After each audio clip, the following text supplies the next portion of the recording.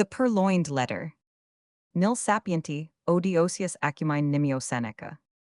At Paris just after dark one gusty evening in the autumn of 18, I was enjoying the twofold luxury of meditation, and a meerschaum in company with my friend Roman 100 August Dupin, in his little back library or book closet, au Troisem no 33, Rue Dunot Faubourg Saint-Germain, for 1 hour at least. We had maintained a profound silence, while each to any casual observer might have seemed intently and exclusively occupied with the curling eddies of smoke that oppressed the atmosphere of the chamber. For myself, however, I was mentally discussing certain topics, which had formed matter for conversation between us at an earlier period of the evening. I mean the affair of the Rue Morgue, and the mystery attending the murder of Marie Roget. I looked upon it therefore as something of a coincidence when the door of our apartment was thrown open, and admitted our old acquaintance Monsieur G, the prefect of the Parisian police. We gave him a hearty welcome, for there was nearly half as much of the entertaining as of the contemptible about the man, and we had not seen him for several years. We had been sitting in the dark, and Dupin now arose for the purpose of lighting a lamp, but sat down again, without doing so upon GS saying that he had called to consult us, or rather to ask the opinion of my friend about some official business, which had occasioned a great deal of trouble. If it is any point requiring reflection, observed Dupin, as he forbore to enkindle the wick, we shall examine it to better purpose in the dark. That is another of your odd notions, said the prefect, who had a fashion of calling everything odd that was beyond his comprehension, and thus lived amid an absolute legion of oddities. Very true, said Dupin, as he supplied his visitor with a pipe, and rolled towards him a comfortable chair. And what is the difficulty now? I asked. Nothing more in the assassination way, I hope.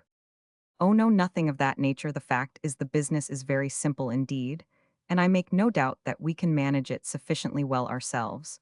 But then I thought Dupin would like to hear the details of it, because it is so excessively odd. Simple and odd, said Dupin. Why, yes, and not exactly that either. The fact is we have all been a good deal puzzled, because the affair is so simple, and yet baffles us altogether. Perhaps it is the very simplicity of the thing which puts you at fault, said my friend. What nonsense you do talk, replied the prefect, laughing heartily. Perhaps the mystery is a little too plain, said Dupin. Oh, good heavens, who ever heard of such an idea? A little too self-evident. Ha ha ha ha ha ha ho, roared our visitor, profoundly amused. Oh, Dupin, you will be the death of me yet. And what, after all, is the matter on hand? I asked. Why, I will tell you, replied the prefect, as he gave a long, steady, and contemplative puff, and settled himself in his chair. I will tell you in a few words. But before I begin, let me caution you that this is an affair demanding the greatest secrecy, and that I should most probably lose the position I now hold were it known that I confided it to anyone. Proceed, said Roman 1, or not, said Dupin. Well then, I have received personal information from a very high quarter that a certain document of the last importance has been purloined from the royal apartments. The individual who purloined it is known, this beyond a doubt. He was seen to take it. It is known also that it still remains in his possession. How is this known? Asked Dupin. It is clearly inferred, replied the prefect, from the nature of the document, and from the non-appearance of certain results, which would at once arise from its passing out of the robber's possession, that is to say, from his employing it, as he must design in the end to employ it. Be a little more explicit, I said. Well, I may venture so far as to say that the paper gives its holder a certain power in a certain quarter, where such power is immensely valuable. The prefect was fond of the cant of diplomacy. Still, I do not quite understand, said Dupin. No, well, the disclosure of the document to a third person, who shall be nameless, would bring in question the honor of a personage of most exalted station, and this fact gives the holder of the document an ascendancy over the illustrious personage whose honor and peace are so jeopardized. But this ascendancy, I interposed, would depend upon the robber's knowledge of the loser's knowledge of the robber who would dare.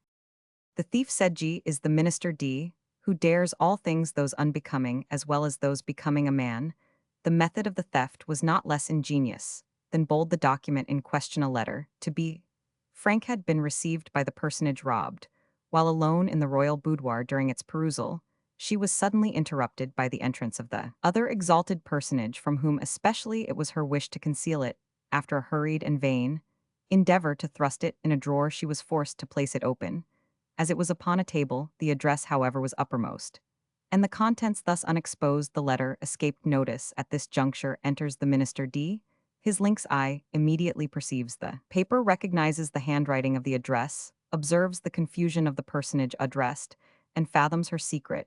After some business transactions, hurried through in his ordinary manner, he produces a letter somewhat similar to the one in question, opens, it pretends to read it, and then places it in close juxtaposition to the other again. He converses for some 15 minutes upon the public affairs. At length, in taking leave, he takes also from the table the letter to which he had no claim its rightful owner saw, but of course dared not call attention to the act.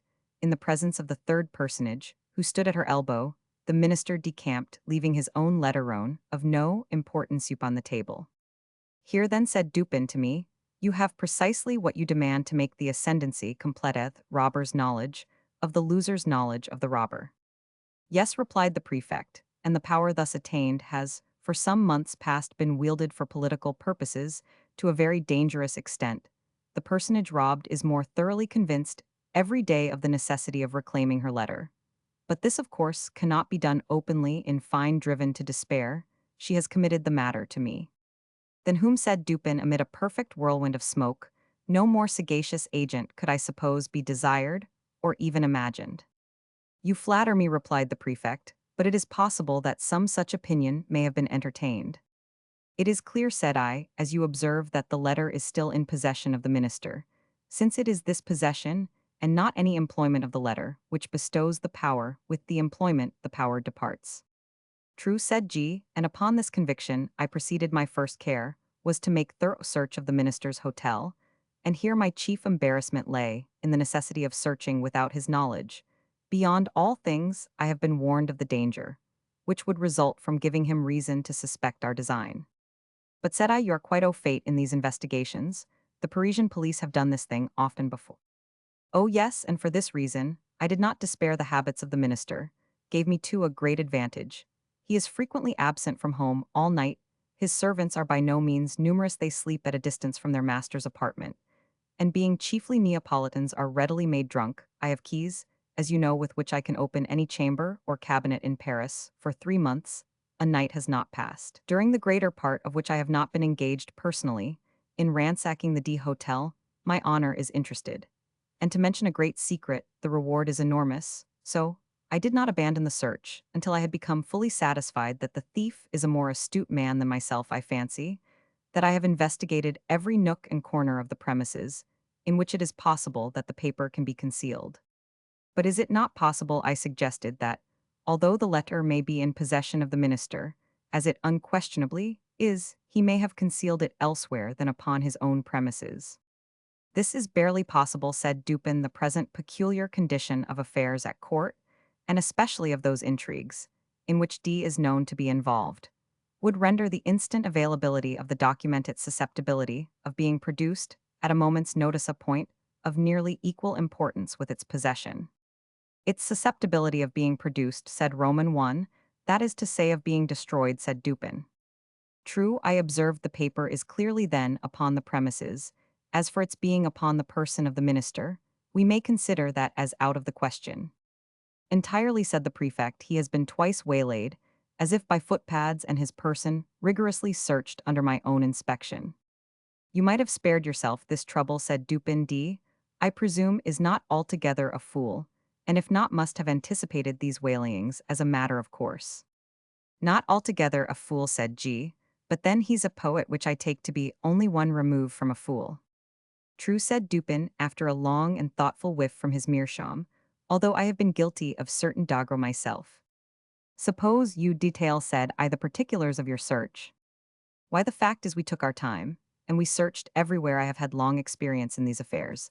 I took the entire building room by room, devoting the nights of a whole week to each. We examined first the furniture of each apartment. We opened every possible drawer, and I presume you know that to a properly trained police agent such a thing as a secret drawer is impossible. Any man is a dolt who permits a secret drawer to escape him in a search of this kind. The thing is so plain, there is a certain amount of bulk off space to be accounted for in every cabinet. Then we have accurate rules. The 50th part of a line could not escape us. After the cabinets, We took the chairs, the cushions, we probed with the fine, long needles you have seen me employ from the tables, we removed the tops. Why so? Sometimes the top of a table, or other similarly arranged piece of furniture, is removed by the person wishing to conceal an article. Then the leg is excavated, the article deposited within the cavity. And the top replaced, the bottoms and tops of bedposts are employed in the same way. But could not the cavity be detected by sounding, I asked.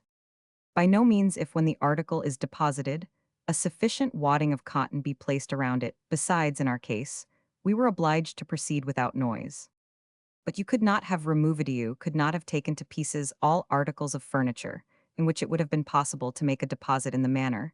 You mention a letter may be compressed into a thin spiral roll, not differing much in shape or bulk from a large knitting needle. And in this form, it might be inserted into the rung of a chair, for example. You did not take to pieces all the chairs. Certainly not, but we did better. We examined the rungs of every chair in the hotel, and indeed the jointings of every description of furniture, by the aid of a most powerful microscope. Had there been any traces of recent disturbance, we should not have failed to detect it instantly. A single grain of gimlet dust, for example, would have been as obvious as an apple. Any disorder in the gluingony, unusual gaping in the joints would have sufficed to ensure detection. I presume you looked to the mirrors between the boards and the plates, and you probed the beds and the bedclothes as well as the curtains and carpets. That, of course, and when we had absolutely completed every particle of the furniture in this way, then we examined the house itself. We divided its entire surface into compartments which we numbered so that none might be missed. Then we scrutinized each individual square inch throughout the premises, including the two houses, immediately adjoining with the microscope as before. The two houses adjoining, I exclaimed, you must have had a great deal of trouble. We had, but the reward offered is prodigious. You include the grounds about the houses. All the grounds are paved with brick. They gave us comparatively little trouble. We examined the moss between the bricks and found it undisturbed. You looked among DS papers, of course, and into the books of the library. Certainly, we opened every package and parcel. We not only opened every book, but we turned over every leaf in each volume, not contenting ourselves with a mere shake. According to the fashion of some of our police officers, we also measured the thickness of every book cover with the most accurate measurement, and applied to each the most jealous scrutiny of the microscope. Had any of the bindings been recently meddled with, it would have been utterly impossible that the fact should have escaped observation. Some 5 or 6 volumes, just from the hands of the binder, we carefully probed longitudinally with the needles. You explored the floors beneath the carpets. Beyond doubt, we removed every carpet and examined the boards with the microscope. And the paper on the walls. Yes. You looked into the cellars. We Roman 999. Then I said, you have been making a miscalculation, and the letter is not upon the premises as you suppose. I fear you are right there, said the prefect. And now, Deepen, what would you advise me to do? To make a thorough research of the premises? That is absolutely needless, replied. I am not more sure that I breathe than I am that the letter is not at the hotel. I have no better advice to give you, said Deepen. You have, of course, an accurate description of the letter. Oh yes, and here the prefect, producing a memorandum book, proceeded to read aloud a minute account of the internal and especially of the external appearance of the missing document. Soon, after finishing the perusal of this description, he took his departure more entirely depressed in spirits than I had ever known the good gentleman before. In about a month afterwards, he paid us another visit and found us occupied very nearly as before. He took a pipe and a chair and entered into some ordinary conversation. At length I said, well, but what of the purloined letter? I presume you have at last made up your mind that there is no such thing as overreaching the minister. Confound him, say is. I made the re-examination, however, as Deepen suggested, but it was all labor lost, as I knew it would be. How much was the reward offered, did you say? Asked Deepen.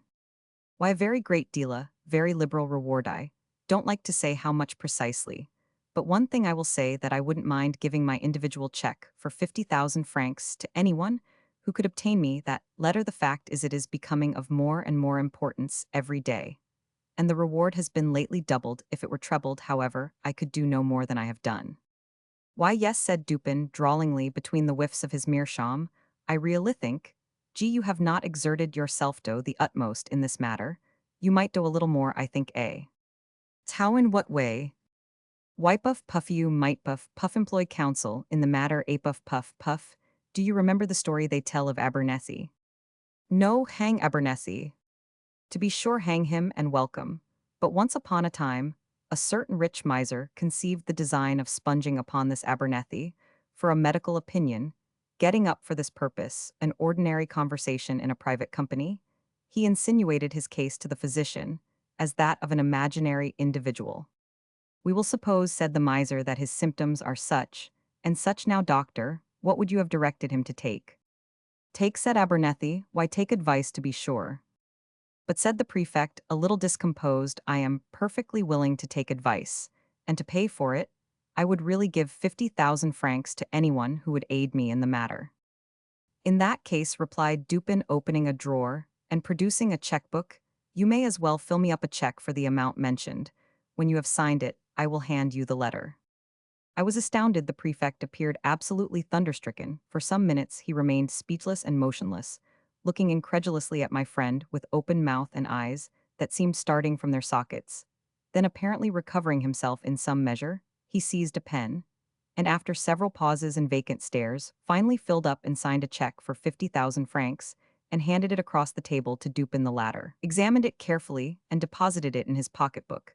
Then, unlocking an escritoire, took thence a letter and gave it to the prefect. This functionary grasped it in a perfect agony of joy, opened it with a trembling hand, cast a rapid glance at its contents, and then, scrambling and struggling to the door, rushed at length unceremoniously from the room, and from the house without having uttered a syllable, since Dupin had requested him to fill up the check. When he had gone, my friend entered into some explanations. The Parisian police, he said, are exceedingly able in their way. They are persevering, ingenious, cunning, and thoroughly versed in the knowledge which their duties seem chiefly to demand. Thus, when G detailed to us his mode of searching the premises at the Hotel D, I felt entire confidence in his having made a satisfactory investigation so far as his labors extended. So far as his labors extended, said Roman. One, yes, said Dupin, the measures adopted were not only the best of their kind, but carried out to absolute perfection. Had the letter been deposited within the range of their search, these fellows would beyond a question have found it. I merely laughed, but he seemed quite serious in all that he said. The measures, then, he continued, were good in their kind, and well executed. Their defect lay in their being inapplicable to the case. And to the man, a certain set of highly ingenious resources are with the prefect, a sort of Procrustean bed, to which he forcibly adapts his designs, but he perpetually errs by being too deep or too shallow for the matter in hand, and many a schoolboy is a better reasoner than he. I knew one about 8 years of age whose success at guessing in the game of even and odd attracted universal admiration. This game is simple, and is played with marbles. One player holds in his hand a number of these toys, and demands of another whether that number is even or odd. If the guess is right, the guesser wins one. If wrong, he loses one. The boy, to whom I allude, won all the marbles of the school. Of course, he had some principle of guessing, and this lay in mere observation and admeasurement of the astuteness of his opponents. For example, an arrant simpleton is his opponent, and holding up his closed hand asks, are they even or odd? Our schoolboy replies odd and loses. But upon the second trial, he wins, for he then says to himself, the simpleton had them even upon the first trial, and his amount of cunning is just sufficient to make him have them odd upon the second. I will therefore guess odd, guesses odd, and wins. Now with a simpleton a degree above the first. He would have reasoned thus: this fellow finds that in the first instance I guessed odd, and in the second, he will propose to himself upon the first impulse a simple variation from even to odd as did the first simpleton. But then a second thought will suggest that this is too simple a variation, and finally he will decide upon putting it even as before. I will therefore guess even, guesses even, and wins. Now this mode of reasoning in the schoolboy, whom his fellows termed lucky, what in its last analysis is it? It is merely, I said, an identification of the reasoner's intellect with that of his opponent. It is, said Dupin, and upon inquiring of the boy by what means he effected the thorough identification in which his success consisted, I received answer as follows: when I wished to find out how wise, or how stupid, or how good, or how wicked is any one, or what are his thoughts at the moment, I fashion the expression of my face as accurately as possible in accordance with the expression of his, and then wait to see what thoughts or sentiments arise in my mind or heart as if to match or correspond with the expression. This response of the schoolboy lies at the bottom of all the spurious profundity, which has been attributed to Rochefoucauld, to La Bougive, to Machiavelli, and to Campanella. And the identification, I said, of the reasoner's intellect with that of his opponent depends, if I understand you aright, upon the accuracy with which the opponent's intellect is admeasured.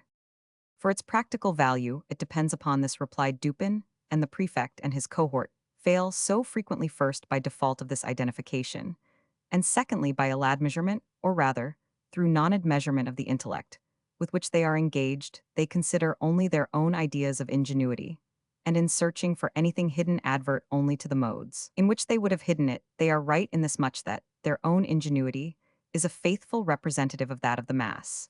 But when the cunning of the individual felon is diverse in character from their own, the felon foils them. Of course, this always happens when it is above their own, and very usually when it is below. They have no variation of principle in their investigations at best. When urged by some unusual emergency, some extraordinary reward, they extend or exaggerate their old modes of practice, without touching their principles. What, for example, in this case of D, has been done to vary the principle of action? What is all this boring and probing and sounding, and scrutinizing with the microscope, and dividing the surface of the building into registered square inches? What is it all but an exaggeration of the application of the one principle, or set of principles of search, which are based upon the one set of notions regarding human ingenuity, to which the prefect in the long routine of his duty has been accustomed?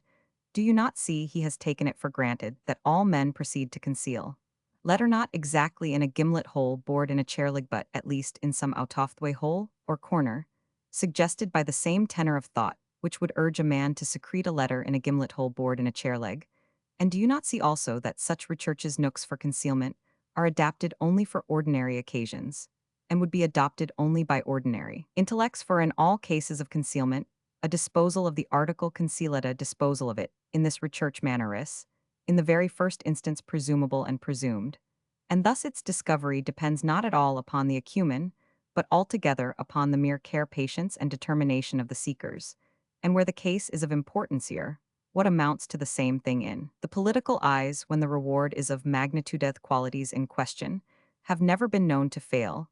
You will now understand what I meant in suggesting that had the purloined letter been hidden anywhere within the limits of the prefect's examination, in other words, had the principle of its concealment been comprehended within the principles of the prefect's discovery, would have been a matter altogether beyond question. This functionary, however, has been thoroughly mystified, and the remote source of his defeat lies in the supposition that the minister is a fool because he has acquired renown as a poet.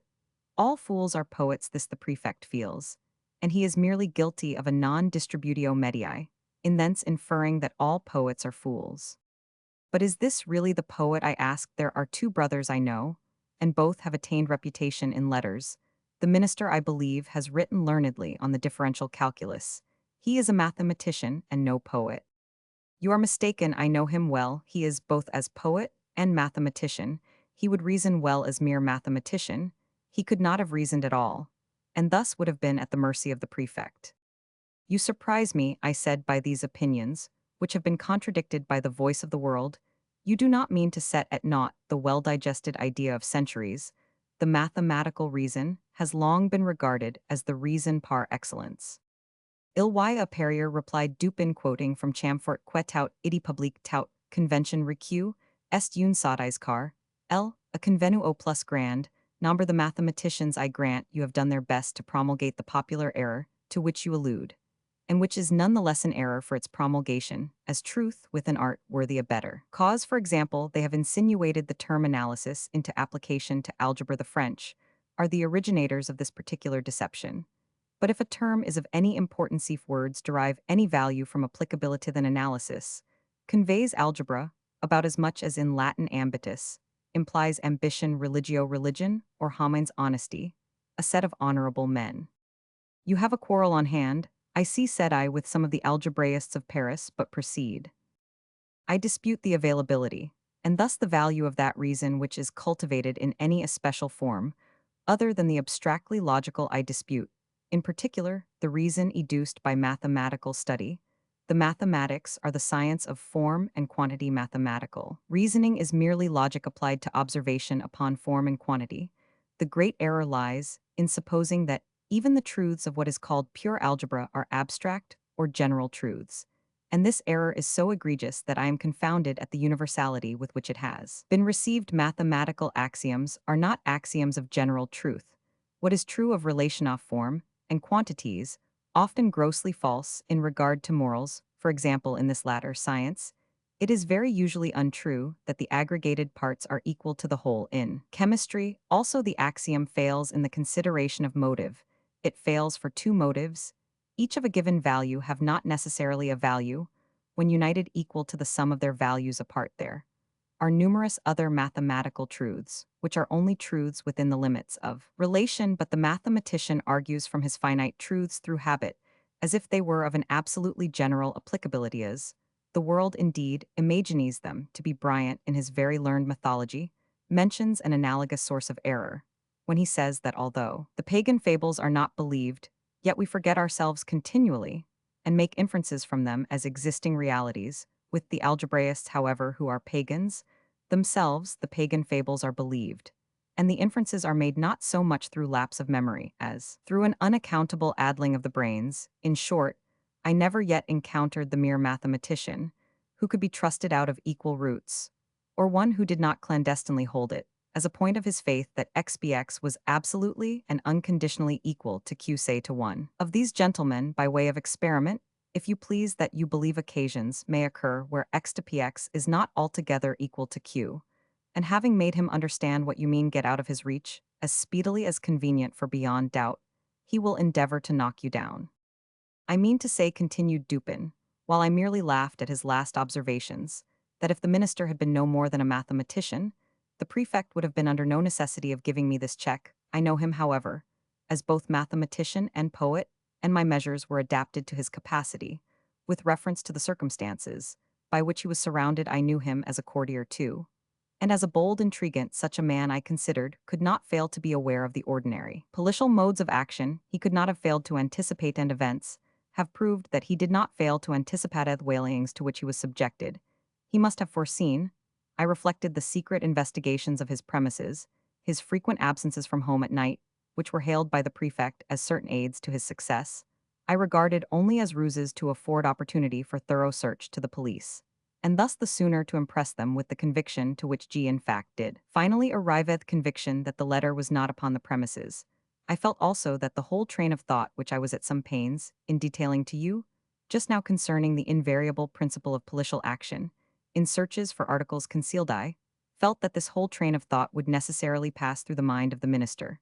It would imperatively lead him to despise all the ordinary nooks of concealment. He could not, I reflected, be so weak as not to see that the most intricate and remote recess of his hotel would be as open as his commonest closets to the eyes, to the probes, to the gimlets, and to the microscopes of the prefect. I saw, in fine, that he would be driven as a matter of course to simplicity, if not deliberately induced to it as a matter of choice. You will remember perhaps how desperately the prefect laughed when I suggested upon our first interview that it was just possible this mystery troubled him so much on account of its being so very self-evident. Yes, said I remember his merriment well. I really thought he would have fallen into convulsions. The material world, continued Dupin, abounds with very strict analogies to the immaterial, and thus some color of truth has been given to the rhetorical dogma that metaphor or simile may be made to strengthen an argument as well as to embellish a description. The principle of the vis inerti, for example, seems to be identical in physics and metaphysics. It is not more true in the former that a large body is with more difficulty set in motion than a smaller one, and that its subsequent momentum is commensurate with this difficulty, than it is in the latter that intellects of the vaster capacity, while more forcible, more constant, and more eventful in their movements than those of inferior grade, are yet the less readily moved and more embarrassed and full of hesitation in the first few steps of their progress. Again, have you ever noticed which of the street signs over the shop doors are the most attractive of attention? I have never given the matter a thought, I said. There is a game of puzzles, he resumed, which is played upon a map. One party, playing, requires another to find a given word, name of town, river, state, or empirony word, in short, upon the motley and perplexed surface of the chart. A novice in the game generally seeks to embarrass his opponents by giving them the most minutely lettered names, but the adept selects such words as stretch in large characters from one end of the chart to the other, These, like the over largely lettered signs and placards of the street, escape observation by dint of being excessively obvious, and here, the physical oversight is precisely analogous with the moral inapprehension, by which the intellect suffers to pass unnoticed those considerations, which are too obtrusively and too palpably self-evident. But this is a point it appears somewhat above or beneath the understanding of the prefect. He never once thought it probable or possible that the minister had deposited the letter immediately beneath the nose of the whole world, by way of best preventing any portion of that world from perceiving it. But the more I reflected upon the daring dashing and discriminating ingenuity of D, upon the fact that the document must always have been at hand, if he intended to use it to good purpose, and upon the decisive evidence obtained by the prefect that it was not hidden within the limits of that dignitary's ordinary search, more satisfied, I became that to conceal this letter, the minister had resorted to the comprehensive and sagacious expedient of not attempting to conceal it at all. Full of these ideas, I prepared myself with a pair of green spectacles, and called one fine morning quite by accident at the ministerial hotel. I found D at home, yawning, lounging, and dawdling as usual, and pretending to be in the last extremity of ennui. He is perhaps the most really energetic human being now alive, but that is only when nobody sees him. To be even with him, I complained of my weak eyes, and lamented the necessity of the spectacles, under cover of which I cautiously and thoroughly surveyed the whole apartment, while seemingly intent only upon the conversation of my host. I paid especial attention to a large writing table near which he sat, and upon which lay confusedly some miscellaneous letters and other papers, with one or two musical instruments, and a few books. Here, however, after a long and very deliberate scrutiny, I saw nothing to excite particular suspicion. At length my eyes, in going the circuit of the room, fell upon a trumpery filigree cardrack of pasteboard that hung dangling by a dirty blue ribbon from a little brass knob, just beneath the middle of the mantelpiece. In this rack, which had 3 or 4 compartments, were 5 or 6 visiting cards, and a solitary letter. This last was much soiled and crumpled. It was torn nearly in two across the middle, as if a design in the first instance to tear it entirely up as worthless had been altered or stayed in the second. It had a large black seal, bearing the D cipher very conspicuously, and was addressed in a diminutive female hand to D the minister himself. It was thrust carelessly, and even as it seemed contemptuously, into one of the uppermost divisions of the rack. No sooner had I glanced at this letter than I concluded it to be that of which I was in search. To be sure, it was to all appearance radically different from the one of which the prefect had read us so minute a description. Here the seal was large and black with the D cipher, there it was small and red with the ducal arms of the S family. Here the address to the minister diminutive and feminine. There the superscription to a certain royal personage was markedly bold, and decided the size alone formed a point of correspondence. But then the radicalness of these differences, which was excessive, the dirt, the soiled and torn condition of the paper, so inconsistent with the true methodical habits of D, and so suggestive of a design to delude the beholder into an idea of the worthlessness of the document. These things, together with the hyperobtrusive situation of this document, full in the view of every visitor, and thus exactly in accordance with the conclusions to which I had previously arrived, these things, I say, were strongly corroborative of suspicion in one who came with the intention to suspect. I protracted my visit as long as possible, and while I maintained a most animated discussion with the minister upon a topic which I knew well had never failed to interest and excite him, I kept my attention really riveted upon the letter. In this examination, I committed to memory its external appearance and arrangement in the rack, and also fell at length upon a discovery which set at rest whatever trivial doubt I might have entertained in scrutinizing the edges of the paper. I observed them to be more chafed than seemed necessary. They presented the broken appearance which is manifested when a stiff paper, having been once folded and pressed with a folder, is refolded in a reverse direction, in the same creases or edges which had formed the original fold. This discovery was sufficient. It was clear to me that the letter had been turned as a glove inside out, redirected, and resealed. I bade the minister good morning, and took my departure at once, leaving a gold snuff-box upon the table. The next morning I called for the snuff-box, when we resumed quite eagerly the conversation of the preceding day. While thus engaged, however, a loud report, as if of a pistol, was heard immediately beneath the windows of the hotel, and was succeeded by a series of fearful screams and the shoutings of a terrified mob. D rushed to a casement, threw it open, and looked out. In the meantime, I stepped to the card rack, took the letter, put it in my pocket, and replaced it by a facsimile so far as regards externals, which I had carefully prepared at my lodgings imitating the decipher very readily by means of a seal formed of bread. The disturbance in the street had been occasioned by the frantic behavior of a man with a musket. He had fired it among a crowd of women and children. It proved, however, to have been without ball, and the fellow was suffered to go his way as a lunatic or a drunkard. When he had gone, D came from the window, whither I had followed him immediately upon securing the object in view soon afterwards. I bade him farewell. The pretended lunatic was a man in my own pay.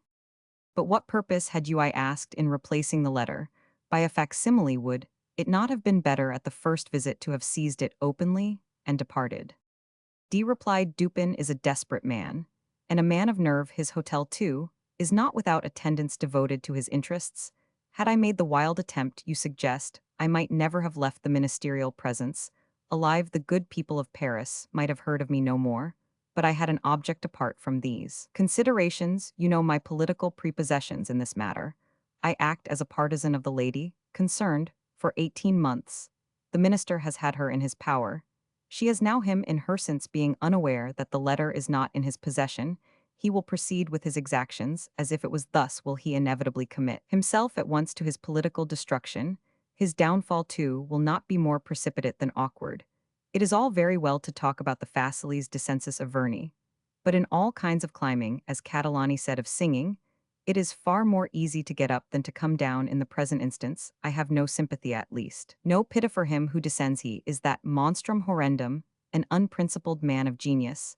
I confess, however, that I should like very well to know the precise character of his thoughts, when being defied by her, whom the prefect terms a certain personage, he is reduced to opening the letter which I left for him in the card rack. How did you put anything particular in it?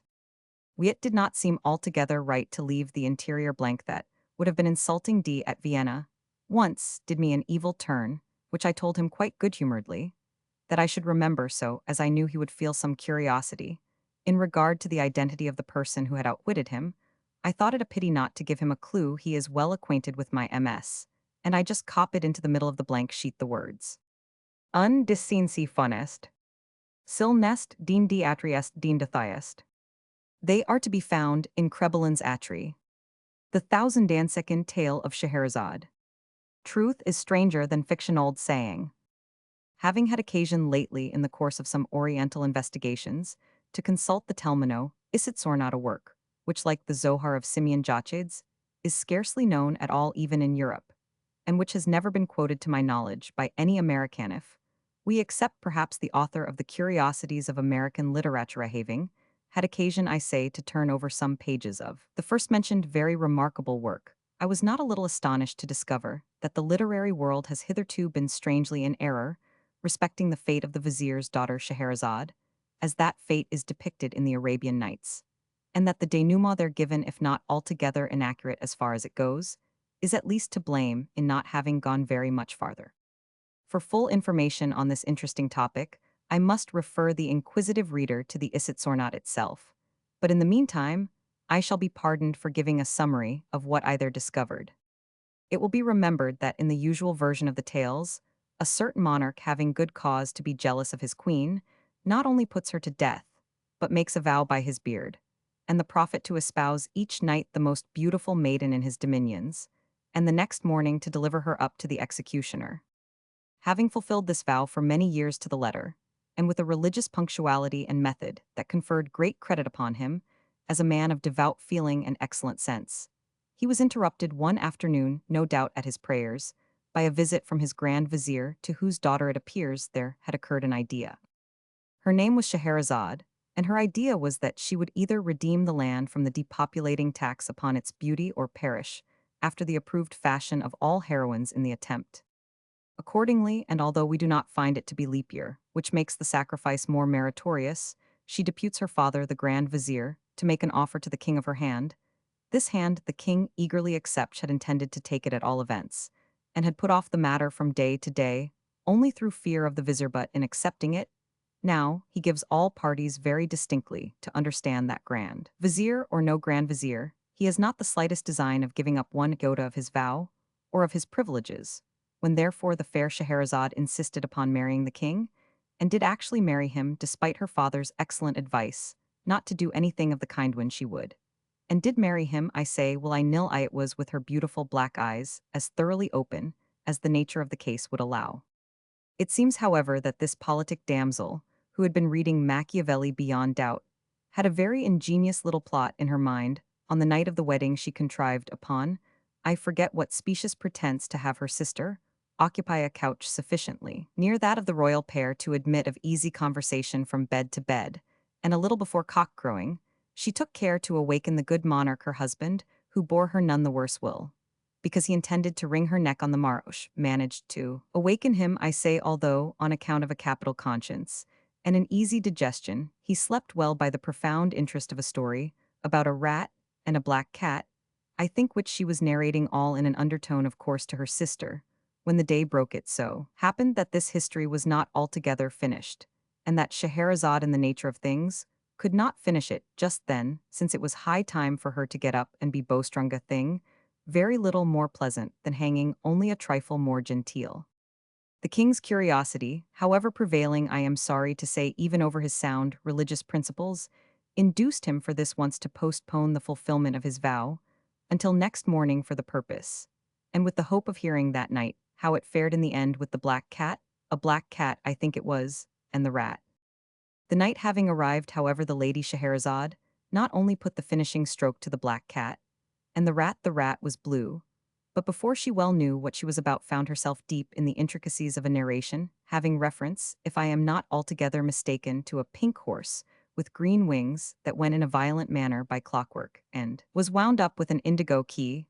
With this history, the king was even more profoundly interested than with the other, and, as the day broke before its conclusion, notwithstanding all the queen's endeavors to get through with it in time for the bowstringing, there was again no resource but to postpone that ceremony, as before, for 24 hours. The next night there happened a similar accident with a similar result, and then the next, and then again the next, so that in the end, the good monarch, having been unavoidably deprived of all opportunity to keep his vow during a period of no less than 1001 nights, either forgets it altogether by the expiration of this time, or gets himself absolved of it in the regular way, or, what is more probable, breaks it outright, as well as the head of his father confessor.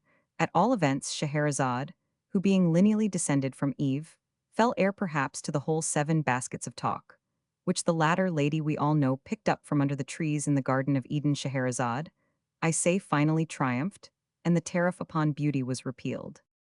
Now this conclusion, which is that of the story as we have it upon record, is no doubt excessively proper and pleasant, but alas, like a great many pleasant things, is more pleasant than true, and I am indebted altogether to the Isset Sornat for the means of correcting the error. Lamia, says a French proverb, est l'ennemi du bien, and in mentioning that Scheherazade had inherited the 7 baskets of talk, I should have added that she put them out at compound interest, until they amounted to 7 to 7. My dear sister, said she on the 1002nd night, I quote the language of the Isset Sornat, at this point verbatim. My dear sister, said she, now that all this little difficulty about the bowstring has blown over, and that this odious tax is so happily repealed, I feel that I have been guilty of great indiscretion in withholding from you and the king, who, I am sorry to say, snores a thing no gentleman would do, the full conclusion of Sinbad the Sailor. This person went through numerous other and more interesting adventures than those which I related, but the truth is I felt sleepy on the particular night of their narration, and so was seduced into cutting them short, a grievous piece of misconduct, for which I only trust that Allah will forgive me, but even yet it is not too late to remedy my great neglect. As soon as I have given the king a pinch or two, in order to wake him up so far that he may stop making that horrible noise, I will forthwith entertain you and him, if he pleases, with the sequel of this very remarkable story. Hereupon the sister of Scheherazade, as I have it from the Isset Sornat, expressed no very particular intensity of gratification, but the king, having been sufficiently pinched, at length ceased snoring, and finally said hum and then who, when the queen, understanding these words, which are no doubt Arabic to signify that he was all attention, and would do his best not to snore any more, the queen, I say, having arranged these matters to her satisfaction, re-entered thus at once into the history of Sinbad the Sailor. At length in my old age, these are the words of Sinbad himself, as retailed by Scheherazade. At length in my old age, and after enjoying many years of tranquillity at home, I became once more possessed of a desire of visiting foreign countries, and one day, without acquainting any of my family with my design, I packed up some bundles of such merchandise as was most precious and least bulky, and engaging a porter to carry them, went with him down to the seashore, to await the arrival of any chance vessel that might convey me out of the kingdom into some region which I had not as yet explored. Having deposited the packages upon the sands, we sat down beneath some trees and looked out into the ocean in the hope of perceiving a ship.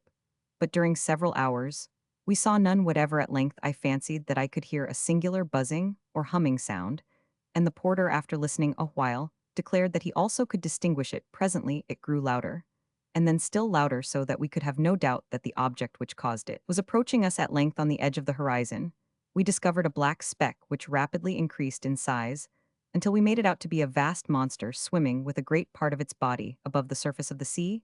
It came toward us with inconceivable swiftness, throwing up huge waves of foam around its breast, and illuminating all that part of the sea through which it passed with a long line of fire that extended far off into the distance.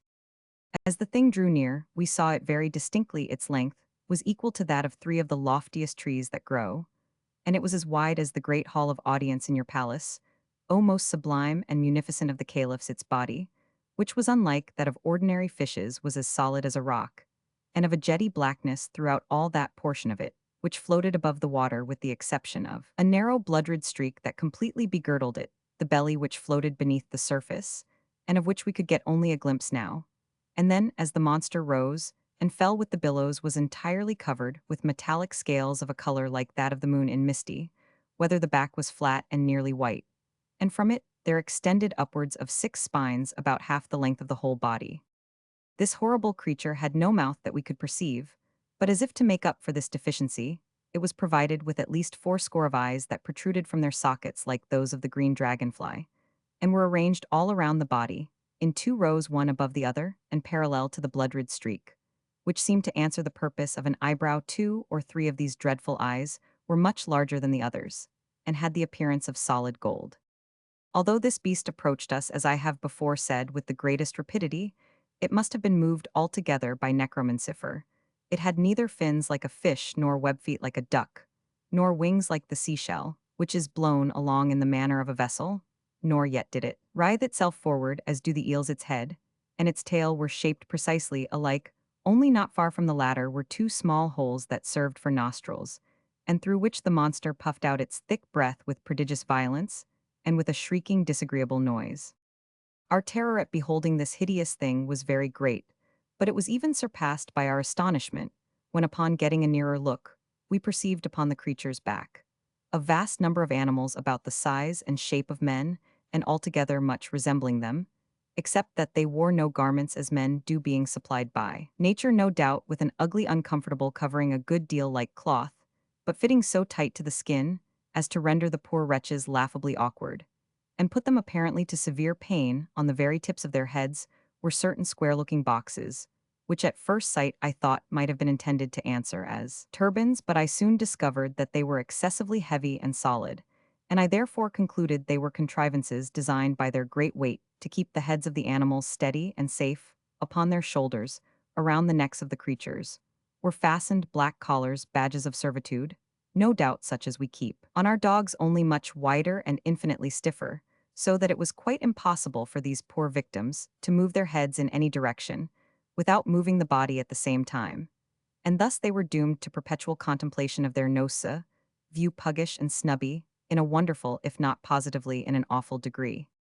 When the monster had nearly reached the shore where we stood, it suddenly pushed out one of its eyes to a great extent, and emitted from it a terrible flash of fire accompanied by a dense cloud of smoke, and a noise that I can compare to nothing but thunder. As the smoke cleared away, we saw one of the odd man-animals standing near the head of the large beast with a trumpet in his hand, through which, putting it to his mouth, he presently addressed us in loud, harsh, and disagreeable accents, that perhaps we should have mistaken for language, had they not come altogether through the nose.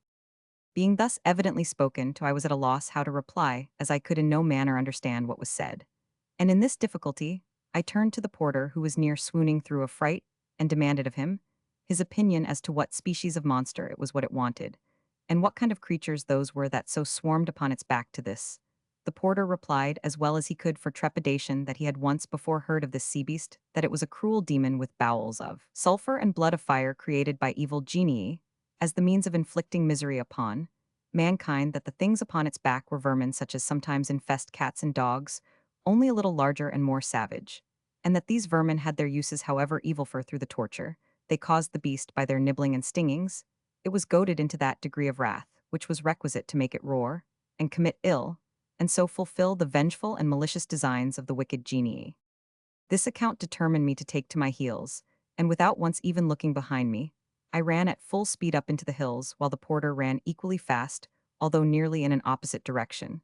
So that by these means, he finally made his escape with my bundles, of which I have no doubt he took excellent care, although this is a point I cannot determine, as I do not remember that I ever beheld him again.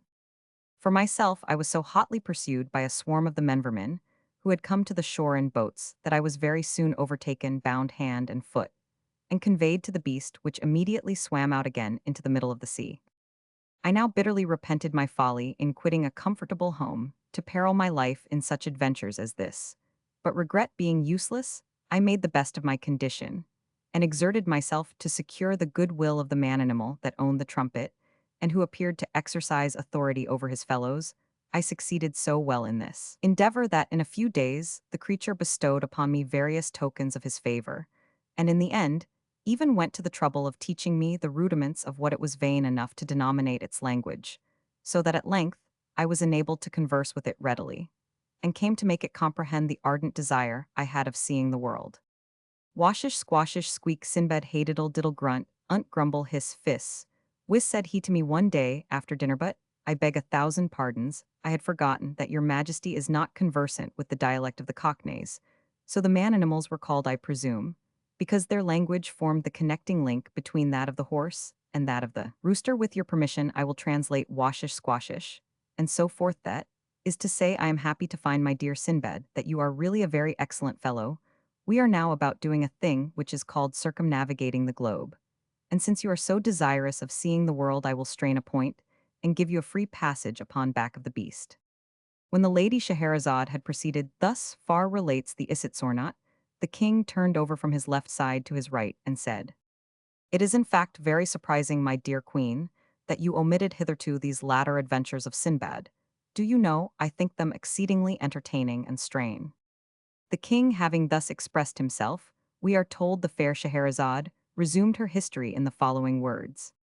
Sinbad went on in this manner with his narrative. I thanked the man-animal for its kindness, and soon found myself very much at home on the beast, which swam at a prodigious rate through the ocean, although the surface of the latter is in that part of the world by no means flat, but round like a pomegranate, so that we went, so to say, either uphill or downhill all the time.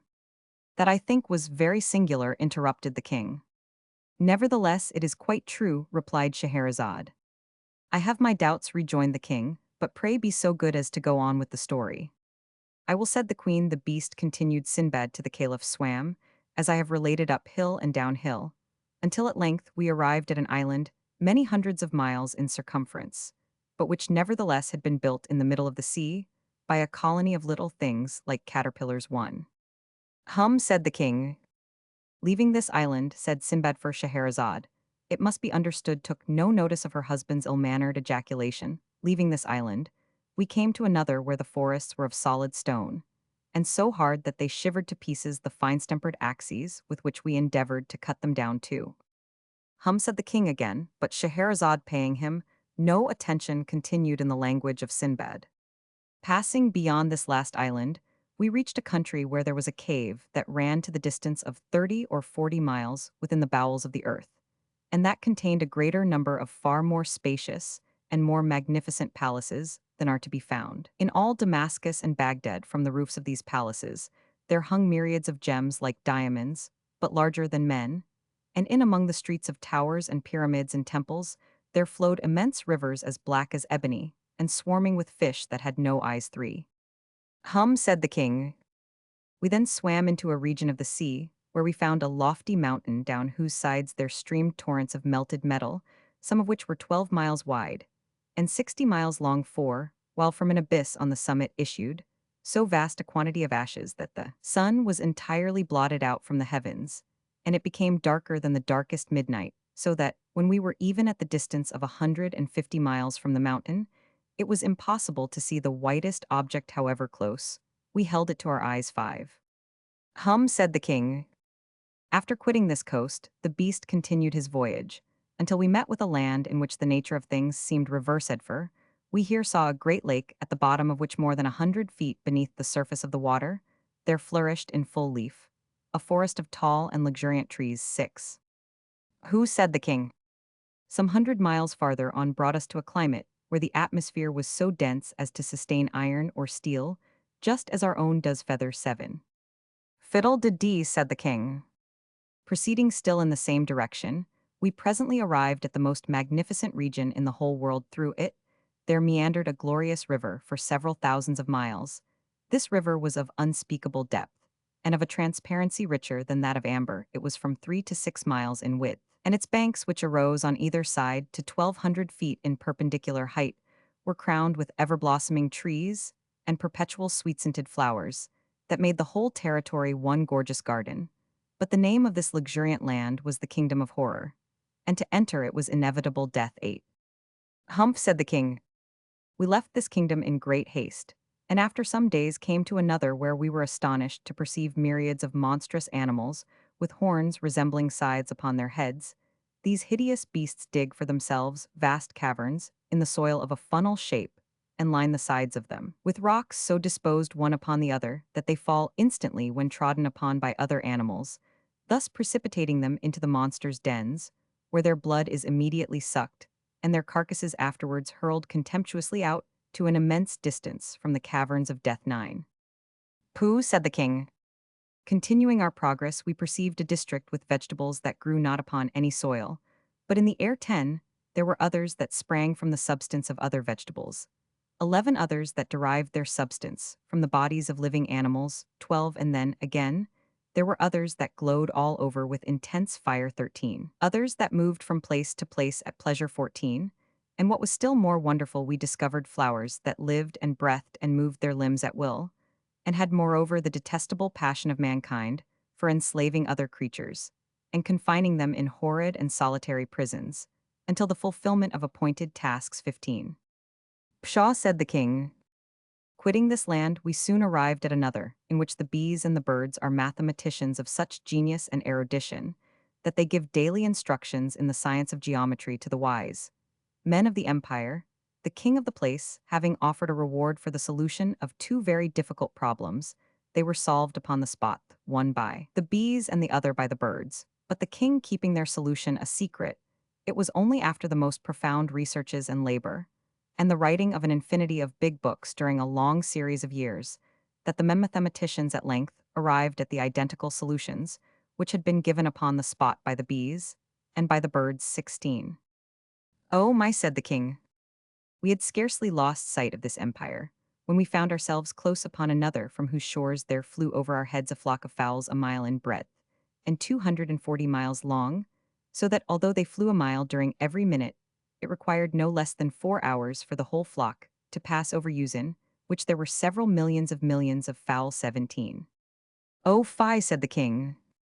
No sooner had we got rid of these birds, which occasioned us great annoyance, than we were terrified by the appearance of a fowl of another kind, and infinitely larger than even the rocks which I met in my former voyages, for it was bigger than the biggest of the domes on your seraglio, O most munificent of caliphs. This terrible fowl had no head that we could perceive, but was fashioned entirely of belly, which was of a prodigious fatness and roundness of a soft-looking substance, smooth, shining, and striped with various colors in its talons.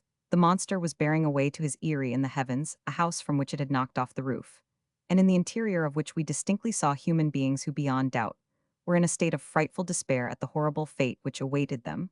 We shouted with all our might in the hope of frightening the bird into letting go of its prey, but it merely gave a snort or puff as if of rage, and then let fall upon our heads a heavy sack which proved to be filled with sand. Stuff, said the king. It was just after this adventure that we encountered a continent of immense extent and prodigious solidity, but which nevertheless was supported entirely upon the back of a sky-blue cow that had no fewer than 400 horns. 18. That now, I believe, said the king, because I have read something of the kind before in a book. We passed immediately beneath this continent, swimming in between the legs of the cow, and after some hours found ourselves in a wonderful country, indeed which I was informed by the man-animal was his own native land inhabited by things of his own species. This elevated the man-animal very much in my esteem, and in fact I now began to feel ashamed of the contemptuous familiarity with which I had treated him, for I found that the man-animals in general were a nation of the most powerful magicians who lived with worms in their brain 19, which no doubt served to stimulate them, by their painful writhings and wrigglings, to the most miraculous efforts of imagination. Nonsense, said the king. Among the magicians were domesticated several animals of very singular kinds. For example, there was a huge horse whose bones were iron, and whose blood was boiling water in place of corn. He had black stones for his usual food. And yet, in spite of so hard a diet, he was so strong and swift that he would drag a load more weighty than the grandest temple in the city, at a rate surpassing that of the flight of most birds 20. Twaddle, said the king. I saw also among these people a hen without feathers, but bigger than a camel instead of flesh and bone. She had iron and brick. Her blood, like that of the horse to whom in fact she was nearly related, was boiling water, and like him, she ate nothing but wood or black stones. This hen brought forth very frequently 100 chickens in the day, and after birth they took up their residence for several weeks within the stomach of their mother. 21. Foul Lao, said the king.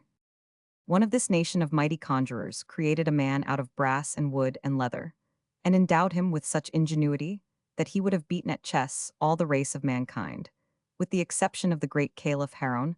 All rasked 22 another of these magi constructed of like material, creature that put to shame even the genius of him who made it, for so great were its reasoning powers, that in a second it performed calculations of so vast an extent that they would have required the united labor of 50,000 fleshy men for a year. 23, but a still more wonderful conjurer fashioned for himself a mighty thing that was neither man nor beast, but which had brains of lead intermixed with a black matter like pitch, and fingers that it employed with such incredible speed and dexterity that it would have had no trouble in writing out 20,000 copies of the Quran in an hour, and this with so exquisite a precision that in all the copies there should not be found one to vary from another by the breadth of the finest hair. This thing was of prodigious strength, so that it erected or overthrew the mightiest empires at a breath, but its powers were exercised equally for evil and for good. Ridiculous, said the king.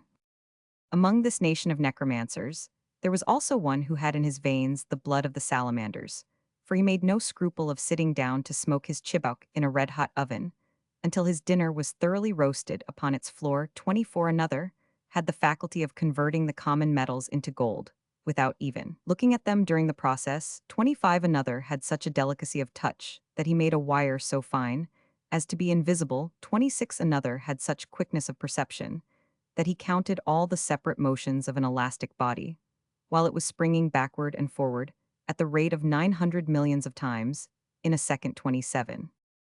Absurd, said the king. Another of these magicians, by means of a fluid that nobody ever yet saw, could make the corpses of his friends brandish their arms, kick out their legs, fight, or even get up and dance at his will. 28 Another had cultivated his voice to so great an extent that he could have made himself heard from one end of the world to the other. 29 Another had so long an arm that he could sit down in Damascus and indite a letter at Bagdador, indeed at any distance whatsoever. 30 Another commanded the lightning to come down to him out of the heavens, and it came at his call, and served him for a plaything. When it came, another took two loud sounds, and out of them made a silence. Another constructed a deep darkness out of two brilliant lights. 31 Another made ice in a red-hot furnace. 32 Another directed the sun to paint his portrait, and the sun. Roman 99,933. Another took this luminary with the moon and the planets, and having first weighed them with scrupulous accuracy, probed into their depths, and found out the solidity of the substance of which they were made. But the whole nation is indeed of so surprising a necromantic ability, that not even their infants, nor their commonest cats and dogs, have any difficulty in seeing objects that do not exist at all, or that for 20 millions of years before the birth of the nation itself had been blotted out from the face of creation. 34. Preposterous, said the king.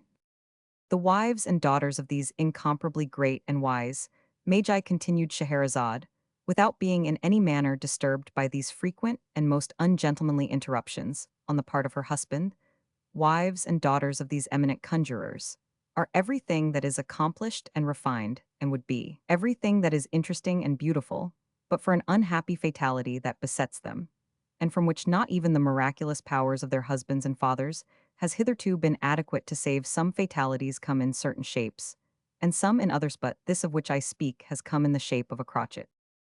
What said the king? A crotchet, said Scheherazade, one of the evil genii, who are perpetually upon the watch to inflict ill, has put it into the heads of these accomplished ladies, that the thing which we describe as personal beauty consists altogether in the protuberance of the region which lies not very far below the small of the back. Perfection of loveliness, they say, is in the direct ratio of the extent of this lump, having been long possessed of this idea and bolsters, being cheap in that country, the days have long gone by since it was possible to distinguish a woman from a dromedary. Stop, said the king, I can't stand that. And I want you have already given me a dreadful headache. With your lies the day too, I perceive, is beginning to break. How long have we been married? Me conscience is getting to be troublesome again. And then that dromedary touchdo, you take me for a fool upon the whole, you might as well get up and be throttled. And these words, as I learn from the Isitsor, both grieved and astonished Scheherazade, but as she knew the king to be a man of scrupulous integrity, and quite unlikely to forfeit his word, she submitted to her fate with a good grace. She derived, however, great consolation during the tightening of the bowstring, from the reflection that much of the history remained still untold, and that the petulance of her brood of a husband had reaped for him a most righteous reward in depriving him of many inconceivable adventures. A descent into the maelstrom. The ways of God in nature as in providence are not as our ways, nor are the models that we frame any way commensurate to the vastness, profundity, and unsearchableness of his works, which have a depth in them greater than the well of Democritus. Joseph Glanville. We had now reached the summit of the loftiest crag. For some minutes, the old man seemed too much exhausted to speak. Not long ago, said he at length, and I could have guided you on this route as well as the youngest of my sons, but about 3 years past there happened to me an event, such as never happened to mortal manner, at least such as no man ever survived to tell. Often the 6 hours of deadly terror, which I then endured, have broken me up, body and soul. You suppose me a very old man, but I am not. It took less than a single day to change these hairs from a jetty black to white, to weaken my limbs, and to unstring my nerves so that I tremble at the least exertion, and am frightened at a shadow. Do you know? I can scarcely look over this little cliff without getting giddy. The little cliff upon whose edge he had so carelessly thrown himself down to rest that the weightier portion of his body hung over it, while he was only kept from falling by the tenure of his elbow. On its extreme and slippery edge at his little cliff arose a sheer unobstructed precipice of black shining rock, some 15 or 1600 feet from the world of crags beneath us. Nothing would have tempted me to within half a dozen yards of its brink. In truth, so deeply was I excited by the perilous position of my companion that I fell at full length upon the ground, clung to the shrubs around me, and dared not even glance upward at the skywell. I struggled in vain to divest myself of the idea that the very foundations of the mountain were in danger from the fury of the winds. It was long before I could reason myself into sufficient courage to sit up and look out into the distance. You must get over these fancies, said the guide, for I have brought you here, that you might have the best possible view of the scene of that event I mention it, and to tell you the whole story with the spot just under your eye. We are now, he continued in that particularizing manner, which distinguished him, we are now close upon the Norwegian coast in the 68th degree of latitude in the great province of Nordland, in the dreary district of Lofoten. The mountain upon whose top we sit is Helseggen, the cloudy. Now, raise yourself up a little higher, hold on to the grass. If you feel giddy-sound, look out beyond the belt of vapor beneath us into the sea. I looked dizzily and beheld a wide expanse of ocean, whose waters wore so inky a hue as to bring at once to my mind the Nubian geographer's account of the Mare Tenebrarum, a panorama more deplorably desolate. No human imagination can conceive. To the right and left, as far as the eye could reach, there lay outstretched like ramparts of the world lines of horridly black and beetling cliff, whose character of gloom was but the more forcibly illustrated by the surf which reared high up against its white and ghastly crest, howling and shrieking forever just opposite the promontory upon whose apex we were placed. And at a distance of some 5 or 6 miles out at sea, there was visible a small bleak-looking island, or more properly, its position was discernible through the wilderness of surge, in which it was enveloped. About 2 miles nearer the land arose another of smaller size, hideously craggy and barren, and encompassed at various intervals by a cluster of dark rocks. The appearance of the ocean in the space between the more distant island and the shore had something very unusual about it, although at the time so strong a gale was blowing landward that a brig in the remote offing lay to under a double-reefed trysail, and constantly plunged her whole hull out of sight still, there was here nothing like a regular swell, but only a short, quick, angry cross-dashing of water in every direction as well in the teeth of the wind, as otherwise of foam, there was little except in the immediate vicinity of the rocks. The island in the distance, resumed the old man, is called by the Norwegians Verg. The one midway is Moscow, that a mile to the northward is Ambarin yonder. Are Iles and Hothom Kaeldhelm Suorven, and Buckholm farther off between Moscow, and Verger Otterholm Flyman Sandflesen and Stockholm. These are the true names of the place, but why it has been thought necessary to name them at all is more than either you or I can understand. Do you hear anything? Do you see any change in the water? We had now been about 10 minutes upon the top of Helseggen, to which we had ascended from the interior of Lofoden, so that we had caught no glimpse of the sea, until it had burst upon us from the summit as the old man spoke. I became aware of a loud and gradually increasing sound, like the moaning of a vast herd of buffaloes upon an American prairie, and at the same moment I perceived that what seamen term the chopping character of the ocean beneath us was rapidly changing into a current which set to the eastward. Even while I gazed, this current acquired a monstrous velocity each moment added to its speedto, its headlong impetuosity. In 5 minutes the whole sea as far as Verg was lashed into ungovernable fury. But it was between Moscow and the coast that the main uproar held its sway. Here the vast bed of the waters seemed, and, scarred into 1,000 conflicting channels, burst suddenly into frenzied convulsion-heaving boiling, hissing gyrating in gigantic and innumerable vortices, and all whirling and plunging on to the eastward, with a rapidity which water never elsewhere assumes, except in precipitous descents. In a few minutes more there came over the scene another radical alteration. The general surface grew somewhat more smooth, and the whirlpools one by one disappeared, while prodigious streaks of foam became apparent where none had been seen before. These streaks at length, spreading out to a great distance, and entering into combination, took unto themselves the gyratory motion of the subsided vortices, and seemed to form the germ of another more vast sudden livery. Sudden lithes assumed a distinct and definite existence in a circle of more than a mile in diameter. The edge of the whirl was represented by a broad belt of gleaming spray, but no particle of this slipped into the mouth of the terrific funnel, whose interior, as far as the eye could fathom, it was a smooth, shining, and jet-black wall of water inclined to the horizon at an angle of some 4 to 5 degrees, speeding dizzily round and round, with a swaying and sweltering motion, and sending forth to the winds an appalling voice, half shriek, half roar, such as not even the mighty cataract of Niagara ever lifts up in its agony to heaven. The mountain trembled to its very base, and the rock rocked. I threw myself upon my face and clung to the scant herbage, in an excess of nervous agitation. This, said I at length to the old man, thighs, can be nothing else than the great whirlpool of the maelstrom. So it is sometimes termed, said he. We Norwegians call it the Moscow Strom, from the island of Moscow, in the Midway. The ordinary accounts of this vortex had by no means prepared me for what I saw. That of Jonas Ramus, which is perhaps the most circumstantial of any, cannot impart the faintest conception, either of the magnificence, or of the horror of the senior, of the wild, bewildering sense of the novel, which confounds the beholder. I am not sure from what point of view the writer in question surveyed it, nor at what time, but it could neither have been from the summit of Helseggen, nor during a storm. There are some passages of his description, nevertheless, which may be quoted for their details, although their effect is exceedingly feeble in conveying an impression of the spectacle.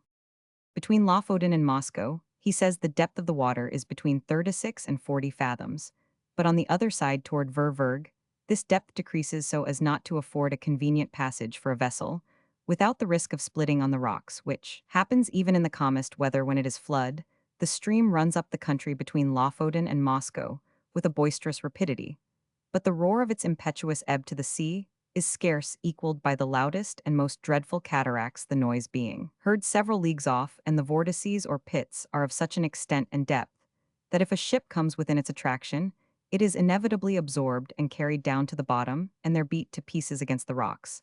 And when the water relaxes, the fragments thereof are thrown up again, but these intervals of tranquility are only at the turn of the ebb and flood, and in calm weather, and last but a quarter of an hour, its violence gradually returning when the stream is most boisterous, and its fury heightened by a storm. It is dangerous to come within a Norway mile of it. Boats, yachts, and ships have been carried away by not guarding against it before they were within its reach. It likewise happens frequently that whales come too near the stream and are overpowered by its violence.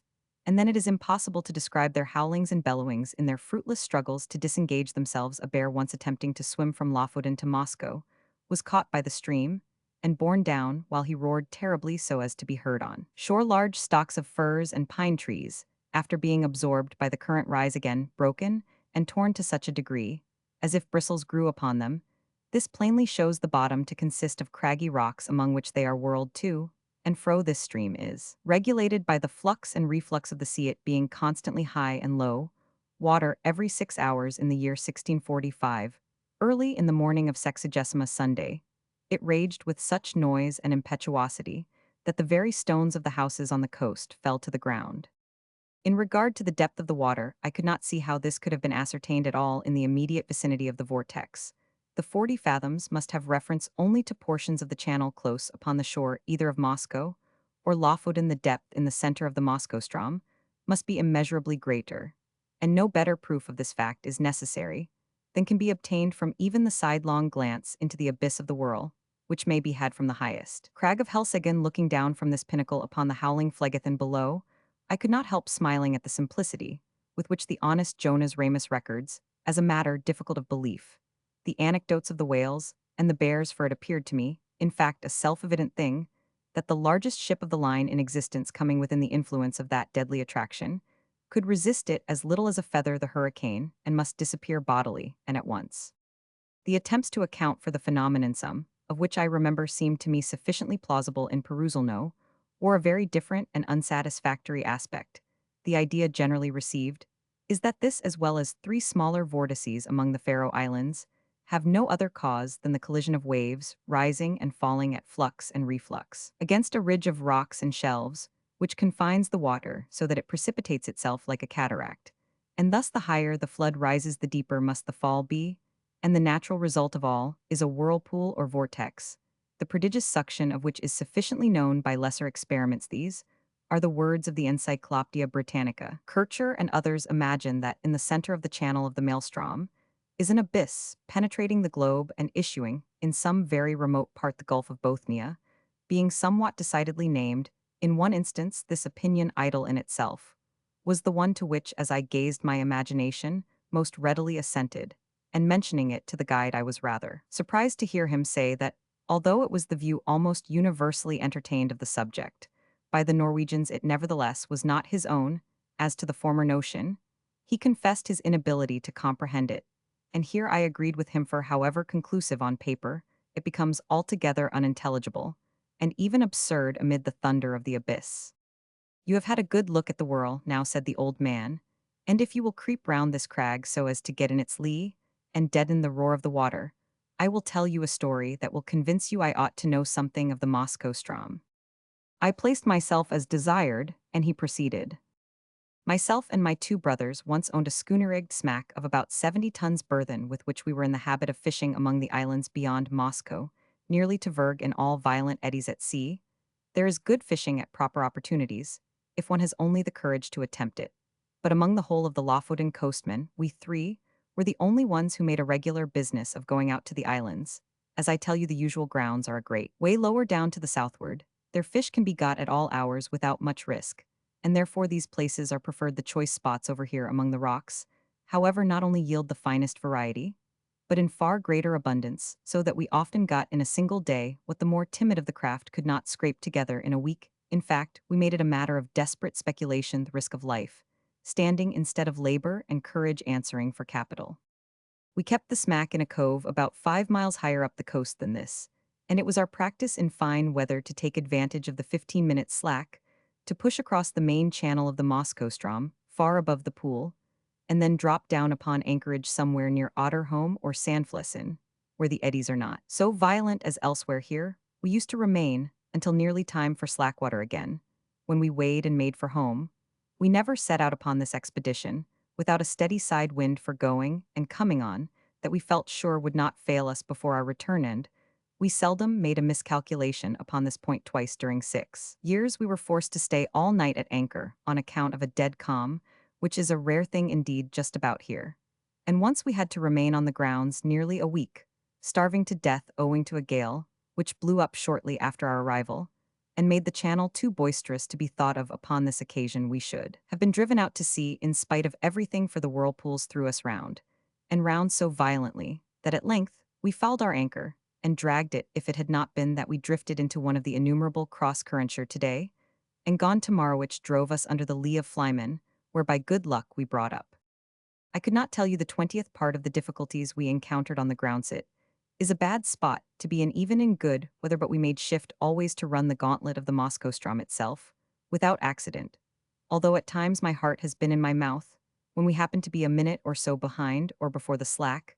The wind sometimes was not as strong as we thought it at starting, and then we made rather less way than we could wish, while the current rendered the smack unmanageable. My eldest brother had a son, 18 years old, and I had two stout boys of my own. These would have been of great assistance at such times, in using the sweeps as well as afterward in fishing, but somehow, although we ran the risk ourselves, we had not the heart to let the young ones get into the danger, for, after all is said and done, it was a horrible danger, and that is the truth.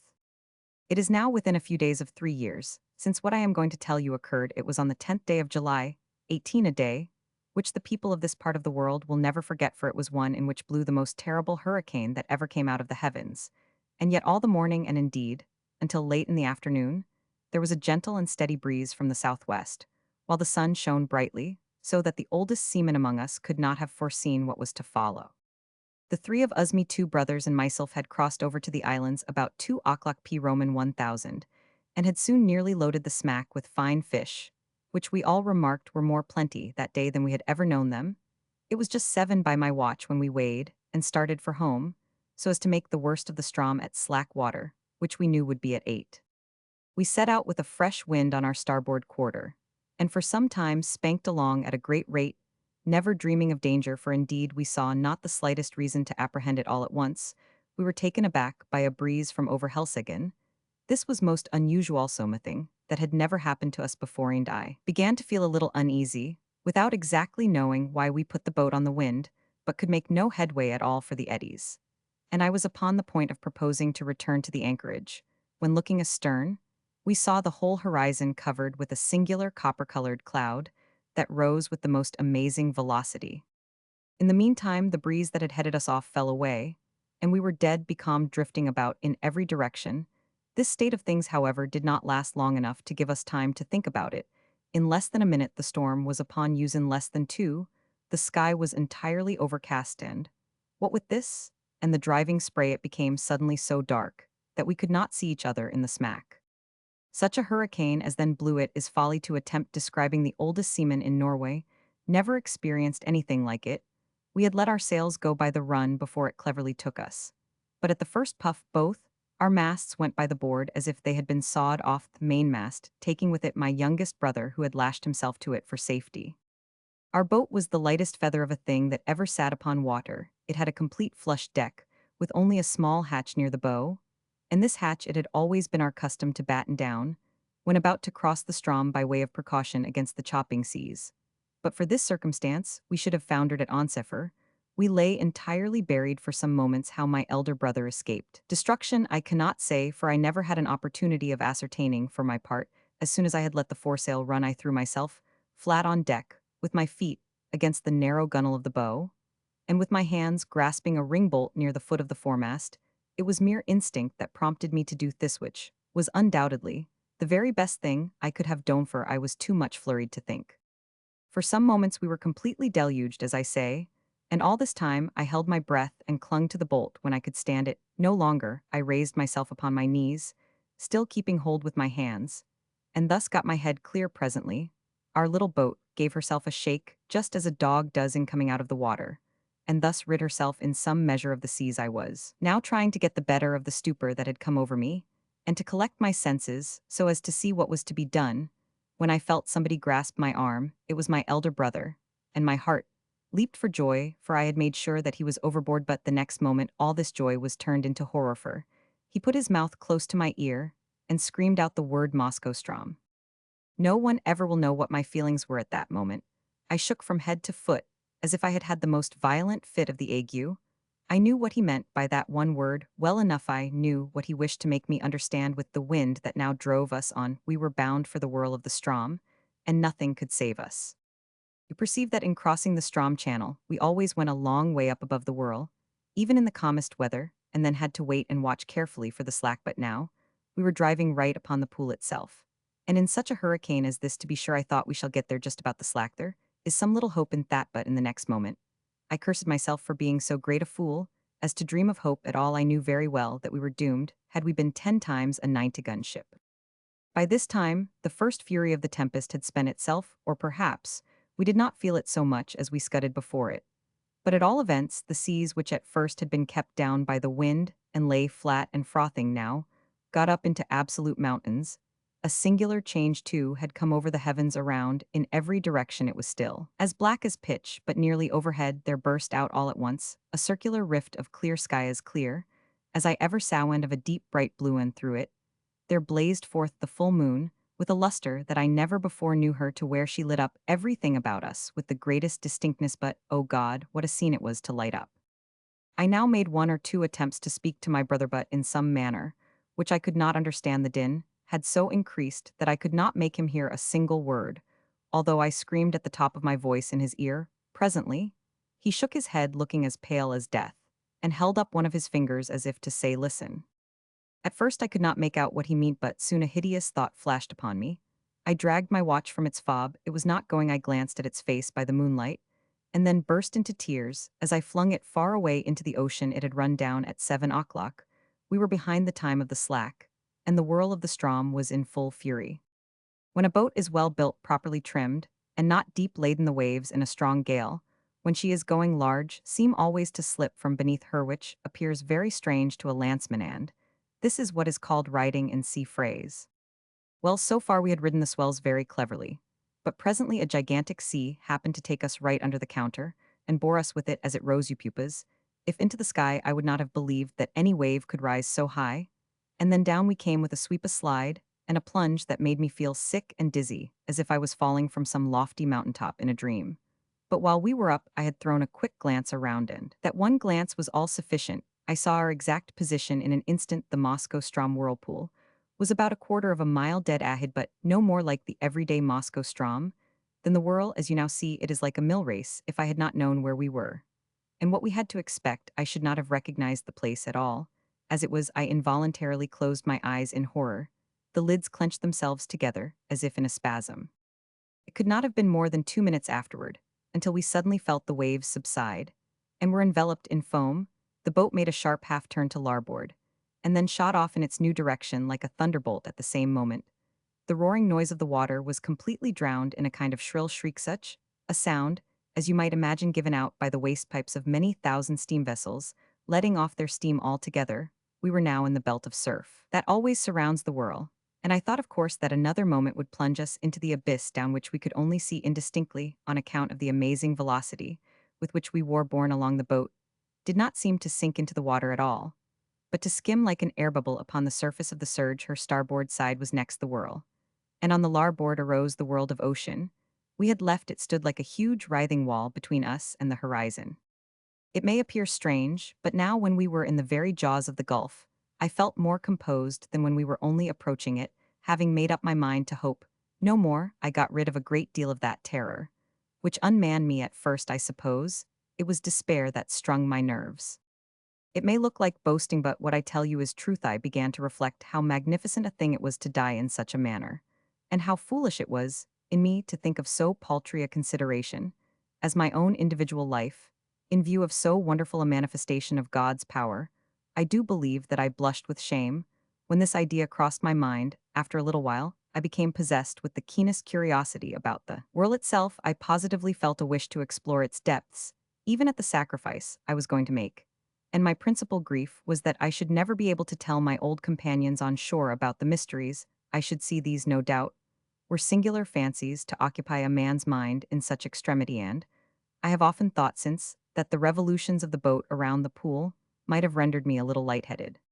There was another circumstance which tended to restore my self-possession, and this was the cessation of the wind, which could not reach us in our present situation, for, as you saw yourself, the belt of surf is considerably lower than the general bed of the ocean, and this latter now towered above us, a high black mountainous ridge. If you have never been at sea in a heavy gale, you can form no idea of the confusion of mind occasioned by the wind and spray together, they blind, deafen, and strangle you, and take away all power of action or reflection. But we were now in a great measure rid of these annoyances just, as death-condemned felons in prison are allowed petty indulgences forbidden them, while their doom is yet uncertain. How often we made the circuit of the belt it is impossible to say. We careered round and round for perhaps an hour flying, rather than floating, getting gradually more and more into the middle of the surge, and then nearer and nearer to its horrible inner edge. All this time, I had never let go of the ringbolt. My brother was at the stern holding on to a small, empty water cask which had been securely lashed under the coop of the counter, and was the only thing on deck that had not been swept overboard when the gale first took us.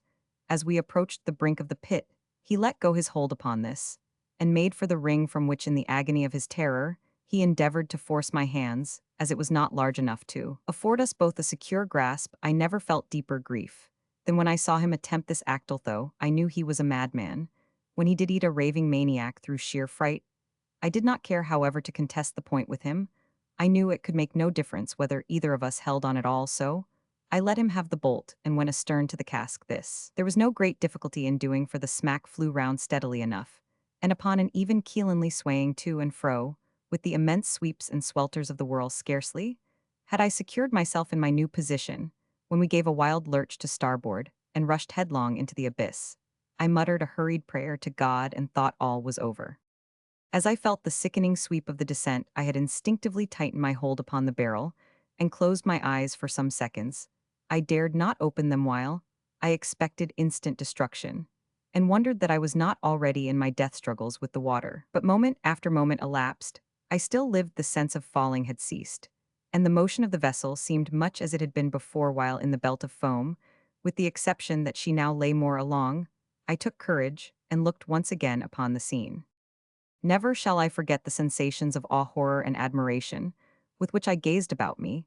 The boat appeared to be hanging, as if by magic, midway down upon the interior surface of a funnel vast in circumference, prodigious in depth, and whose perfectly smooth sides might have been mistaken for ebony, but for the bewildering rapidity with which they spun around, and for the gleaming and ghastly radiance they shot forth, as the rays of the full moon from that circular rift, amid the clouds which I have already described, streamed in a flood of golden glory along the black walls, and far away down into the inmost recesses of the abyss. At first I was too much confused to observe anything accurately. The general burst of terrific grandeur was all that I beheld. When I recovered myself a little, however, my gaze fell instinctively downward. In this direction, I was able to obtain an unobstructed view from the manner in which the smack hung on the inclined surface of the pool. She was quite upon an even keel, that is to say, her deck lay in a plane parallel with that of the water, but this latter sloped at an angle of more than 4 to 5 degrees, so that we seemed to be lying upon our beam ends. I could not help observing, nevertheless, that I had scarcely more difficulty in maintaining my hold and footing in this situation than if we had been upon a dead level, and this, I suppose, was owing to the speed at which we revolved.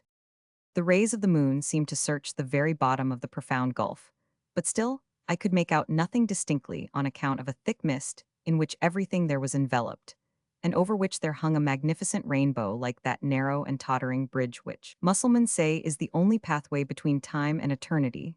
This mist or spray was no doubt occasioned by the clashing of the great walls of the funnel, as they all met together at the bottom, but the yell that went up to the heavens from out of that mist I dare not attempt to describe.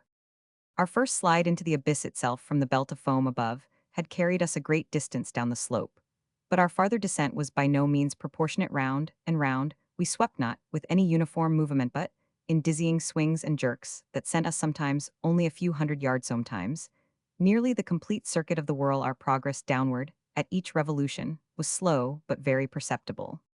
Looking about me upon the wide waste of liquid ebony, on which we were thus borne, I perceived that our boat was not the only object in the embrace of the whirl. Both above and below us were visible fragments of vessels, large masses of building timber and trunks of trees, with many smaller articles such as pieces of house furniture, broken boxes, barrels, and staves. I have already described the unnatural curiosity which had taken the place of my original terrors. It appeared to grow upon me as I drew nearer and nearer to my dreadful doom. I now began to watch with a strange interest the numerous things that floated in. Our company I must have been delirious, for I even sought amusement in speculating upon the relative velocities of their several descents. Toward the foam below this fir tree, I found myself at one time, saying, will certainly be the next thing that takes the awful plunge and disappears. And then I was disappointed to find that the wreck of a Dutch merchant ship overtook it and went down before at length, after making several guesses of this nature. And being deceived in all this fact, the fact of my invariable miscalculation, set me upon a train of reflection that made my limbs again tremble and my heart beat heavily once more. It was not a new terror that thus affected me, but the dawn of a more exciting hope. This hope arose partly from memory, and partly from present observation. I called to mind the great variety of buoyant matter that strewed the coast of Lofoten, having been absorbed, and then thrown forth by the Moscow Strom. By far the greater number of the articles were shattered in the most extraordinary way, so chafed and roughened, as to have the appearance of being stuck full of splintersput. Then I distinctly recollected that there were some of them which were not disfigured at all. Now I could not account for this difference, except by supposing that the roughened fragments were the only ones which had been completely absorbed, that the others had entered the whirl at so late a period of the tide, or for some reason had descended so slowly, after entering, that they did not reach the bottom before the turn of the flood came, or of the ebb. As the case might be, I conceived it possible in either instance that they might thus be whirled up again to the level of the ocean, without undergoing the fate of those which had been drawn in more early or absorbed more rapidly. I made also three important observations. The first was that, as a general rule, the larger the bodies were, the more rapid their descent. The second, that between two masses of equal extent, the one spherical and the other of any other shape, the superiority in speed of descent was with the sphera. Third, that between two masses of equal size, the one cylindrical and the other of any other shape, the cylinder was absorbed the more slowly. Since my escape, I have had several conversations on this subject with an old schoolmaster of the district, and it was from him that I learned the use of the words cylinder and sphere. He explained to me, though I have forgotten the explanation, how what I observed was, in fact, the natural consequence of the forms of the floating fragments, and showed me how it happened that a cylinder swimming in a vortex offered more resistance to its suction, and was drawn in with greater difficulty than an equally bulky body of any form whatever one. There was one startling circumstance which went a great way in enforcing these observations and rendering me anxious to turn them to account, and this was that at every revolution we passed something like a barrel or else the yard or the mast of a vessel, while many of these things which had been on our level, when I first opened my eyes upon the wonders of the whirlpool, were now high up above us, and seemed to have moved but little from their original station. I no longer hesitated what to do. I resolved to lash myself securely to the water cask, upon which I now held, to cut it loose from the counter, and to throw myself with it into the water. I attracted my brother's attention, by signs pointed to the floating barrels that came near us, and did everything in my power to make him understand what I was about to do. I thought at length that he comprehended my design, but whether this was the case or not, he shook his head despairingly, and refused to move from his station by the ring bolt. It was impossible to reach him. The emergency admitted of no delay, and so with a bitter struggle I resigned him to his fate, fastened myself to the cask by means of the lashings which secured it to the counter, and precipitated myself with it into the sea without another moment's hesitation. The result was precisely what I had hoped it might be, as it is myself who now tell you this tale. Is, you see, that I did escape, and, as you are already in possession of the mode in which this escape was effected, and must therefore anticipate all that I have farther to say, I will bring my story quickly to conclusion. It might have been an hour or thereabout after my quitting the smack, when, having descended to a vast distance beneath me, it made 3 or 4 wild gyrations in rapid succession, and bearing my loved brother with it, plunged headlong at once and forever into the chaos of foam below the barrel to which I was attached, sunk very little farther than half the distance between the bottom of the gulf and the spot at which I leaped overboard. Before a great change took place in the character of the whirlpool, the slope of the sides of the vast funnel became momently less and less steep. The gyrations of the whirl grew gradually less and less violent. By degrees the froth and the rainbow disappeared, and the bottom of the gulf seemed slowly to uprise. The sky was clear, the winds had gone down, and the full moon was setting radiantly in the west, when I found myself on the surface of the ocean, in full view of the shores of Lofoten, and above the spot where the pool of the Moscow Strom had been. It was the hour of the slack, but the sea still heaved in mountainous waves from the effects of the hurricane. I was borne violently into the channel of the Strom, and in a few minutes was hurried down the coast into the grounds of the fishermen. A boat picked me up exhausted from fatiguing. Now that the danger was removed, speechless from the memory of its horror, those who drew me on board were my old mates and daily companions, but they knew me no more than they would have known a traveler from the spiritland. My hair, which had been raven black the day before, was as white as you see it now. They say, too, that the whole expression of my countenance had changed. I told them my story. Thee did not believe it. I now tell it to you, and I can scarcely expect you to put more faith in it than did the merry fishermen of Lofoden. Von Kempelen and his discovery. After the very minute and elaborate paper by Arago, to say nothing of the summary in Silliman's journal, with the detailed statement just published by Lieutenant Maury, it will not be supposed, of course, that in offering a few hurried remarks in reference to von Kempelen's discovery, I have any design to look at the subject in a scientific point of view. My object is simply, in the first place, to say a few words of von Kempelen himself, with whom some years ago I had the honor of a slight personal acquaintance, since everything which concerns him must necessarily at this moment be of interest, and in the second place to look in a general way and speculatively at the results of the discovery. It may be as well, however, to premise the cursory observations, which I have to offer, by denying very decidedly what seems to be a general impression gleaned, as usual, in a case of this kind from the newspapers, viz., that this discovery, astounding as it unquestionably is unanticipated. By reference to the diary of Sir Humphrey Davy Cottle and Munro, London, pp. 150, it will be seen at pp. 53 and 82 that this illustrious chemist had not only conceived the idea now in question, but had actually made no inconsiderable progress experimentally in the very identical analysis now so triumphantly brought to an issue by von Kempelen, who, although he makes not the slightest allusion to it, is without doubt, I say it unhesitatingly, and can prove it if required, indebted to the diary for at least the first hint of his own undertaking. The paragraph from the Courier and Enquirer, which is now going the rounds of the press, and which purports to claim the invention for a Mr. Kissam of Brunswick, Maine, appears to me, I confess, a little apocryphal for several reasons. Although there is nothing either impossible or very improbable in the statement made, I need not go into details. My opinion of the paragraph is founded principally upon its manner. It does not look true. Persons who are narrating facts are seldom so particular, as Mr. Kissam seems to be, about day and date and precise location. Besides, if Mr. Kissam actually did come upon the discovery, he says he did at the period designate, nearly 8 years ago. How happens it that he took no steps on the instant to reap the immense benefits which the merest bumpkin must have known would have resulted to him individually, if not to the world at large, from the discovery? It seems to me quite incredible that any man of common understanding could have discovered what Mr. Kissam says he did, and yet have subsequently acted so like a babisso, like an owlas. Mr. Kissam admits that he Roman 999. By the way, who is Mr. Kissam? And is not the whole paragraph in the Courier an Enquirer of fabrication got up to make a talk? It must be confessed that it has an amazingly moonhoaxier, very little dependence is to be placed upon it, in my humble opinion. And if I were not well aware from experience how very easily men of science are mystified on points out of their usual range of inquiry, I should be profoundly astonished at finding so eminent a chemist as Professor Draper discussing Mr. Kissam's, or is it Mr. Quissam's, pretensions to the discovery in so serious a tone.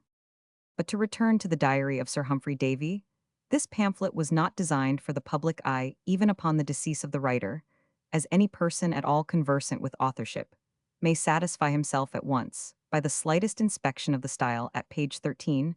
For example, near the middle, we read in reference to his researches about the protoxide of azote in less than half a minute, the respiration being continued diminished gradually, and were succeeded by analogous to gentle pressure on all the muscles, that the respiration was not diminished, is not only clear by the subsequent context, but by the use of the plural were. The sentence, no doubt, was thus intended in less than half a minute, the respiration being continued, these feelings diminished gradually, and were succeeded by a sensation analogous to gentle pressure on all the muscles.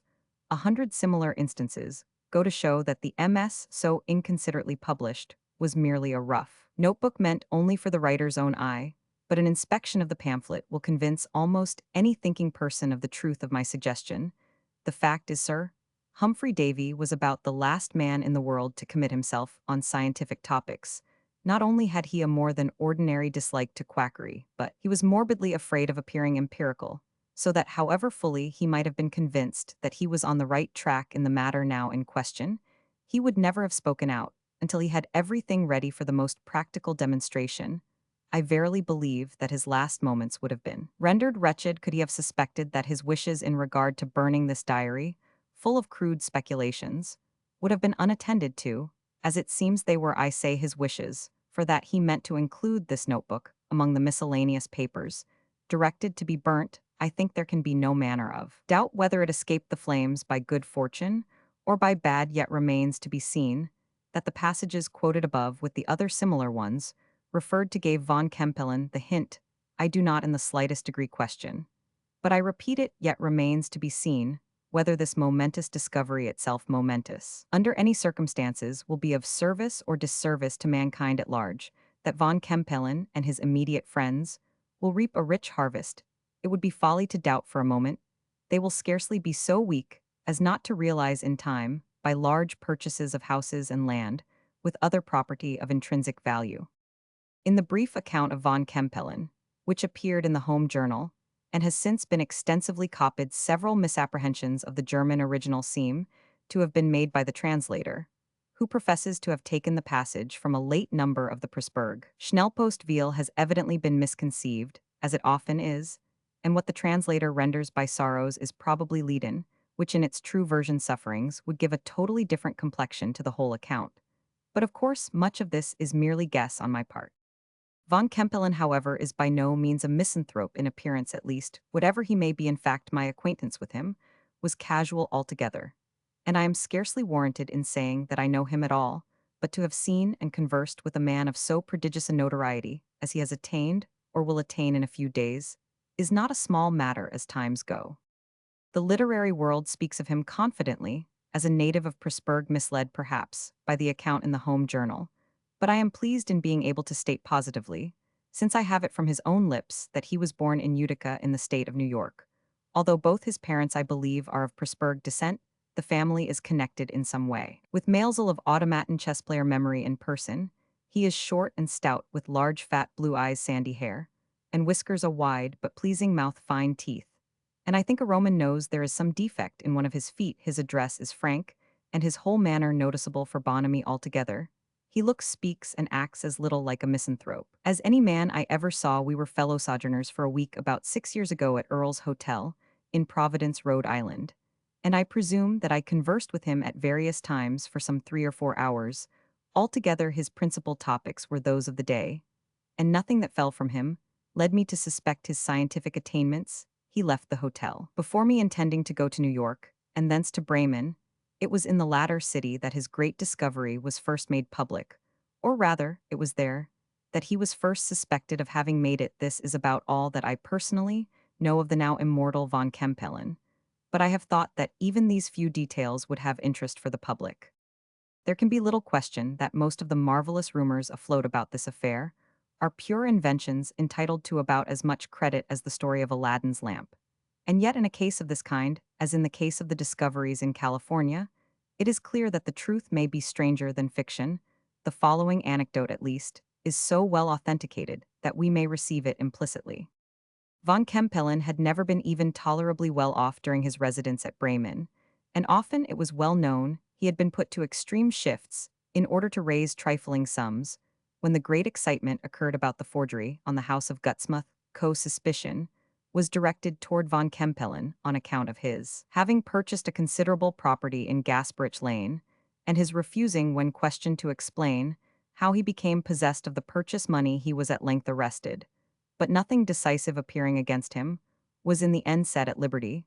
The police, however, kept a strict watch upon his movements, and thus discovered that he left home frequently, taking always the same road, and invariably giving his watchers the slip in the neighborhood of that labyrinth of narrow and crooked passages, known by the flash name of the Dondergat. Finally, by dint of great perseverance, they traced him to a garret in an old house of 7 stories in an alley called Flatsblitzan. Coming upon him, suddenly found him, as they imagined, in the midst of his counterfeiting operations.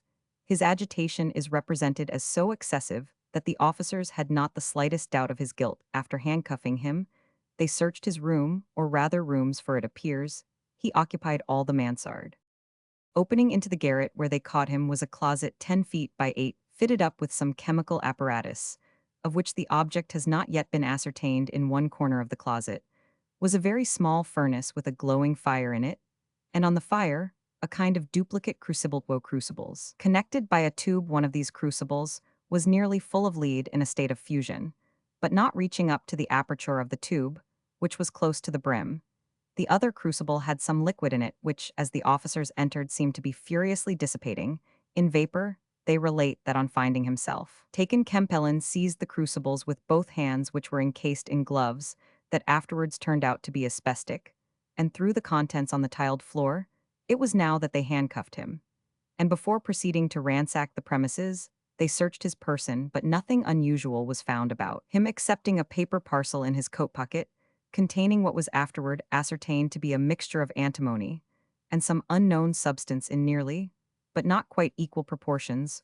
All attempts at analyzing the unknown substance have so far failed, but that it will ultimately be analyzed is not to be doubted. Passing out of the closet with their prisoner, the officers went through a sort of antechamber, in which nothing material was found to the chemist's sleeping room. They here rummaged some drawers and boxes, but discovered only a few papers of no importance, and some good coins, silver and gold. At length, looking under the bed, they saw a large common hair trunk, without hinges, hasp, or lock, and with the top lying carelessly across the bottom portion. Upon attempting to draw this trunk out from under the bed, they found that with their united strength, there were three of them, all powerful men. They could not stir it 1 inch. Much astonished at this, one of them crawled under the bed, and looking into the trunk said, "No wonder we couldn't move it, it's full to the brim of old bits of brass." Putting his feet now against the wall so as to get a good purchase, and pushing with all his force, while his companions pulled with all theirs, the trunk with much difficulty was slid out from under the bed, and its contents examined. The supposed brass with which it was filled was all in small smooth pieces varying from the size of a pea to that of a dollar, but the pieces were irregular in shape, although more or less flat-looking upon the whole, very much as lead looks when thrown upon the ground in a molten state, and there suffered to grow cool. Now not one of these officers for a moment suspected this metal to be anything but brass. The idea of its being gold never entered their brains, of course. How could such a wild fancy have entered it? And their astonishment may be well conceived when the next day it became known all over Bremen that the lot of brass which they had carted so contemptuously to the police office, without putting themselves to the trouble of pocketing the smallest scrap, was not only real gold but gold far finer than any employed in coinage, gold, in fact absolutely pure virgin, without the slightest appreciable alloy. I need not go over the details of von Kempelen's confession as far as it went, and release, for these are familiar to the public, that he has actually realized in spirit, and in effect, if not to the letter, the old chimera of the philosopher's stone. No sane person is at liberty to doubt the opinions of Arago, are of course entitled to the greatest consideration, but he is by no means infallible, and what he says of bismuth in his report to the Academy must be taken cum grano salis. The simple truth is that up to this period all analysis has failed, and until von Kempelen chooses to let us have the key to his own published enigma, it is more than probable that the matter will remain for years in statu quo. All that as yet can fairly be said to be known is that pure gold can be made at will and very readily from lead in connection with certain other substances in kind and in proportions unknown. Speculation, of course, is busy as to the immediate and ultimate results of this discovery, a discovery which few thinking persons will hesitate in referring to an increased interest in the matter of gold, generally by the late developments in California. And this reflection brings us inevitably to another exceeding inopportuneness of von Kempelen's analysis. If many were prevented from adventuring to California by the mere apprehension that gold would so materially diminish in value on account of its plentifulness in the mines there, as to render the speculation of going so far in search of it a doubtful one, what impression will be wrought now upon the minds of those about to emigrate, and especially upon the minds of those actually in the mineral region, by the announcement of this astounding discovery of von Kempelen, a discovery which declares in so many words that beyond its intrinsic worth for manufacturing purposes, whatever that worth may be, gold now is, or at least soon, will be for it cannot be supposed that von Kempelen can long retain his secret of no greater value than lead, and of far inferior value to silver. It is indeed exceedingly difficult to speculate prospectively upon the consequences of the discovery. But one thing may be positively maintained that the announcement of the discovery 6 months ago would have had material influence in regard to the settlement of California. In Europe, as yet the most noticeable results have been a rise of 200% in the price of lead and nearly 25% that of silver. Mesmeric revelation. Whatever doubt may still envelop the rationale of mesmerism, its startling facts are now almost universally admitted. Of these latter, those who doubt are your mere doubters. By profession an unprofitable and disreputable tribe, there can be no more absolute waste of time than the attempt to prove at the present day that man by mere exercise of will can so impress his fellow as to cast him into an abnormal condition, of which the phenomena resemble very closely those of death, or at least resemble them more nearly than they do the phenomena of any other normal condition within our cognizance, that while in this state the person so impressed employs only with effort, and then feebly the external organs of sense, yet perceives with keenly refined perception, and through channels supposed unknown matters, beyond the scope of the physical organs, that moreover his intellectual faculties are wonderfully exalted and invigorated, that his sympathies with the person so impressing him are profound, and finally that his susceptibility to the impression increases with its frequency, while in the same proportion the peculiar phenomena elicited are more extended and more pronounced. I say that the suhich are the laws of mesmerism in its general features. It would be supererogation to demonstrate, nor shall I inflict upon my readers so needless a demonstration today. My purpose at present is a very different one indeed. I am impelled, even in the teeth of a world of prejudice, to detail, without comment, the very remarkable substance of a colloquy occurring between a sleepwaker and myself. I had been long in the habit of mesmerizing the person in question, Mr. Vankirk, and the usual acute susceptibility and exaltation of the mesmeric perception had supervened for many months. He had been laboring under confirmed phthisis, the more distressing effects of which had been relieved by my manipulations. And on the night of Wednesday, the 15th instant, I was summoned to his bedside. The invalid was suffering with acute pain in the region of the heart, and breathed with great difficulty, having all the ordinary symptoms of asthma. In spasms such as these, he had usually found relief from the application of mustard to the nervous centers, but tonight this had been attempted in vain. As I entered his room, he greeted me with a cheerful smile, and although evidently in much bodily pain, appeared to be mentally quite at ease. I sent for you tonight, he said, not so much to administer to my bodily ailment, as to satisfy me concerning certain psychical impressions, which of late have occasioned me much anxiety and surprise. I need not tell you how skeptical I have hitherto been on the topic of the soul's immortality.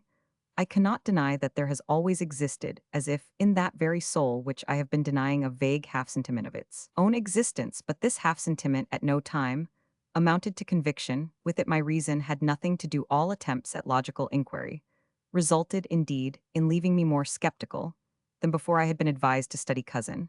I studied him in his own works, as well as in those of his European and American echoes. The Charles Elwood of Mr. Brownson, for example, was placed in my hands. I read it with profound attention throughout. I found it logical, but the portions which were not merely logical were unhappily the initial arguments of the disbelieving hero of the book. In his summing up, it seemed evident to me that the reasoner had not even succeeded in convincing himself. His end had plainly forgotten his beginning, like the government of Trinculo. In short, I was not long in perceiving that if man is to be intellectually convinced of his own immortality, he will never be so convinced by the mere abstractions which have been so long the fashion of the moralists of England, of France, and of Germany. Abstractions may amuse and exercise, but take no hold on the mind here upon earth. At least philosophy, I am persuaded, will always in vain call upon us to look upon qualities as things that will may assent the soul. The intellect never. I repeat then that I only half felt and never intellectually believed, but latterly there has been a certain deepening of the feeling, until it has come so nearly to resemble the acquiescence of reason, that I find it difficult to distinguish between the two. I am enabled too plainly to trace this effect to the mesmeric influence. I cannot better explain my meaning than by the hypothesis that the mesmeric exaltation enables me to perceive a train of ratiocination, which in my abnormal existence convinces but which, in full accordance with the mesmeric phenomena, does not extend except through its effect into my normal condition, in sleep-waking the reasoning and its conclusion the cause, and its effect there present together in my natural state, the cause vanishing the effect only and perhaps only partially remains. These considerations have led me to think that some good results might ensue from a series of well-directed questions, propounded to me. While mesmerized, you have often observed the profound self-cognizance, evinced by the sleepwaker the extensive knowledge he displays upon all points relating to the mesmeric condition itself, and from this self-cognizance may be deduced hints for the proper conduct of a catechism.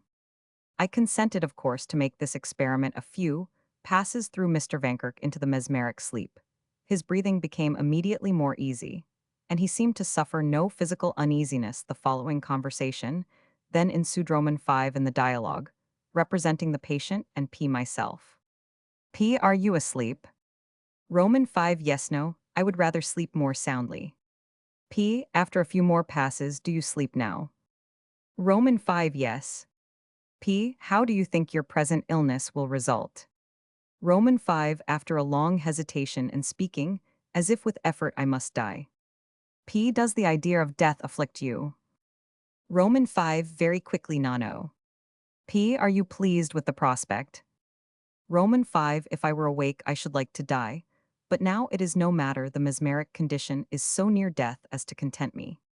P. I wish you would explain yourself, Mr. Vankirk. Roman 5. I am willing to do so, but it requires more effort than I feel able to make. You do not question me properly. P. What then shall I ask? Roman 5. You must begin at the beginning. P. The beginning, but where is the beginning? Roman 5. You know that the beginning is God. This was said in a low, fluctuating tone, and with every sign of the most profound veneration. P. What then is God? Roman 5. Hesitating for many minutes, I cannot tell. P. Is not God spirit? Roman 5. While I was awake, I knew what you meant by spirit, but now it seems only a word, such, for instance, as truth, beauty, equality, I mean. P. Is not God immaterial? Roman 5. There is no immateriality, it is a mere word. That which is not matter is not at alunless qualities are things. P. Is God then material? Roman 5. No, this reply startled me very much. P. What then is he? Roman 5. After a long pause and mutteringly, I see, but it is a thing difficult to tell. Another long pause. He is not spirit, for he exists, nor is he matter as you understand it. But there are gradations of matter of which man knows nothing. The grosser, impelling the finer, pervading the grosser. The atmosphere, for example, impels the electric principle, while the electric principle permeates the atmosphere. These gradations of matter increase in rarity or fineness, until we arrive at a matter unparticled without particles indivisiblione, and here the law of impulsion and permeation is modified. The ultimate or unparticled matter not only permeates all things, but impels all things, and thus is all things within itself. This matter is God. What men attempt to embody in the word thought is this matter in motion. P. The metaphysicians maintain that all action is reducible to motion and thinking, and that the latter is the origin of the former. Roman 5. Yes, and I now see the confusion of idea. Motion is the action of mind, not of thinking. The unparticled matter, or God in quiescence, is as nearly as we can conceive it what men call mind, and the power of self-movement equivalent in effect to human volition, is in the unparticled matter, the result of its unity and omniprevalence. How I know not, and now clearly see that I shall never know, but the unparticled matter set in motion by a law or quality existing within itself is thinking. P. Can you give me no more precise idea of what you term the unparticled matter?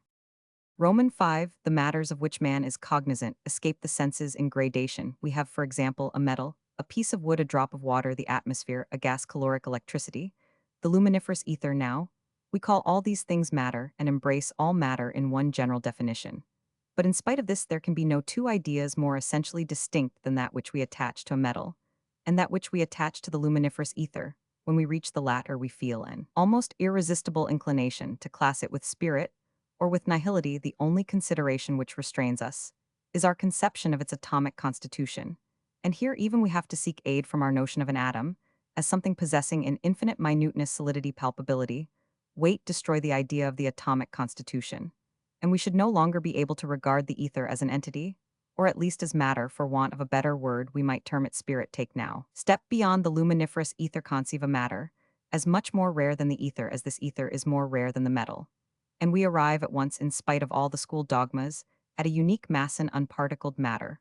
For, although we may admit infinite littleness in the atoms, themselves the infinitude of littleness in the spaces between them, is an absurdity. There will be a point, there will be a degree of rarity, at which if the atoms are sufficiently numerous the interspaces must vanish and the mass absolutely coalesce. But the consideration of the atomic constitution being now taken away, the nature of the mass inevitably glides into what we conceive of spirit. It is clear, however, that it is as fully matter as before. The truth is it is impossible to conceive spirit, since it is impossible to imagine what is not. When we flatter ourselves that we have formed its conception, we have merely deceived our understanding by the consideration of infinitely rarefied matter. There seems to me an insurmountable objection to the idea of absolute coalescencing, that is, the very slight resistance experienced by the heavenly bodies in their revolutions through spatia resistance. Now ascertained, it is true to exist in some degree, but which is nevertheless so slight as to have been quite overlooked by the sagacity even of Newton. We know that the resistance of bodies is chiefly in proportion to their density. Absolute coalescence is absolute density. Where there are no interspaces, there can be no yielding. An ether absolutely dense would put an infinitely more effectual stop to the progress of a star than would an ether of adamant or of iron. Roman 5. Your objection is answered with an ease, which is nearly in the ratio of its apparent unanswerability. As regards the progress of the star, it can make no difference whether the star passes through the ether or the ether through it. There is no astronomical error more unaccountable than that which reconciles the known retardation of the comets with the idea of their passage through an ether, for however rare this ether be supposed, it would put a stop to all sidereal revolution in a very far briefer period than has been admitted by those astronomers who have endeavored to slur over a point which they found it impossible to comprehend. The retardation actually experienced is, on the other hand, about that which might be expected from the friction of the ether in the instantaneous passage through the orb. In the one case, the retarding force is momentary and complete within itself; in the other, it is endlessly accumulative. But in all this identification of mere matter with Godey's, there nothing of irreverence. I was forced to repeat this question before the sleepwaker fully comprehended my meaning. Roman 5. Can you say why matter should be less reverenced than mind? But you forget that the matter of which I speak is in all respects the very mind or spirit of the schools, so far as regards its high capacities, and is moreover the matter of these schools. At the same time, God, with all the powers attributed to spirit, is but the perfection of matter. You assert, then, that the unparticled matter in motion is thought. Roman 5. In general, this motion is the universal thought of the universal mind. This thought creates all created things, are but the thoughts of God. You say in general. Roman 5. Yes, the universal mind is God, for new individualities matter is necessary. But you now speak of mind and matter as do the metaphysicians. Roman 5. Yesto, avoid confusion. When I say mind, I mean the unparticled or ultimate matter. By matter, I intend all else. You were saying that, for new individualities, matter is necessary. Roman 5. Yes, for mind existing unincorporate is merely God to create individual thinking beings. It was necessary to incarnate portions of the divine mind. Thus man is individualized, divested of corporate investiture. He were God. Now the particular motion of the incarnated portions of the unparticled matter is the thought of man, as the motion of the whole is that of God. You say that divested of the body man will be God. Roman 5. After much hesitation, I could not have said this, it is an absurdity. Referring to my notes, you did say that divested of corporate investiture man were God. Roman 5. And this is true. Man thus divested would be God, would be unindividualized. But he can never be thus divested, at least, never will be, else we must imagine an action of God returning upon itself a purposeless and futile action. Man is a creature, creatures are thoughts of God, it is the nature of thought to be irrevocable. I do not comprehend. You say that man will never put off the body. Roman 5. I say that he will never be bodiless. Explain. Roman 5. There are two bodis rudimental, and the complete corresponding with the two conditions of the worm and the butterfly, what we call death, is but the painful metamorphosis our present incarnation is progressive preparatory temporary our future, is perfected ultimate immortal, the ultimate life is the full design. P. But of the worm's metamorphosis, we are palpably cognizant. Roman 5, we certainly but not the worm, the matter of which our rudimental body is composed, is within the ken of the organs of that body, or more distinctly, our rudimental organs, are adapted to the matter of which is formed the rudimental body, but not to that of which the ultimate is composed. The ultimate body thus escapes our rudimental senses, and we perceive only the shell which falls in decaying from the inner form, not that inner form itself, but this inner form as well as the shell is appreciable by those who have already acquired the ultimate life. P. You have often said that the mesmeric state very nearly resembles death. How is this? Roman 5, when I say that it resembles death, I mean that it resembles the ultimate life, for when I am entranced, the senses of my rudimental life are in abeyance, and I perceive external things directly without organs through a medium which I shall employ in the ultimate unorganized life. P. Unorganized. Roman 5 Yes, organs are contrivances by which the individual is brought into sensible relation with particular classes and forms of matter, to the exclusion of other classes and forms. The organs of man are adapted to his rudimental condition, and to that only his ultimate condition being unorganized is of unlimited comprehension in all points, but one the nature of the volition of God, that is to say, the motion of the unparticled matter. You will have a distinct idea of the ultimate body by conceiving it to be entire brain. This, it is not but a conception of this nature, will bring you near a comprehension of what it is. A luminous body imparts vibration to the luminiferous ether. The vibrations generate similar ones within the retina. These again communicate similar ones to the optic nerve. The nerve conveys similar ones to the brain also similar ones to the unparticled matter which permeates it. The motion of this latter is thought, of which perception is the first undulation.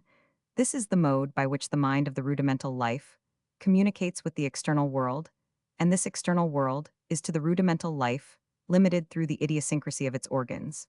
But in the ultimate unorganized life, the external world reaches the whole body, which is of a substance having affinity to brain. As I have said, with no other intervention than that of an infinitely rarer ether than even the luminiferous, and to this ether in unison, with it the whole body vibrates, setting in motion the unparticled matter, which permeates it. It is to the absence of idiosyncratic organs, therefore, that we must attribute the nearly unlimited perception of the ultimate life to rudimental beings. Organs are the cages necessary to confine them until fledged.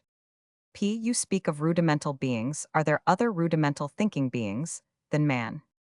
Roman 5 The multitudinous conglomeration of rare matter into nebul planet suns and other bodies which are neither nebul suns nor planets is for the sole purpose of supplying pabulum for the idiosyncrasy of the organs of an infinity of rudimental beings. But for the necessity of the rudimental prior to the ultimate life, there would have been no bodies such as these. Each of these is tenanted by a distinct variety of organic rudimental thinking creatures. In all, the organs vary with the features of the place tenanted at death or metamorphosis, these creatures enjoying the ultimate life, immortality, and cognizant of all secrets.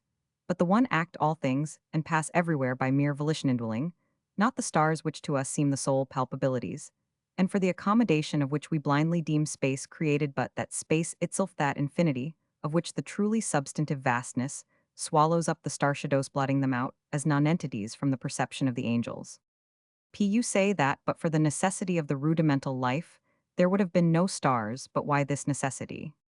Roman 5 In the inorganic life, as well as in the inorganic matter, generally, there is nothing to impede the action of one simple unique law of divine volition, with the view of producing impediment. The organic life and matter, complex, substantial, and long-cumbered, were contrived.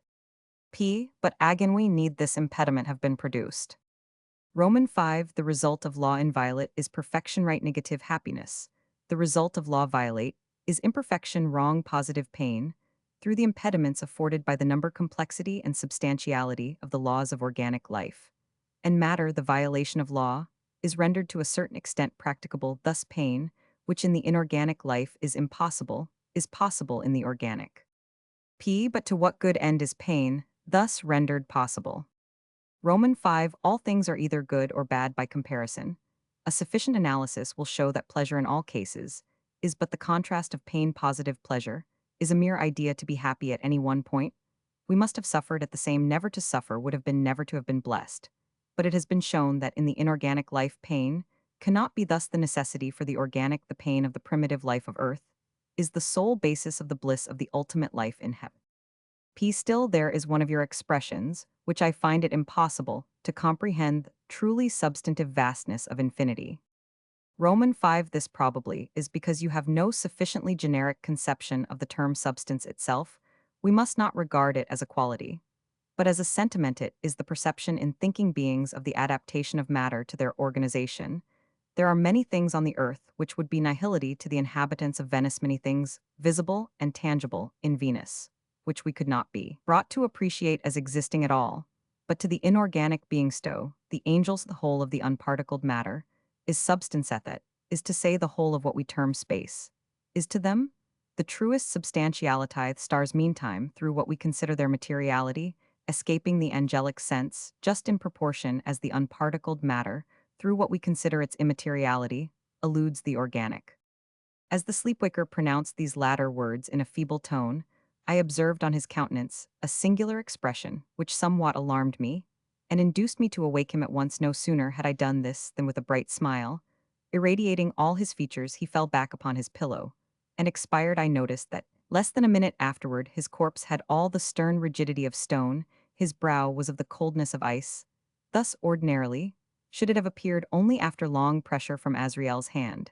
Had the sleepwaker, indeed, during the latter portion of his discourse, been addressing me from out the region of the shadows. The facts in the case of Roman 1000 Valdemar. Of course, I shall not pretend to consider it any matter for wonder that the extraordinary case of Roman 1000 Valdemar has excited discussion.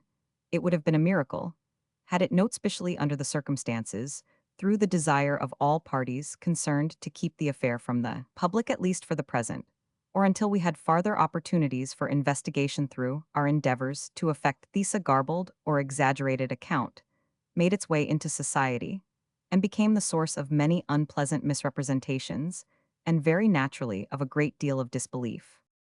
It is now rendered necessary that I give the facts as far as I comprehend them myself. They are succinctly these. My attention for the last 3 years had been repeatedly drawn to the subject of mesmerism, and about 9 months ago, it occurred to me quite suddenly that in the series of experiments made hitherto, there had been a very remarkable and most unaccountable omission. No person had as yet been mesmerized in articulo mortis.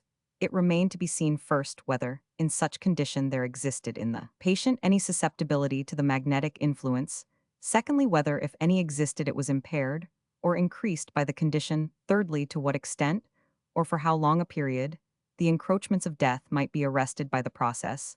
There were other points to be ascertained, but these most excited my curiosity, last in especial, from the immensely important character of its consequences.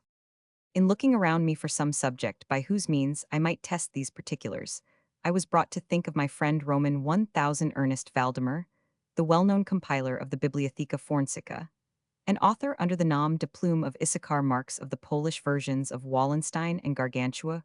Roman 1000 Valdemar, who has resided principally at Haarlem, NY, since the year 1839, is or was particularly noticeable for the extreme spareness of his person, his lower limbs much resembling those of John Randolph, and also for the whiteness of his whiskers, in violent contrast to the blackness of his hair. The latter, in consequence, being very generally mistaken for a Whig, his temperament was markedly nervous, and rendered him a good subject for mesmeric experiment on 2 or 3 occasions.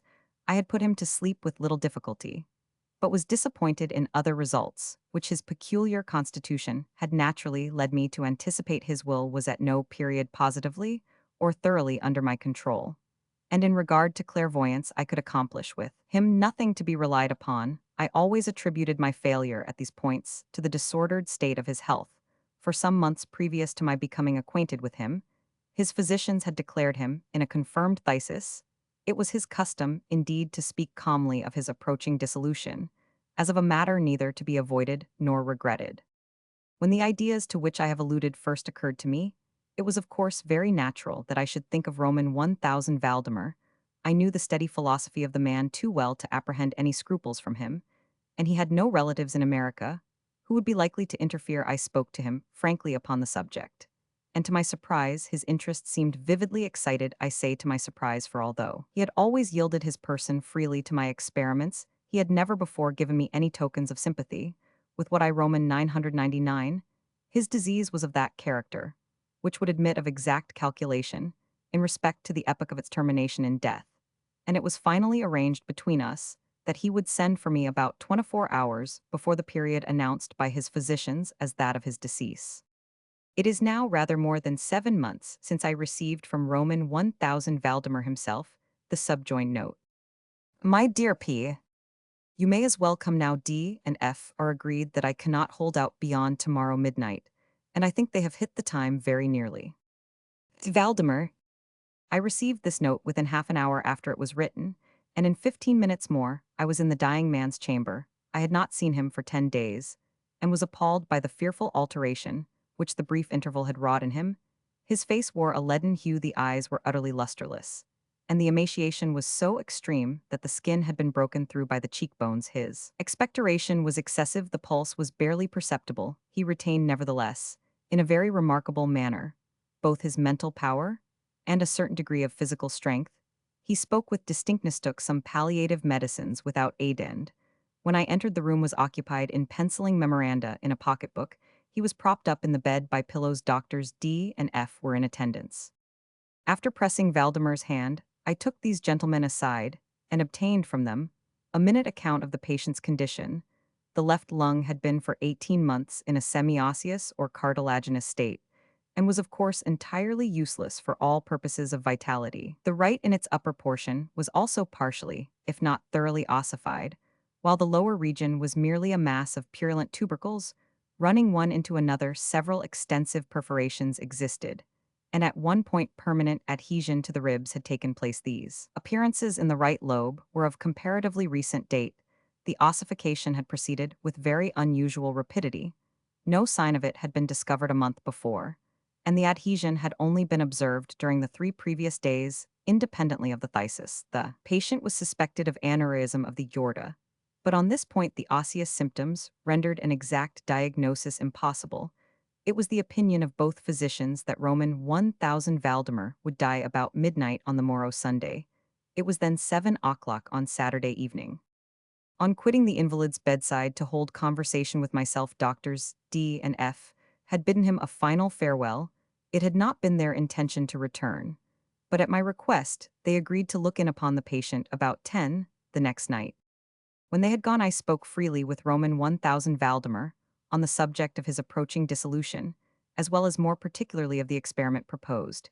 He still professed himself quite willing, and even anxious to have it made, and urged me to commence it at once. A male and a female nurse were in attendance, but I did not feel myself altogether at liberty to engage in a task of this character, with no more reliable witnesses than these people in case of sudden accident might prove. I therefore postponed operations until about 8 the next night, when the arrival of a medical student with whom I had some acquaintance, Mr. Theodore LL, relieved me from farther embarrassment. It had been my design, originally, to wait for the physicians, but I was induced to proceed first by the urgent entreaties of Roman 1000 Valdemar, and secondly by my conviction that I had not a moment to lose, as he was evidently sinking fast. Mr. LL was so kind as to accede to my desire that he would take notes of all that occurred, and it is from his memoranda that what I now have to relate is for the most part either condensed or copied verbatim. It wanted about 5 minutes of 8 when, taking the patient's hand, I begged him to state as distinctly as he could to Mr. LL whether he Roman 1000 Valdemar was entirely willing that I should make the experiment of mesmerizing him in his then condition. He replied feebly, yet quite audibly, "Yes, I wish to be. I fear you have mesmerized Edding immediately afterwards. I fear you have deferred it too long." While he spoke thus, I commenced the passes which I had already found most effectual in subduing him. He was evidently influenced with the first lateral stroke of my hand across his forehead, but although I exerted all my powers, no further perceptible effect was induced until some minutes after 10 o'clock, when doctors D and F called according to appointment. I explained to them in a few words what I designed, and as they opposed no objection, saying that the patient was already in the death agony, I proceeded without hesitation, exchanging, however, the lateral passes for downward ones, and directing my gaze entirely into the right eye of the sufferer. By this time, his pulse was imperceptible, and his breathing was stertorous, and at intervals of half a minute. This condition was nearly unaltered for a quarter of an hour at the expiration of this period, however natural, although a very deep sigh escaped the bosom of the dying man, and the stertorous breathing ceased that, is to say its stertorousness, was no longer apparent the intervals were undiminished, the patient's extremities were of an icy coldness. At 5 minutes before 11, I perceived unequivocal signs of the mesmeric influence. The glassy roll of the eye was changed for that expression of uneasy inward examination, which is never seen except in cases of sleepwaking, and which it is quite impossible to mistake with a few rapid lateral passes. I made the lids quiver as in incipient sleep, and with a few more I closed them. Altogether, I was not satisfied, however, with this, but continued the manipulations vigorously, and with the fullest exertion of the will, until I had completely stiffened the limbs of the slumberer, after placing them in a seemingly easy position. The legs were at full length, the arms were nearly so, and reposed on the bed at a moderate distance from the loin. The head was very slightly elevated. When I had accomplished this, it was fully midnight, and I requested the gentlemen present to examine Roman 1000 Valdemar's condition. After a few experiments, they admitted him to be in unusually perfect state of mesmeric trance. The curiosity of both the physicians was greatly excited. Dr. D resolved at once to remain with the patient all night, while Dr. F took leave with a promise to return at daybreak. Mr. LL and the nurses remained. We left Roman 1000 Valdemar entirely undisturbed, until about 3 o'clock in the morning, when I approached him, and found him in precisely the same condition as when Dr. F went away, that is to say, he lay in the same position. The pulse was imperceptible, the breathing was gentle, scarcely noticeable, unless through the application of a mirror to the lips the eyes were closed naturally, and the limbs were as rigid and as cold as marble. Still, the general appearance was certainly not that of death. As I approached Roman 1000 Valdemar, I made a kind of half effort to influence his right arm into pursuit of my own, as I passed the latter gently to and fro above his person. In such experiments with this patient, I had never perfectly succeeded before, and assuredly I had little thought of succeeding now. But to my astonishment, his arm very readily, although feebly, followed every direction I assigned it with mine. I determined to hazard a few words of conversation. Roman 1000 Valdemar, I said, are you asleep? He made no answer, but I perceived a tremor about the lips, and was thus induced to repeat the question again and again. At its third repetition, his whole frame was agitated by a very slight shivering. The eyelids unclosed themselves so far as to display a white line of the ball. The lips moved sluggishly, and from between them, in a barely audible whisper, issued the words, "Yes, asleep now, do not wake me, let me die so." I here felt the limbs, and found them as rigid as ever. The right arm, as before, obeyed the direction of my hand. I questioned the sleepwaker again. Do you still feel pain in the breast? Roman 1000 Valdemar. The answer now was immediate, but even less audible than before. No pain, I am dying. I did not think it advisable to disturb him farther just then, and nothing more was said or done until the arrival of Dr. F, who came a little before sunrise, and expressed unbounded astonishment at finding the patient still alive after feeling the pulse and applying a mirror to the lips. He requested me to speak to the sleepwaker again. I did so, saying, Roman 1000 Valdemar, do you still sleep? As before, some minutes elapsed ere a reply was made, and during the interval the dying man seemed to be collecting his energies to speak. At my fourth repetition of the question, he said very faintly, almost inaudibly, "Yes, still asleep, dying."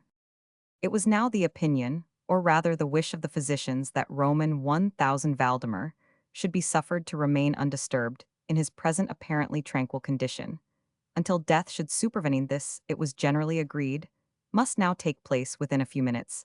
I concluded, however, to speak to him once more, and merely repeated my previous question. While I spoke, there came a marked change over the countenance of the sleepwaker. The eyes rolled themselves slowly open, the pupils disappearing upwardly.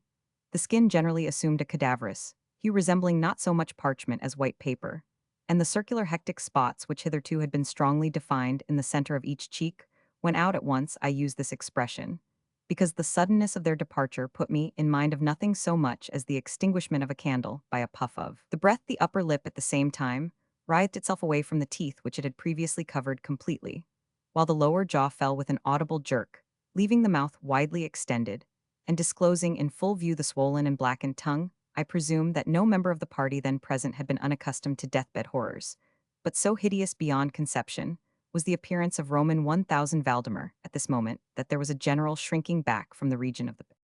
I now feel that I have reached a point of this narrative at which every reader will be startled into positive disbelief.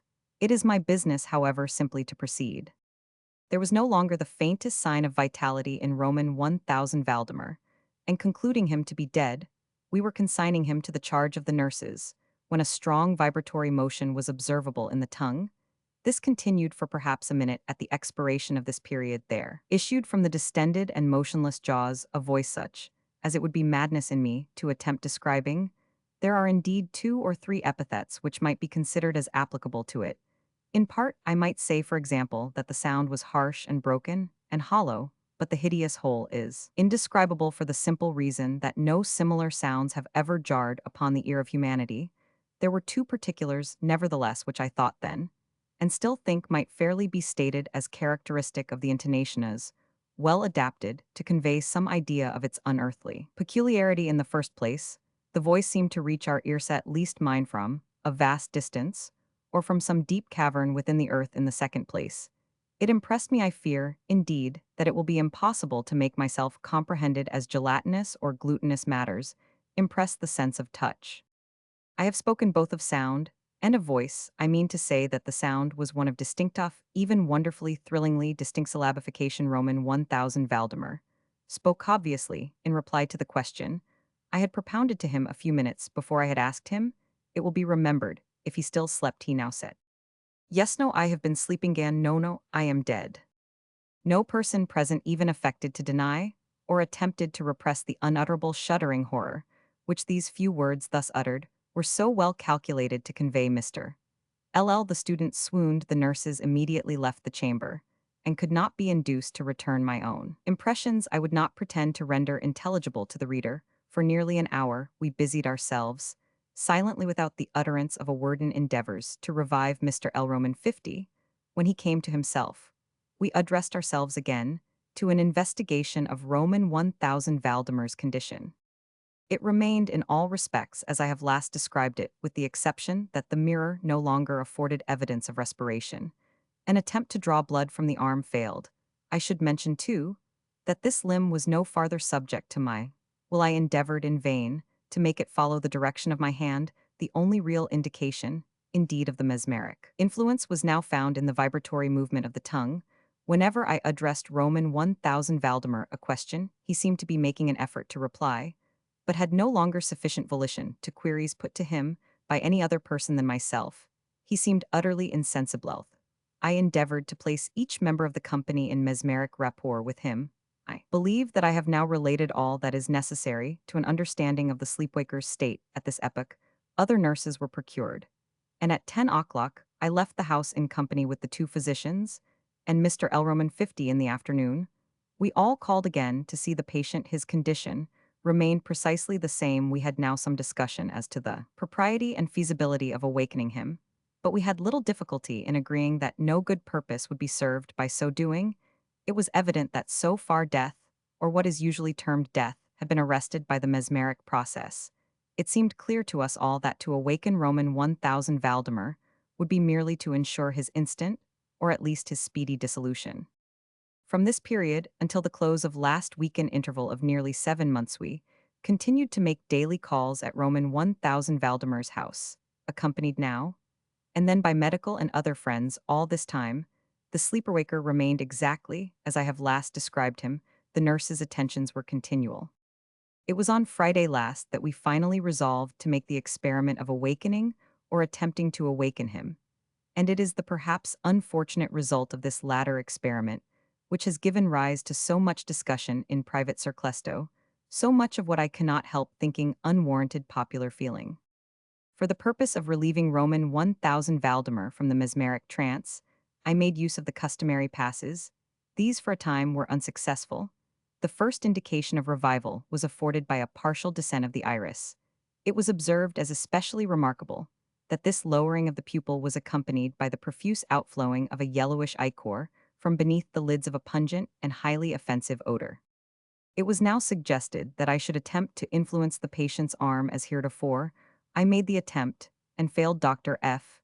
then intimated a desire to have me put a question. I did so as follows. Roman 1000 Valdemar, can you explain to us, what are your feelings or wishes now?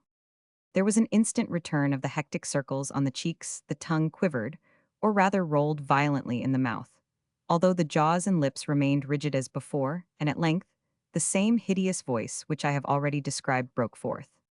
For God's sake, quick put me to sleeper quick and mequick, I say to you that I am dead. I was thoroughly unnerved, and for an instant remained, undecided what to do. At first, I made an endeavor to recompose the patient, but failing in this through total abeyance of the will, I retraced my steps, and as earnestly struggled to awaken him in this attempt, I soon saw that I should be successful, or at least I soon fancied that my success would be completed. I am sure that all in the room were prepared to see the patient awaken. For what really occurred, however, it is quite impossible that any human being could have been prepared. As I rapidly made the mesmeric passes amid ejaculations of dead, absolutely bursting from the tongue, and not from the lips of the sufferer, his whole frame at once within the space of a single minute, or even less, shrunk, crumbled absolutely, rotted away beneath my hands upon the bed. Before that whole company, there lay a nearly liquid mass of loathsome, oft detestable putrescence. The black cat. For the most wild yet most homely narrative which I am about to pen, I neither expect nor solicit belief. Mad indeed would I be to expect it, in a case where my very senses reject their own evidence. Yet mad am I not, and very surely do I not dream. But tomorrow I die, and today I would unburthen my soul. My immediate purpose is to place before the world plainly, succinctly, and without comment, a series of mere household events and their consequences. These events have terrified, have tortured, have destroyed me, yet I will not attempt to expound them to me. They have presented little but horror. Many they will seem less terrible than baroques. Hereafter perhaps some intellect may be found, which will reduce my phantasm to the commonplace, some intellect, more calm, more logical, and far less excitable than my own, which will perceive in the circumstances I detail, with awe, nothing more than an ordinary succession of very natural causes and effects. From my infancy, I was noted for the docility and humanity of my disposition. My tenderness of heart was even so conspicuous as to make me the jest of my companions. I was especially fond of animals, and was indulged by my parents with a great variety of pets. With these I spent most of my time, and never was so happy as when feeding and caressing them. This peculiarity of character grew with my growth, and in my manhood I derived from it one of my principal sources of pleasure. To those who have cherished an affection for a faithful and sagacious dog, I need hardly be at the trouble of explaining the nature or the intensity of the gratification thus derivable. There is something in the unselfish and self-sacrificing love of a brute, which goes directly to the heart of him, who has had frequent occasion to test the paltry friendship and gossamer fidelity of mere man. I married early and was happy to find in my wife a disposition not uncongenial with my own. Observing my partiality for domestic pets, she lost no opportunity of procuring those of the most agreeable kind. We had birds, goldfish, a fine dog, rabbits, a small monkey, and a cat. This latter was a remarkably large and beautiful animal, entirely black, and sagacious to an astonishing degree. In speaking of his intelligence, my wife, who at heart was not a little tinctured with superstition, made frequent allusion to the ancient popular notion, which regarded all black cats as witches in disguise. Not that she was ever serious upon this point, and I mention the matter at all for no better reason than that it happens just now to be remembered. Plutathes was the cat's name, was my favorite pet, and playmate. I alone fed him, and he attended me wherever I went about the house. It was even with difficulty that I could prevent him from following me through the streets. Our friendship lasted in this manner for several years, during which my general temperament and character, through the instrumentality of the fiend, intemperance, had, I blush to confess, it experienced a radical alteration. For the worse, I grew day by day more moody, more irritable, more regardless of the feelings of others. I suffered myself to use intemperate language to my wife. At length, I even offered her personal violence. My pets, of course, were made to feel the change in my disposition. I not only neglected, but loosed them for Pluto. However, I still retained sufficient regard to restrain me from maltreating him, as I made no scruple of maltreating the rabbits, the monkey, or even the dog, when by accident or through affection they came in my way. But my disease grew upon me, for what disease is like alcohol, and at length even Pluto, who was now becoming old and consequently somewhat peevish, even Pluto began to experience the effects of my ill temper. One night, returning home much intoxicated from one of my haunts about town, I fancied that the cat avoided my presence, I seized him, when in his fright at my violence, he inflicted a slight wound upon my hand, with his teeth. The fury of a demon instantly possessed me. I knew myself, no longer my original soul seemed at once to take its flight from my body, and a more than fiendish malevolence nurtured, thrilled every fiber of my frame. I took from my waistcoat pocket a penknife, opened it, grasped the poor beast by the throat, and deliberately cut one of its eyes from the socket. I blush, I burn, I shudder, while I pen the damnable atrocity. When reason returned with the morning wind, I had slept off the fumes of the night's debauch. I experienced a sentiment half of horror, half of remorse, for the crime of which I had been guilty. But it was at best a feeble and equivocal feeling, and the soul remained untouched. I again plunged into excess, and soon drowned in wine all memory of the deed. In the meantime, the cat slowly recovered the socket of the lost eye, presented, it is true, a frightful appearance. But he no longer appeared to suffer any pain. He went about the house as usual, but as might be expected, fled in extreme terror at my approach. I had so much of my old heart left as to be at first grieved by this evident dislike on the part of a creature which had once so loved me, but this feeling soon gave place to irritation, and then came, as if to my final and irrevocable overthrow, the spirit of perverseness of this spirit philosophy takes no account. Yet I am not more sure that my soul lives than I am that perverseness is one of the primitive impulses of the human heart and of the indivisible primary faculties, or sentiments, which give direction to the character of man, who has not 100 times found himself committing a vile or a silly action for no other reason than because he knows he should not have. We not a perpetual inclination, in the teeth of our best judgment, to violate that which is law merely because we understand it to be such. This spirit of perverseness, I say, came to my final overthrow. It was this unfathomable longing of the soul to vex itself, to offer violence to its own nature, do wrong, for the wrong's sake only, that urged me to continue, and finally to consummate the injury I had inflicted upon the unoffending brute. One morning, in cool blood, I slipped a noose about its neck and hung it to the limb of a tree, hung it with the tears streaming from my eyes, and with the bitterest remorse at my heart hung it, because I knew that it had loved me, and because I felt it had given me no reason of offense. Hung it, because I knew that in so doing I was committing a sin, a deadly sin, that would so jeopardize my immortal soul, as to place it, if such a thing were possible, even beyond the reach of the infinite mercy of the most merciful and most terrible God. On the night of the day on which this cruel deed was done, I was aroused from sleep by the cry of fire. The curtains of my bed were in flames, the whole house was blazing. It was with great difficulty that my wife, a servant, and myself made our escape from the conflagration. The destruction was complete, my entire worldly wealth was swallowed up, and I resigned myself thenceforward to despair. I am above the weakness of seeking to establish a sequence of cause and effect between the disaster and the atrocity, but I am detailing a chain of facts and wish not to leave even a possible link imperfect. On the day succeeding the fire, I visited the ruins. The walls, with one exception, had fallen. In this exception was found in a compartment wall not very thick which stood about the middle of the house, and against which had rested the head of my bed. The plastering had here in great measure resisted the action of the fire, a fact which I attributed to its having been recently spread about this wall. A dense crowd were collected, and many persons seemed to be examining a particular portion of it with very minute and eager attention. The words strange, singular, and other similar expressions excited my curiosity. I approached, and saw, as if graven in bas relief upon the white surface, the figure of a gigantic cat. The impression was given with an accuracy truly marvelous. There was a rope about the animal's neck. When I first beheld this apparition, I could scarcely regard it as lesme. Wonder and my terror were extreme. But at length, reflection came to my aid. The cat, I remembered, had been hung in a garden adjacent to the house upon the alarm of fire. This garden had been immediately filled by the crowd, some one of whom the animal must have been cut from the tree and thrown through an open window into my chamber. This had probably been done with the view of arousing me from sleep. The falling of other walls had compressed the victim of my cruelty into the substance of the freshly spread plaster, the lime of which, with the flames and the ammonia from the carcass, had then accomplished the portraiture as I saw it.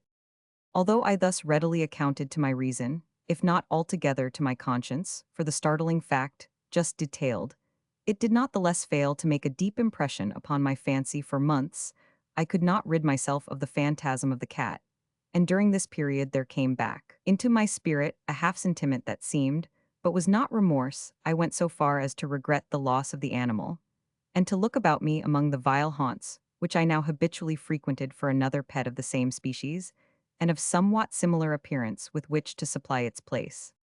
One night, as I sat half stupefied in a den of more than infamy my attention, was suddenly drawn to some black object reposing upon the head of one of the immense hogsheads of gin, or of rum, which constituted the chief furniture of the apartment I had been looking steadily at the top of this hogshead for some minutes, and what now caused me surprise was the fact that I had not sooner perceived the object thereupon I approached it, and touched it with my hand.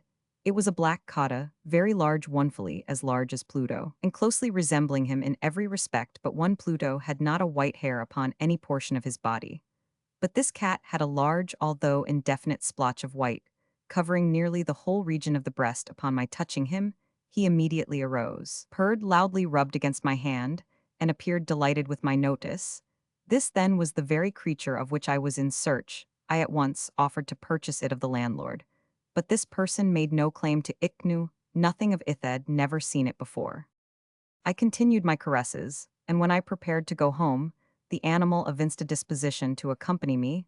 I permitted it to do so, occasionally stooping and patting it. As I proceeded, when it reached the house it domesticated itself at once, and became immediately a great favorite with my wife. For my own part, I soon found a dislike to it arising within me. This was just the reverse of what I had anticipated, but I know not how or why it was its evident fondness for myself. Rather disgusted and annoyed by slow degrees, these feelings of disgust and annoyance rose into the bitterness of hatred. I avoided the creature. Certain sense of shame, and the remembrance of my former deed of cruelty preventing me from physically abusing it, I did not for some weeks strike or otherwise violently ill-use it, but very gradually I came to look upon it with unutterable loathing, and to flee silently from its odious presence, as from the breath of a pestilence. What added no doubt to my hatred of the beast was the discovery on the morning, after I brought it home, that, like Pluto, it also had been deprived of one of its eyes. This circumstance, however, only endeared it to my wife, who, as I have already said, possessed in a high degree that humanity of feeling which had once been my distinguishing trait, and the source of many of my simplest and purest pleasures. With my aversion to this cat, however, its partiality for myself seemed to increase. It followed my footsteps with a pertinacity which it would be difficult to make the reader comprehend. Whenever I sat, it would crouch beneath my chair, or spring upon my knees, covering me with its loathsome caresses. If I arose to walk, it would get between my feet and thus nearly throw me down, or fastening its long and sharp claws in my dress, clamber, in this manner, to my breast at such times. Although I longed to destroy it with a blow, I was yet withheld from so doing, partly by a memory of my former crime, but chiefly, let me confess it at once, be absolute dread of the beast. This dread was not exactly a dread of physical Evelyn, yet I should be at a loss how otherwise to define it. I am almost ashamed to own eyes even in this felon's cell. I am almost ashamed to own that the terror and horror with which the animal inspired me had been heightened by one of the merest chimeras it would be possible to conceive. My wife had called my attention more than once to the character of the mark of white hair of which I have spoken, and which constituted the sole visible difference between the strange beast and the one I had destroyed. The reader will remember that this mark, although large, had been originally very indefinite, but by slow degrees, nearly imperceptible, and which for a long time my reason struggled to reject, as fanciful it had at length assumed a rigorous distinctness of outline. It was now the representation of an object that I shudder to name, and for this, above all, I loathed and dreaded, and would have rid myself of the monster, had I dared. It was now, I say, the image of a hideousaf, a ghastly thing off the gallows, so mournful and terrible engine of horror, and of crime, of agony, and of death. And now was I indeed wretched beyond the wretchedness of mere humanity, and a brute beast, whose fellow I had contemptuously destroyed, a brute beast to work out for me, a man fashioned in the image of the high God. So much of insufferable woe, alas! Neither by day nor by night knew I the blessing of rest any more. During the former, the creature left me no moment alone, and in the latter I started hourly from dreams of unutterable fear, to find the hot breath of the thing upon my face, and its vast weight an incarnate nightmare, that I had no power to shake off, incumbent eternally upon my heart. Beneath the pressure of torments such as these, the feeble remnant of the good within me succumbed. Evil thoughts became my sole intimates, darkest and most evil of thoughts. The moodiness of my usual temper increased to hatred of all things and of all mankind, while from the sudden, frequent, and ungovernable outbursts of a fury to which I now blindly abandoned myself, my uncomplaining wife, alas, was the most usual and the most patient of sufferers.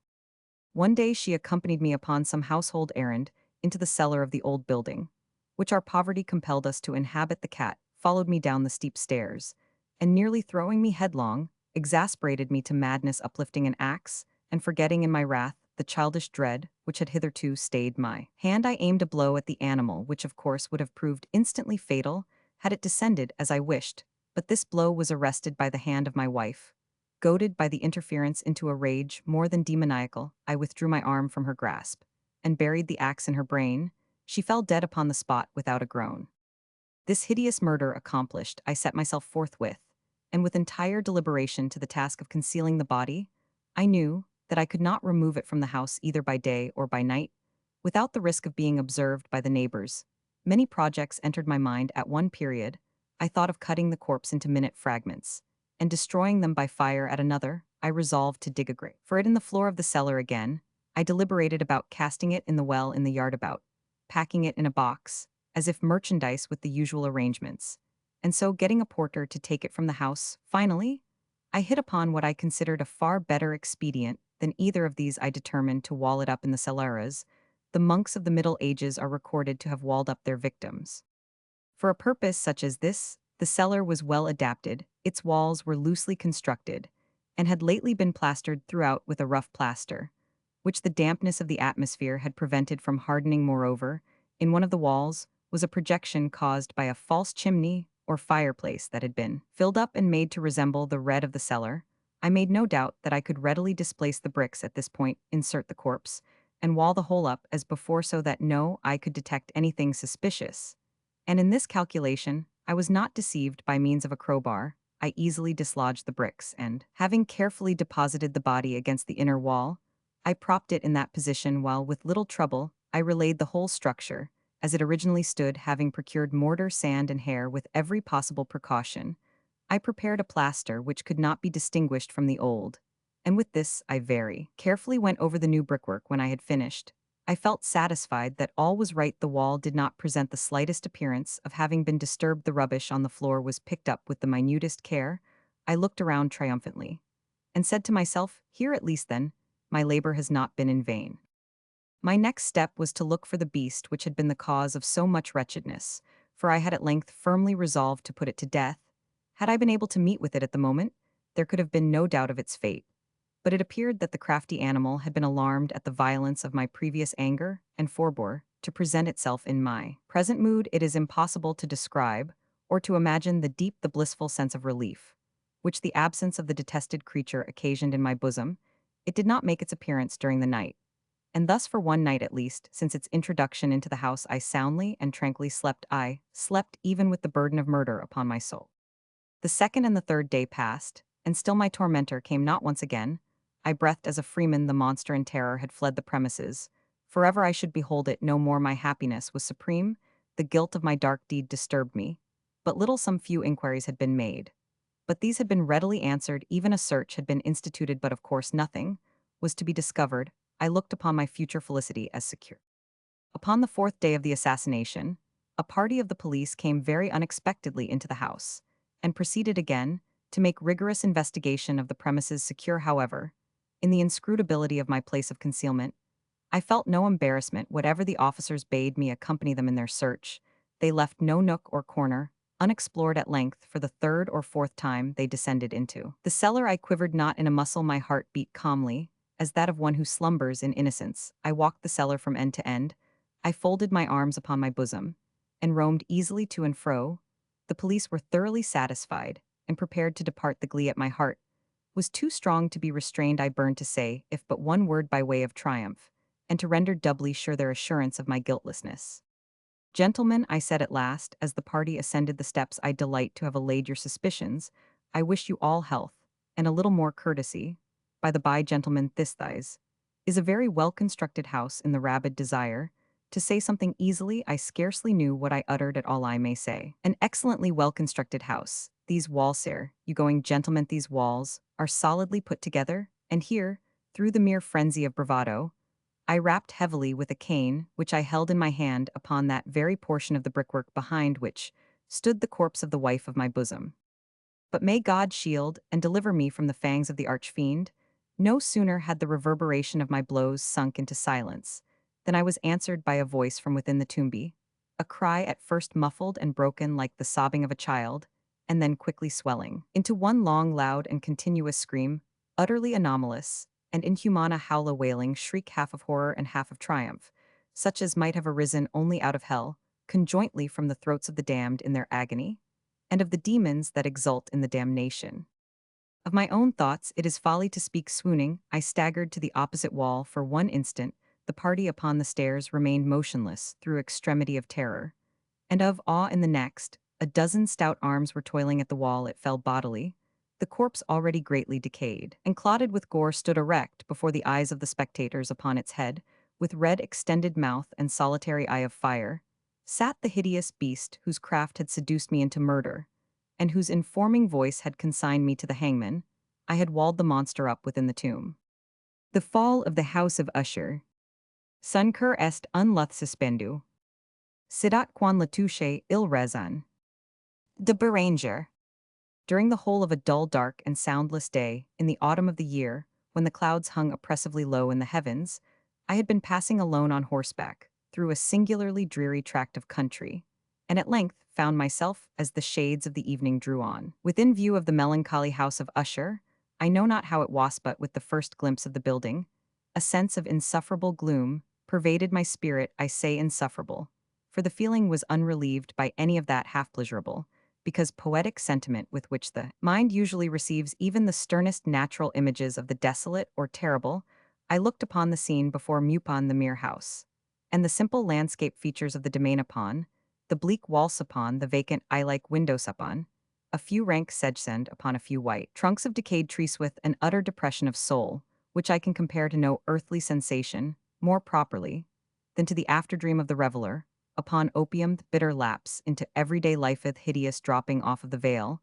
There was an iciness, a sinking, a sickening of the hearten, unredeemed dreariness of thought which no goading of the imagination could torture into aught of the sublime.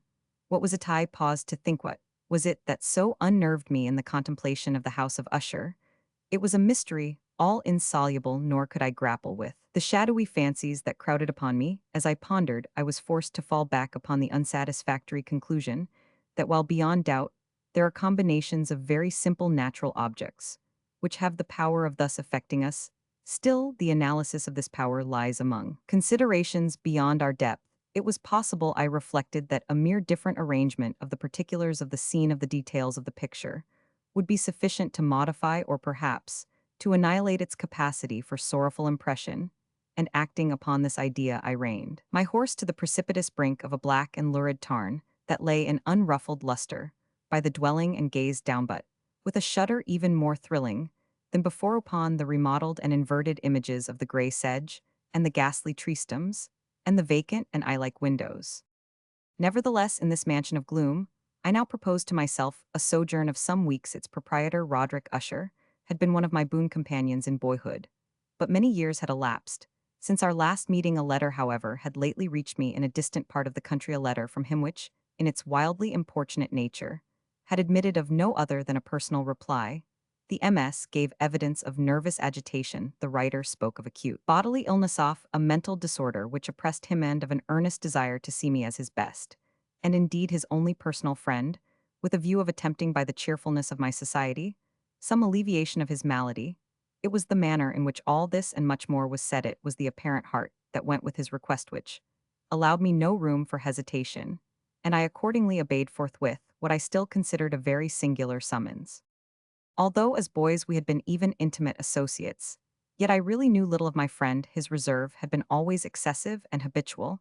I was aware, however, that his very ancient family had been noted time out of mind for a peculiar sensibility of temperament, displaying itself through long ages in many works of exalted art, and manifested of late in repeated deeds of munificent, yet unobtrusive charity, as well as in a passionate devotion to the intricacies, perhaps even more than to the orthodox and easily recognizable beauties of musical science. I had learned, too, the very remarkable fact that the stem of the Usher race, all time honored, as it was, had put forth at no period any enduring branch. In other words, that the entire family lay in the direct line of descent, and had always, with very trifling and very temporary variation, so lain. It was this deficiency, I considered, while running over in thought the perfect keeping of the character of the premises, with the accredited character of the people. And while speculating upon the possible influence, which the one in the long lapse of centuries might have exercised upon the other, it was this deficiency, perhaps of collateral issue, and the consequent undeviating transmission from sire to son of the patrimony, with the name which had at length so identified the two, as to merge the original title of the estate in the quaint and equivocal appellation of the House of Usher and Appellation, which seemed to include in the minds of the peasantry, who used it both the family and the family mansion. I have said that the sole effect of my somewhat childish experiment that, of looking down within the tarn had been to deepen the first singular impression. There can be no doubt that the consciousness of the rapid increase of my superstition for, why should I not so term? It served mainly to accelerate the increase itself. Such I have long known, is the paradoxical law of all sentiments having terror as a basis. And it might have been for this reason only that, when I again uplifted my eyes to the house itself from its image in the pool there, grew in my mind a strange fancy, a fancy so ridiculous, indeed, that I but mention it to show the vivid force of the sensations, which oppressed me. I had so worked upon my imagination, as really to believe that about the whole mansion and domain there hung an atmosphere, peculiar to themselves and their immediate vicinity, an atmosphere which had no affinity with the air of heaven, but which had reeked up from the decayed trees, and the grey wall, and the silent tarn, pestilent and mystic vapor, dull, sluggish, faintly discernible, and leaden-hued. Shaking off from my spirit what must have been a dream, I scanned more narrowly the real aspect of the building. Its principal feature seemed to be that of an excessive antiquity. The discoloration of ages had been great minute fungi, overspread the whole exterior, hanging in a fine tangled webwork from the eaves. Yet all this was apart from any extraordinary dilapidation. No portion of the masonry had fallen, and there appeared to be a wild inconsistency between its still perfect adaptation of parts and the crumbling condition of the individual stones. In this there was much that reminded me of the specious totality of old woodwork, which has rotted for long years in some neglected vault, with no disturbance from the breath of the external air. Beyond this indication of extensive decay, however, the fabric gave little token of instability. Perhaps the eye of a scrutinizing observer might have discovered a barely perceptible fissure, which, extending from the roof of the building in front, made its way down the wall in a zigzag direction, until it became lost in the sullen waters of the tarn. Noticing these things, I rode over a short causeway to the house.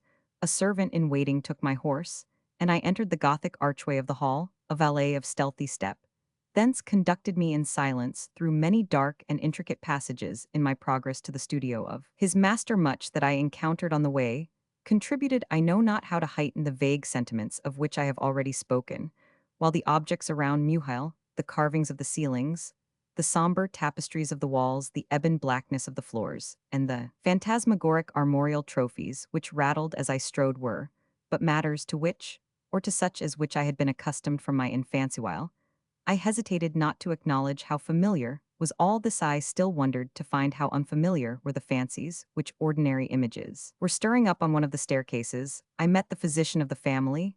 His countenance, I thought, wore a mingled expression of low cunning and perplexity. He accosted me with trepidation, and passed on. The valet now threw open a door, and ushered me into the presence of his master. The room in which I found myself was very large and lofty.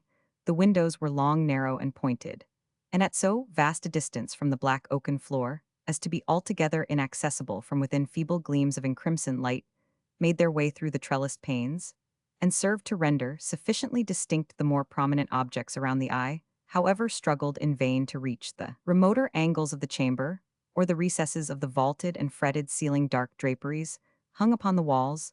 The general furniture was profuse, comfortless, antique, and tattered. Many books and musical instruments lay scattered about, but failed to give any vitality to the scene. I felt that I breathed an atmosphere of sorrow. An air of stern, deep, and irredeemable gloom hung over and pervaded all.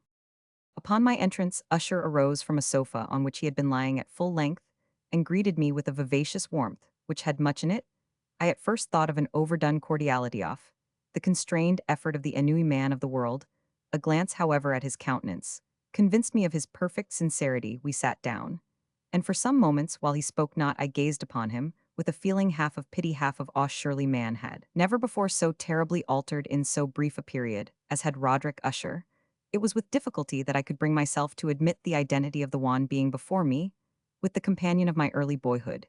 Yet the character of his face had been at all times remarkable a cadaverousness of complexion, an eye large, liquid, and luminous beyond comparison, lips somewhat thin and very pallid, but of a surpassingly beautiful curve, a nose of a delicate Hebrew model, but with a breadth of nostril unusual in similar formations, a finely molded chin, speaking in its want of prominence of a want of moral energy, hair of a more than web-like softness, and tenuity, these features with an inordinate expansion above the regions of the temple, made up altogether a countenance not easily to be forgotten, and now, in the mere exaggeration of the prevailing character of these features, and of the expression they were wont to convey, lay so much of change that I doubted to whom I spoke. The now ghastly pallor of the skin, and the now miraculous luster of the eye above all things startled. And even awed me, the silken hair too had been suffered to grow all unheeded. And as in its wild gossamer texture it floated rather than fell about the face, I could not even with effort connect its arabesque expression with any idea of simple humanity. In the manner of my friend, I was at once struck with an incoherency and inconsistency, and I soon found this to arise from a series of feeble and futile struggles to overcome an habitual trepidancy and excessive nervous agitation. For something of this nature, I had indeed been prepared no less by his letter than by reminiscences of certain boyish traits, and by conclusions deduced from his peculiar physical conformation and temperament. His action was alternately vivacious and sullen, his voice varied rapidly from a tremulous indecision, when the animal spirit seemed utterly in abeyance, to that species of energetic concision, that abrupt, weighty, unhurried, and hollow-sounding enunciation, that leaden, self-balanced, and perfectly modulated guttural utterance, which may be observed in the lost drunkard or the irreclaimable eater of opium during the periods of his most intense excitement. It was thus that he spoke of the object of my visit, of his earnest desire to see me, and of the solace he expected me to afford him. He entered at some length into what he conceived to be the nature of his malady. It was, he said, a constitutional and a family evil, and one for which he despaired to find a remedy, a mere nervous affection. He immediately added, which would undoubtedly soon pass off. It displayed itself in a host of unnatural sensations. Some of these, as he detailed them, interested and bewildered me, although perhaps the terms and the general manner of the narration had their weight. He suffered much from a morbid acuteness of the senses. The most insipid food was alone endurable. He could wear only garments of certain texture. The odors of all flowers were oppressive. His eyes were tortured by even a faint light, and there were but peculiar sounds, and these from stringed instruments, which did not inspire him with horror. To an anomalous species of terror, I found him a bounden slave. I shall perish, said he, I must perish in this deplorable folly. Thus, and not otherwise, shall I be lost. I dread the events of the future, not in themselves, but in their results. I shudder at the thought of any, even the most trivial incident, which may operate upon this intolerable agitation of soul. I have indeed no abhorrence of danger, except in its absolute effect in terror. In this, unnerved in this pitiable condition, I feel that the period will sooner or later arrive, when I must abandon life and reason together, in some struggle with the grim phantasm fear. I learned, moreover, at intervals, and through broken and equivocal hints, another singular feature of his mental condition. He was enchained by certain superstitious impressions in regard to the dwelling which he tenanted, and whence for many years he had never ventured forth in regard to an influence whose supposititious force was conveyed in terms too shadowy here to be restate, an influence which some peculiarities in the mere form and substance of his family mansion had, by dint of long sufferance, he said, obtained over his spirit, an effect which the physique of the grey walls and turrets, and of the dim tarn into which they all looked down, had at length brought about upon the morale of his existence. He admitted, however, although with hesitation, that much of the peculiar gloom which thus afflicted him could be traced to a more natural and far more palpable origin, to the severe and long-continued illness, indeed to the evidently approaching dissolution of a tenderly beloved sister, his sole companion for long years, she's last and only relative on earth. Her decease, he said, with a bitterness which I can never forget, would leave him the hopeless and the frail, the last of the ancient race of the Ushers. While he spoke, the Lady Madeline, for so was she called, passed slowly through remote portion of the apartment, and without having noticed my presence disappeared. I regarded her with an utter astonishment, not unmingled with dread, and yet I found it impossible to account for such feelings.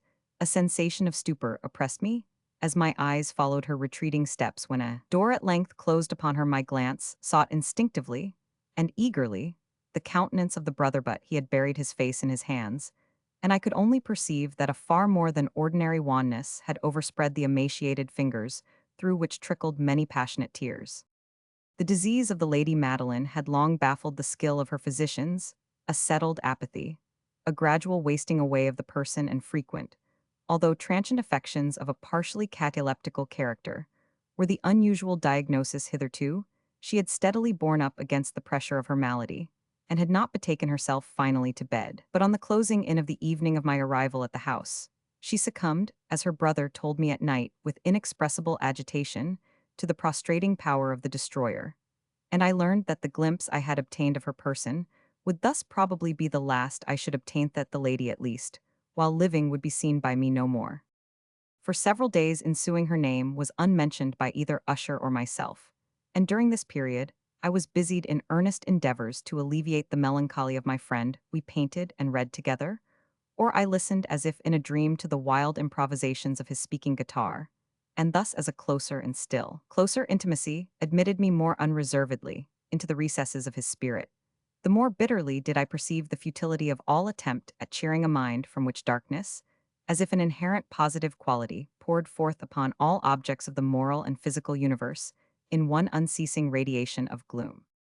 I shall ever bear about me a memory of the many solemn hours I thus spent alone with the master of the house of Usher, yet I should fail in any attempt to convey an idea of the exact character of the studies, or of the occupations in which he involved me, or led me the way an excited and highly distempered ideality through a sulphureous luster. Over all his long improvised dirges will ring forever in my ears. Among other things, I hold painfully in mind a certain singular perversion and amplification of the wild air of the last waltz of von Weber, from the paintings over which his elaborate fancy brooded, and which grew touch by touch into vaguenesses at which I shuddered the more thrillingly because I shuddered, knowing not why. From these paintings, vivid as their images now are before me, I would in vain endeavor to educe more than a small portion which should lie within the compass of merely written words.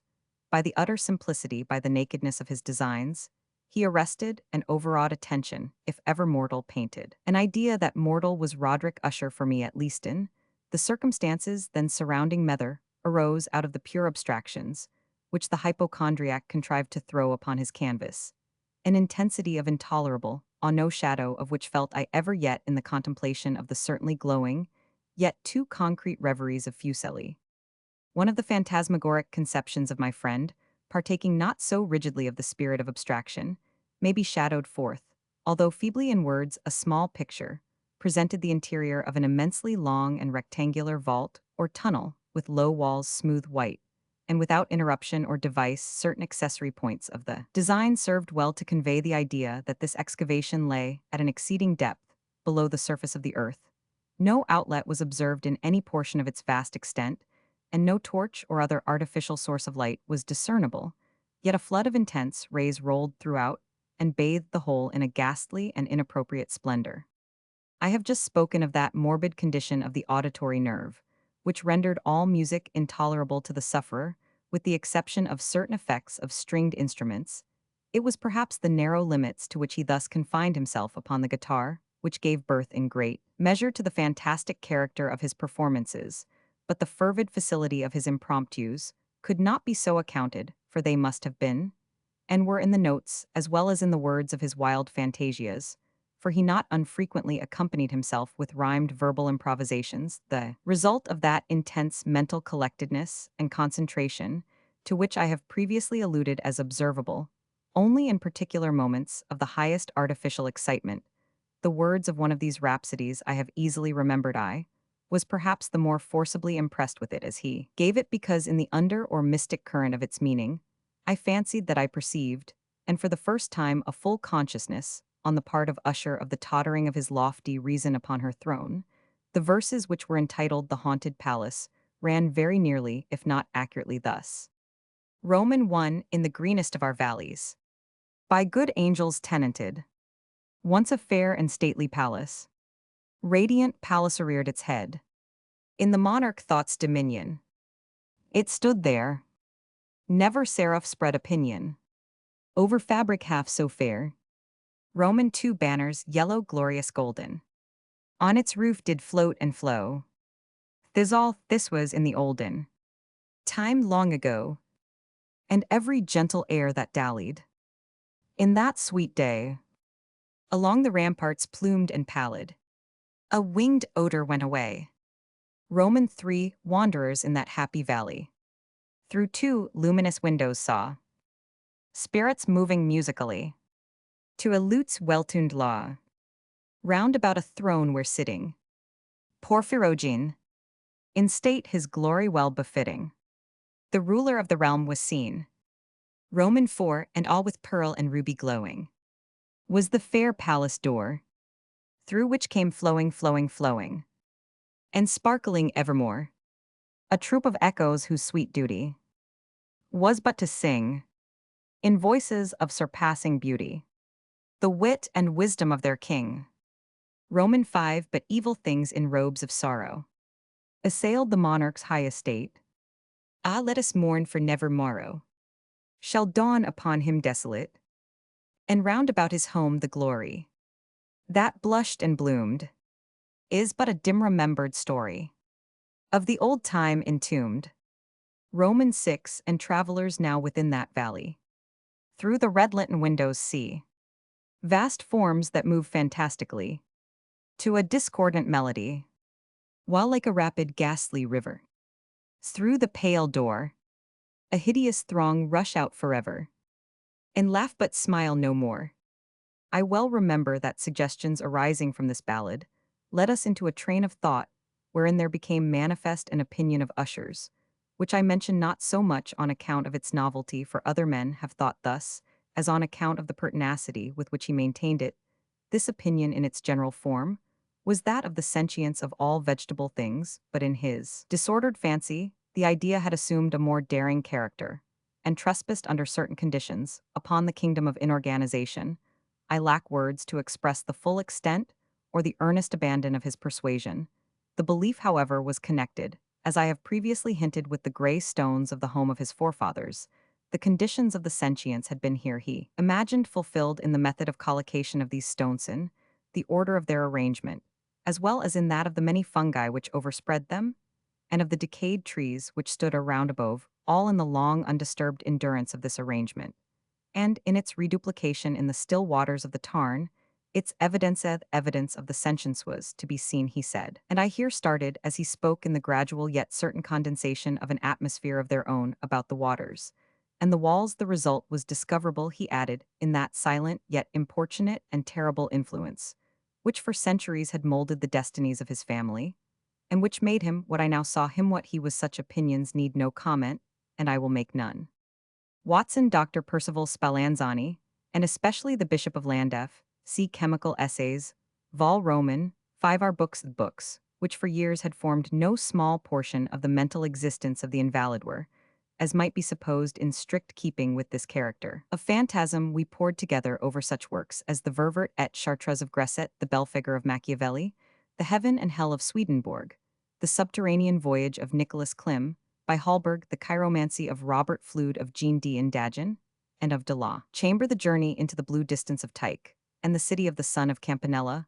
One favorite volume was a small octavo edition of the Directorium Inquisitorium by the Dominican Aymeric de Giern, and there were passages in Pomponius Mela about the old African satyrs and Egypans, over which Usher would sit dreaming for hours. His chief delight, however, was found in the perusal of an exceedingly rare and curious book, in quarto Gothic, the Manual of a Forgotten Church, Vigilii Mortuorum Secundum Coram Ecclesiae Magentini.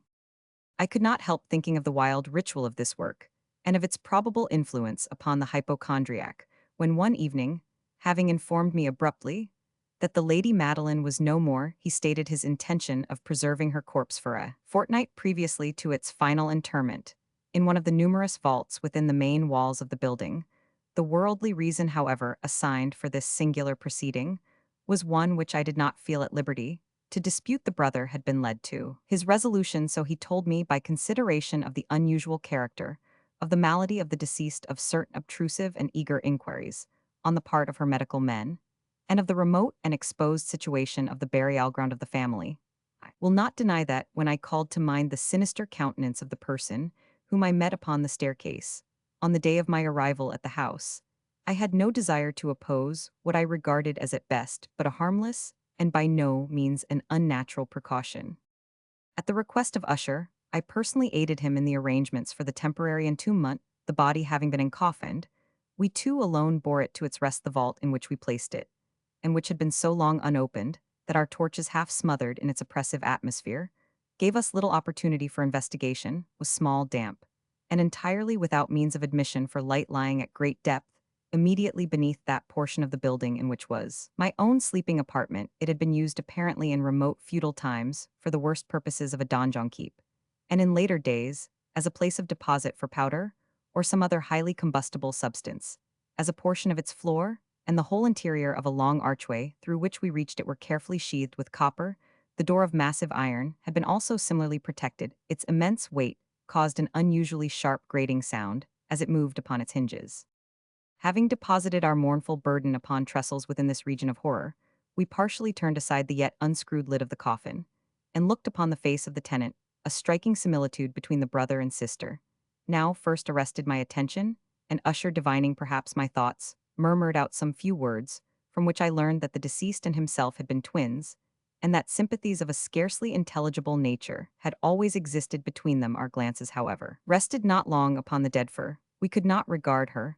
Anod, the disease which had thus entombed the lady in the maturity of youth, had left as usual in all maladies of a strictly cataleptical character, the mockery of a faint blush upon the bosom, and the face, and that suspiciously lingering smile upon the lip, which is so terrible in death. We replaced and screwed down the lid, and having secured the door of iron, made our way with toil into the scarcely less gloomy apartments of the upper portion of the house. And now some days of bitter grief having elapsed, an observable change came over the features of the mental disorder of my friend. His ordinary manner had vanished, his ordinary occupations were neglected or forgotten. He roamed from chamber to chamber with hurried, unequal and objectless step. The pallor of his countenance had assumed, if possible, a more ghastly hue, but the luminousness of his eye had utterly gone out. The once occasional huskiness of his tone was heard no more, and a tremulous quaver, as if of extreme terror, habitually characterized his utterance. There were times, indeed, when I thought his unceasingly agitated mind was laboring with some oppressive secret to divulge, which he struggled for the necessary courage. At times, again, I was obliged to resolve all into the mere inexplicable vagaries of madness, for I beheld him gazing upon vacancy for long hours in an attitude of the profoundest attention, as if listening to some imaginary sound. It was no wonder that his condition terrified, that it infected me. I felt creeping upon me by slow, yet certain degrees, the wild influences of his own fantastic, yet impressive superstitions. It was especially upon retiring to bed late in the night of the 7th or 8th day, after the placing of the Lady Madeline within the donjon, that I experienced the full power of such feelings. Sleep came not near my couch while the hours waned and waned away. I struggled to reason off the nervousness which had dominion over me. I endeavored to believe that much, if not all, of what I felt was due to the bewildering influence of the gloomy furniture of the room, off the dark and tattered draperies, which, tortured into motion by the breath of a rising tempest, swayed fitfully to and fro upon the walls, and rustled uneasily about the decorations of the bed. But my efforts were fruitless. An irrepressible tremor gradually pervaded my frame, and at length there sat upon my very heart an incubus of utterly causeless alarm. Shaking this off with a gasp and a struggle, I uplifted myself upon the pillows, and peering earnestly within the intense darkness of the chamber, hearkened. I know not why, except that an instinctive spirit prompted me to certain low and indefinite sounds which came through the pauses of the storm at long intervals. I knew not whence, overpowered by an intense sentiment of horror, unaccountable, yet unendurable, I threw on my clothes with haste, for I felt that I should sleep no more during the night, and endeavored to arouse myself from the pitiable condition into which I had fallen by pacing rapidly to and fro through the apartment. I had taken but few turns in this manner, when a light step on an adjoining staircase arrested my attention. I presently recognized it as that of Usher. In an instant afterward, he rapped with a gentle touch at my door, and entered bearing a lamp. His countenance was as usual cadaverously wan, but moreover, there was a species of mad hilarity in his eyes, evidently restrained hysteria, in his whole demeanor.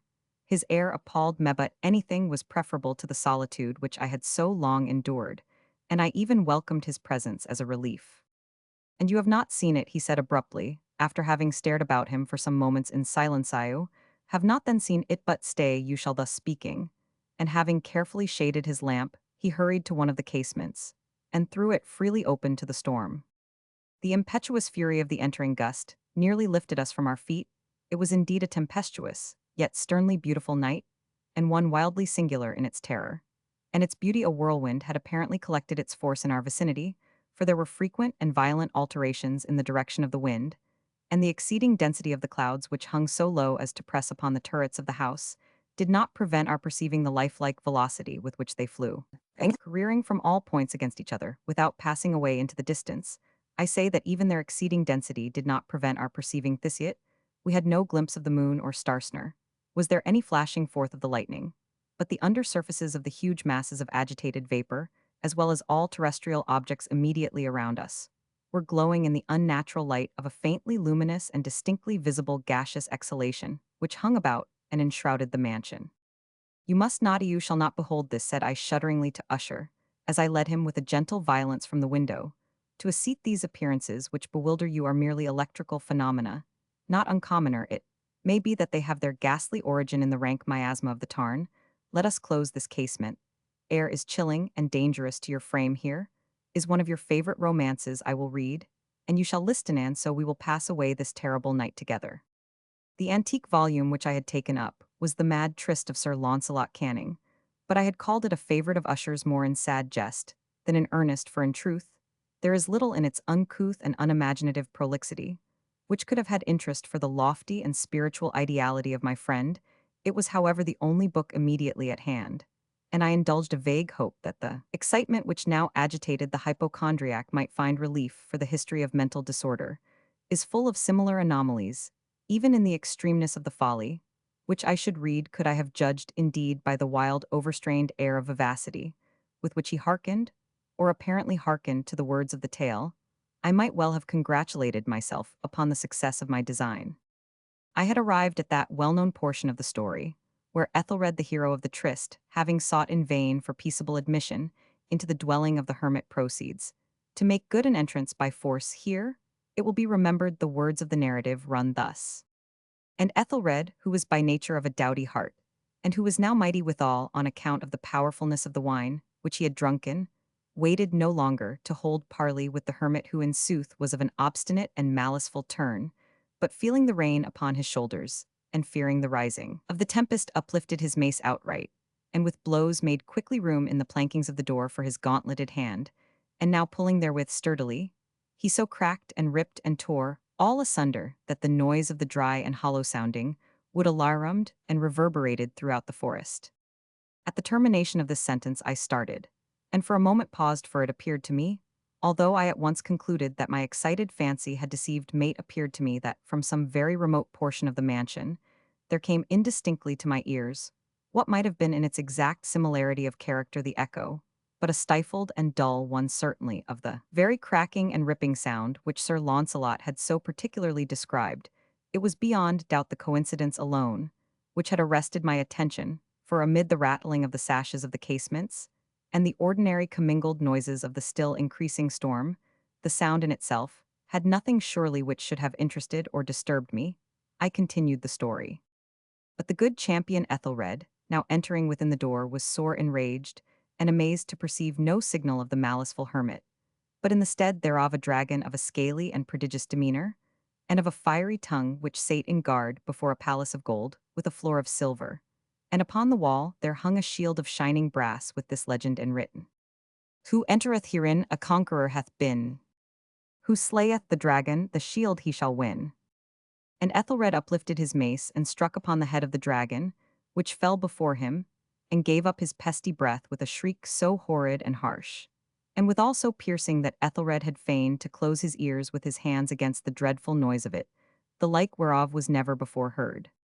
Here again I paused abruptly, and now with a feeling of wild amazement, for there could be no doubt whatever that in this instance I did actually hear, although from what direction it proceeded I found it impossible to say, a low and apparently distant, but harsh, protracted, and most unusual screaming or grating sound, exact counterpart of what my fancy had already conjured up for the dragon's unnatural shriek, as described by the romancer.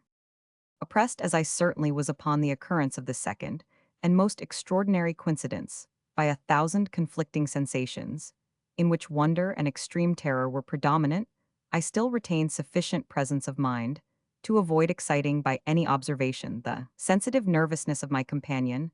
I was by no means certain that he had noticed the sounds in question, although assuredly a strange alteration had during the last few minutes taken place in his demeanor. From a position fronting my own, he had gradually brought round his chair so as to sit with his face to the door of the chamber, and thus I could but partially perceive his features. Although I saw that his lips trembled as if he were murmuring inaudibly, his head had dropped upon his breast, yet I knew that he was not asleep from the wide and rigid opening of the eye as I caught a glance of it in profile. The motion of his body, too, was at variance with this idea, for he rocked from side to side, with a gentle yet constant and uniform sway. Having rapidly taken notice of all this, I resumed the narrative of Sir Launcelot, which thus proceeded. And now the champion, having escaped from the terrible fury of the dragon, bethinking himself of the brazen shield, and of the breaking up of the enchantment, which was upon it, removed the carcass from out of the way before him, and approached valorously over the silver pavement of the castle, to where the shield was upon the wall, which in sooth tarried not for his full coming, but fell down at his feet upon the silver floor with a mighty great and terrible ringing sound. No sooner had these syllables passed my lips than as, if a shield of brass had indeed at the moment fallen heavily upon a floor of silver, I became aware of a distinct hollow metallic and clangorous, yet apparently muffled reverberation. Completely unnerved, I leaped to my feet, but the measured rocking movement of Usher was undisturbed. I rushed to the chair in which he sat. His eyes were bent fixedly before him, and throughout his whole countenance there reigned a stony rigidity.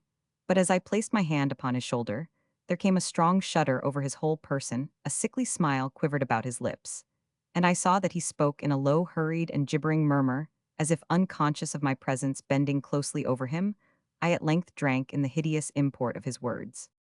Not hear it as I hear it, and have heard it long, long, long, many minutes, many hours, many days have I heard it yet. I dared not, oh pity me, miserable wretch, that I dared not speak. We have put her living in the tomb, said I not that my senses were acute? I now tell you that I heard her first feeble movements in the hollow coffin. I heard the many days ag.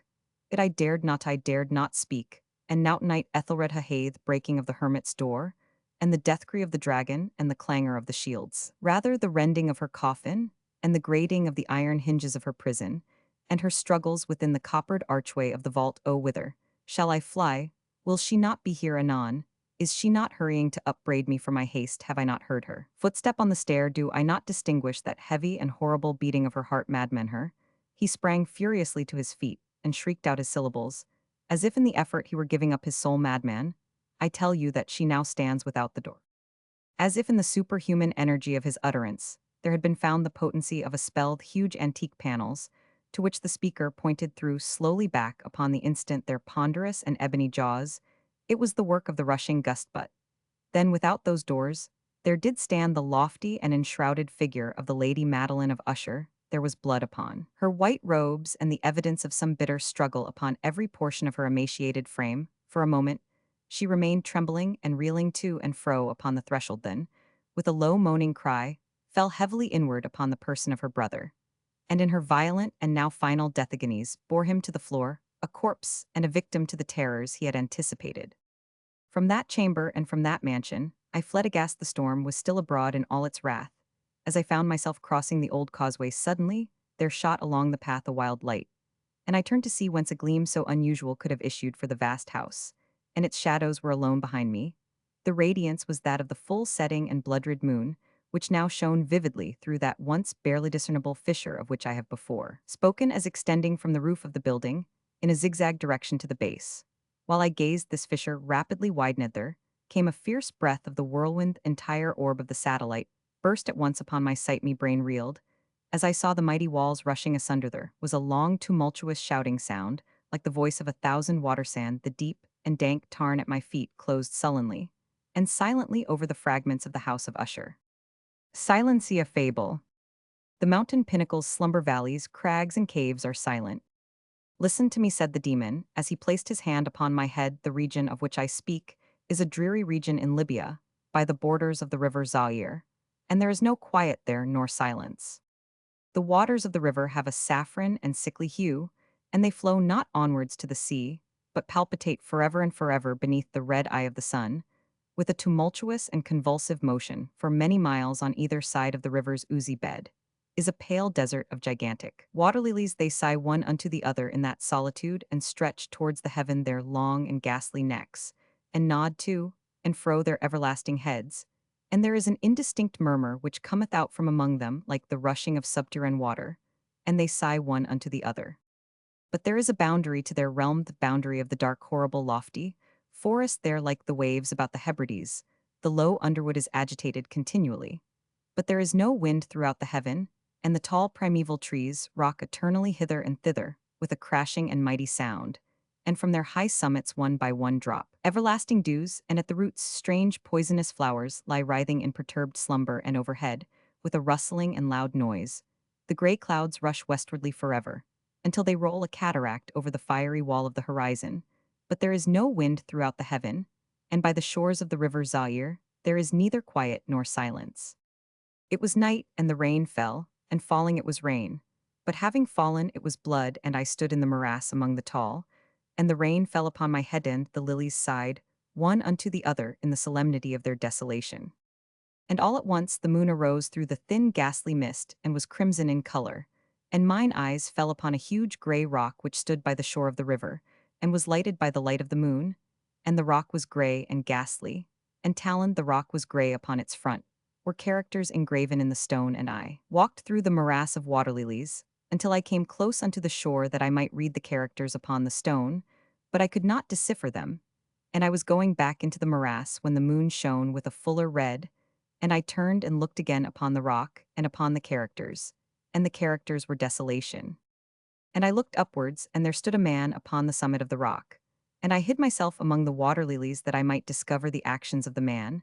And the man was tall and stately in form, and was wrapped up from his shoulders to his feet in the toga of old Rome, and the outlines of his figure were indistinct, but his features were the features of a deity, for the mantle of the night, and of the mist, and of the moon, and of the dew had left uncovered the features of his face, and his brow was lofty with thought, and his eye wild with care. And in the few furrows upon his cheek, I read the fables of sorrow and weariness, and disgust with mankind, and a longing after solitude. And the man sat upon the rock, and leaned his head upon his hand, and looked out upon the desolation. He looked down into the low, unquiet shrubbery, and up into the tall primeval trees, and up higher at the rustling heaven, and into the crimson moon, and I lay close within shelter of the lilies, and observed the actions of the man, and the man trembled in the solitude, but the night waned, and he sat upon the rock. And the man turned his attention from the heaven, and looked out upon the dreary river Zaire, and upon the yellow ghastly waters, and upon the pale legions of the water lilies, and the man listened to the sighs of the water lilies, and to the murmur that came up from among them, and I lay close within my covert, and observed the actions of the man, and the man trembled in the solitude, but the night waned, and he sat upon the rock. Then I went down into the recesses of the morass, and waded afar in among the wilderness of the lilies, and called unto the hippopotami, which dwelt among the fens in the recesses of the morass, and the hippopotami heard my call, and came with the behemoth unto the foot of the rock, and roared loudly and fearfully beneath the moon, and I lay close within my covert, and observed the actions of the man, and the man trembled in the solitude, but the night waned, and he sat upon the rock. Then I cursed the elements with the curse of tumult, and a frightful tempest gathered in the heaven, where before there had been no wind, and the heaven became livid with the violence of the tempest, and the rain beat upon the head of the man, and the floods of the river came down, and the river was tormented into foam, and the water lilies shrieked within their beds, and the forest crumbled before the wind, and the thunder rolled, and the lightning fell, and the rock rocked to its foundation. And I lay close within my covert, and observed the actions of the man, and the man trembled in the solitude, but the night waned, and he sat upon the rock. Then I grew angry and cursed with the curse of silence the river, and the lilies, and the wind, and the forest, and the heaven, and the thunder, and the sighs of the water lilies, and they became accursed, and were still, and the moon ceased to totter up its pathway to heaven, and the thunder died away, and the lightning did not flash, and the clouds hung motionless, and the waters sunk to their level, and remained, and the trees ceased to rock, and the water lilies sighed no more, and the murmur was heard no longer from among them, nor any shadow of sound throughout the vast illimitable desert. and I looked upon the characters of the rock and they were changed, and the characters were silence. And mine eyes fell upon the countenance of the man, and his countenance was wan with terror. And hurriedly he raised his head from his hand, and stood forth upon the rock, and listened, but there was no voice throughout the vast illimitable desert, and the characters upon the rock were silence, and the man shuddered and turned his face away, and fled afar off in haste, so that I beheld him no more. Now there are fine tales in the volumes of the Magian, the iron-bound, melancholy volumes of the Magi therein, I say, are glorious histories of the heaven and of the earth, and of the mighty sea and of the genii that overruled the sea and the earth. And the lofty heaven there was much lore too in the sayings, which were said by the sibyls, and holy holy things were heard of old, by the dim leaves that trembled around Dodnabbut as Allah lived. That fable which the demon told me as he sat by my side in the shadow of the tomb, I hold to be the most wonderful of all, and, as the demon made an end of his story, he fell back within the cavity of the tomb and laughed. And I could not laugh with the demon, and he cursed me, because I could not laugh, and the lynx which dwelleth forever in the tomb came out therefrom, and lay down at the feet of the demon, and looked at him steadily in the face. The Mask of the Red Death. The Red Death had long devastated the country. No pestilence had ever been so fatal or so hideous. Blood was its avatar, and its cell the redness and the horror of blood. There were sharp pains and sudden dizziness, and then profuse bleeding at the pores, with dissolution the scarlet stains upon the body, and especially upon the face of the victim, were the pest ban which shut him out from the aid, and from the sympathy of his fellow men, and the whole seizure, progress, and termination of the disease were the incidents of half an hour. But the Prince Prospero was happy and dauntless and sagacious when his dominions were half depopulated. He summoned to his presence 1,000 hale and light-hearted friends from among the knights and dames of his court, and with these retired to the deep seclusion of one of his castellated abbeys. This was an extensive and magnificent structure, the creation of the prince's own eccentric, yet august taste. A strong and lofty wall girdled it. In this wall had gates of iron. The courtiers, having entered, brought furnaces and massy hammers, and welded the bolts they resolved to leave means, neither of ingress or egress to the sudden impulses of despair or of frenzy from within the abbey, was amply provisioned. With such precautions, the courtiers might bid defiance to contagion. The external world could take care of itself. In the meantime, it was folly to grieve, or to think the prince had provided all the appliances of pleasure. There were buffoons, there were improvisatori, there were ballad dancers, there were musicians, there was beauty, there was wine, all these. And security were within, without was the Red Death. It was toward the close of the 5th or 6th month of his seclusion, and while the pestilence raged most furiously abroad, that the Prince Prospero entertained his 1,000 friends at a masked ball of the most unusual magnificence. It was a voluptuous scene, that masquerade, but first let me tell of the rooms in which it was held. There were 7 an imperial suite in many palaces. However, such suites form a long and straight vista, while the folding doors slide back nearly to the walls on either hand, so that the view of the whole extent is scarcely impeded. Here the case was very different, as might have been expected from the Duke's love of the bazaar. The apartments were so irregularly disposed that the vision embraced but little more than one at a time. There was a sharp turn at every 20 or 30 yards, and at each turn a novel effect to the right and left. In the middle of each wall, a tall and narrow Gothic window looked out upon a closed corridor, which pursued the windings of the suite. These windows were of stained glass, whose color varied in accordance with the prevailing hue of the decorations of the chamber into which it opened. That at the eastern extremity was hung, for example, in blue, and vividly blue were its windows. The second chamber was purple in its ornaments and tapestries, and here the panes were purple. The third was green throughout, and so were the casements. The fourth was furnished and lighted with orangette, fifth with whited, sixth with violet.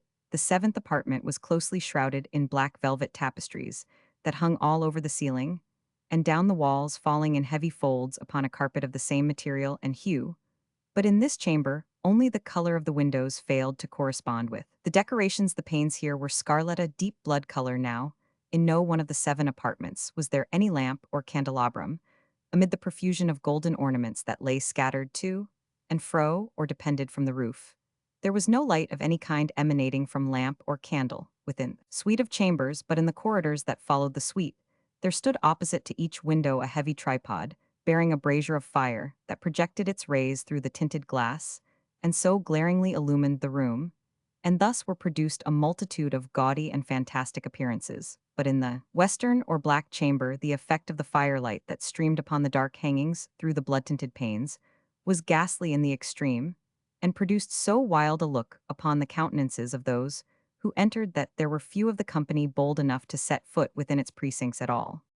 It was in this apartment also that there stood against the western wall a gigantic clock of ebony, its pendulum swung to and fro with a dull, heavy, monotonous clang, and when the minute hand made the circuit of the face, and the hour was to be stricken, there came from the brazen lungs of the clock a sound which was clear and loud and deep and exceedingly musical, but of so peculiar a note and emphasis that at each lapse of an hour the musicians of the orchestra were constrained to pause momentarily in their performance to hearken to the sound, and thus the waltzers perforce ceased their evolutions, and there was a brief disconcert of the whole gay company. And while the chimes of the clock yet rang, it was observed that the giddiest grew pale, and the more aged and sedate passed their hands over their brows, as if in confused reverie or meditation. But when the echoes had fully ceased, a light laughter at once pervaded the assembly. The musicians looked at each other and smiled as if at their own nervousness and folly, and made whispering vows each to the other that the next chiming of the clock should produce in them no similar emotion. And then, after the lapse of 60 minutes, which embraced 3,600 seconds of the time that flies there, came yet another chiming of the clock, and then were the same disconcert and tremulousness and meditation as before. But in spite of these things, it was a gay and magnificent revel. The tastes of the Duke were peculiar. He had a fine eye for colors and effects. He disregarded the decora of mere fashion. His plans were bold and fiery, and his conceptions glowed with barbaric luster. There are some who would have thought him mad. His followers felt that he was not. It was necessary to hear and see and touch him to be sure that he was not. He had directed in great part the movable embellishments of the 7 chambers upon occasion of this great fete, and it was his own guiding taste which had given character to the masqueraders. Be sure they were grotesque. There were much glare and glitter and piquancy, and phantasmuch of what has been since seen in Hernani. There were arabesque figures with unsuited limbs, and appointments. There were delirious fancies, such as the madman fashions. There was much of the beautiful, much of the wanton, much of the bizarre, something of the terrible, and not a little of that which might have excited disgust to and fro in the 7 chambers. There stalked, in fact, a multitude of dreams and the seth, dreamsrift, in and about, taking hue from the rooms, and causing the wild music of the orchestra to seem as the echo of their steps. And anon there strikes the ebony clock which stands in the hall of the velvet, and then for a moment all is still, and all is silent save the voice of the clock. The dreams are stiff frozen as they stand, but the echoes of the chime die away. They have endured but an instant, and a light half-subdued laughter floats after them as they depart, and now again the music swells, and the dreams live and writhe to and fro more merrily than ever, taking hue from the manna-tinted windows through which stream the rays from the tripods. But to the chamber which lies most westwardly of the 7, there are now none of the maskers who venture, for the night is waning away, and there flows a ruddier light through the blood-colored panes, and the blackness of the sable drapery appalls. And to him, whose foot falls upon the sable carpet, there comes from the near clock of ebony a muffled peal, more solemnly emphatic than any, which reaches their ears who indulge in the more remote gaieties of the other apartments. But these other apartments were densely crowded, and in them beat feverishly the heart of life, and the revel went whirlingly on, until at length there commenced the sounding of midnight upon the clock. And then the music ceased as I have told, and the evolutions of the waltzers were quieted, and there was an uneasy cessation of all things as before, but now there were 12 strokes to be sounded by the bell of the clock. And thus it happened perhaps that more of thought crept with more of time into the meditations of the thoughtful among those who revelled, and thus too it happened perhaps that, before the last echoes of the last chime had utterly sunk into silence, there were many individuals in the crowd who had found leisure to become aware of the presence of a masked figure which had arrested the attention of no single individual before, and the rumor of this new presence having spread itself whisperingly around, there arose at length from the whole company a buzz or murmur expressive of disapprobation and surprise, then, finally, of terror, of horror, and of disgust. In an assembly of phantasms, such as I have painted it, may well be supposed that no ordinary appearance could have excited such sensation. In truth, the masquerade license of the night was nearly unlimited, but the figure in question had out-Heroded Herod and gone beyond the bounds of even the princes. Indefinite decorum, there are chords in the hearts of the most reckless which cannot be touched without emotion, Even with the utterly lost to whom life and death are equally jests, there are matters of which no jest can be made. The whole company, indeed, seemed now deeply to feel that in the costume and bearing of the stranger neither wit nor propriety existed. The figure was tall and gaunt, and shrouded from head to foot in the habiliments of the grave. The mask which concealed the visage was made so nearly to resemble the countenance of a stiffened corpse that the closest scrutiny must have had difficulty in detecting the cheat. And yet all this might have been endured if not approved by the mad revelers around, but the mummer had gone so far as to assume the type of the Red Death. His vesture was dabbled in blood and his broad brow with all the features of the face was besprinkled with the scarlet horror. When the eyes of Prince Prospero fell upon this spectral image, which with a slow and solemn movement, as if more fully to sustain its role, stalked to and fro among the waltzers, he was seen to be convulsed in the first moment with a strong shudder either of terror or distaste, but in the next his brow reddened with rage. Who dares, he demanded hoarsely of the courtiers who stood near him, who dares insult us with this blasphemous mockery? Seize him and unmask him that we may know whom we have to hang at sunrise from the battlements. It was in the eastern or blue chamber in which stood the Prince Prospero as he uttered these words. They rang throughout the 7 rooms loudly, and clearly the prince was a bold and robust man, and the music had become hushed at the waving of his hand. It was in the blue room where stood the prince with a group of pale courtiers by his side. At first, as he spoke, there was a slight rushing movement of this group, in the direction of the intruder, who at the moment was also near at hand, and now with deliberate and stately step made closer approach to the speaker. But from a certain nameless awe with which the mad assumptions of the mummer had inspired the whole party, there were found none who put forth hand to seize him so that unimpeded. He passed within a yard of the prince's person, and while the vast assembly, as if with one impulse, shrank from the centers of the rooms to the walls, he made his way uninterruptedly, but with the same solemn and measured step which had distinguished him from the first through the blue chamber, to the purple through the purple, to the green through the green, to the orange through this again, to the white end, even thence to the violet ere a decided movement had been made to arrest him. It was then, however, that the Prince Prospero, maddening with rage and the shame of his own momentary cowardice, rushed hurriedly through the 6 chambers, while none followed him on account of a deadly terror that had seized upon all. He bore aloft a drawn dagger, and had approached in rapid impetuosity to within 3 or 4 feet of the retreating figure, when the latter, having attained the extremity of the velvet apartment, turned suddenly and confronted his pursuer. There was a sharp cry, and the dagger dropped gleaming upon the sable carpet, upon which instantly afterwards fell prostrate in death the Prince Prospero.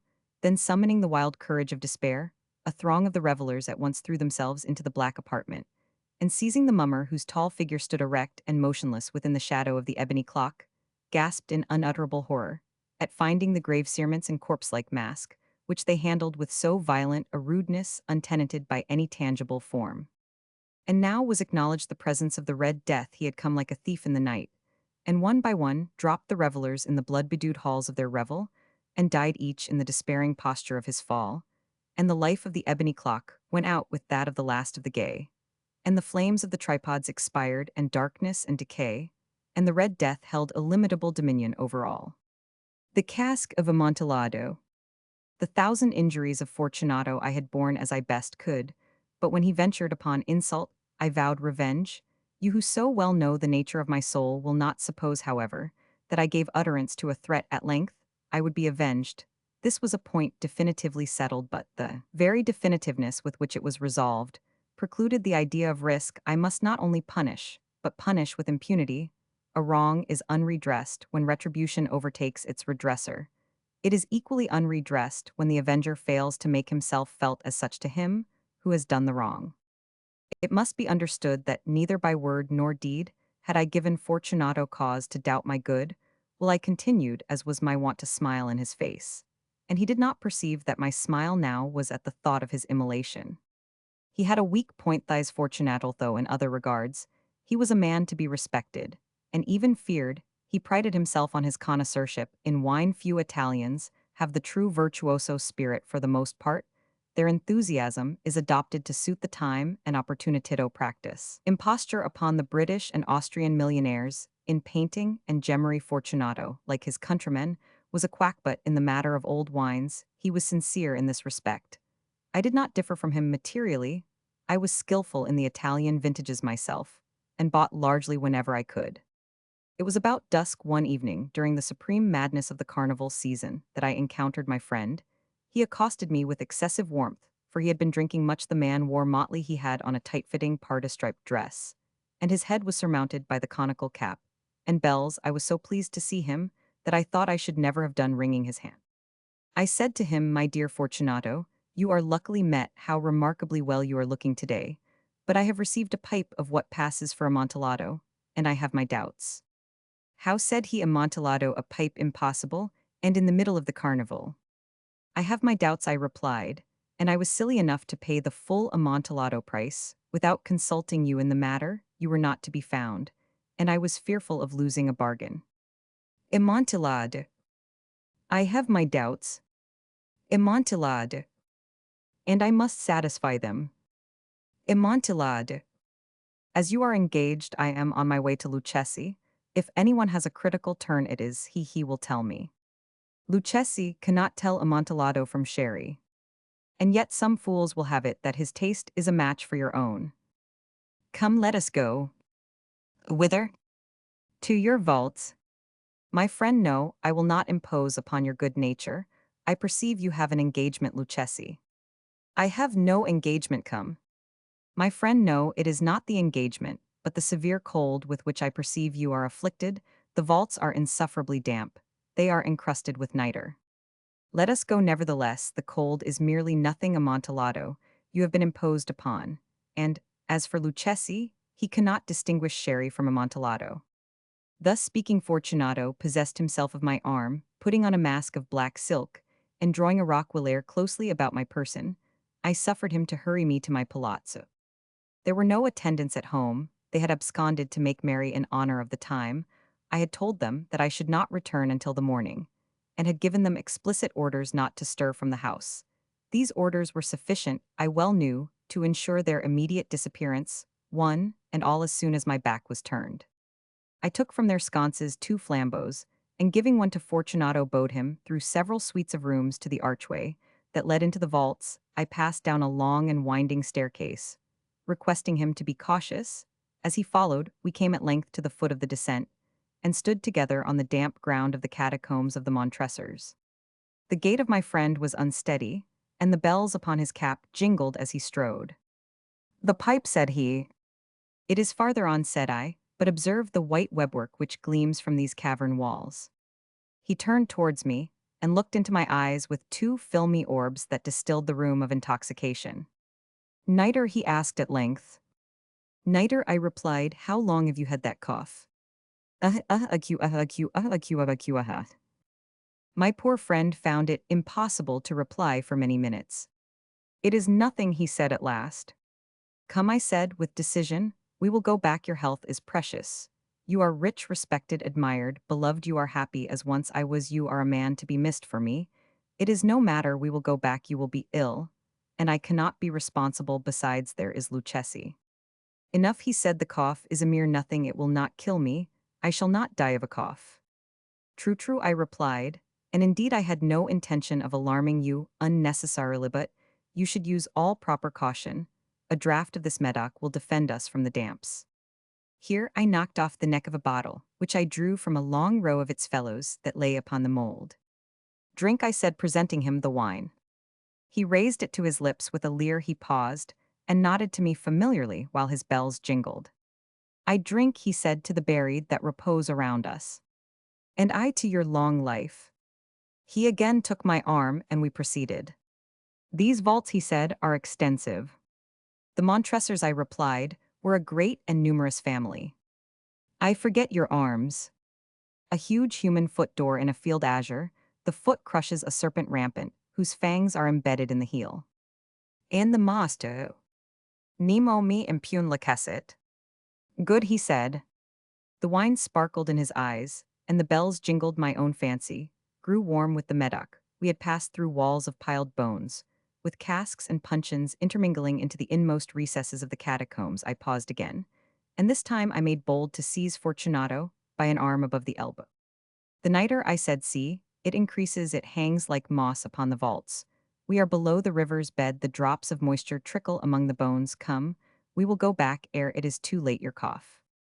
"It is nothing," he said, Let us go on, but first another draught of the Medoc.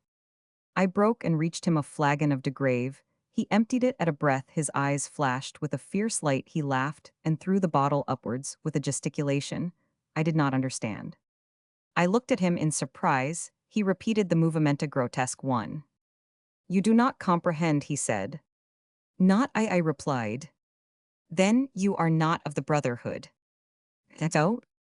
You are not of the Masons. Yes, yes, I said yes, yes.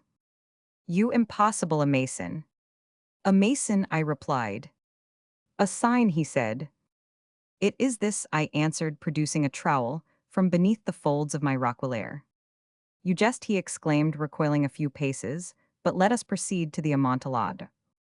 Be it so, I said, replacing the tool beneath the cloak, and again, offering him my arm, he leaned upon it. Heavily, we continued our route in search of the Amontillado. We passed through a range of low arches, descended, passed on, and descending again arrived at a deep crypt in which the foulness of the air caused our flambeaux rather to glow than flame. At the most remote end of the crypt, there appeared another less spacious. Its walls had been lined with human remains piled to the vault overhead, in the fashion of the great catacombs of Paris. 3 sides of this interior crypt were still ornamented in this manner. From the fourth, the bones had been thrown down and lay promiscuously upon the earth, forming at one point a mound of some size. Within the wall thus exposed by the displacing of the bones, we perceived a still interior recess in depth, about 4 feet in width, 3 in height, 6 or 7. It seemed to have been constructed for no especial use in itself, but formed merely the interval between 2 of the colossal supports of the roof of the catacombs, and was backed by one of their circumscribing walls of solid granite. It was in vain that Fortunato, uplifting his dull torch, endeavored to pry into the depths of the recess. Its termination, the feeble light did not enable us to see. Proceed, I said, herein is the Amontillado as for Lucchesi. He is an ignoramus, interrupted my friend, as he stepped unsteadily forward, while I followed immediately at his heels. In an instant, he had reached the extremity of the niche, and finding his progress arrested by the rock, stood stupidly bewildered a moment more, and I had fettered him to the granite. In its surface were 2 iron staples distant from each other about 2 feet horizontally. From one of these depended a short chain, from the other a padlock. Throwing the links about his waist, it was but the work of a few seconds to secure it. He was too much astounded to resist withdrawing the key. I stepped back from the recess. Pass your hand, I said, over the wall. You cannot help feeling the nitre. Indeed, it is very damp. Once more, let me implore you to return. No, then I must positively leave you. But I must first render you all the little attentions in my power. The Amontillado, ejaculated my friend, not yet recovered from his astonishment. True, I replied, the Amontillado. As I said these words, I busied myself among the pile of bones, of which I have before spoken, throwing them aside. I soon uncovered a quantity of building stone and mortar with these materials, and with the aid of my trowel, I began vigorously to wall up the entrance of the niche. I had scarcely laid the first tier of my masonry, when I discovered that the intoxication of Fortunato had in a great measure worn off. The earliest indication I had of this was a low moaning cry from the depth of the recess. It was not the cry of a drunken man. There was then a long and obstinate silence. I laid the second tier, and the third, and the fourth. And then I heard the furious vibrations of the chain. The noise lasted for several minutes, during which, that I might hearken to it with the more satisfaction, I ceased my labors, and sat down upon the bones. When at last the clanking subsided, I resumed the trowel, and finished without interruption. The 5th, the 6th, and the 7th tier, the wall was now nearly upon a level with my breast. I again paused, and holding the flambeaux over the masonwork, threw a few feeble rays upon the figure within. A succession of loud and shrill screams, bursting suddenly from the throat of the chain form, seemed to thrust me violently back. For a brief moment, I hesitated, I trembled, unsheathing my rapier. I began to grope with it about the recess, but the thought of an instant reassured me. I placed my hand upon the solid fabric of the catacombs, and felt satisfied. I reapproached the wall. I replied to the yells of him who clamored. I rechoed, I aided, I surpassed them in volume, and in strength I did this, and the clamorer grew still. It was now midnight, and my task was drawing to a close. I had completed the 8th, the 9th, and the 10th tier. I had finished a portion of the last, and the 11th there remained but a single stone to be fitted and plastered in. I struggled with its weight. I placed it partially in its destined position. But now there came from out the niche a low laugh that erected the hairs upon my head. It was succeeded by a sad voice, which I had difficulty in recognizing, as that of the noble Fortunato, the voice said. Ha ha ha he, very good joke, indeed an excellent jest. We will have many a rich laugh about it at the palazzo. He hove our wine he. The Amontillado, I said. He haze the Amontillado. But is it not getting late? Will not they be awaiting us at the palazzo, the Lady Fortunato? And the rest, let us be gone. Yes, I said, let us be gone. For the love of God, Montresor. Yes, I said, for the love of God. But to these words I hearkened in vain for a reply. I grew impatient, I called aloud. Fortunate. No answer, I called again. Fortunate. No answer still, I thrust a torch through the remaining aperture, and let it fall within. There came forth in return only a jingling of the bells. My heart grew sick in account of the dampness of the catacombs. I hastened to make an end of my labor. I forced the last stone into its position. I plastered it up against the new masonry. I re-erected the old rampart of bones. For the half of a century no mortal has disturbed them in pace requiescat. The imp of the perverse. In the consideration of the faculties and impulse of the prima mobilia of the human soul, the phrenologists have failed to make room for a propensity, which, although obviously existing as a radical, primitive, irreducible sentiment, has been equally overlooked by all the moralists who have preceded them. In the pure arrogance of the reason, we have all overlooked it. We have suffered its existence to escape our senses, solely through want of belief of faith, whether it be faith in revelation or faith in the Kabbalah. The idea of it has never occurred to us. Simply because of its supererogation, we saw no need of the impulse for the propensity. We could not perceive its necessity. We could not understand, that is to say, we could not have understood had the notion of this primum mobile ever obtruded itself. We could not have understood in what manner it might be made to further the objects of humanity, either temporal or eternal. It cannot be denied that phrenology, and in great measure all metaphysicianism, have been concocted a priori, the intellectual or logical man, rather than the understanding or observant. Man set himself to imagine, designsto dictate purposes to God, having thus fathomed to his satisfaction the intentions of Jehovah. Out of these intentions, he built his innumerable systems of mind. In the matter of phrenology, for example, we first determined, naturally enough, that it was the design of the deity that man should eat. We then assigned to man an organ of alimentiveness, and this organ is the scourge with which the deity compels man, will I nilli, into eating. Secondly, having settled it to be God's, will that man should continue his species. We discovered an organ of amativeness forthwith. And so, with combativeness, with ideality, with causality, with constructiveness, in short, with every organ, whether representing a propensity, a moral sentiment, or a faculty of the pure intellect.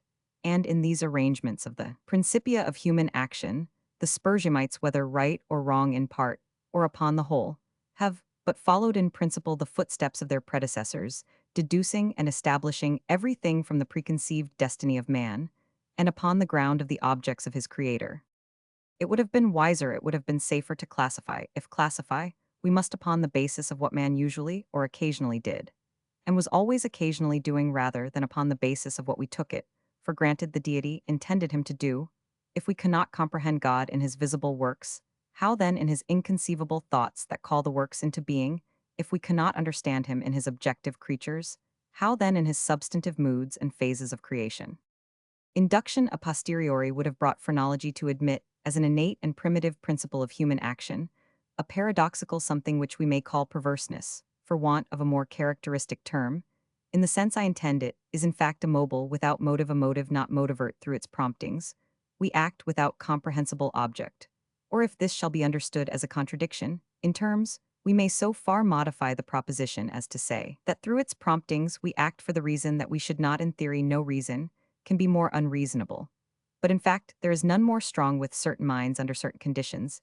It becomes absolutely irresistible. I am not more certain that I breathe than that the assurance of the wrong or error of any action is often the one unconquerable force which impels us, and alone impels us to its prosecution.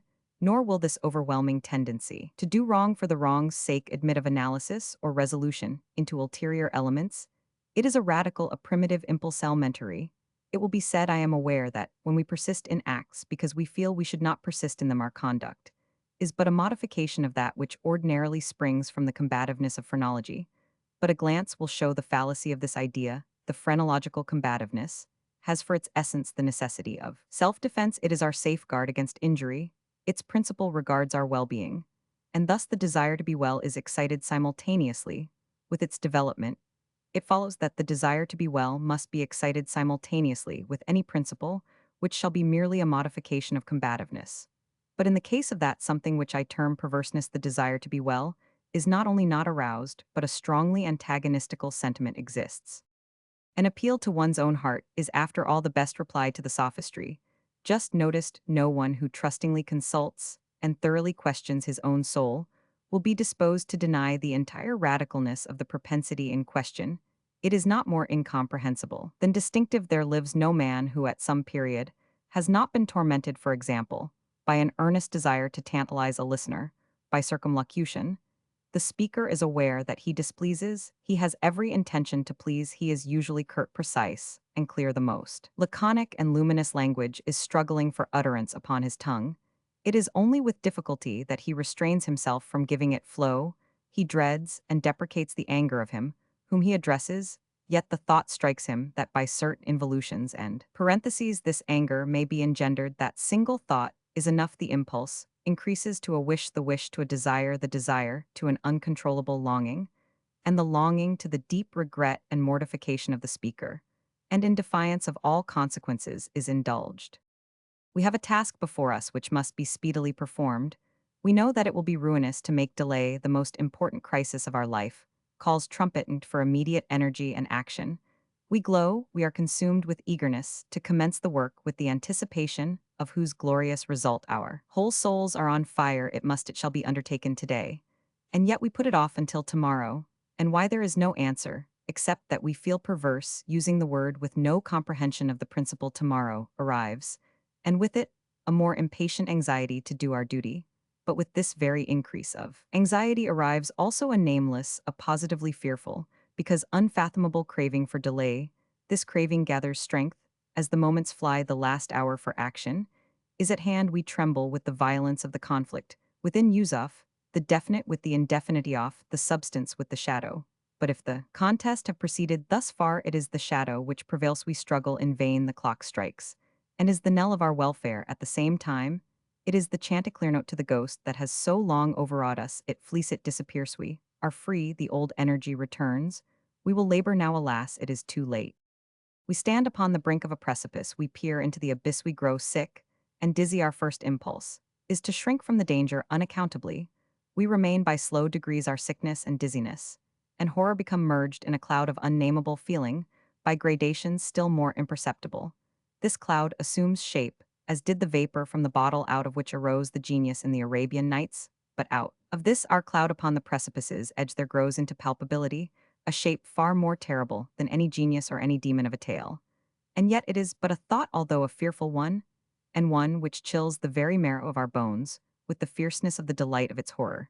It is merely the idea of what would be our sensations during the sweeping precipitancy of a fall from such a height, and this fall thighs rushing annihilation for the very reason that it involves that one most ghastly and loathsome of all the most ghastly and loathsome images of death and suffering which have ever presented themselves to our imagination. For this very cause do we now the most vividly desire it, and because our reason violently deters us from the brink, therefore do we the most impetuously approach it. There is no passion in nature so demoniacally impatient as that of him who, shuddering upon the edge of a precipice, thus meditates a plunge. To indulge for a moment in any attempt at thought is to be inevitably lost for reflection, but urges us to forbear, and therefore it is, I say, that we cannot if there be no friendly arm to check us, or if we fail in a sudden effort to prostrate ourselves backward from the abyss we plunge, and are destroyed. Examine these similar actions, as we will, we shall find them resulting solely from the spirit of the perverse. We perpetrate them, because we feel that we should not beyond or behind this. There is no intelligible principle. And we might indeed deem this perverseness a direct instigation of the archfiend, were it not occasionally known to operate in furtherance of good. I have said thus much that in some measure I may answer your question, that I may explain to you why I am here, that I may assign to you something that shall have at least the faint aspect of a cause for my wearing these fetters, and for my tenanting this cell of the condemned. Had I not been thus prolix, you might either have misunderstood me altogether, or with the rabble have fancied me mad. As it is, you will easily perceive that I am one of the many uncounted victims of the imp of the perverse. It is impossible that any deed could have been wrought with a more thorough deliberation. For weeks, for months, I pondered upon the means of the murder. I rejected 1,000 schemes, because their accomplishment involved a chance of detection. At length, in reading some French memoirs, I found an account of a nearly fatal illness that occurred to Madame Palau through the agency of a candle, accidentally poisoned. The idea struck my fancy at once. I knew my victim's habit of reading in bed. I knew, too, that his apartment was narrow and ill-ventilated. But I need not vex you with impertinent details. I need not describe the easy artifices by which I substituted in his bedroom candlestand a waxlight of my own making for the one which I there found. The next morning he was discovered dead in his bed, and the coroner's verdict was death by the visitation of God. Having inherited his estate, all went well with me. For years the idea of detection never once entered my brain. Of the remains of the fatal taper, I had myself carefully disposed. I had left no shadow of a clue by which it would be possible to convict or even to suspect me of the crime. It is inconceivable how rich a sentiment of satisfaction arose in my bosom as I reflected upon my absolute security. For a very long period of time, I was accustomed to revel in this sentiment. It afforded me more real delight than all the mere worldly advantages accruing from my sin. But there arrived at length an epoch from which the pleasurable feeling grew, by scarcely perceptible gradations, into a haunting and harassing. Thought it harassed, because it haunted. I could scarcely get rid of it for an instant. It is quite a common thing to be thus annoyed with the ringing in our ears, or rather in our memories, of the burthen of some ordinary song, or some unimpressive snatches from an opera. Nor will we be the less tormented if the song in itself be good, or the opera air meritorious in this manner. At last, I would perpetually catch myself pondering upon my security, and repeating in a low undertone the phrase, "I am safe." One day, whilst sauntering along the streets, I arrested myself, in the act of murmuring half aloud these customary syllables. In a fit of petulance, I remodeled them, thus: I am safe, yes, if I be not fool enough to make open confession. No sooner had I spoken these words than I felt an icy chill creep to my heart. I had had some experience in these fits of perversity, whose nature I have been at some trouble to explain, and I remembered well that in no instance I had successfully resisted their attacks. And now my own casual self-suggestion, that I might possibly be fool enough to confess the murder of which I had been guilty, confronted me, as if the very ghost of him whom I had murdered and beckoned me on to death. At first I made an effort to shake off this nightmare of the soul. I walked vigorously, faster, still faster. At length I ran. I felt a maddening desire to shriek aloud. Every succeeding wave of thought overwhelmed me with new terror, for alas, I well too well understood that to think in my situation was to be lost. I still quickened my pace. I bounded like a madman through the crowded thoroughfares. At length the populace took the alarm and pursued me. I felt then the consummation of my fate. Could I have torn out my tongue, I would have done it. But a rough voice resounded in my ears. Rougher grasp seized me by the shoulder. I turned. I gasped for breath. For a moment I experienced all the pangs of suffocation. I became blind and deaf and giddy. And then some invisible fiend, I thought, struck me with his broad palm upon the back. The long imprisoned secret burst forth from my soul. They say that I spoke with a distinct enunciation, but with marked emphasis and passionate hurry, as if in dread of interruption, before concluding the brief but pregnant sentences that consigned me to the hangman and to hell. Having related all that was necessary for the fullest judicial conviction, I fell prostrate in a swoon. But why shall I say more today? I wear these chains, and am here tomorrow. I shall be fetterless. But the island of the Fae. Nullus enim locus sine genio est servius. La musique, says Marmontel in those cants, morox, one which in all our translations we have insisted upon calling moral tales, as if in mockery of their spirit. La musique est le seul des talents qui jouissent de l'homme tous, les auteurs violent des temens. He here confounds the pleasure derivable from sweet sounds with the capacity for creating them, no more than any other talent. Is that for music susceptible of complete enjoyment, where there is no second party to appreciate its exercise, and it is only in common with other talents that it produces effects which may be fully enjoyed in solitude. The idea which the raconteur has either failed to entertain clearly, or has sacrificed in its expression to his national love of point, is doubtless the very tenable one, that the higher order of music is the most thoroughly estimated when we are exclusively alone. The proposition in this form will be admitted at once by those who love the lyre for its own sake, and for its spiritual uses. But there is one pleasure still within the reach of fallen mortality, and perhaps only one which owes, even more than does music, to the accessory sentiment of seclusion. I mean the happiness experienced in the contemplation of natural scenery. In truth, the man who would behold aright the glory of God upon earth must in solitude behold that glory, to me at least the presence not of human life only, but of life in any other form than that of the green things which grow upon the soil, and are vicelesses a stain. Upon the landscapes at war with the genius of the scene, I love indeed to regard the dark valleys, and the grey rocks, and the waters that silently smile, and the forests that sigh in uneasy slumbers, and the proud watchful mountains that look down upon, all I love to regard these as themselves, but the colossal members of one vast animate and sentient holy a whole, whose form that of the sphere is the most perfect, and most inclusive of all, whose path is among associate planets, whose meek handmaiden is the moon, whose mediate sovereign is the sun, whose life is eternity, whose thought is that of a god, whose enjoyment is knowledge, whose destinies are lost in immensity, whose cognizance of ourselves is akin with our own cognizance of the animalculae, which infest the brain, being which we in consequence regard as purely inanimate and material, much in the same manner as these animalculae must thus regard us. Our telescopes and our mathematical investigations assure us on every hand, notwithstanding the cant of the more ignorant of the priesthood, that space, and therefore that bulk, is an important consideration in the eyes of the Almighty. The cycles in which the stars move are those best adapted for the evolution, without collision, of the greatest possible number of bodies. The forms of those bodies are accurately such as within a given surface to include the greatest possible amount of matter, while the surfaces themselves are so disposed as to accommodate a denser population than could be accommodated on the same surfaces otherwise arranged. Nor is it any argument against bulk being an object with God that space itself is infinite, for there may be an infinity of matter to fill it.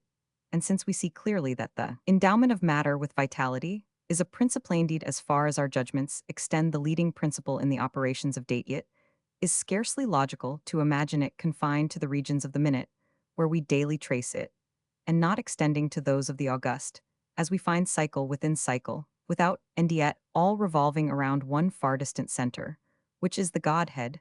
May we not analogically suppose in the same manner life within life, the less within the greater, and all within the spirit divine? In short, we are madly erring through self-esteem in believing man, in either his temporal or future destinies, to be of more moment in the universe than that vast clod of the valley which he tills and contemns, and to which he denies a soul for no more profound reason than that he does not behold it in operation too.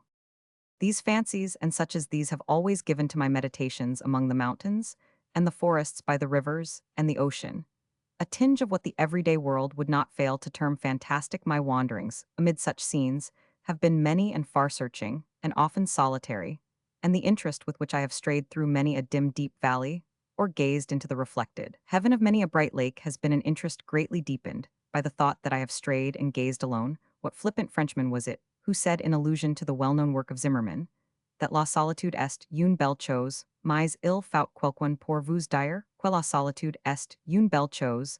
The epigram cannot be gainsayed, but the necessity is a thing that does not exist. It was during one of my lonely journeyings amid a far distant region of mountain, locked within mountain, and sad rivers, and melancholy tarn writhing or sleeping within, all that I chanced upon a certain rivulet and island. I came upon them suddenly in the leafy June, and threw myself upon the turf beneath the branches of an unknown odorous shrub, that I might doze as I contemplated the scene. I felt that thus only should I look upon it. Such was the character of phantasm which it wore.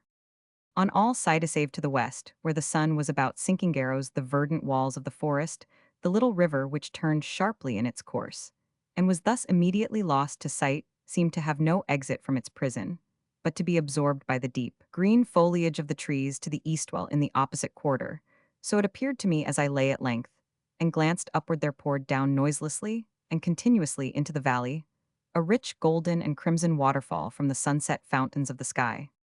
About midway in the short vista, which my dreamy vision took in, one small circular island, profusely verdured, reposed upon the bosom of the stream. So blended bank and shadow there, that each seemed pendulous in air. So mirror-like was the glassy water that it was scarcely possible to say at what point upon the slope of the emerald turf its crystal dominion began. My position enabled me to include in a single view both the eastern and western extremities of the islet, and I observed a singularly marked difference in their aspects. The latter was all one radiant harem of garden beauties. It glowed and blushed beneath the eyes of the slant sunlight, and fairly laughed with flowers. The grass was short, springy, sweet-scented, and, as fold interspersed the trees, were lithe, mirthful, erect, bright, slender, and graceful off eastern figure and foliage, with bark smooth, glossy, and party-colored. There seemed a deep sense of life and joy about all, and although no airs blew from out the heavens, yet everything had motion through the gentle sweepings, to and fro of innumerable butterflies that might have been mistaken for tulips with wings four. The other or eastern end of the isle was whelmed in the blackest, shade a somber, yet beautiful and peaceful gloom here, pervaded all things. The trees were dark in color and mournful in form, an attitude wreathing themselves into sad, solemn, and spectral shapes that conveyed ideas of mortal sorrow and untimely death. The grass wore the deep tint of the cypress, and the heads of its blades hung droopingly, and hither and thither among it were many small, unsightly hillocks, low and narrow, and not very long, that had the aspect of graves, but were not. Although over and all about them the rue and the rosemary clambered, the shade of the trees fell heavily upon the water, and seemed to bury itself, therein impregnating the depths of the element with darkness. I fancied that each shadow, as the sun descended lower and lower, separated itself sullenly from the trunk that gave it birth, and thus became absorbed by the stream, while other shadows issued momently from the trees, taking the place of their predecessors, thus entombed. This idea, having once seized upon my fancy, greatly excited it, and I lost myself forthwith in reverie. If ever island were enchanted, said I to myself, this is it. This is the haunt of the few gentle fays who remain from the wreck of the race. Are these green tombs there, sir? Do they yield up their sweet lives, as mankind yield up their own in dying? Do they not rather waste away, mournfully rendering unto God little by little their existence, as these trees render up shadow after shadow, exhausting their substance unto dissolution? What the wasting tree is to the water that imbibes its shade, growing thus blacker, by what it preys upon, may not the life of the fay be to the death which engulfs it? As I thus mused with half-shut eyes, while the sun sank rapidly to rest, and eddying currents careered round and round the island, bearing upon their bosom large, dazzling white flakes of the bark of the sycamore flakes, which in their multiform positions upon the water, a quick imagination might have converted into anything it pleased. Well, I thus mused, it appeared to me that the form of one of those very fays about whom I had been pondering made its way slowly into the darkness from out the light at the western end of the island. She stood erect in a singularly fragile canoe, and urged it with the mere phantom of an oar, while within the influence of the lingering sunbeams, her attitude seemed indicative of joy, but sorrow deformed it. As she passed within the shades, slowly she glided along, and at length rounded the islet, and re-entered the region of light. The revolution which has just been made by the Fae, continued I musingly, is the cycle of the brief year of her life. She has floated through her winter, and through her summer she is a year nearer unto death. For I did not fail to see that, as she came into the shade, her shadow fell from her, and was swallowed up in the dark water, making its blackness more black. And again the boat appeared and the Fae, but about the attitude of the latter there was more of care and uncertainty, and less of elastic joy. She floated again from out the light, and into the gloom which deepened momently, and again her shadow fell from her into the ebony water, and became absorbed into its blackness. And again, she made the circuit of the island while the sun rushed down to his slumbers, and at each issuing into the light there was more sorrow about her person, while it grew feebler and far fainter and more indistinct. And at each passage into the gloom, there fell from her a darker shade which became whelmed in a shadow more black. But at length, when the sun had utterly departed, the Fae, now the mere ghost of her former self, went disconsolately with her boat into the region of the ebony flood end. That she issued thence at all I cannot say, for darkness fell over all things, and I beheld her magical figure no more. The assignation. Stay for me there, I will not fail to meet thee in that hollow vale. Exequy on the death of his wife, by Henry King, Bishop of Chichester. Ill-fated and mysterious, man, bewildered in the brilliancy of thine own imagination, and fallen in the flames of thine own youth again in fancy, I behold thee once more. Thy form hath risen before Menito, not as thou art in the cold valley and shadow, but as thou shouldst be squandering away a life of magnificent meditation in that city of dim visions, thine own Venice, which is a star-beloved Elysium of the sea, and the wide windows of whose Palladian palaces look down with a deep and bitter meaning upon the secrets of her silent waters. Yes, I repeat, Edas, thou shouldst be there, are surely other worlds than this, other thoughts, than the thoughts of the multitude, author speculations, than the speculations of the sophist, who then shall call thy conduct into question, who blame thee for thy visionary hours, or denounce those occupations as a wasting away of life, which were but the overflowings of thine everlasting energies. It was at Venice, beneath the covered archway there called the Pont di Sospiri, that I met for the third or fourth time the person of whom I speak. It is with a confused recollection that I bring to mind the circumstances of that meeting, yet I remember, how should I forget, deep midnight, the bridge of sighs, the beauty of woman, and the genius of romance that stalked up and down the narrow canal. It was a night of unusual gloom. The great clock of the piazza had sounded the fifth hour of the Italian evening, the square of the Campanile lay silent and deserted, and the lights in the old ducal palace were dying fast away. I was returning home from the Piazzetta by way of the Grand Canal, but as my gondola arrived opposite the mouth of the Canal San Marco, a female voice from its recesses broke suddenly upon the night in one wild, hysterical, and long-continued shriek. Startled at the sound, I sprang upon my feet, while the gondolier, letting slip his single oar, lost it in the pitchy darkness beyond a chance of recovery, and we were consequently left to the guidance of the current, which here sets from the greater into the smaller channel like some huge and sable-feathered condor. We were slowly drifting down towards the Bridge of Sighs, when a thousand flambeaux flashing from the windows and down the staircases of the ducal palace turned all at once that deep gloom into a livid and preternatural day. A child, slipping from the arms of its own mother, had fallen from an upper window of the lofty structure into the deep and dim canal. The quiet waters had closed placidly over their victim, and although my own gondola was the only one in sight, many a stout swimmer already in the stream was seeking in vain upon the surface the treasure which was to be found, alas, only within the abyss upon the broad black marble flagstones at the entrance of the palace, and a few steps above the water stood a figure which none who then saw can have ever since forgotten. It was the Marchesa Aphrodite, adoration of all Venice, gayest of the gay, most lovely, where all were beautiful, but still the young wife of the old and intriguing Mentoni, and the mother of that fair child, her first and only one, who now, deep beneath the murky water, was thinking in bitterness of heart upon her sweet caresses, and exhausting its little life in struggles to call upon her name. She stood alone, her small, bare, and silvery feet gleamed in the black mirror of marble beneath her, her hair, not as yet more than half loosened for the night from its ballroom array, clustered amid a shower of diamonds round, and round her classical head in curls like those of the young hyacinth. A snowy white and gauze-like drapery seemed to be nearly the sole covering to her delicate form, but the midsummer and midnight air was hot, sullen, and still, and no motion in the statue-like form itself stirred even the folds of that raiment of very vapor which hung around it, as the heavy marble hangs around the Niobe yetstrain. To say her large, lustrous eyes were not turned downwards upon that grave wherein her brightest hope lay buried, but riveted in a widely different direction. The prison of the old republic is, I think, the stateliest building in all Venice, but how could that lady gaze so fixedly upon it, when beneath her lay, stifling her only child, yon dark, gloomy niche, two yawns right opposite her chamber window? What then could there be in its shadows, in its architecturine, its ivy-wreathed and solemn cornice, that the Marchesa di Mentoni had not wondered at 1,000 times before? Nonsense! Who does not remember that at such a time as this the eye, like a shattered mirror, multiplies the images of its sorrow and sees in innumerable far off places the woe which is close at hand? Many steps above the Marchesa, and within the arch of the Watergate, stood in full dress the satyr-like figure of Mentoni himself.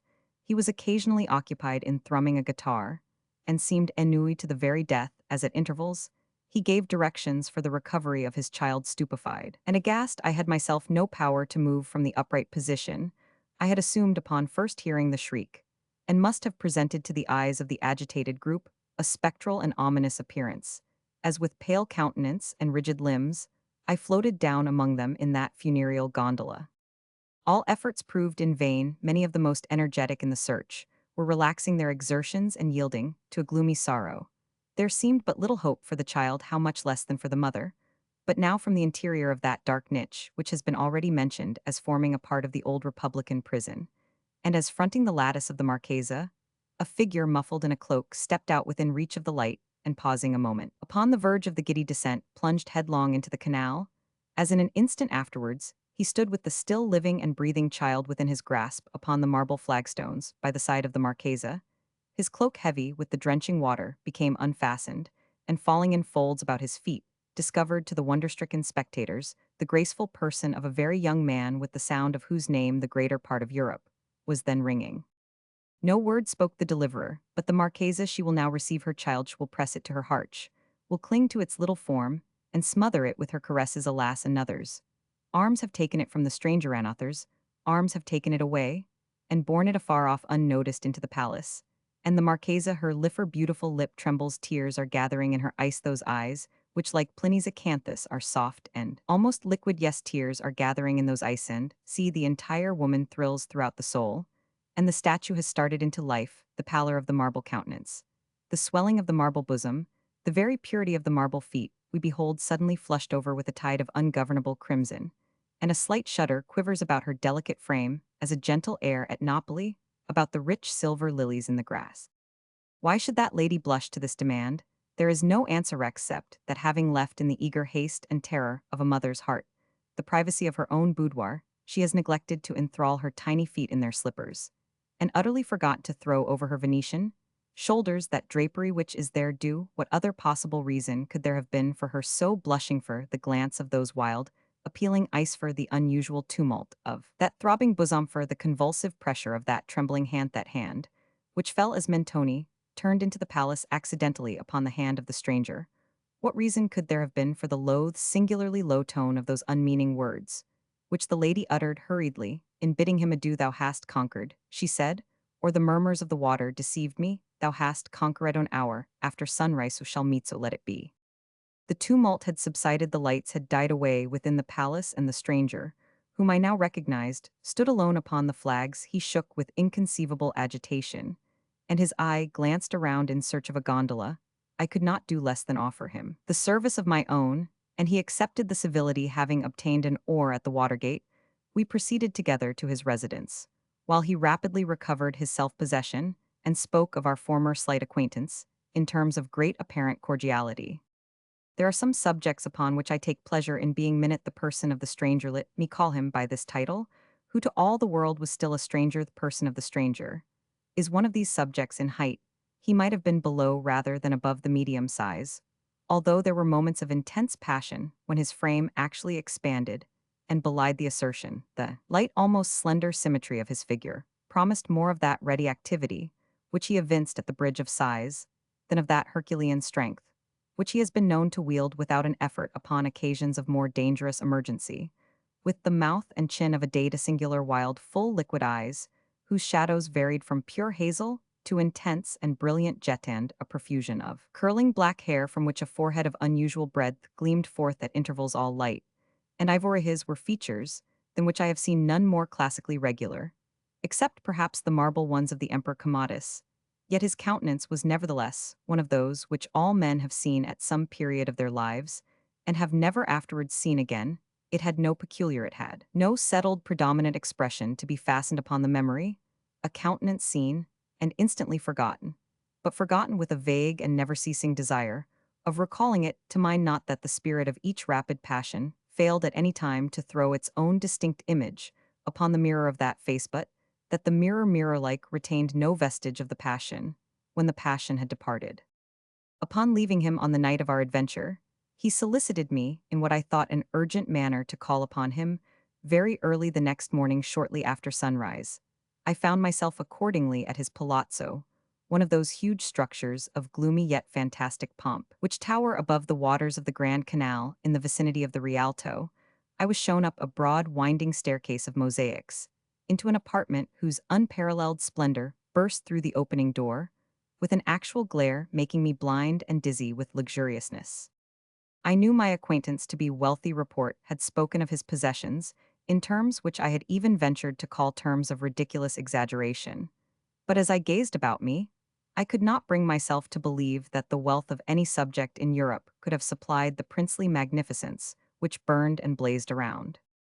Although, as I say, the sun had arisen, yet the room was still brilliantly lighted up. I judge from this circumstance, as well as from an air of exhaustion in the countenance of my friend, that he had not retired to bed during the whole of the preceding night. In the architecture and embellishments of the chamber, the evident design had been to dazzle and astound. Little attention had been paid to the decora of what is technically called keeping, or to the proprieties of nationality.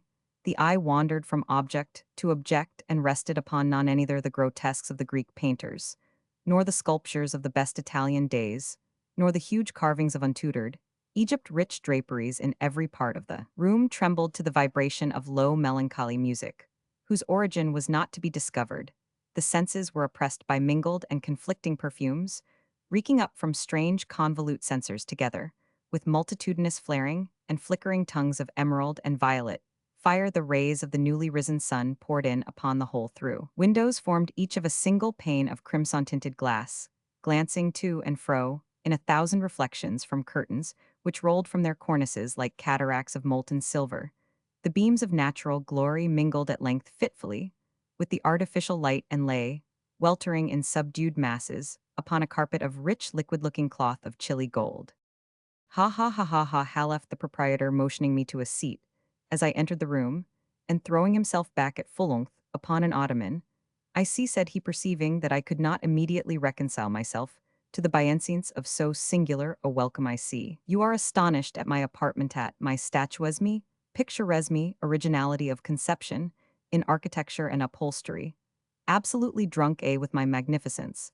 But pardon me, my dear sir, here his tone of voice dropped to the very spirit of cordiality. Pardon me for my uncharitable laughter. You appeared so utterly astonished. Besides, some things are so completely ludicrous that a man must laugh or die. To die laughing must be the most glorious of all glorious deaths. Sir Thomas More, a very fine man, was Sir Thomas More, sir. Thomas More died laughing. You remember also in the absurdities of Ravisius Textor, there is a long list of characters who came to the same magnificent end. Do you know, however, continued he musingly, that at Sparta, which is now Palacoria, at Sparta, I say, to the west of the citadel, among a chaos of scarcely visible ruins, is a kind of socle upon which are still legible the letters they are undoubtedly part of. Now at Sparta were 1,000 temples and shrines to 1,000 different divinities. How exceedingly strange that the altar of laughter should have survived all the others. But in the present instance, he resumed with a singular alteration of voice and manner, I have no right to be merry at your expense. You might well have been amazed Europe cannot produce anything so fine as this. My little regal cabinet, my other apartments, are by no means of the same order, mere ultras of fashionable insipidity. This is better than fashion is it. Not yet, this has but to be seen to become the ragathat is with those who could afford it at the cost of their entire patrimony. I have guarded, however, against any such profanation. With one exception, you are the only human being besides myself and my valet who has been admitted within the mysteries of these imperial precincts, since they have been bedizened, as you see. I bowed in acknowledgment for the overpowering sense of splendor and perfume and music, together with the unexpected eccentricity of his address and manner, prevented me from expressing in words my appreciation of what I might have construed into a compliment.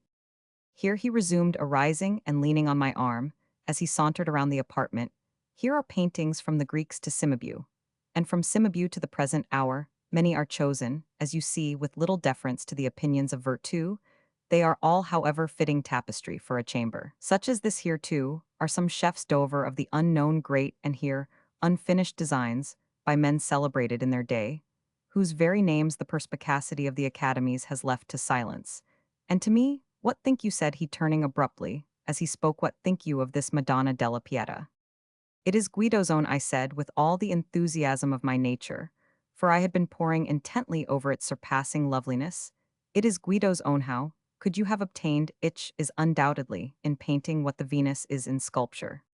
Ha, said he thoughtfully, the Venust, beautiful Venust Venus of the medicache of the diminutive head, and the gilded hair part of the left arm. Here his voice dropped so as to be heard with difficulty, and all the right are restorations. And in the coquetry of that right arm lies, I think, the quintessence of all affectation. Give me the Canova. The Apollo too is a copy. There can be no doubt of it. Blind fool that I am, who cannot behold the boasted inspiration of the Apollo. I cannot help it. I cannot help preferring the Antinous. Was it not Socrates who said that the statuary found his statue in the block of marble? Then Michelangelo was by no means original in his couplet. Non halitimo artista alcun concede. Chi un marmo solo in si non circunscriva.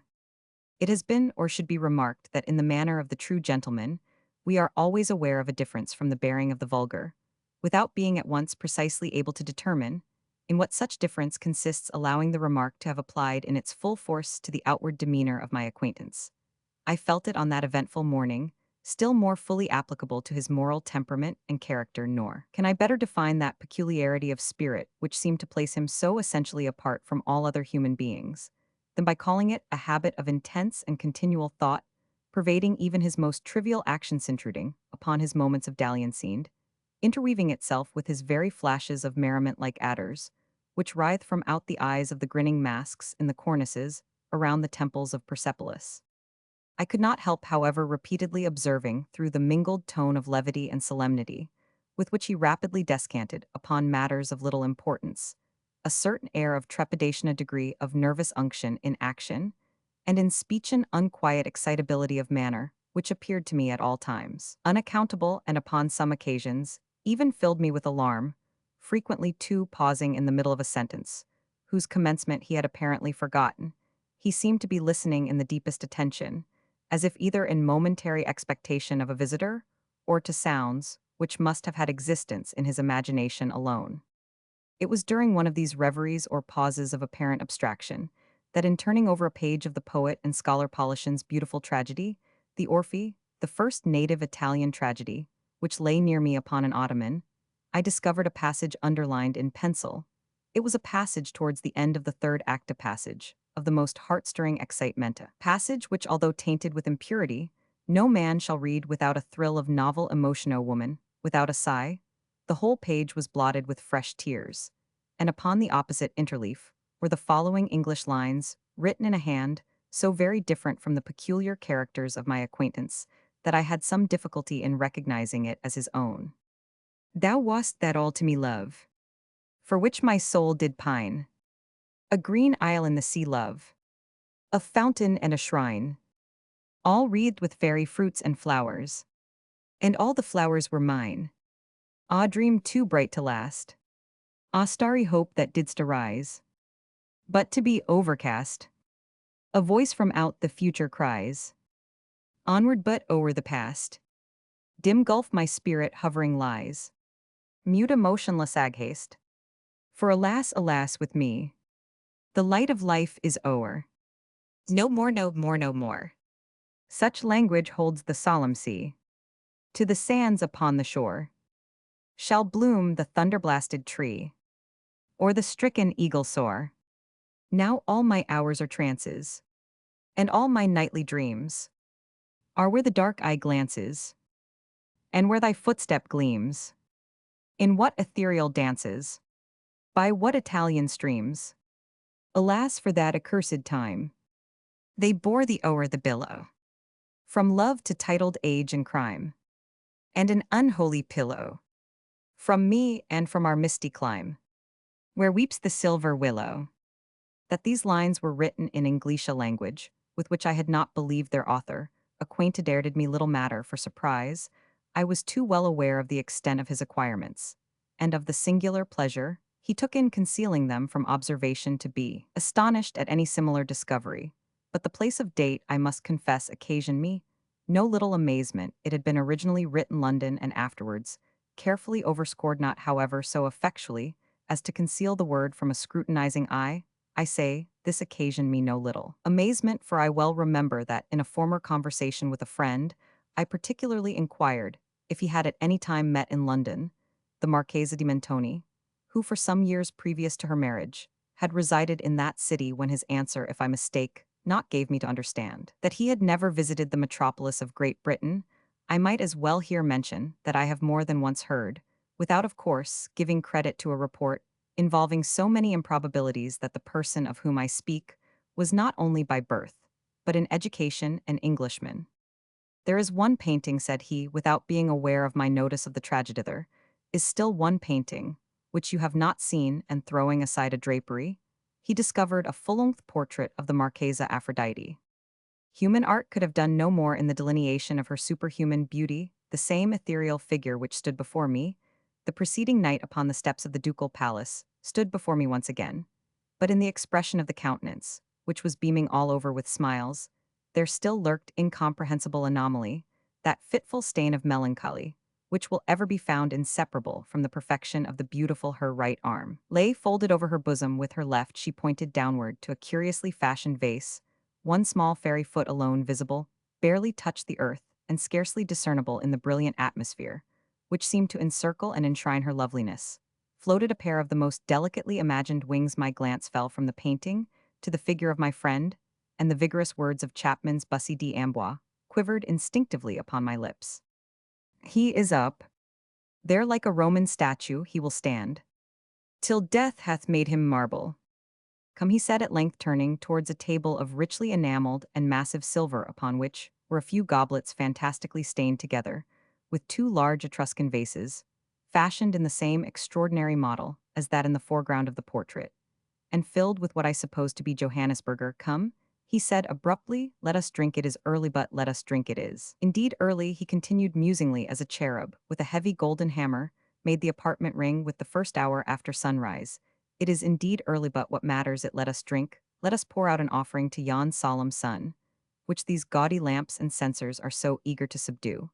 And having made me pledge him in a bumper, he swallowed in rapid succession several goblets of the wine. To dream, he continued, resuming the tone of his desultory conversation, as he held up to the rich light of a censer. One of the magnificent vase to dream has been the business of my life. I have therefore framed for myself, as you see, a bower of dreams in the heart of Venice. Could I have erected a better? You behold around you, it is true, a medley of architectural embellishments. The chastity of Ionia is offended by antediluvian devices, and the sphinxes of Egypt are outstretched upon carpets of gold. Yet the effect is incongruous to the timid, alone proprieties of place, and especially of time, are the bugbears which terrify mankind from the contemplation of the magnificent. Once I was myself a decorist, but that sublimation of folly has palled upon my soul. All this is now the fitter for my purpose. Like these arabesque censers, my spirit is writhing in fire, and the delirium of this scene is fashioning me for the wilder visions of that land of real dreams, whither I am now rapidly departing. He here paused, abruptly bent his head to his bosom, and seemed to listen to a sound which I could not hear. At length, erecting his frame, he looked upwards, and ejaculated the lines of the Bishop of Chichester. Stay for me there, I will not fail to meet thee in that hollow vale. In the next instant, confessing the power of the wine, he threw himself at full length upon an ottoman. A quick step was now heard upon the staircase, and a loud knock at the door rapidly succeeded. I was hastening to anticipate a second disturbance, when a page of Mentinus' household burst into the room, and faltered out in a voice, choking with emotion, the incoherent words, "My mistress, me mistress, poisoned, O beautiful Aphrodite." Bewildered, I flew to the ottoman, and endeavored to arouse the sleeper to a sense of the startling intelligence. But his limbs were rigid, his lips were livid, his lately beaming eyes were riveted in death. I staggered back towards the table. Me hand fell upon a cracked and blackened goblet. A consciousness of the entire and terrible truth flashed suddenly over my soul. The pit and the pendulum. Impia tortorum longos hic turba furors. Sanguinis innocui non satiata uluit. Sospite nunc patria fracto nunc funeris antro. Mors ubidira fuit vita salisque patent. Quatrain composed for the gates of a market, to be erected upon the site of the Jacobin clubhouse at Paris. I was sick unto death with that long agony, and when they at length unbound me and I was permitted to sit, I felt that my senses were leaving me.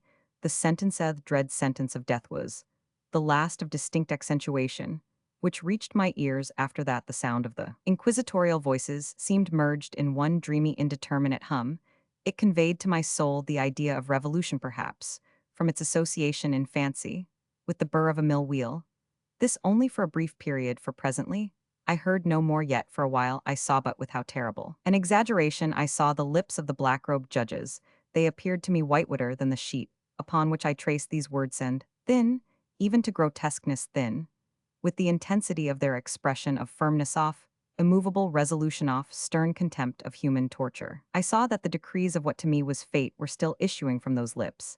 I saw them writhe with a deadly locution. I saw them fashion the syllables of my name, and I shuddered, because no sound succeeded. I saw, too, for a few moments of delirious horror, the soft and nearly imperceptible waving of the sable draperies, which enwrapped the walls of the apartment, and then my vision fell upon the 7 tall candles upon the table. At first they wore the aspect of charity, and seemed white and slender angels who would save me, but then all at once there came a most deadly nausea over my spirit, and I felt every fiber in my frame thrill, as if I had touched the wire of a galvanic battery, while the angel forms became meaningless specters with heads of flame, and I saw that from them there would be no help, and then there stole into my fancy like a rich musical note the thought of what sweet rest there must be in the grave. The thought came gently and stealthily, and it seemed long before it attained full appreciation. But just as my spirit came at length properly, to feel and entertain it, the figures of the judges vanished as if magically from before me, the tall candles sank into nothingness, their flames went out utterly, the blackness of darkness supervened all sensations, appeared swallowed up in a mad rushing descent, as of the soul into Hades, then silence and stillness night were the universe. I had swooned, but still will not say that all of consciousness was lost. What of it there remained I will not attempt to define, or even to describe. Yet all was not lost in the deepest slumber, no, in delirium, no, in a swoon, no, in death, no, even in the grave. All is not lost, else there is no immortality for man, arousing from the most profound of slumbers we break the gossamer web of some dream, yet in a second afterward, so frail may that web have been, we remember not that we have dreamed in the return to life from the swoon. There are two stages: first, that of the sense of mental or spiritual; secondly, that of the sense of physical existence. It seems probable that if upon reaching the second stage we could recall the impressions of the first, we should find these impressions eloquent in memories of the gulf beyond. And that gulf is what, how at least shall we distinguish its shadows from those of the tomb?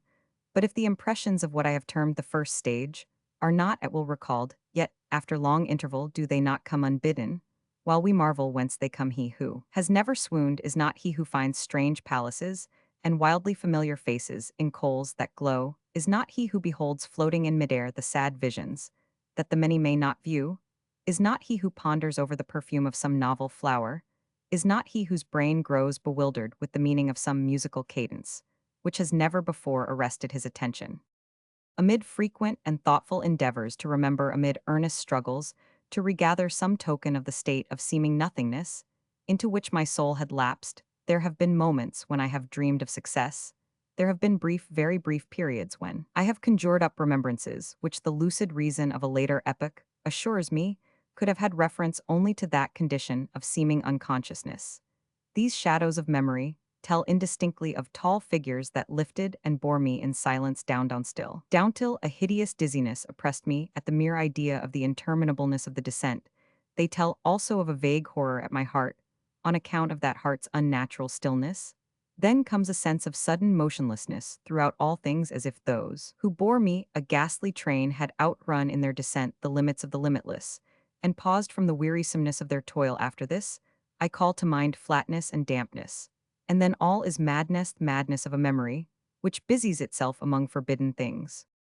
Very suddenly there came back to my soul motion and sound, the tumultuous motion of the heart, and in my ears the sound of its beating, then a pause in which all is blank, then again sound and motion and touch, a tingling sensation, pervading my frame, then the mere consciousness of existence without thought, a condition, which lasted long, then very suddenly thought and shuddering terror and earnest endeavor to comprehend my true state, then a strong desire to lapse into insensibility, then a rushing revival of soul, and a successful effort to move.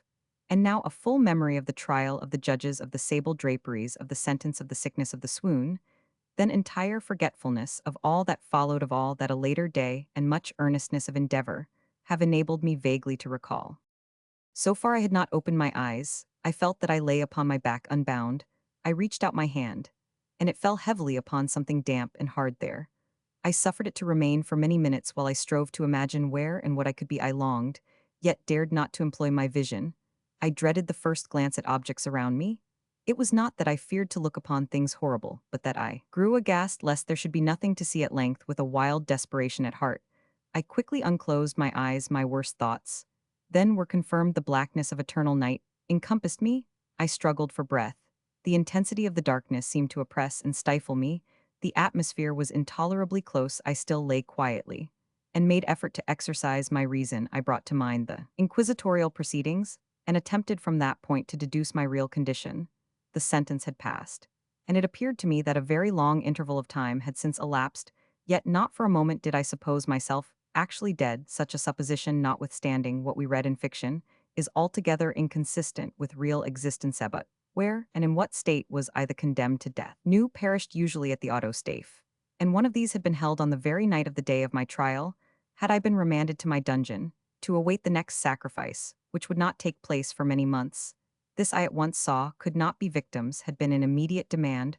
Moreover, my dungeon, as well as all the condemned cells at Toledo had stone floors and light, was not altogether excluded. A fearful idea now suddenly drove the blood in torrents upon my heart, and for a brief period, I once more relapsed into insensibility.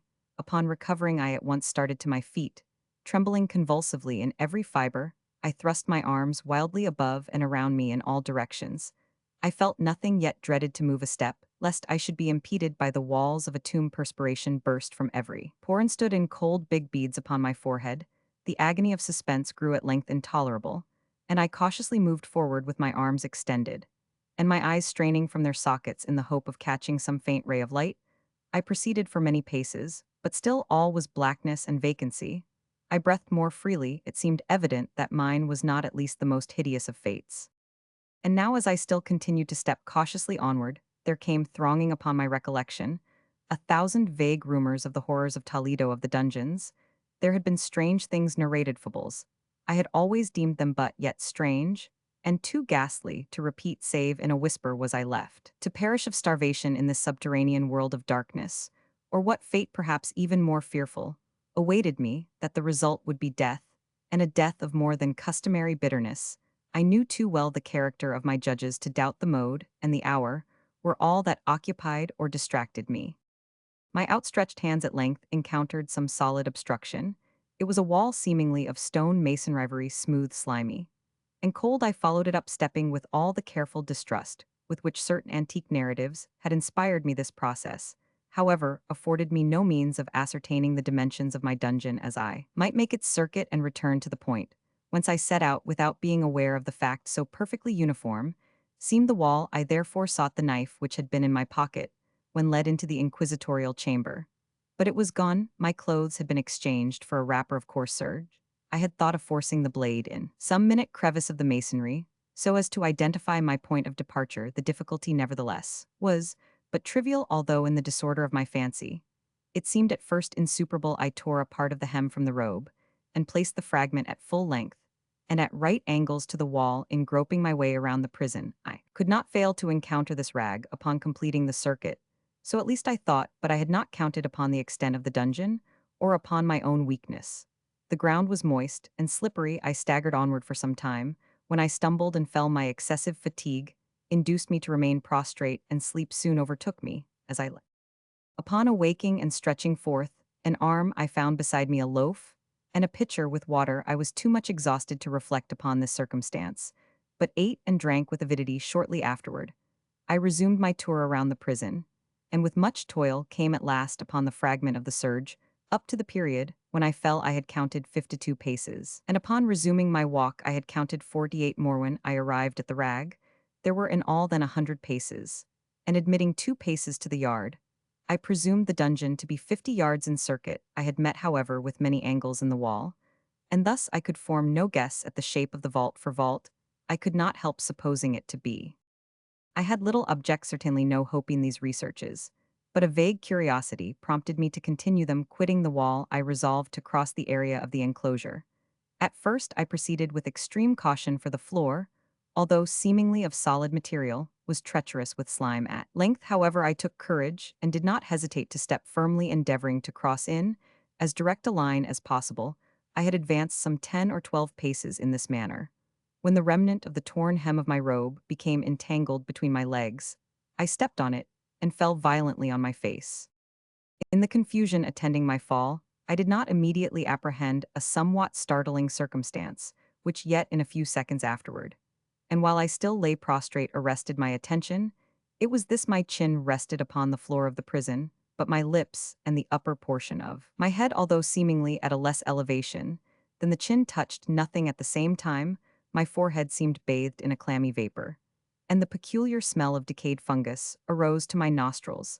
I put forward my arm, and shuddered to find that I had fallen at the very brink of a circular pit, whose extent, of course, I had no means of ascertaining at the moment. Groping about the masonry, just below the margin, I succeeded in dislodging a small fragment, and let it fall into the abyss. For many seconds I hearkened to its reverberations, as it dashed against the sides of the chasm in its descent at length. There was a sullen plunge into water succeeded by loud echoes. At the same moment, there came a sound resembling the quick opening and as rapid closing of a door overhead, while a faint gleam of light flashed suddenly through the gloom and as suddenly faded away.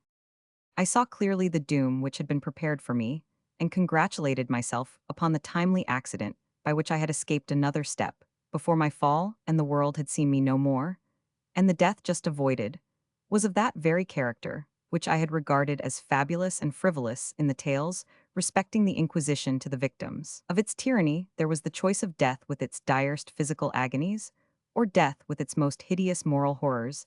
I had been reserved for the latter by long suffering. My nerves had been unstrung until I trembled at the sound of my own voice, and had become in every respect a fitting subject for the species of torture which awaited me.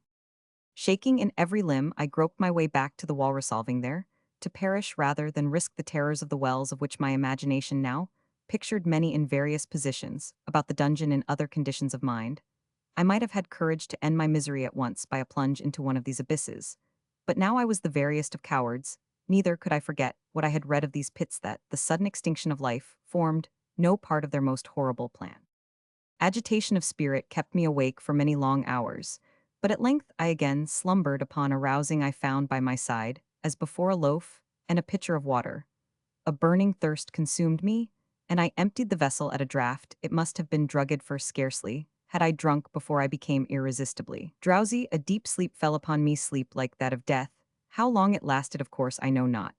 But when once again I unclosed my eyes, the objects around me were visible by a wild sulphurous luster, the origin of which I could not at first determine. I was enabled to see the extent and aspect of the prison. In its size I had been greatly mistaken. The whole circuit of its walls did not exceed 25 yards for some minutes. This fact occasioned me a world of vain trouble. Vain, indeed, for what could be of less importance under the terrible circumstances which environed me than the mere dimensions of my dungeon.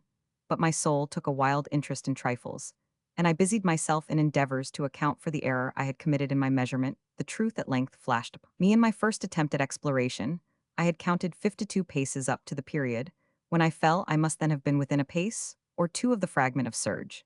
In fact, I had nearly performed the circuit of the vault. I then slept, and upon awaking, I must have returned upon my steps. This, supposing the circuit nearly double what it actually was, my confusion of mind prevented me from observing that I began my tour with the wall to the left, and ended it with the wall to the right. I had been deceived, too, in respect to the shape of the enclosure. In feeling my way I had found many angles, and thus deduced an idea of great irregularity. So potent is the effect of total darkness upon one arousing from lethargy or sleep. The angles were simply those of a few slight depressions or niches at odd intervals. The general shape of the prison was square. What I had taken for masonry seemed now to be iron, or some other metal in huge plates, whose sutures or joints occasioned the depression. The entire surface of this metallic enclosure was rudely daubed in all the hideous and repulsive devices to which the charnel superstition of the monks has given rise. The figures of fiends in aspects of menace, with skeleton forms, and other more really fearful images overspread and disfigured the walls. I observed that the outlines of these monstrosities were sufficiently distinct, but that the colors seemed faded and blurred, as if from the effects of a damp atmosphere. I now noticed the floor too, which was of stone. In the center yawned the circular pit from whose jaws I had escaped, but it was the only one in the dungeon. All this I saw indistinctly, and by much effort, for my personal condition had been greatly changed during slumber. I now lay upon my back, and at full length on a species of low framework of wood. To this I was securely bound by a long strap resembling a surcingle. It passed in many convolutions about my limbs and body, leaving at liberty only my head and my left arm, to such extent that I could, by dint of much exertion, supply myself with food from an earthen dish, which lay by my side on the floor. I saw to my horror that the pitcher had been removed. I say to my horror, for I was consumed with intolerable thirst. This thirst, it appeared to be the design of my persecutors to stimulate, for the food in the dish was meat pungently seasoned. Looking upward, I surveyed the ceiling of my prison. It was some 30 or 40 feet overhead, and constructed much as the side walls in one of its panels. A very singular figure riveted my whole attention. It was the painted figure of Time, as he is commonly represented, save that in lieu of a scythe, he held what at a casual glance I supposed to be the pictured image of a huge pendulum, such as we see on antique clocks. there was something, however, in the appearance of this machine, which caused me to regard it more attentively, while I gazed directly upward at it, for its position was immediately over my own. I fancied that I saw it in motion in an instant afterward. The fancy was confirmed, its sweep was brief. And of course slow. I watched it for some minutes somewhat in fear, but more in wonder, wearied at length with observing its dull movement. I turned my eyes upon the other objects in the cell. A slight noise attracted my notice, and looking to the floor I saw several enormous rats traversing it. They had issued from the well which lay just within view to my right even then. While I gazed they came up in troops hurriedly with ravenous eyes, allured by the scent of the meat from this. It required much effort and attention to scare them away. It might have been half an hour, perhaps even an hour, for I could take but imperfect note of time, before I again cast my eyes upward. What I then saw confounded and amazed me. The sweep of the pendulum had increased in extent by nearly a yard, as a natural consequence. Its velocity was also much greater. But what mainly disturbed me was the idea that had perceptibly descended. I now observed with what horror. It is needless to say that its nether extremity was formed of a crescent of glittering steel, about a foot in length from horn to horn, the horns upward, and the under edge evidently as keen as that of a razor, like a razor. Also, it seemed massy and heavy, tapering from the edge into a solid and broad structure above it, was appended to a weighty rod of brass, and the whole hissed as it swung through the air. I could no longer doubt the doom prepared for me by monkish ingenuity in torture. My cognizance of the pit had become known to the inquisitorial agents. The pit, whose horrors had been destined for so bold a recusant as myself, the pit typical of hell, and regarded by rumor as the ultima thule of all their punishments. The plunge into this pit I had avoided by the merest of accidents. I knew that surprise or entrapment into torment formed an important portion of all the grotesquerie of these dungeon deaths. Having failed to fall, it was no part of the demon plan to hurl me into the abyss. And thus, there being no alternative, a different and a milder destruction awaited me. Milder, I half smiled in my agony as I thought of such application of such a term. What boots it to tell of the long, long hours of horror, more than mortal, during which I counted the rushing vibrations of the steel inch by inch, line by line, with a descent only appreciable at intervals that seemed ages down, and still down it came. Days passed, it might have been that many days passed ere it swept so closely over me as to fan me with its acrid breath. The odor of the sharp steel forced itself into my nostrils. I prayed, I wearied heaven with my prayer for its more speedy descent. I grew frantically mad, and struggled to force myself upward against the sweep of the fearful scimitar. And then I fell suddenly calm and lay smiling at the glittering death as a child at some rare bauble. There was another interval of utter insensibility. It was brief, for upon again lapsing into life, there had been no perceptible descent in the pendulum. But it might have been long, for I knew there were demons who took note of my swoon, and who could have arrested the vibration at pleasure. Upon my recovery, too, I felt vireo inexpressiblisic, and weak as if through long inanition. Even amid the agonies of that period, the human nature craved food. With painful effort, I outstretched my left arm as far as my bonds permitted, and took possession of the small remnant which had been spared me by the rats. As I put a portion of it within my lips, there rushed to my mind a half-formed thought of joy off hope. Yet what business had I with hope? It was, as I say, a half-formed thought. Man has many such which are never completed. I felt that it was of joy off hope, but felt also that it had perished in its formation in vain. I struggled to perfecto regain it. Long suffering had nearly annihilated all my ordinary powers of mind. I was an imbecilian idiot. The vibration of the pendulum was at right angles to my length. I saw that the crescent was designed to cross the region of the heart. It would fray the surge of my robe, it would return and repeat its operation again and again, notwithstanding its terrifically wide sweep, some 30 feet or more, and the hissing vigor of its descent sufficient to sunder these very walls of iron. Still, the fraying of my robe would be all that for several minutes it would accomplish, and at this thought I paused. I dared not go farther than this reflection. I dwelt upon it with a pertinacity of attention as, if in so dwelling I could arrest here the descent of the steel. I forced myself to ponder upon the sound of the crescent, as it should pass across the garment, upon the peculiar thrilling sensation which the friction of cloth produces on the nerves. I pondered upon all this frivolity until my teeth were on edge.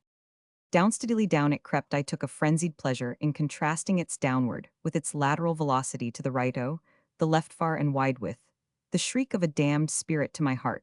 With the stealthy pace of the tiger, I alternately laughed and howled as the one or the other idea grew predominant. Down certainly, relentlessly down, it vibrated within 3 inches of my bosom. I struggled violently, furiously, to free my left arm. This was free only from the elbow to the hand. I could reach the latter from the platter beside me to my mouth, with great effort. But no farther could I have broken the fastenings above the elbow. I would have seized and attempted to arrest the pendulum. I might as well have attempted to arrest an avalanche. Down still, unceasingly still, inevitably down, I gasped and struggled at each vibration. I shrunk convulsively at its every sweep. My eyes followed its outward or upward whirls.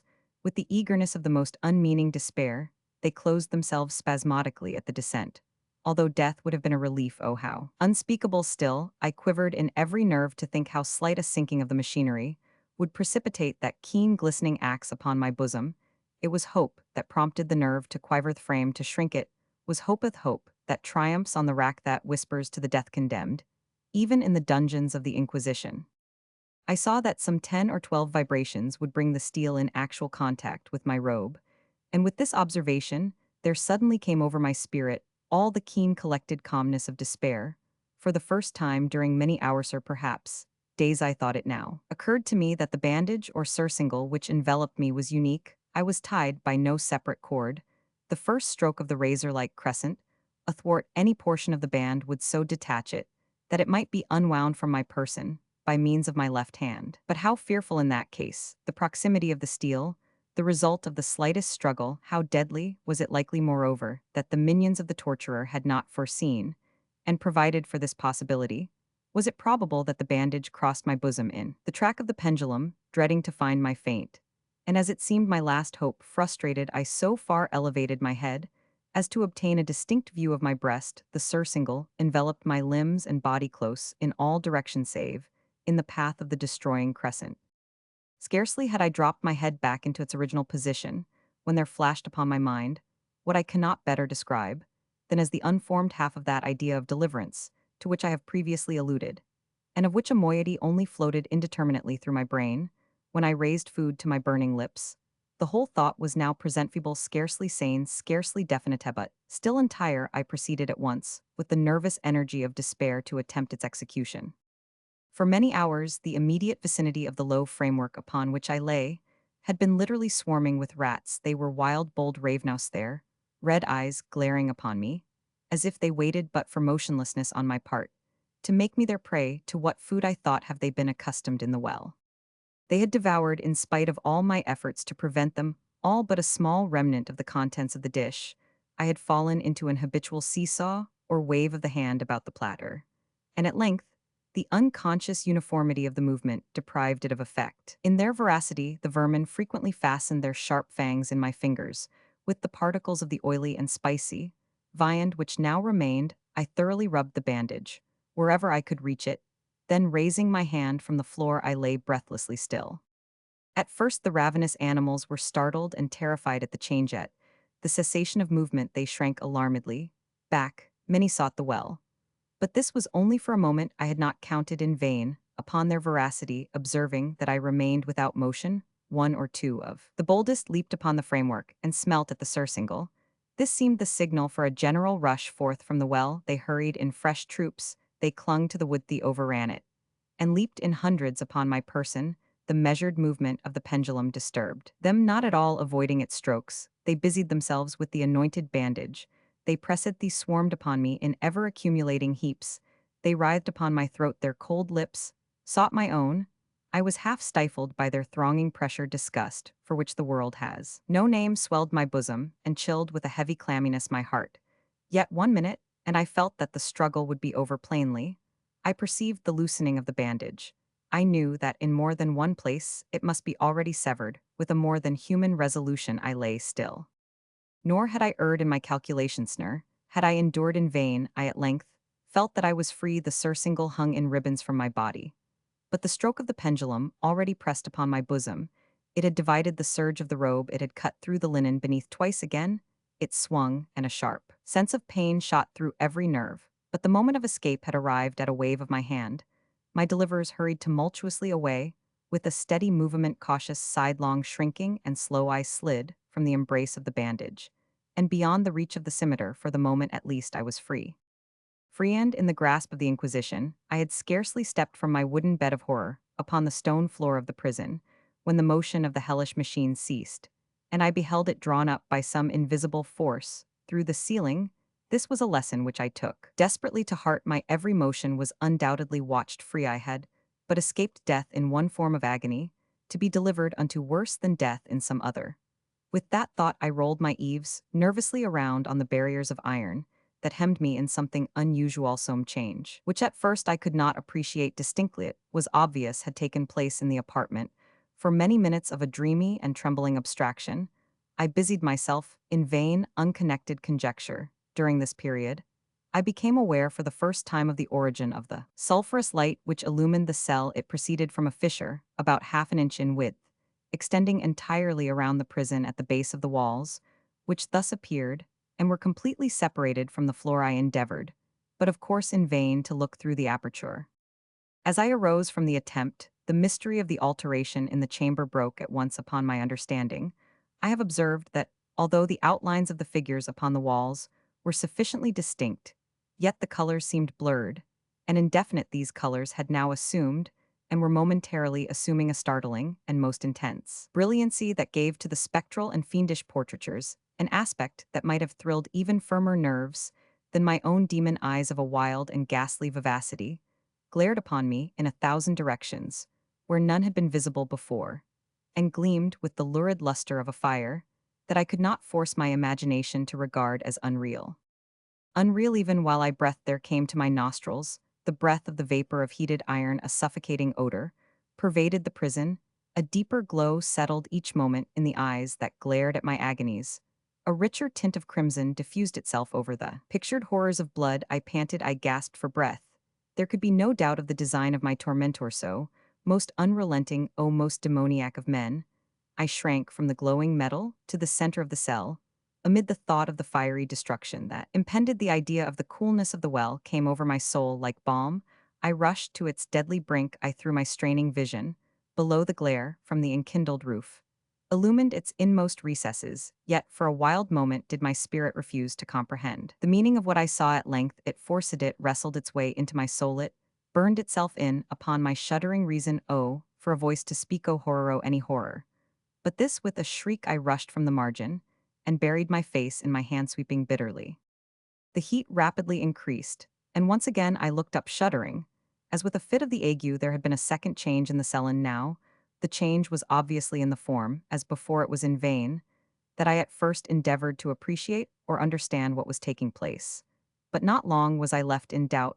The inquisitorial vengeance had been hurried by my twofold escape, and there was to be no more dallying with the King of Terrors. The room had been square. I saw that two of its iron angles were now acuteo, consequently obtuse. The fearful difference quickly increased with a low rumbling or moaning sound. In an instant the apartment had shifted its form into that of a lozenge. But the alteration stopped not here. I neither hoped nor desired it to stop. I could have clasped the red walls to my bosom as a garment of eternal peace. Death, I said, any death, but that of the pit. Fool, might I have not known that into the pit it was the object of the burning iron to urge me. Could I resist its glow? Or if even that, could I withstand its pressure? And now flatter and flatter grew the lozenge with a rapidity that left me no time for contemplation. Its center, and of course its greatest width, came just over the yawning gulf. I shrank back, but the closing walls pressed me resistlessly onward. At length, for my seared and writhing body, there was no longer an inch of foothold on the firm floor of the prison. I struggled no more, but the agony of my soul found vent in one loud, long, and final scream of despair. I felt that I tottered upon the brink. I averted my eyes. There was a discordant hum of human voices. There was a loud blast as of many trumpets. There was a harsh grating as of 1,000 thunders. The fiery walls rushed back. An outstretched arm caught my own. As I fell fainting into the abyss, it was that of General Lazel. The French army had entered Toledo. The Inquisition was in the hands of its enemies. The premature burial. There are certain themes of which the interest is all-absorbing, but which are too entirely horrible for the purposes of legitimate fiction. These the mere romanticist must eschew, if he do not wish to offend or to disgust. They are with propriety handled only when the severity and majesty of truth sanctify and sustain them. We thrill, for example, with the most intense of pleasurable pain over the accounts of the passage of the Baracina of the earthquake, at Lisbon of the plague, at London of the massacre of St. Bartholomew, or of the stifling of the 123 prisoners in the black hole at Calcutta, but in these accounts, it is the fact, it is the reality, it is the history, which excites as inventions, we should regard them with simple abhorrence. I have mentioned some few of the more prominent and august calamities on record, but in these, it is the extent, not less than the character of the calamity, which so vividly impresses the fancy. I need not remind the reader that, from the long and weird catalogue of human miseries, I might have selected many individual instances more replete with essential suffering than any of these vast generalities of disaster, the true wretchedness. Indeed, ultimate woes, particular, not diffuse, that the ghastly extremes of agony are endured by man the unit, and never by man the mass. For this let us thank a merciful God. To be buried while alive is beyond question the most terrific of these extremes, which has ever fallen to the lot of mere mortality, that it has frequently, very frequently, so fallen will scarcely be denied by those who think the boundaries which divide life from death are at best shadowy and vague. Who shall say where the one ends? And where the other begins? We know that there are diseases in which occur total cessations of all the apparent functions of vitality, and yet in which these cessations are merely suspensions properly so called. They are only temporary pauses in the incomprehensible mechanism. A certain period elapses, and some unseen mysterious principle again sets in motion the magic pinions, and the wizard wheels the silver cord was not for ever loosed, nor the golden bowl irreparably broken, but where meantime was the soul.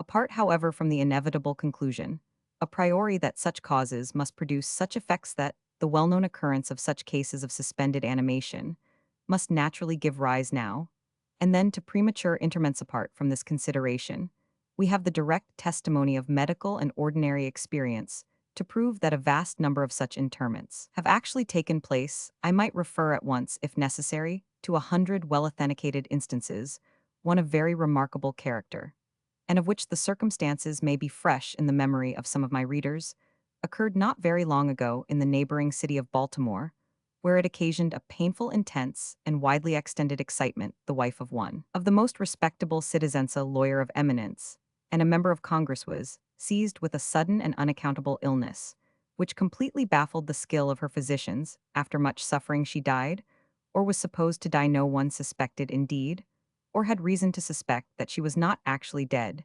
She presented all the ordinary appearances of death. The face assumed the usual pinched and sunken outline, the lips were of the usual marble pallor, the eyes were lustreless. There was no warmth, pulsation had ceased for 3 days, the body was preserved unburied, during which it had acquired a stony rigidity. The funeral, in short, was hastened on account of the rapid advance of what was supposed to be decomposition. The lady was deposited in her family vault, which for 3 subsequent years was undisturbed. At the expiration of this term, it was opened for the reception of a sarcophagus. But alas, how fearful a shock awaited the husband, who personally threw open the door. As its portals swung outwardly back, some white-apparelled object fell rattling within his arms. It was the skeleton of his wife in her yet unmolded shroud. A careful investigation rendered it evident that she had revived within 2 days after her entombment, that her struggles within the coffin had caused it to fall from a ledge or shelf to the floor, where it was so broken as to permit her escape. A lamp, which had been accidentally left full of oil within the tomb, was found empty. It might have been exhausted, however, by evaporation. On the uttermost of the steps which led down into the dread chamber was a large fragment of the coffin, with which it seemed that she had endeavored to arrest attention by striking the iron door. While thus occupied, she probably swooned or possibly died through sheer terror. And in failing, her shroud became entangled in some ironwork which projected interiorly. Thus she remained, and thus she rotted erect. In the year 1810, a case of living inhumation happened in France, attended with circumstances which go far to warrant the assertion that truth is indeed stranger than fiction. The heroine of the story was a Mademoiselle Victorine Lafricade, a young girl of illustrious family of wealth, and of great personal beauty. Among her numerous suitors was Julien Bossuet, a poor litterateur or journalist of Paris.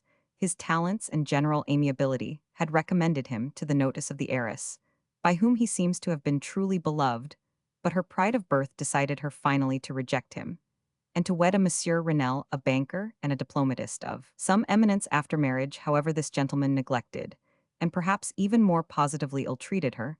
Having passed with him some wretched years, she did, at least her condition so closely resembled death as to deceive everyone who saw her. She was buried not in a vault, but in an ordinary grave in the village of her nativity, filled with despair and still inflamed by the memory of a profound attachment. The lover journeys from the capital to the remote province in which the village lies with the romantic purpose of disinterring the corpse and possessing himself of its luxuriant tresses. He reaches the grave at midnight, he unearths the coffin, opens it, and is in the act of detaching the hair when he is arrested by the unclosing of the beloved eyes. In fact, the lady had been buried alive, vitality had not altogether departed, and she was aroused by the caresses of her lover from the lethargy, which had been mistaken for death. He bore her frantically to his lodgings in the village. He employed certain powerful restoratives, suggested by no little medical learning. In fine, she revived, she recognized her preserver, she remained with him, until by slow degrees, she fully recovered her original health. Her woman's heart was not adamant, and this last lesson of love sufficed to soften it. She bestowed it upon Bossuet. She returned no more to her husband, but concealing from him her resurrection, fled with her lover to America. 20 years afterward, the two returned to France, in the persuasion that time had so greatly altered the lady's appearance that her friends would be unable to recognize her. They were mistaken, however, for at the first meeting Monsieur Renel did actually recognize and make claim to his wife. This claim she resisted, and a judicial tribunal sustained her in her resistance, deciding that the peculiar circumstances with the long lapse of years had extinguished, not only equitably, but legally, the authority of the husband.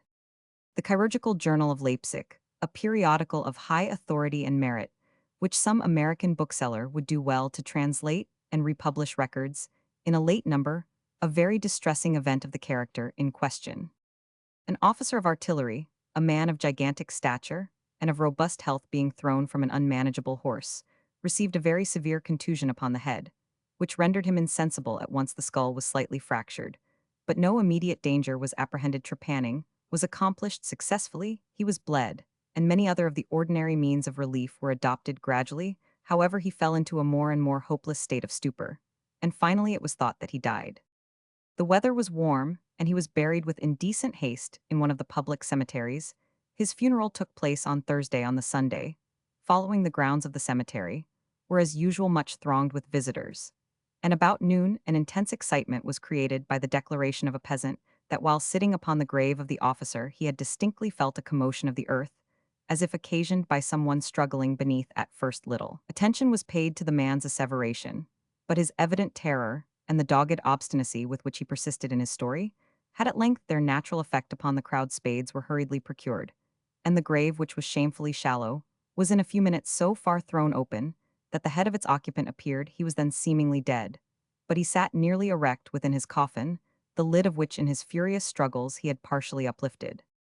He was forthwith conveyed to the nearest hospital, and there pronounced to be still living, although in an asphytic condition. After some hours, he revived, recognized individuals of his acquaintance, and in broken sentences spoke of his agonies in the grave. From what he related, it was clear that he must have been conscious of life for more than an hour while inhumed before lapsing into insensibility. The grave was carelessly and loosely filled with an exceedingly porous soil, and thus some air was necessarily admitted. He heard the footsteps of the crowd overhead, and endeavored to make himself heard in turn. It was the tumult within the grounds of the cemetery, he said, which appeared to awaken him from a deep sleep. But no sooner was he awake than he became fully aware of the awful horrors of his position. This patient, it is recorded, was doing well, and seemed to be in a fair way of ultimate recovery, but fell a victim to the quackeries of medical experiment. The galvanic battery was applied, and he suddenly expired in one of those ecstatic paroxysms which occasionally it superinduces. The mention of the galvanic battery nevertheless recalls to my memory a well-known and very extraordinary case, in point where its action proved the means of restoring to animation a young attorney of London who had been interred for 2 days. This occurred in 1831, and created at the time a very profound sensation wherever it was made the subject of converse. The patient, Mr. Edward Stapleton, had died apparently of typhus fever, accompanied with some anomalous symptoms, which had excited the curiosity of his medical attendants upon his seeming decease. His friends were requested to sanction a post-mortem examination, but declined to permit it, as often happens when such refusals are made. The practitioners resolved to disinter the body and dissect it at leisure in private arrangements, were easily affected with some of the numerous corps of body snatchers with which London abounds, and upon the third night after the funeral, the supposed corpse was unearthed from a grave 8 feet deep and deposited in the opening chamber of one of the private hospitals. An incision of some extent had been actually made in the abdomen, when the fresh and undecayed appearance of the subject suggested an application of the battery one experiment succeeded another, and the customary effects supervened with nothing to characterize them in any respect, except upon one or two occasions, a more than ordinary degree of lifelikeness in the convulsive action. It grew late, the day was about to dawn, and it was thought expedient at length to proceed at once to the dissection. A student, however, was especially desirous of testing a theory of his own, and insisted upon applying the battery to one of the pectoral muscles. A rough gash was made, and a wire hastily brought in contact when the patient, with a hurried but quite unconvulsive movement, arose from the table, stepped into the middle of the floor, gazed about him uneasily for a few seconds, and then spoke. What he said was unintelligible, but words were uttered, the syllabification was distinct. Having spoken, he fell heavily to the floor.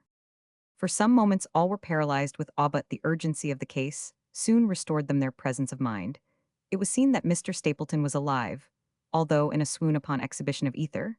He revived, and was rapidly restored to health, and to the society of his friends, from whom, however, all knowledge of his resuscitation was withheld, until a relapse was no longer to be apprehended. Their wonder, their rapturous astonishment may be conceived.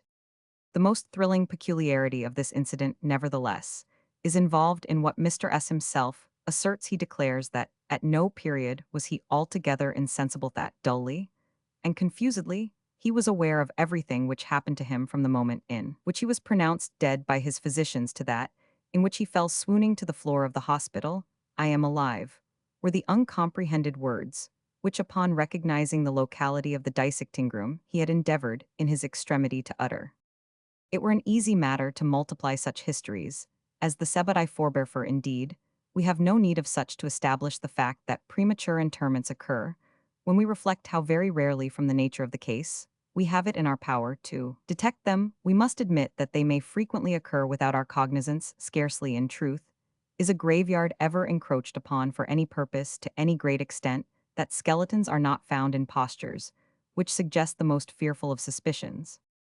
Fearful indeed the suspicion, but more fearful the doom. It may be asserted without hesitation that no event is so terribly well adapted to inspire the supremeness of bodily and of mental distress as is burial before death, the unendurable oppression of the lungs, stifling fumes from the damp earth clinging to the death garments, rigid embrace of the narrow-housed blackness of the absolute night, the silence, like a sea that overwhelms, unseen but palpable presence of the conqueror. Worm these things with the thoughts of the air and grass, above with memory of dear friends, who would fly to save us if but informed of our fate, and with consciousness that of this fate they can never be informed, that our hopeless portion is that of the really dead. These considerations, I say, carry into the heart, which still palpitates, a degree of appalling and intolerable horror, from which the most daring imagination must recoil. We know of nothing so agonizing upon earth, we can dream of nothing half so hideous in the realms of the nethermost hell, and thus all narratives upon this topic have an interest, profound an interest, nevertheless, which through the sacred awe of the topic itself very properly and very peculiarly depends upon our conviction of the truth of the matter. Narrated, what I have now to tell is of my own actual knowledge, of my own positive and personal experience. For several years I had been subject to attacks of the singular disorder, which physicians have agreed to term catalepsy, in default of a more definitive title, although both the immediate and the predisposing causes, and even the actual diagnosis of this disease, are still mysterious. Its obvious and apparent character is sufficiently well understood. Its variations seem to be chiefly of degree. Sometimes the patient lies for a day only, or even for a shorter period, in a species of exaggerated lethargy. He is senseless and externally motionless, but the pulsation of the heart is still faintly perceptible. Some traces of warmth remain, a slight color lingers within the center of the cheek, and upon application of a mirror to the lips, we can detect a torpid, unequal, and vacillating action of the lungs. Then again the duration of the trance is for weeks, 7 for months, while the closest scrutiny and the most rigorous medical tests fail to establish any material distinction between the state of the sufferer and what we conceive of absolute death. Very usually, he is saved from premature interment solely by the knowledge of his friends that he has been previously subject to catalepsy, by the consequent suspicion, excited, and above all by the non-appearance of decay. The advances of the malady are luckily gradual. The first manifestations, although marked, are unequivocal. The fits grow successively, more and more distinctive, and endure each for a longer term than the preceding. In this lies the principal security from inhumation. The unfortunate whose first attack should be of the extreme character, which is occasionally seen, would almost inevitably be consigned alive to the tomb. My own case differed in no important particular from those mentioned in medical books, sometimes without any apparent cause. I sank little by little into a condition of semisyncope or half swoon, and in this condition without pain, without ability to stir or, strictly speaking, to think, but with a dull, lethargic consciousness of life, and of the presence of those who surrounded my bed, I remained, until the crisis of the disease restored me suddenly to perfect sensation. At other times, I was quickly and impetuously smitten. I grew sick and numb, and chilly and dizzy, and so fell prostrate at once. Then, for weeks all was void and black and silent, and nothing became the universe. Total annihilation could be no more from these latter attacks. I awoke, however, with a gradation slow, in proportion to the suddenness of the seizure, just as the day dawns to the friendless and houseless beggar, who roams the streets throughout the long, desolate winter night. Just so tardily, just so warily, just so cheerily came back the light of the soul to me. And apart from the tendency to trance, however, my general health appeared to be good, nor could I perceive that it was at all affected by the one prevalent malady, unless, indeed, an idiosyncrasy in my ordinary sleep may be looked upon as superinduced upon awaking from slumber. I could never gain at once thorough possession of my senses, and always remained for many minutes in much bewilderment and perplexity. Mental faculties in general, but the memory in especial, being in a condition of absolute abeyance. In all that I endured there was no physical suffering, but of moral distress and infinitude. My fancy grew charnel. I talked of worms, of tombs and epitaphs. I was lost in reveries of death, and the idea of premature burial held continual possession of my brain. The ghastly danger to which I was subjected haunted me day and night. In the former, the torture of meditation was excessive; in the latter, supreme, when the grim darkness overspread the earth. Then with every horror of thought I shook, as the quivering plumes upon the hearse, when nature could endure wakefulness no longer. It was with a struggle that I consented to sleep, for I shuddered to reflect that, upon awaking, I might find myself the tenant of a grave. And when finally I sank into slumber, it was only to rush at once into a world of phantasms, above which, with vast sable overshadowing wing, hovered predominant the one sepulchral idea. From the innumerable images of gloom, which thus oppressed me in dreams, I select for record but a solitary vision. Methought I was immersed in a cataleptic trance, of more than usual duration and profundity. Suddenly, there came an icy hand upon my forehead, and an impatient, gibbering voice whispered the word "arise" within my ear. I sat erect. The darkness was total. I could not see the figure of him who had aroused me. I could call to mind neither the period at which I had fallen into the trance, nor the locality in which I then lay. While I remained motionless and busied in endeavors to collect my thought, the cold hand grasped me fiercely by the wrist, shaking it petulantly, while the gibbering voice said again, "Arise, did I not bid thee arise? And who," I demanded, "art thou?" "I have no name in the regions which I inhabit," replied the voice mournfully. "I was mortal, but am fiend. I was merciless, but am pitiful. Thou dost feel that I shudder, my teeth chatter as I speak, yet it is not with the chilliness of the night off, the night without end, but this hideousness is insufferable. How canst thou tranquilly sleep? I cannot rest for the cry of these great agonies. These sights are more than I can bear. Get thee up, come with me into the outer night, and let me unfold to thee the graves. Is not this a spectacle of woe? Behold." I looked, and the unseen figure which still grasped me by the wrist had caused to be thrown open the graves of all mankind, and from each issued the faint phosphoric radiance of decay, so that I could see into the innermost recesses, and there view the shrouded bodies in their sad and solemn slumbers with the worm. But alas, the real sleepers were fewer by many millions than those who slumbered not at all. And there was a feeble struggling, and there was a general sad unrest. And from out the depths of the countless pits, there came a melancholy rustling from the garments of the buried. And of those who seemed tranquilly to repose, I saw that a vast number had changed in a greater or less degree the rigid and uneasy position in which they had originally been entombed, and the voice again said to me as I gazed, "Is it not, oh, is it not a pitiful sight?" But before I could find words to reply, the figure had ceased to grasp my wrist, the phosphoric lights expired, and the graves were closed with a sudden violence, while from out them arose a tumult of despairing cries, saying again, Is it not, O God, is it not a very pitiful sight? Fantasies such as these presenting themselves at night extended their terrific influence far into my waking hours. My nerves became thoroughly unstrung, and I fell a prey to perpetual horror. I hesitated to ride or to walk, or to indulge in any exercise that would carry me from home. In fact, I no longer dared trust myself out of the immediate presence of those who were aware of my proneness to catalepsy, lest falling into one of my usual fits, I should be buried before my real condition could be ascertained. I doubted the care, the fidelity of my dearest friends. I dreaded that in some trance of more than customary duration, they might be prevailed upon to regard me as irrecoverable. I even went so far as to fear that as I occasioned much trouble, they might be glad to consider any very protracted attack as sufficient excuse for getting rid of me. Altogether, it was in vain they endeavored to reassure me by the most solemn promises. I exacted the most sacred oaths that under no circumstances they would bury me until decomposition had so materially advanced as to render farther preservation impossible.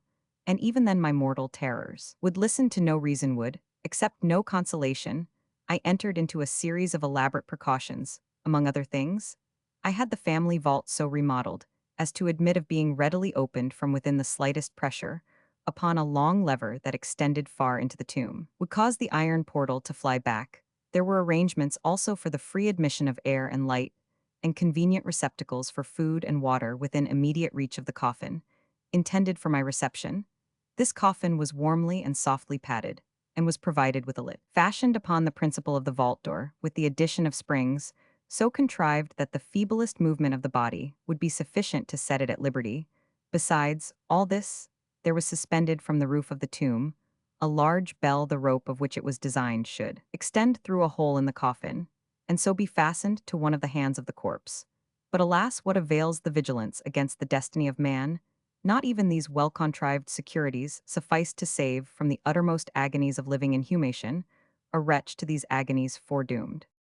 There arrived in epochas often before there had arrived in, which I found myself emerging from total unconsciousness into the first feeble and indefinite sense of existence slowly with a tortoise gradation approached the faint gray dawn of the cycle day, a torpid uneasiness and apathetic endurance of dull pain, no care no hapino. Effort then, after a long interval, a ringing in the ears then, after a lapse still longer a prickling or tingling sensation in the extremities, then a seemingly eternal period of pleasurable quiescence, during which the awakening feelings are struggling into thought, then a brief resinking into nonentity, then a sudden recovery at length the slight quivering of an eyelid, and immediately thereupon an electric shock of a terror deadly and indefinite, which sends the blood in torrents from the temples to the heart, and now the first positive effort to think, and now the first endeavor to remember, and now a partial and evanescent success, and now the memory has so far regained its dominion that in some measure I am cognizant of my state.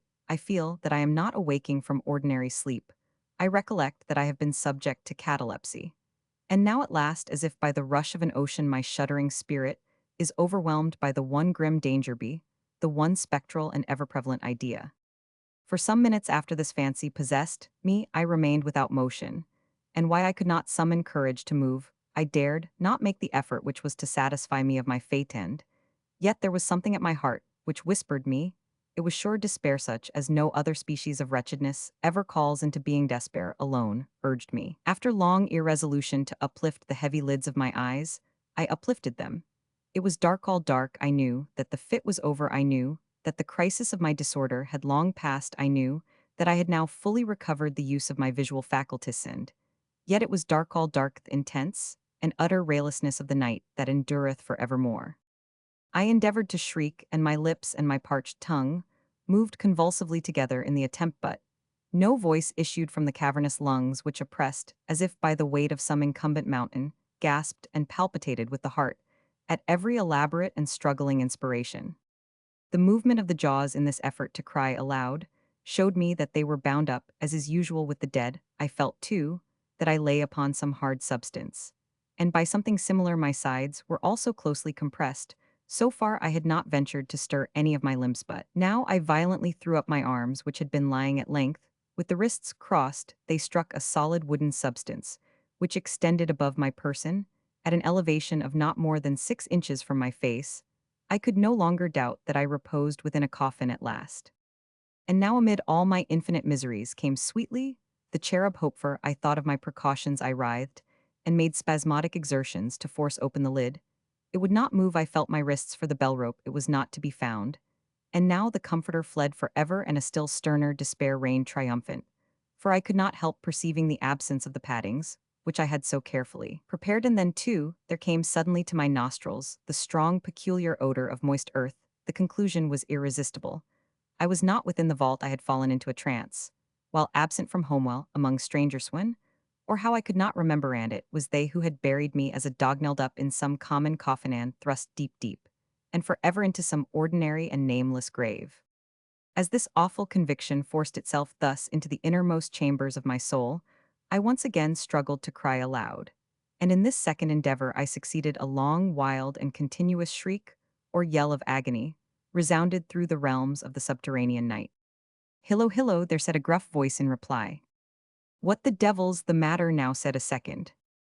"Get out, oh," that said a third. "What do you mean by yowling in that air kind of style, like a catamount?" said a fourth, and hereupon I was seized and shaken without ceremony for several minutes by a junto of very rough-looking individuals. They did not arouse me from my slumber, for I was wide awake when I screamed, but they restored me to the full possession of my memory. This adventure occurred near Richmond in Virginia. Accompanied by a friend, I had proceeded upon a gunning expedition. Some miles down the banks of the James River night approached, and we were overtaken by a storm. The cabin of a small sloop, lying at anchor in the stream, and laden with garden mold, afforded us the only available shelter. We made the best of it, and passed the night on board. I slept in one of the only two berths in the vessel. The berths of a sloop of 60 or 20 tons need scarcely be described. That which I occupied had no bedding of any kind. Its extreme width was 18 inches. The distance of its bottom from the deck overhead was precisely the same. I found it a matter of exceeding difficulty to squeeze myself in. Nevertheless, I slept soundly, and the whole of my vision, for it was no dream and no nightmare, arose naturally from the circumstances of my position, from my ordinary bias of thought, and from the difficulty to which I have alluded of collecting my senses, and especially of regaining my memory for a long time after awaking from slumber. The men who shook me were the crew of the sloop, and some laborers engaged to unload it from the load itself. Came the earthly smell. The bandage about the jaws was a silk handkerchief, in which I had bound up my head, in default of my customary nightcap. The tortures endured, however, were indubitably quite equal for the time to those of actual sepulture. They were fearful, they were inconceivably hideous. But out of evil proceeded good, for their very excess wrought in my spirit an inevitable revulsion. My soul acquired tone, acquired temper. I went abroad, I took vigorous exercise. I breathed the free air of heaven. I thought upon other subjects than death. I discarded my medical books. Butchin I burned. I read no night thoughts, no fustian about churchyards, no bugaboo tale as such as this. In short, I became a new man, and lived a man's life. From that memorable night I dismissed forever my charnel apprehensions, and with them vanished the cataleptic disorder, of which perhaps they had been less the consequence than the cause. There are moments when, even to the sober eye of reason, the world of our sad humanity may assume the semblance of a hell, but the imagination of man is no Carathis to explore with impunity. Its every cavern, alas, the grim legion of sepulchral terrors, cannot be regarded as altogether fanciful, but, like the demons in whose company Afrasiab made his voyage down the Oxus, they must sleep, or they will devour us. They must be suffered to slumber, or we perish. The domain of Arnheim. The garden like a lady fair was cut, that lay as if she slumbered in delight, and to the open skies her eyes did shut. The azure fields of heaven were sembled right in a large round set with the flowers of light, the flowers de luce and the round sparks of dew, that hung upon their azure leaves did show, like twinkling stars that sparkle in the evening blue. Giles Fletcher. From his cradle to his grave, a gale of prosperity bore my friend Ellison along. Nor do I use the word prosperity in its mere worldly sense.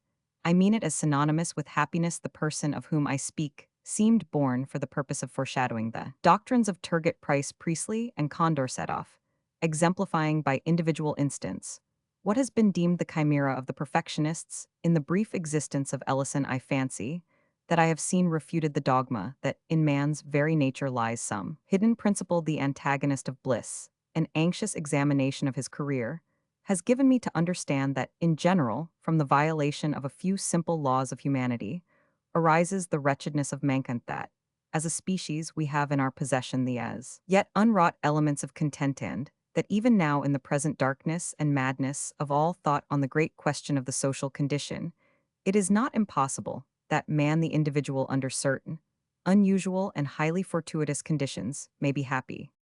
With opinions such as these my young friend, too, was fully imbued. And thus it is worthy of observation that the uninterrupted enjoyment which distinguished his life was in great measure the result of preconcert. It is indeed evident that, with less of the instinctive philosophy which now and then stands so well in the stead of experience, Mr. Ellison would have found himself precipitated by the very extraordinary success of his life into the common vortex of unhappiness, which yawns for those of preeminent endowments. But it is by no means my object to pen an essay on happiness. The ideas of my friend may be summed up in a few words. He admitted but four elementary principles, or more strictly conditions of bliss. That which he considered chief was, strange to say, the simple and purely physical one of free exercise in the open air. The health, he said, attainable by other means, is scarcely worth the name. He instanced the ecstasies of the fox hunter, and pointed to the tillers of the earth, the only people who as a class can be fairly considered happier than others. His second condition was the love of woman. His third, and most difficult of realization, was the contempt of ambition. His fourth was an object of unceasing pursuit, and he held that other things being equal, the extent of attainable happiness was in proportion to the spirituality of this object. Ellison was remarkable in the continuous profusion of good gifts, lavished upon him by fortune in personal grace and beauty. He exceeded all men. His intellect was of that order to which the acquisition of knowledge is less a labor than an intuition, and a necessity. His family was one of the most illustrious of the empire. His bride was the loveliest and most devoted of women. His possessions had been always ample, but on the attainment of his majority, it was discovered that one of those extraordinary freaks of fate had been played in his behalf, which startle the whole social world, amid which they occur, and seldom fail radically to alter the moral constitution of those who are their objects. It appears that about 100 years before Mr. Ellison's coming of age there had died in a remote province one Mr. Seabright Ellison. This gentleman had amassed a princely fortune, and having no immediate connections, conceived the whim of suffering his wealth to accumulate for a century after his decease minutely, and sagaciously directing the various modes of investment, he bequeathed the aggregate amount to the nearest of blood, bearing the name of Ellison, who should be alive at the end of the 100 years. Many attempts had been made to set aside this singular bequest. Their ex post facto character rendered them abortive, but the attention of a jealous government was aroused, and a legislative act finally obtained forbidding all similar accumulations. This act, however, did not prevent young Ellison from entering into possession on his 21st birthday, as the heir of his ancestor Seabright, of a fortune of $450 millions. When it had become known that such was the enormous wealth inherited, there were, of course, many speculations as to the mode of its disposal. The magnitude and the immediate availability of the sum bewildered all who thought on the topic. The possessor of any appreciable amount of money might have been imagined to perform any one of 1,000 things. With riches merely surpassing those of any citizen, it would have been easy to suppose him engaging to supreme excess in the fashionable extravagances of his timer, busying himself with political intriguer, aiming at ministerial power, purchasing increase of nobility, or collecting large museums of virtue, playing the munificent patron of letters, of science, of ardor, endowing and bestowing his name upon extensive institutions of charity. But for the inconceivable wealth in the actual possession of the heir, these objects and all ordinary objects were felt to afford too limited a field. Recourse was had to figures, and these, but suffice to confound. It was seen that even at 3%, the annual income of the inheritance amounted to no less than $13,500,000, which was $1,125,000 per month, or $36,986 per day, or $1,541 per hour, or $6.20 for every minute that flew. Thus the usual track of supposition was thoroughly broken up. Men knew not what to imagine. There were some who even conceived that Mr. Ellison would divest himself of at least one half of his fortune, as of utterly superfluous opulence, enriching whole troops of his relatives by division of his superabundance to the nearest of these. He did, in fact, abandon the very unusual wealth which was his own before the inheritance. I was not surprised, however, to perceive that he had long made up his mind on a point which had occasioned so much discussion to his friends, nor was I greatly astonished at the nature of his decision. In regard to individual charities, he had satisfied his conscience in the possibility of any improvement, properly so called, being effected by man himself. In the general condition of man, he had, I am sorry to confess it, little faith upon the whole. Whether happily or unhappily, he was thrown back in very great measure upon self. In the widest and noblest sense, he was a poet. He comprehended moreover the true character, the august, aims, the supreme majesty and dignity of the poetic sentiment, the fullest, if not the sole proper satisfaction of this sentiment. He instinctively felt to lie in the creation of novel forms of beauty, some peculiarities either in his early education or in the nature of his intellect had tinged with what is termed materialism all his ethical speculations, and it was this bias perhaps which led him to believe that the most advantageous, at least, if not the sole legitimate field for the poetic exercise, lies in the creation of novel moods of purely physical loveliness. Thus it happened, he became neither musician nor poet, if we use this latter term in its everyday acceptation, or it might have been that he neglected to become either merely in pursuance of his idea that in contempt of ambition is to be found one of the essential principles of happiness on earth. Is it not indeed possible that, while a high order of genius is necessarily ambitious, the highest is above that which is termed ambition, and may it not thus happen that many far greater than Milton have contentedly remained mute and inglorious? I believe that the world has never seen, and that unless, through some series of accidents, goading the noblest order of mind into distasteful exertion, the world will never see that full extent of triumphant execution in the richer domains of art of which the human nature is absolutely capable. Ellison became neither musician nor poet, although no man lived more profoundly enamored of music and poetry under other circumstances than those which invested him. It is not impossible that he would have become a painter-sculptor, although in its nature rigorously poetical, was too limited in its extent and consequences to have occupied at any time much of his attention, and I have now mentioned all the provinces in which the common understanding of the poetic sentiment has declared it capable of expatiating. But Ellison maintained that the richest, the truest, and most natural, if not altogether, the most extensive province had been unaccountably neglected. No definition had spoken of the landscape gardener, as of the poet, yet it seemed to my friend that the creation of the landscape garden offered to the proper muse the most magnificent of opportunities. Here, indeed, was the fairest field for the display of imagination, in the endless combining of forms of novel beauty, the elements to enter into combination being by a vast superiority, the most glorious which the earth could afford in the multiform and multicolor of the flowers.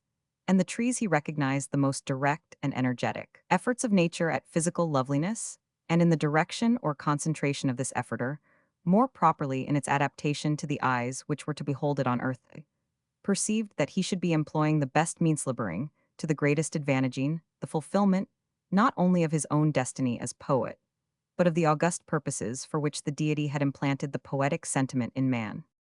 Its adaptation to the eyes which were to behold it on earth. In his explanation of this phraseology, Mr. Ellison did much towards solving what has always seemed to me an enigma. I mean the fact which none but the ignorant dispute, that no such combination of scenery exists in nature as the painter of genius may produce. No such paradises are to be found in reality as have glowed on the canvas of Claude. In the most enchanting of natural landscapes, there will always be found a defect or an excess, many excesses and defects. While the component parts may defy individually the highest skill of the artist, the arrangement of these parts will always be susceptible of improvement. In short, no position can be attained on the wide surface of the natural earth from which an artistical eye looking steadily will not find matter of offense in what is termed the composition of the landscape. And yet how unintelligible is this! In all other matters we are justly instructed to regard nature as supreme. With her details we shrink from competition. Who shall presume to imitate the colors of the tulip, or to improve the proportions of the lily of the valley? The criticism which says of sculpture or portraiture that here nature is to be exalted or idealized rather than imitated is in error. No pictorial or sculptural combinations of points of human liveliness do more than approach the living and breathing beauty in landscape alone. Is the principle of the critic true? And having felt its truth here, it is but the headlong spirit of generalization which has led him to pronounce it true throughout all the domains of art. Having, I say, felt its truth here, for the feeling is no affectation or chimera. The mathematics afford no more absolute demonstrations than the sentiments of his art, yields the artist he not only believes, but positively knows that such and such apparently arbitrary arrangements of matter constitute, and alone constitute the true beauty. His reasons, however, have not yet been matured into expression. It remains for a more profound analysis than the world has yet seen fully to investigate and express them. Nevertheless, he is confirmed in his instinctive opinions. By the voice of all his brethren, let a composition be defective, let an emendation be wrought in its mere arrangement of form. Let this emendation be submitted to every artist in the world by each, will its necessity be admitted, and even far more than this, in remedy of the defective composition, each insulated member of the fraternity would have suggested the identical emendation. I repeat that in landscape arrangements alone is the physical nature susceptible of exaltation, and that therefore her susceptibility of improvement at this one point was a mystery I had been unable to solve. My own thoughts on the subject had rested in the idea that the primitive intention of nature would have so arranged the earth's surface as to have fulfilled at all points man's sense of perfection, in the beautiful, the sublime, or the picturesque, but that this primitive intention had been frustrated by the known geological disturbances of form and color grouping, in the correction or allaying of which lies the soul of art. The force of this idea was much weakened, however, by the necessity which it involved of considering the disturbances abnormal and unadapted to any purpose. It was Ellison who suggested that they were prognostic of death. He thus explained, admit the earthly immortality of man to have been the first intention. We have then the primitive arrangement of the earth's surface, adapted to his blissful estate as not existent, but designed the disturbances were the preparations for his subsequently conceived deathful condition. Now, said my friend, what we regard as exaltation of the landscape may be really such as respects only the moral or human point of view. Each alteration of the natural scenery may possibly affect a blemish in the picture, if we can suppose this picture viewed at large in mass from some point distant from the earth's surface. Although not beyond the limits of its atmosphere, it is easily understood that what might improve a closely scrutinized detail may at the same time injure a general, or more distantly observed effect. There may be a class of beings human once, but now invisible to humanity, to whom from afar our disorder may seem orderer unpicturesqueness picturesque, in a word, the earth angels, for whose scrutiny more especially than our own, and for whose death-refined appreciation of the beautiful may have been set in array by God the wide landscape gardens of the hemispheres. In the course of discussion, my friend quoted some passages from a writer on landscape gardening who has been supposed to have well treated his theme. There are properly but two styles of landscape gardening: the natural and the artificial. One seeks to recall the original beauty of the country by adapting its means to the surrounding scenery, cultivating trees in harmony with the hills or plain of the neighboring land, detecting and bringing into practice those nice relations of size, proportion, and color, which hid from the common observer are revealed everywhere to the experienced student of nature. The result of the natural style of gardening is seen rather in the absence of all defects, and incongruous in the prevalence of a healthy harmony and order than in the creation of any special wonders or miracles. The artificial style has as many varieties as there are different tastes to gratify. It has a certain general relation to the various styles of building. There are the stately avenues and retirements of Versailles Italian terraces, and a various mixed Old English style, which bears some relation to the domestic Gothic or English Elizabethan architecture. Whatever may be said against the abuses of the artificial landscape gardening, a mixture of pure art in a garden scene adds to it a great beauty. This is partly pleasing to the eye by the show of order and design, and partly moral. A terrace with an old moss-covered balustrade calls up at once to the eye the fair forms that have passed there in other days. The slightest exhibition of art is an evidence of care and human interest. From what I have already observed, said Ellison, you will understand that I reject the idea here expressed of recalling the original beauty of the country. The original beauty is never so great as that which may be introduced, of course. Everything depends on the selection of a spot with capabilities.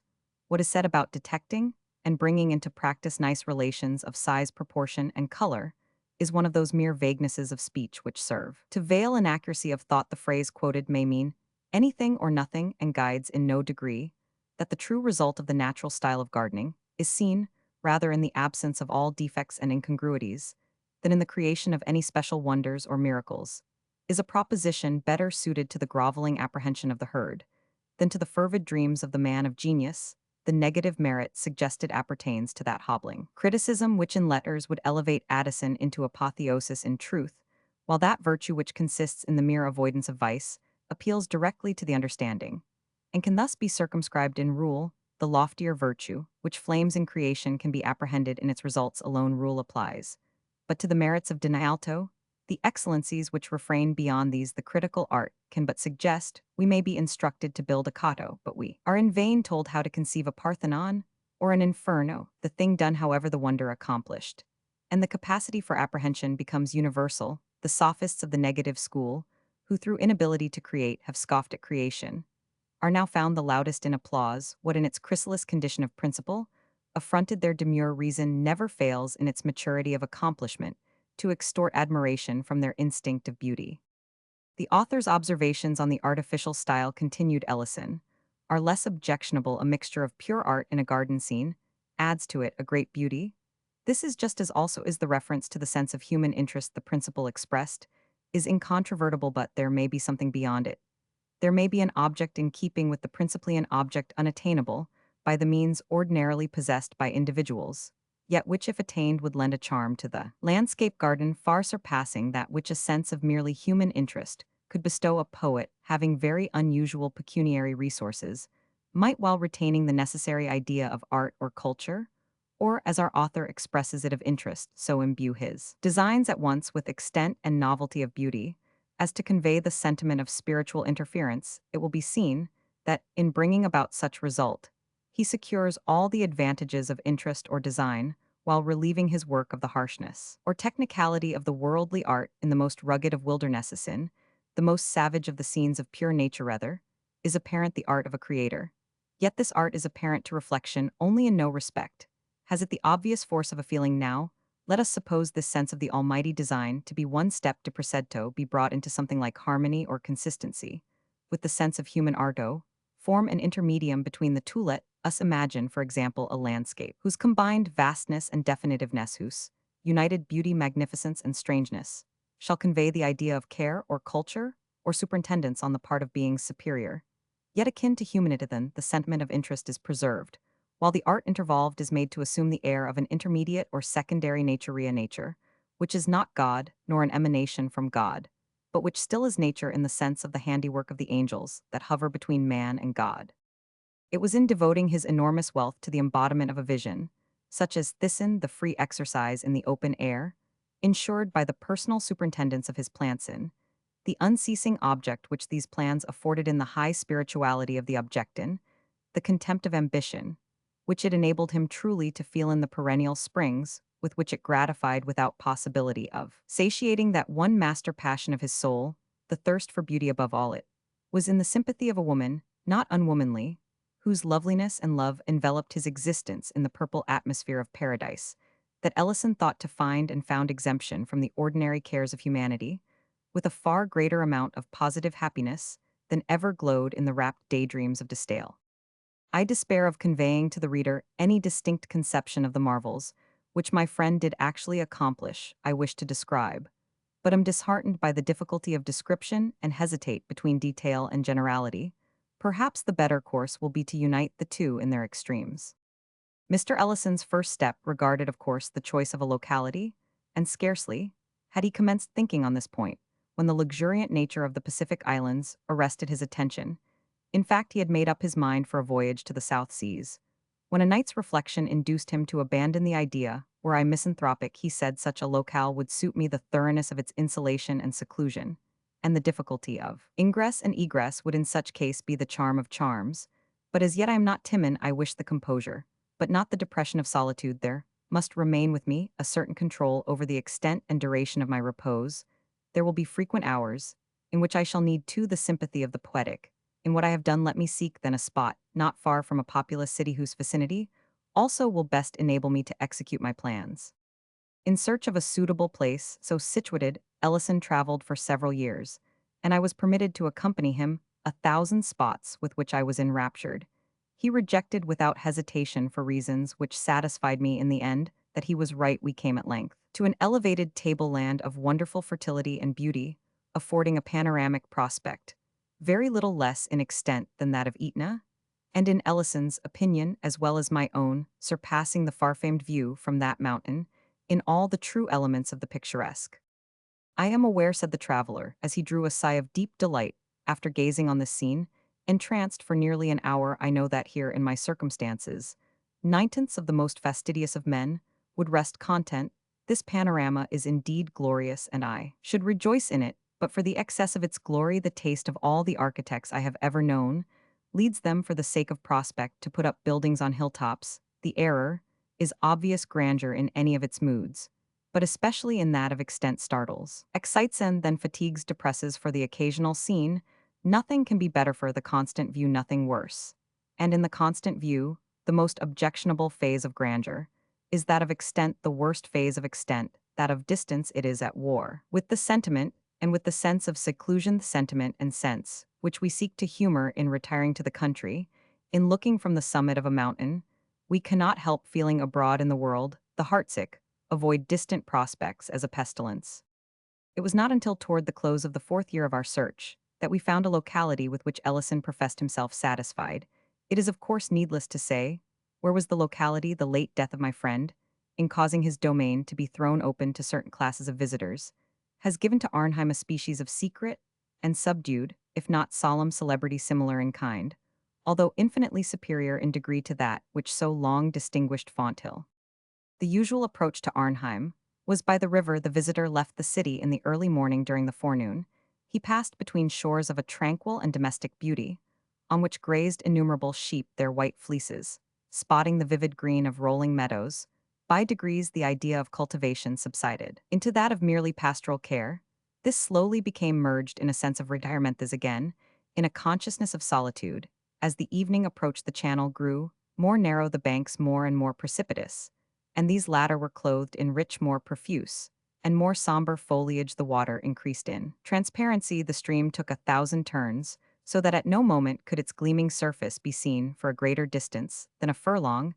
At every instant, the vessel seemed imprisoned within an enchanted circle, having insuperable and impenetrable walls of foliage, a roof of ultramarine satin, and no floor. The keel, balancing itself with admirable nicety on that of a phantom bark, which by some accident having been turned upside down, floated in constant company with the substantial one, for the purpose of sustaining it. The channel now became a gorgel, though the term is somewhat inapplicable, and I employ it merely because the language has no word which better represents the most striking, not the most distinctive feature of the scene. The character of gorge was maintained only in the height and parallelism of the shores. It was lost altogether in their other traits. The walls of the ravine, through which the clear water still tranquilly flowed, arose to an elevation of 100 and occasionally of 150 feet, and inclined so much toward each other as in a great measure to shut out the light of day, while the long plume-like moss which depended densely from the intertwining shrubberies overhead gave the whole chasm an air of funereal gloom. The windings became more frequent and intricate, and seemed often as if returning in upon themselves, so that the voyager had long lost all idea of direction. He was moreover enwrapped in an exquisite sense of the strange. The thought of nature still remained, but her character seemed to have undergone modification. There was a weird symmetry, a thrilling uniformity, a wizard propriety in these her works. Not a dead branch knot, a withered leaf knot, a stray pebble knot, a patch of the brown earth was anywhere visible. The crystal water welled up against the clean granite, or the unblemished moss, with a sharpness of outline that delighted, while it bewildered the eye. Having threaded the mazes of this channel for some hours, the gloom deepening every moment, a sharp and unexpected turn of the vessel brought it suddenly, as if dropped from heaven, into a circular basin of very considerable extent. When compared with the width of the gorge, it was about 200 yards in diameter, and girt in at all points, but one that immediately fronting the vessel, as it entered, be hills equal in general height to the walls of the chasm, although of a thoroughly different character. Their sides sloped from the water's edge at an angle of some 4 to 5 degrees, and they were clothed from base to summit not a perceptible point escaping, a drapery of the most gorgeous flower blossoms, scarcely a green leaf being visible among the sea of odorous and fluctuating color. This basin was of great depth, but so transparent was the water that the bottom, which seemed to consist of a thick mass of small round alabaster pebbles, was distinctly visible by glimpses, that is to say, whenever the eye could permit itself not to see far down in the inverted heaven the duplicate blooming of the hills on these latter. There were no trees, nor even shrubs of any size. The impressions wrought on the observer were those of richness, warmth, color, quietude, uniformity, softness, delicacy, daintiness, voluptuousness, and a miraculous extremeness of culture that suggested dreams of a new race of fairies, laborious, tasteful, magnificent, and fastidious. But as the eye traced upward the myriad-tinted slope, from its sharp junction with the water to its vague termination amid the folds of overhanging cloud, it became indeed difficult not to fancy a panoramic cataract of rubies, sapphires, opals, and golden onyxes rolling silently out of the sky. The visitor shooting suddenly into this bay from out the gloom of the ravine is delighted, but astounded by the full orb of the declining sun, which he had supposed to be already far below the horizon, but which now confronts him, and forms the sole termination of an otherwise limitless vista seen through another chasm-like rift in the hills. But here the voyager quits the vessel which has borne him so far, and descends into a light canoe of ivory stained with arabesque devices in vivid scarlet. Both within and without the poop and beak of this boat arise high above the water with sharp points, so that the general form is that of an irregular crescent. It lies on the surface of the bay with the proud grace of a swan on its ermined floor. Reposes a single feathery paddle of satinwood, but no oarsman or attendant is to be seen. The guest is bidden to be of good cheer that the fates will take care of him. The larger vessel disappears and he is left alone in the canoe, which lies apparently motionless in the middle of the lake. While he considers what course to pursue, however, he becomes aware of a gentle movement in the ferry bark. It slowly swings itself around until its prow points toward the sun. It advances with a gentle but gradually accelerated velocity, while the slight ripples it creates seem to break about the ivory side in divinest melodism, to offer the only possible explanation of the soothing, yet melancholy music for whose unseen origin the bewildered voyager looks around him in vain. The canoe steadily proceeds, and the rocky gate of the vista is approached, so that its depths can be more distinctly seen. To the right arise a chain of lofty hills rudely and luxuriantly wooded. It is observed, however, that the trait of exquisite cleanness, where the bank dips into the water, still prevails. There is not one token of the usual river debris to the left. The character of the scene is softer and more obviously artificial here. The bank slopes upward from the stream in a very gentle ascent, forming a broad sward of grass of a texture resembling nothing so much as velvet, and of a brilliancy of green which would bear comparison with the tint of the purest emerald. This plateau varies in width from 10 to 300 yards, reaching from the riverbank to a wall 50 feet high, which extends in an infinity of curves but following the general direction of the river until lost in the distance to the westward.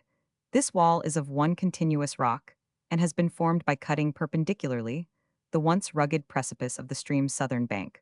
But no trace of the labor has been suffered to remain. The chiseled stone has the hue of ages, and is profusely overhung and overspread with the ivy, the coral honeysuckle, the eglantine, and the clematis. The uniformity of the top and bottom lines of the wall is fully relieved by occasional trees of gigantic height, growing singly, or in small groups both along the plateau and in the domain behind the wall, but in close proximity to it, so that frequent limbs of the black walnut especially reach over and dip their pendant extremities into the water farther back within the domain. The vision is impeded by an impenetrable screen of foliage. These things are observed during the canoe's gradual approach to what I have called the gate of the vista. On drawing nearer to this, however, its chasm-like appearance vanishes. A new outlet from the bay is discovered to the left, in which direction the wall is also seen to sweep, still following the general course of the stream. Down this new opening, the eye cannot penetrate very far, for the stream, accompanied by the wall, still bends to the left, until both are swallowed up by the leaves. The boat nevertheless glides magically into the winding channel, and here the shore opposite the wall is found to resemble that opposite the wall in the straight vista, lofty hills, rising occasionally into mountains, and covered with vegetation in wild luxuriance, still shut in the scene. Floating gently onward, but with a velocity slightly augmented, the voyager, after many short turns, finds his progress apparently barred by a gigantic gate, or rather door of burnished gold, elaborately carved and fretted, and reflecting the direct rays of the now fast-sinking sun, with an effulgence that seems to wreath the whole surrounding forest in flames. This gate is inserted in the lofty wall, which here appears to cross the river at right angles. In a few moments, however, it is seen that the main body of the water still sweeps in a gentle and extensive curve to the left, the wall following it as before, while a stream of considerable volume diverging from the principal one makes its way with a slight ripple under the door, and is thus hidden from sight. The canoe falls into the lesser channel and approaches the gate. Its ponderous wings are slowly and musically expanded. The boat glides between them and commences a rapid descent into a vast amphitheater, entirely begirt with purple mountains, whose bases are laved by a gleaming river. Throughout the full extent of their circuit meantime, the whole paradise of Arnheim bursts upon the view.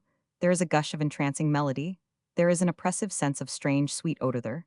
There is a dreamlike intermingling to the eye of tall, slender eastern trees, bosky shrubbery, flocks of golden and crimson, birds, lily-fringed lakes, meadows of violets, tulips, poppies, hyacinths, and tuberose, long intertangled lines of silver streamlets, and, upspringing confusedly from amid all, a mass of semi-Gothic, semi-Saracenic architecture, sustaining itself by miracle in midair, glittering in the red sunlight with 100 orioles, minarets, and pinnacles, and seeming the phantom handiwork conjointly of the sylphs, of the fairies, of the genii, and of the gnomes.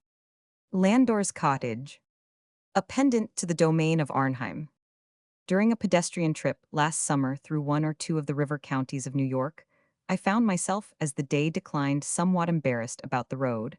I was pursuing the land undulated very remarkably, and my path for the last hour had wound about and about so confusedly in its effort to keep in the valleys that I no longer knew in what direction lay the sweet village of B, where I had determined to stop for the night. The sun had scarcely shone, strictly speaking, during the day, which nevertheless had been unpleasantly warm. A smoky mist, resembling that of the Indian summer, enveloped all things, and of course added to my uncertainty. Not that I cared much about the matter, if I did not hit upon the village before sunset, or even before dark. It was more than possible that a little Dutch farmhouse, or something of that kind, would soon make its appearance. Although, in fact, the neighborhood, perhaps on account of being more picturesque than fertile, was very sparsely inhabited, at all events with my knapsack for a pillow, and my hound as a sentry. A bivouac in the open air was just the thing which would have amused me. I sauntered on, therefore, quite at ease, Ponto, taking charge of my gun until at length, just as I had begun to consider whether the numerous little glades that led hither and thither were intended to be paths, at all I was conducted by one of them into an unquestionable carriage track.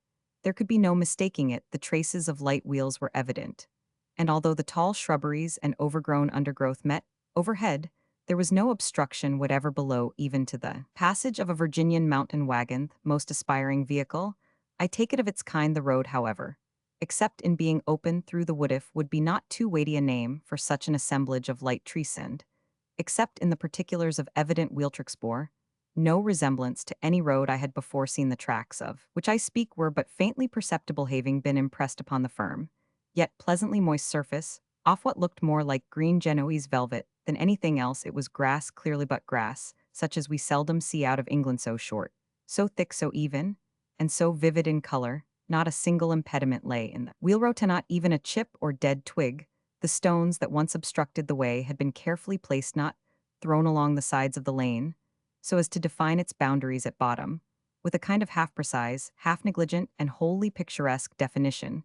Clumps of wild flowers grew everywhere luxuriantly in the interspaces.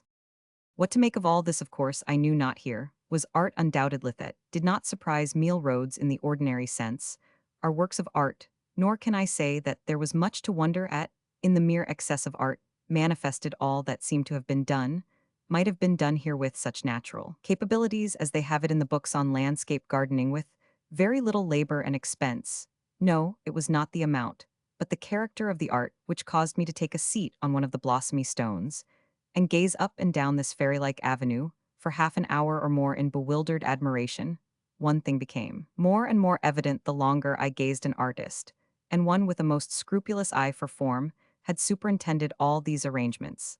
The greatest care had been taken to preserve a due medium between the neat and graceful on the one hand, and the pittoresque, in the true sense of the Italian term, on the other. There were few straight and no long uninterrupted lines. The same effect of curvature, or of color, appeared twice usually, but not oftener at any one point of view. Everywhere was variety and uniformity. It was a piece of composition in which the most fastidiously critical taste could scarcely have suggested an emendation. I had turned to the right as I entered this road, and now arising I continued in the same direction. The path was so serpentine that at no moment could I trace its course for more than 2 or 3 paces in advance. Its character did not undergo any material change. Presently the murmur of water fell gently upon my ear and, in a few moments afterward, as I turned with the road somewhat more abruptly than hitherto, I became aware that a building of some kind lay at the foot of a gentle declivity. Just before me, I could see nothing. Distinctly on account of the mist, which occupied all the little valley below a gentle breeze, however now arose as the sun was about descending. And while I remained standing on the brow of the slope, the fog gradually became dissipated into wreaths, and so floated over the scene. As it came fully into view thus gradually, as I describe it piece by piece, here a tree, there a glimpse of water, and here again the summit of a chimney, I could scarcely help fancying that the whole was one of the ingenious illusions sometimes exhibited under the name of vanishing pictures. By the time, however, that the fog had thoroughly disappeared, the sun had made its way down behind the gentle hills, and thence, as if with a slight chassez to the south, had come again, fully into sight, glaring with a purplish luster, through a chasm that entered the valley from the west. Suddenly there foreigned, as if by the hand of magic, this whole valley, and everything in it became brilliantly visible. The first coup d'œil, as the sun slid into the position described, impressed me very much as I have been impressed when a boy by the concluding scene of some well-arranged theatrical spectacle or melodrama. Not even the monstrosity of color was wanting, for the sunlight came out through the chasm, tinted all orange and purple, while the vivid green of the grass in the valley was reflected more or less upon all objects from the curtain of vapor that still hung overhead, as if loth to take its total departure from a scene so enchantingly beautiful. The little vale into which I thus peered down from under the fog canopy could not have been more than 400 yards long, while in breadth it varied from 50 to 150, or perhaps 200. It was most narrow at its northern extremity, opening out as it tended southwardly, but with no very precise regularity. The widest portion was within 80 yards of the southern extreme. The slopes which encompassed the vale could not fairly be called hills, unless at their northern face here a precipitous ledge of granite arose to a height of some 90 feet, and as I have mentioned, the valley at this point was not more than 50 feet wide. But as the visitor proceeded southwardly from the cliff he found on his right hand, and on his left declivities at once less high, less precipitous, and less rocky, all, in a word, sloped and softened to the south, and yet the whole vale was engirdled by eminences more or less high, except at 2 points. One of these I have already spoken of. It lay considerably to the north of west, and was where the setting sun made its way, as I have before described, into the amphitheater through a cleanly cut natural cleft in the granite embankment. This fissure might have been 10 yards wide at its widest point, so far as the eye could trace it. It seemed to lead up like a natural causeway into the recesses of unexplored mountains and forests. The other opening was directly at the southern end of the vale. Here, generally, the slopes were nothing more than gentle inclinations, extending from east to west.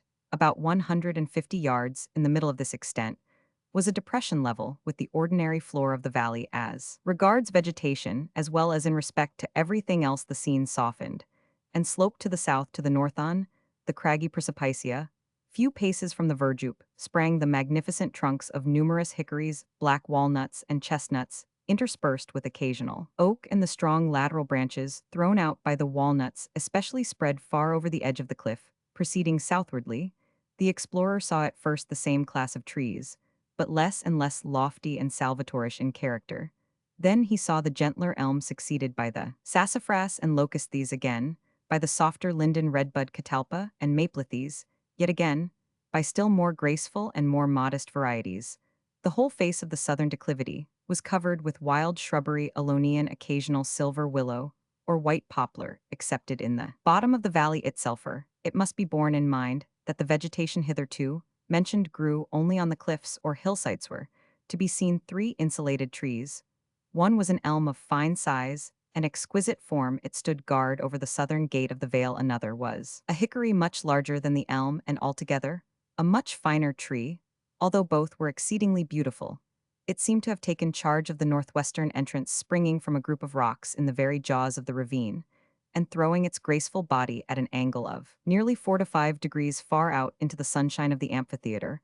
About 30 yards east of this tree stood, however, the pride of the valley, and beyond all question the most magnificent tree I have ever seen, unless perhaps among the cypresses of the Ichiaticani. It was a triple-stemmed chaliptree, Liriodendron chalipopherumone, of the natural order of magnolias, its 3 trunks separated from the parent at about 3 feet from the soil, and diverging very slightly and gradually, were not more than 4 feet apart at the point where the largest stem shot out into foliage. This was at an elevation of about 80 feet. The whole height of the principal division was 120 feet. Nothing can surpass in beauty the form or the glossy vivid green of the leaves of the tulip tree. In the present instance, they were fully 8 inches wide, but their glory was altogether eclipsed by the gorgeous splendor of the profuse blossoms. Conceive closely congregated 1,000,000 of the largest and most resplendent tulips. Only thus can the reader get any idea of the picture I would convey. And then the stately grace of the clean, delicately granulated columnar stems, the largest 4 feet in diameter at 20 from the ground, the innumerable blossoms mingling with those of other trees, scarcely less beautiful, although infinitely less majestic, filled the valley with more than Arabian perfumes. The general floor of the amphitheater was grass of the same character as that I had found in the road, if anything more deliciously soft, thick, velvety, and miraculously green. It was hard to conceive how all this beauty had been attained. I have spoken of 2 openings into the vale. From the one to the northwest issued a rivulet which came gently murmuring and slightly foaming down the ravine, until it dashed against the group of rocks, out of which sprang the insulated hickory. Here, after encircling the tree, it passed on a little to the north of east, leaving the tulip tree some 20 feet to the south, and making no decided alteration in its course, until it came near the midway between the eastern and western boundaries of the valley. At this point, after a series of sweeps, it turned off at right angles and pursued a generally southern direction, meandering as it went until it became lost in a small lake of irregular figure, although roughly oval, that lay gleaming near the lower extremity of the vale.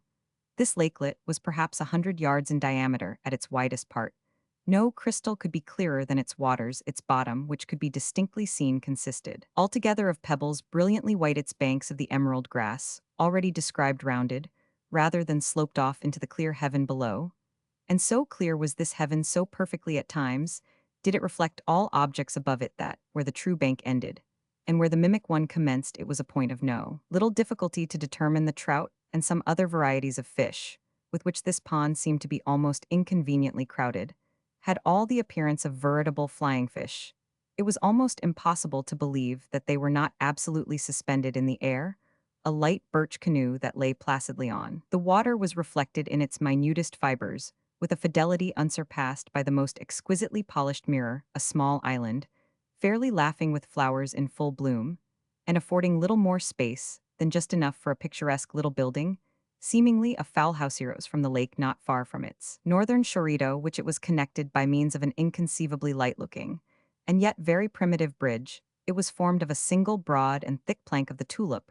Wood this was 40 feet long, and spanned the interval between shore and shore, with a slight but very perceptible arch preventing all oscillation. From the southern extreme of the lake issued a continuation of the rivulet, which, after meandering for perhaps 30 yards, finally passed through the depression already described in the middle of the southern declivity, and tumbling down a sheer precipice of 100 feet, made its devious and unnoticed way to the Hudson. The lake was deep at some points 30 feet, but the rivulet seldom exceeded 3, while its greatest width was about 8. Its bottom and banks were as those of the pond. If a defect could have been attributed in point of picturesqueness, it was that of excessive neatness. The expanse of the green turf was relieved here and there by an occasional showy shrub, such as the hydrangea, or the common snowball, or the aromatic syringa, or more frequently, by a clump of geraniums blossoming gorgeously in great varieties. These latter grew in pots which were carefully buried in the soil so as to give the plants the appearance of being indigenous. Besides all this, the lawn's velvet was exquisitely spotted with sheep, a considerable flock of which roamed about the vale in company with 3 tamed deer, and a vast number of brilliant lip-plumed ducks. A very large mastiff seemed to be in vigilant attendance upon these animals, each and all. Along the eastern and western cliffs where, toward the upper portion of the amphitheater, the boundaries were more or less precipitous, grew ivy, in great profusion, so that only here, and there could even a glimpse of the naked rock be obtained. The northern precipice, in like manner, was almost entirely clothed by grapevines of rare luxuriance, some springing from the soil at the base of the cliff, and others from ledges on its face. The slight elevation which formed the lower boundary of this little domain was crowned by a neat stone wall of sufficient height to prevent the escape of the deer. Nothing of the fence kind was observable elsewhere, for for nowhere else was an artificial enclosure needed any stray, sheep for example, which should attempt to make its way out of the vale by means of. The ravine would find its progress arrested, after a few yards advance by the precipitous ledge of rock over which tumbled the cascade that had arrested my attention, as I first drew near the domain. In short, the only ingress or egress was through a gate occupying a rocky pass in the road, a few paces below the point at which I stopped to reconnoiter the scene. I have described the brook as meandering very irregularly through the whole of its course. Its two general directions, as I have said, were first from west to east, and then from north to south. At the turn, the stream sweeping backward made an almost circular loop, so as to form a peninsula, which was very nearly an island, and which included about the 16th of an acre. On this peninsula stood a dwelling house. And when I say that this house, like the infernal terrace scene by Vathic Edate Dune architecture, Incanu, dans les annales de la terre, I mean merely that its taut ensemble struck me with the keenest sense of combined novelty and propriety in a word of poetryfer, than in the words just employed. I could scarcely give of poetry in the abstract a more rigorous definition, and I do not mean that merely outry was perceptible in any respect. In fact, nothing could well be more simple, more utterly unpretending than this cottage. Its marvelous effect lay altogether in its artistic arrangement. As a picture, I could have fancied, while I looked at it, that some eminent landscape painter had built it with his brush. The point of view from which I first saw the valley was not altogether, although it was nearly the best point from which to survey the house. I will therefore describe it, as I afterwards saw it from a position on the stone wall at the southern extreme of the amphitheater. The main building was about 24 feet long and 16 broad, certainly, not more. Its total height from the ground to the apex of the roof could not have exceeded 18 feet. To the west end of this structure was attached one about a third smaller in all its proportions, line of its front, standing back about 2 yards from that of the larger house, and the line of its roof, of course, being considerably depressed below that of the roof, adjoining at right angles to these buildings. And from the rear of the main, one not exactly in the middle, extended a third compartment, very small, being in general one-third less than the western wing. The roofs of the two larger were very steep, sweeping down from the ridgebeam, with a long concave curve, and extending at least 4 feet beyond the walls in front, so as to form the roofs of two piazzas. These latter roofs, of course, needed no support, but as they had the air of needing it, slight and perfectly plain pillars were inserted at the corners alone. The roof of the northern wing was merely an extension of a portion of the main roof. Between the chief building and western wing arose a very tall and rather slender square chimney of hard Dutch bricks, alternately black and redace-like cornice of projecting bricks at the top over the gables. The roofs also projected very much in the main building, about 4 feet to the east, and 2 to the west. The principal door was not exactly in the main division, being a little to the east, while the two windows were to the west. These latter did not extend to the floor, but were much longer and narrower than usual. They had single shutters like doors. The panes were of lozenge form, but quite large. The door itself had its upper half of glass, also in lozenge painsa. Movable shutter secured it at night. The door to the west wing was in its gable and quite simply a single window looked out to the south. There was no external door to the north wing, and it also had only one window to the east. The blank wall of the eastern gable was relieved by stairs, with a balustrade running diagonally across it, the ascent being from the south under cover of the widely projecting eave. These steps gave access to a door leading to the garret, or rather loft, for it was lighted only by a single window to the north, and seemed to have been intended as a storeroom. The piazzas of the main building and western wing had no floors as is usual, but at the doors, and at each window large flat irregular slabs of granite lay, embedded in the delicious turf, affording comfortable footing, in all weather excellent paths of the same material, not nicely adapted, but with the velvety sod filling frequent intervals between the stones, led hither and thither from the house to a crystal spring about 5 paces off to the road, or to one or two outhouses that lay to the north beyond the brook, and were thoroughly concealed by a few locusts and catalpas. Not more than 6 steps from the main door of the cottage stood the dead trunk of a fantastic pear tree, so clothed from head to foot in the gorgeous bignonia blossoms that one required no little scrutiny to determine what manner of sweet thing it could be. From various arms of this tree hung cages of different kinds. In one, a large wicker cylinder with a ring at top, reveled a mockingbird; in another, an oriole; in a third, the impudent bobolink; while 3 or 4 more delicate prisons were loudly vocal with canaries. The pillars of the piazza were enwreathed in jasmine and sweet honeysuckle, while from the angle formed by the main structure, and its west wing in front sprang a grapevine of unexampled luxuriant scorning. All restraint it had clambered first to the lower roof than to the higher, and along the ridge of this latter, it continued to writhe on, throwing out tendrils to the right and left, until at length it fairly attained the east gable and fell trailing over the stairs. The whole house with its wings was constructed of the old-fashioned Dutch shingles broad, and with unrounded corners. It is a peculiarity of this material to give houses built of it the appearance of being wider at bottom than at top after the manner of Egyptian architecture. And in the present instance, this exceedingly picturesque effect was aided by numerous pots of gorgeous flowers that almost encompassed the base of the buildings. The shingles were painted a dull gray, and the happiness with which this neutral tint melted into the vivid green of the tulip tree leaves that partially overshadowed the cottage can readily be conceived by an artist. From the position near the stone wall, as described, the buildings were seen at great advantage, for the southeastern angle was thrown forward so that the eye took in at once the whole of the two fronts with the picturesque eastern gable, and at the same time obtained just a sufficient glimpse of the northern wing, with parts of a pretty roof to the spring house, and nearly half of a light bridge that spanned the brook in the near vicinity of the main buildings. I did not remain very long on the brow of the hill, although long enough to make a thorough survey of the scene at my feet. It was clear that I had wandered from the road to the village, and I had thus good travelers excused to open the gate before me and inquire my way at all events, so without more ado I proceeded. The road after passing the gate seemed to lie upon a natural ledge, sloping gradually down, along the face of the northeastern cliffs.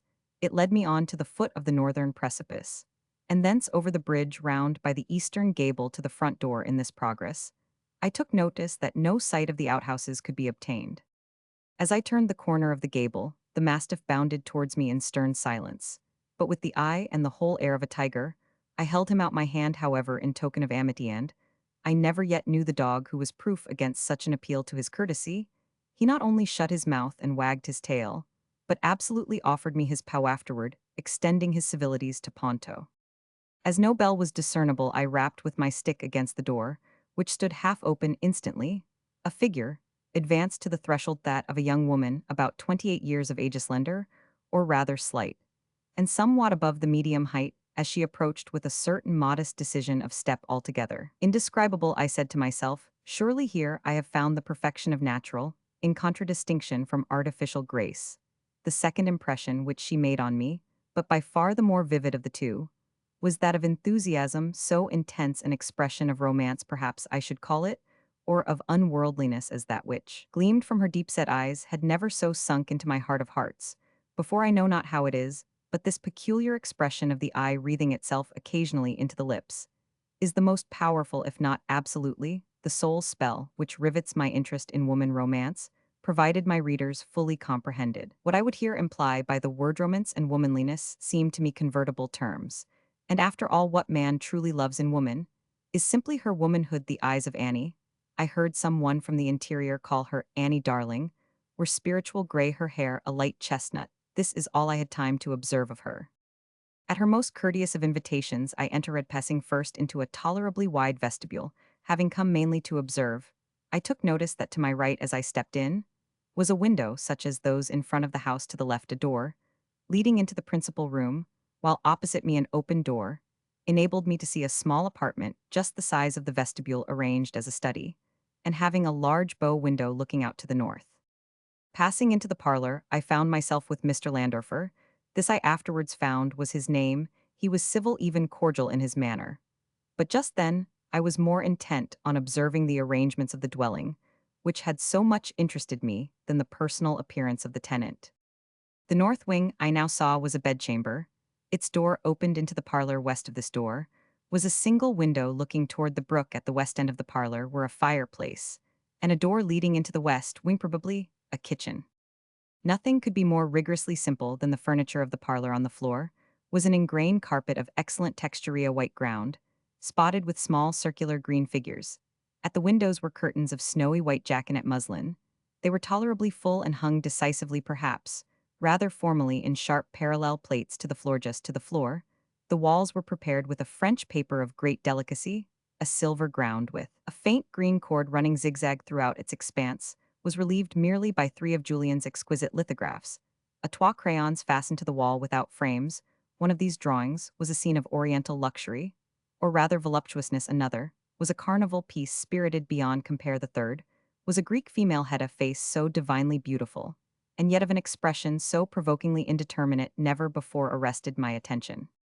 The more substantial furniture consisted of a round table, a few chairs, including a large rocking chair, and a sofa, or rather settee. Its material was plain maple, painted a creamy white slightly interstriped with green, the seat of cane. The chairs and table were to match, but the forms of all had evidently been designed by the same brain, which planned the grounds. It is impossible to conceive anything more graceful. On the table were a few books, a large square crystal bottle of some novel, perfume, a plain ground glass astral, not solar lamp, with an Italian shade, and a large vase of resplendently blooming flowers. Flowers, indeed of gorgeous colors and delicate odor, formed the sole mere decoration of the apartment. The fireplace was nearly filled with a vase of brilliant geranium. On a triangular shelf, in each angle of the room, stood also a similar vase, varied only as to its lovely contents. One or two smaller bouquets adorned the mantel, and late violets clustered about the open windows. It is not the purpose of this work to do more than give in detail a picture of Mr. Lander's residencias. I found it, how he made it, what it was, and why, with some particulars of Mr. Lander himself, may possibly form the subject of another article. William Wilson. What say of it, what say of conscience grim? That spectre in my path. Chamberlain's Farinita. Let me call myself for the present William Wilson. The fair page now lying before me need not be sullied with my real appellation. This has been already too much an object for the scornfor, the horrorfor, the detestation of my race to the uttermost regions of the globe. Have not the indignant winds brooded its unparalleled infamy? O outcast of all outcasts, most abandoned to the earth, art thou not forever dead to its honors, to its flowers, to its golden aspiration? Sand, a cloud dense, dismal, and limitless, does it not hang eternally between thy hopes and heaven? I would not, if I could here or today embody a record of my later years of unspeakable misery and unpardonable crime. This epoch these later years took unto themselves a sudden elevation in turpitude, whose origin alone it is my present purpose to assign. Men usually grow base by degrees from me in an instant. All virtue dropped bodily as a mantle. From comparatively trivial wickedness, I passed with the stride of a giant into more than the enormities of an Elagabalus. What chance you had, one event, brought this evil thing to pass. Bear with me, while I relate. Death approaches, and the shadow which foreruns him has thrown a softening influence over my spirit. I long, in passing through the dim valley, for the sympathy. I had nearly said, for the pity of my fellow men. I would fain have them believe that I have been in some measure the slave of circumstances, beyond human control. I would wish them to seek out for me in the details. I am about to give some little oasis of fatality amid a wilderness of error. I would have them allow what they cannot refrain from allowing, that, although temptation may have erewhile existed, as great man was never thus at least tempted before, certainly, never thus fell. And is it therefore that he has never thus suffered? Have I not indeed been living in a dream? And am I not now dying a victim to the horror and the mystery of the wildest of all sublunary visions?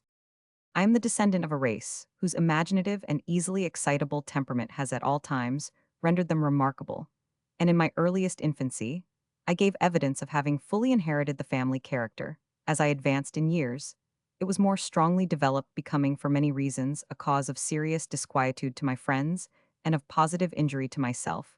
I grew self-willed, addicted to the wildest caprices, and a prey to the most ungovernable passions. Weak-minded and beset with constitutional infirmities, akin to my own, my parents could do but little to check the evil propensities, which distinguished me. Some feeble and ill-directed efforts resulted in complete failure on their part, and of course in total triumph on mine. Thenceforward my voice was a household law, and at an age when few children have abandoned their leading strings, I was left to the guidance of my own will, and became in all but name the master of my own actions. My earliest recollections of a school life are connected with a large, rambling Elizabethan house in a misty-looking village of England, where were a vast number of gigantic and gnarled trees, and where all the houses were excessively ancient. In truth, it was a dreamlike and spirit-soothing place, that venerable old town. At this moment in fancy, I feel the refreshing chilliness of its deeply shadowed avenues, inhale the fragrance of its thousand shrubberies, and thrill, anew with undefinable delight, at the deep hollow note of the church bell breaking each hour with sullen and sudden roar upon the stillness of the dusky atmosphere. in which the fretted Gothic steeple lay embedded and asleep. It gives me perhaps as much of pleasure as I can now in any manner experience to dwell upon minute recollections of the school, and its concerns steeped in misery, as I emissary, alas, only too realize shall be pardoned for seeking relief, however slight and temporary, in the weakness of a few. Rambling details, these moreover utterly trivial, and even ridiculous in themselves, assume to my fancy adventitious importance, as connected with a period and a locality when, and where I recognized the first ambiguous monitions of the destiny, which afterwards so fully overshadowed me, let me then remember. The house I have said was old and irregular, the grounds were extensive, and a high and solid brick wall topped with a bed of mortar and broken glass encompassed the whole.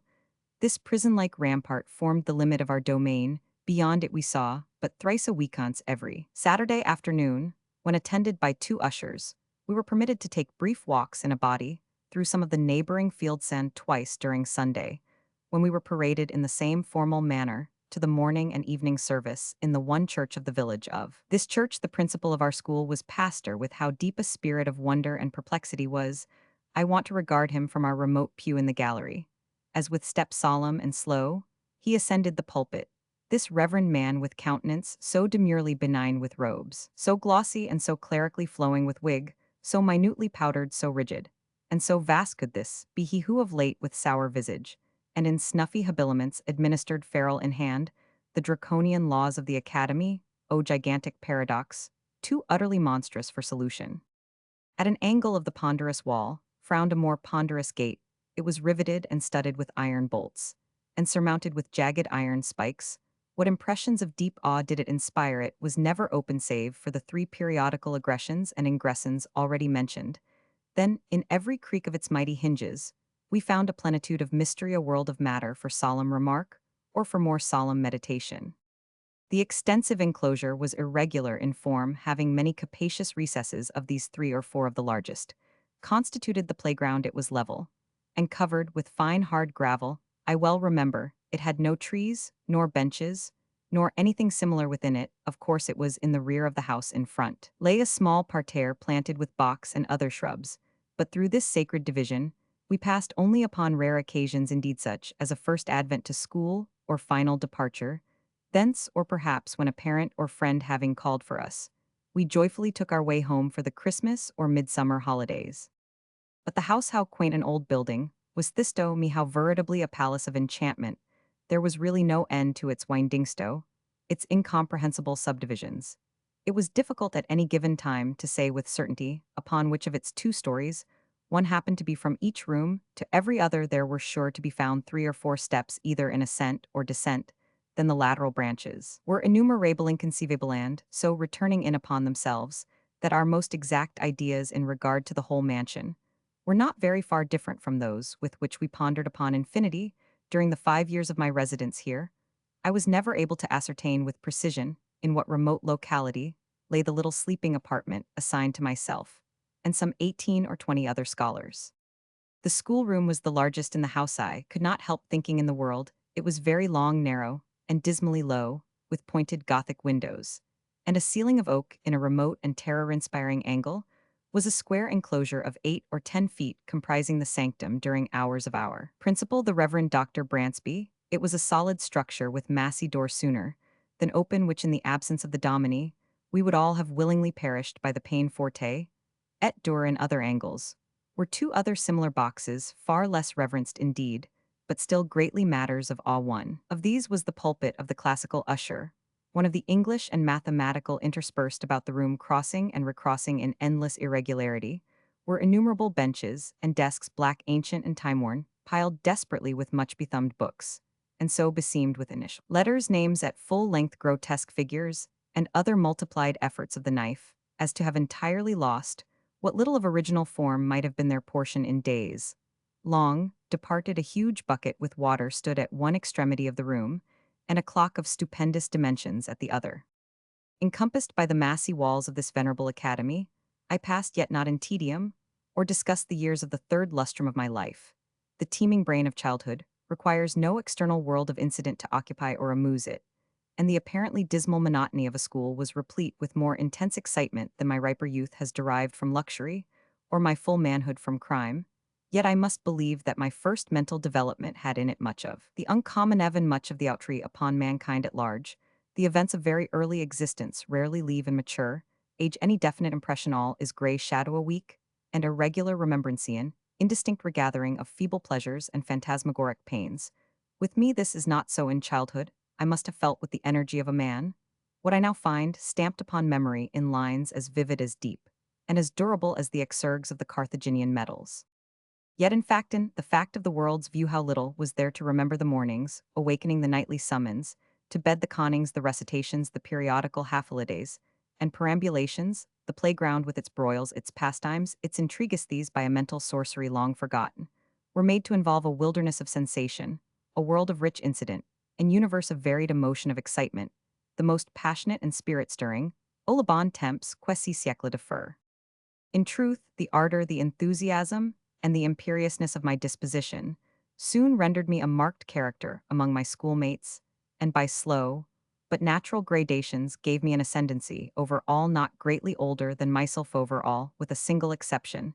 This exception was found in the person of a scholar, who although no relation bore the same Christian and surname as myself a circumstance, in fact little remarkable for notwithstanding a noble descent mine, was one of those everyday appellations, which seem by prescriptive right to have been time out of mind the common property of the mob. In this narrative, I have therefore designated myself as William Wilson, a fictitious title, not very dissimilar to the real, my namesake alone of those who in school phraseology constituted our set, presumed to compete with me in the studies of the classin, the sports and broils of the playground to refuse implicit belief in my assertions and submission to my will indeed to interfere with my arbitrary dictation in any respect whatsoever. If there is on earth a supreme and unqualified despotism, it is the despotism of a mastermind in boyhood over the less energetic spirits of its companions. Wilson's rebellion was to me a source of the greatest embarrassment, the more so as in spite of the bravado with which in public I made a point of treating him, and his pretensions, I secretly felt that I feared him, and could not help thinking the equality which he maintained so easily with myself a proof of his true superiority. Since not to be overcome cost me a perpetual struggle, yet this superiority, even this equality, was in truth acknowledged by no one but myself. Our associates, by some unaccountable blindness, seemed not even to suspect it. Indeed, his competition, his resistance, and especially his impertinent and dogged interference with my purposes were not more pointed than private. He appeared to be destitute alike of the ambition which urged and of the passionate energy of mind which enabled me to excel in his rivalry. He might have been supposed actuated solely by a whimsical desire to thwart, astonish, or mortify myself, although there were times when I could not help observing with a feeling made up of wonder, abasement, and pique that he mingled with his injuries, his insults, or his contradictions, a certain most inappropriate and assuredly most unwelcome affectionateness of manner. I could only conceive this singular behavior to arise from a consummate self-conceit, assuming the vulgar airs of patronage and protection. Perhaps it was this latter trait in Wilson's conduct, conjoined with our identity of name, and the mere accident of our having entered the school upon the same day, which set afloat the notion that we were brothers among the senior classes in the academy.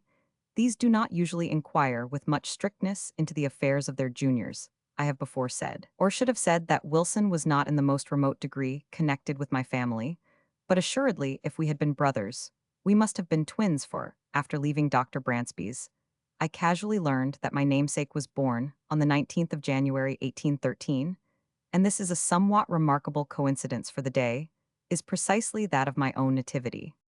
It may seem strange that, in spite of the continual anxiety occasioned me by the rivalry of Wilson and his intolerable spirit of contradiction, I could not bring myself to hate him altogether.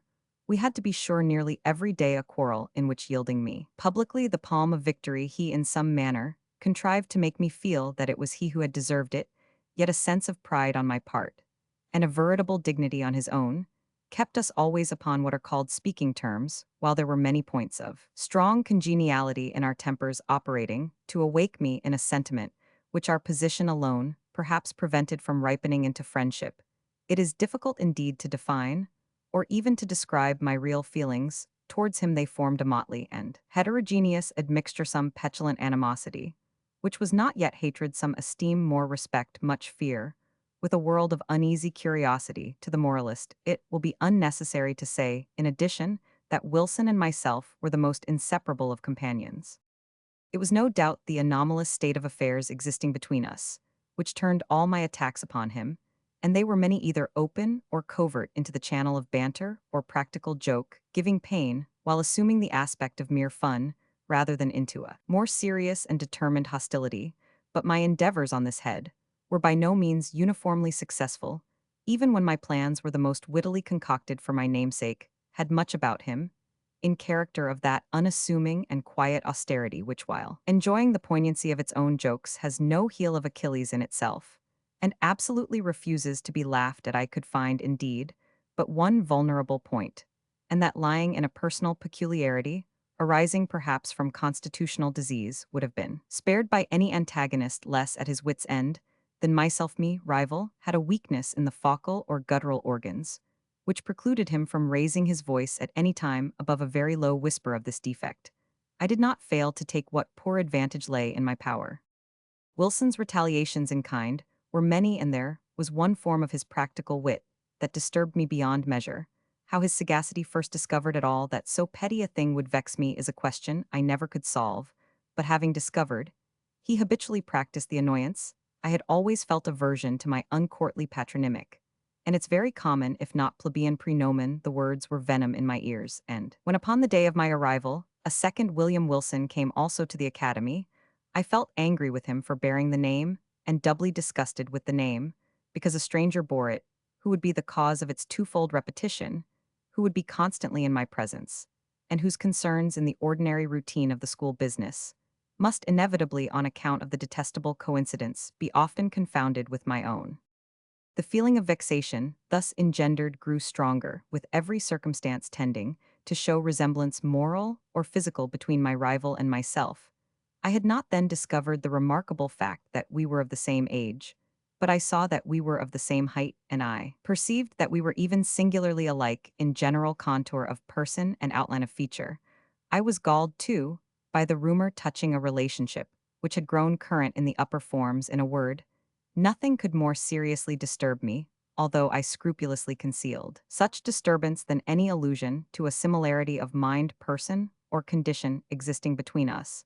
But in truth, I had no reason to believe that, with the exception of the matter of relationship, and in the case of Wilson himself, this similarity had ever been made a subject of comment, or even observed at all by our schoolfellows, that he observed it in all its bearings, and as fixedly as I was a parent, but that he could discover in such circumstances so fruitful a field of annoyance can only be attributed, as I said before, to his more than ordinary penetration.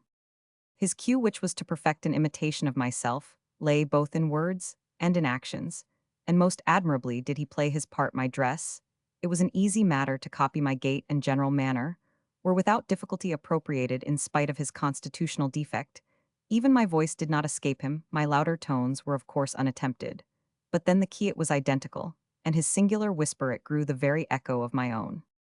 How greatly this most exquisite portraiture harassed me, for it could not justly be termed a caricature, I will not now venture to describe. I had but one consolation in the fact that the imitation apparently was noticed by myself alone, and that I had to endure only the knowing and strangely sarcastic smiles of my namesake himself. Satisfied with having produced in my bosom the intended effect, he seemed to chuckle in secret over the sting he had inflicted, and was characteristically disregardful of the public applause which the success of his witty endeavors might have so easily elicited, that the school indeed did not feel his design, perceive its accomplishment, and participate in his sneer, was for many anxious months a riddle I could not resolve. Perhaps the gradation of his copy rendered it not so readily perceptible, or more possibly, I owed my security to the master air of the copyist, who, disdaining the letter which in a painting is all the obtuse can see, gave but the full spirit of his original for my individual contemplation and chagrin. I have already more than once spoken of the disgusting air of patronage which he assumed toward me, and of his frequent officious interference with my well, this interference often took the ungracious character of advice not openly given, but hinted or insinuated. I received it with a repugnance which gained strength as I grew in years, Yet at this distant day let me do him the simple justice to acknowledge that I can recall no occasion when the suggestions of my rival were on the side of those errors or follies so usual to his immature age and seeming inexperience that his moral sense at least, if not his general talents and worldly wisdom, was far keener than my own, and that I might today have been a better, and thus a happier man had I less frequently rejected the counsels embodied in those meaning whispers, which I then but too cordially hated and too bitterly despised. As it was I at length grew restive in the extreme under his distasteful supervision, and daily resented more and more openly what I considered his intolerable arrogance. I have said that in the first years of our connection, as schoolmates, my feelings in regard to him might have been easily ripened into friendship. But in the latter months of my residence at the academy, although the intrusion of his ordinary manner had beyond doubt in some measure abated my sentiments, in nearly similar proportion, partook very much of positive hatred upon one occasion. He saw this, I think, and afterwards avoided, or made a show of avoiding me. It was about the same period, if I remember aright, that, in an altercation of violence with him, in which he was more than usually thrown off his guard, and spoke and acted with an openness of demeanor, rather foreign to his nature, I discovered in his accent, his air, and general appearance, a something which first startled, and then deeply interested me by bringing to mind dim visions of my earliest infancy-willed, confused and thronging. Memories of a time when memory herself was yet unborn. I cannot better describe the sensation which oppressed me than by saying that I could with difficulty shake off the belief of my having been acquainted with the being who stood before me at some epoch, very long ago, some point of the past, even infinitely remote. The delusion, however, faded rapidly, as it came, and I mention it at all, but to define the day of the last conversation I there held with my singular namesake. The huge old house with its countless subdivisions had several large chambers communicating with each other, where slept the greater number of the students. There were, however, as must necessarily happen in a building, so awkwardly planned, many little nooks or recesses, the odds and ends of the structure, and these the economic ingenuity of Dr. Bransby had also fitted up as dormitories, although being the merest closets they were capable of accommodating. But a single individual, one of these small apartments, was occupied by Wilson. One night about the close of my 5th year at the school, and immediately after the altercation just mentioned, finding everyone wrapped in sleep, I arose from bed and lamp in hand stole, through a wilderness of narrow passages from my own bedroom to that of my rival. I had long been plotting one of those ill-natured pieces of practical wit at his expense, in which I had hitherto been so uniformly unsuccessful. It was my intention now to put my scheme in operation, and I resolved to make him feel the whole extent of the malice with which I was imbued. Having reached his closet, I noiselessly entered, leaving the lamp with a shade over it on the outside. I advanced a step, and listened to the sound of his tranquil breathing. Assured of his being asleep, I returned, took the light, and with it again approached the bed. Close curtains were around it, which in the prosecution of my plan, I slowly and quietly withdrew, when the bright rays fell vividly upon the sleeper, and my eyes at the same moment upon his countenance. I looked, and a numbness and iciness of feeling instantly pervaded my frame. My breast heaved, my knees tottered, my whole spirit became possessed with an objectless yet intolerable horror. Gasping for breath, I lowered the lamp. In still nearer proximity to the face were the sethes, the lineaments of William Wilson. I saw indeed that they were his, but I shook as if with a fit of the ague in fancying they were not. What was there about them to confound me in this manner? I gazed while my brain reeled with a multitude of incoherent thoughts. Not thus he appeared, assuredly not. Using the vivacity of his waking hours, the same name, the same contour of person, the same day of arrival at the academy. And then his dogged and meaningless imitation of my gait, my voice, my habits, and my manner. Was it in truth within the bounds of human possibility that what I now saw was the result merely of the habitual practice of this sarcastic imitation ostracan? And with a creeping shudder, I extinguished the lamp, passed silently from the chamber, and left at once the halls of that old academy, never to enter them again. After a lapse of some months spent at home in mere idleness, I found myself a student at Eton. The brief interval had been sufficient to enfeeble my remembrance of the events at Dr. Bransby's, or at least to effect a material change in the nature of the feelings with which I remembered them. The truth, the tragedy off, the drama was no more. I could now find room to doubt the evidence of my senses, and seldom called up the subject at all, but with wonder at extent of human credulity and a smile at the vivid force of the imagination, which I hereditarily possessed neither. was this species of skepticism, likely to be diminished by the character of the life I let it eat in the vortex of thoughtless folly, into which I there so immediately and so recklessly plunged washed away all, but the froth of my past hours engulfed at once every solid or serious impression, and left to memory only the various levities of a former existence. I do not wish, however, to trace the course of my miserable profligacy here, a profligacy, which set at defiance the laws, while it eluded the vigilance of the institution. 3 years of folly past, without profit, had but given me rooted habits of vice, and added in a somewhat unusual degree to my bodily stature, when after a week of soulless dissipation, I invited a small party of the most dissolute students to a secret carousal in my chambers. We met at a late hour of the night, for our debaucheries were to be faithfully protracted. Until morning the wine flowed freely, and there were not wanting other, and perhaps more dangerous seductions, so that the grey dawn had already faintly appeared in the east, while our delirious extravagance was at its height. Madly flushed with cards and intoxication, I was in the act of insisting upon a toast of more than wonted profanity, when my attention was suddenly diverted by the violent, although partial unclosing of the door of the apartment, and by the eager voice of a servant. From without he said that some person apparently in great haste demanded to speak with me in the hall. Wildly excited with wine, the unexpected interruption rather delighted than surprised me. I staggered forward at once, and a few steps brought me to the vestibule of the building. In this low and small room, there hung no lamp, and now no light at all was admitted save that of the exceedingly feeble dawn, which made its way through the semicircular window. As I put my foot over the threshold, I became aware of the figure of a youth about my own height, and habited in a white kerseymere morning frock, cut in the novel fashion of the one I myself wore at the moment. This the faint light enabled me to perceive, but the features of his face I could not distinguish upon my entering.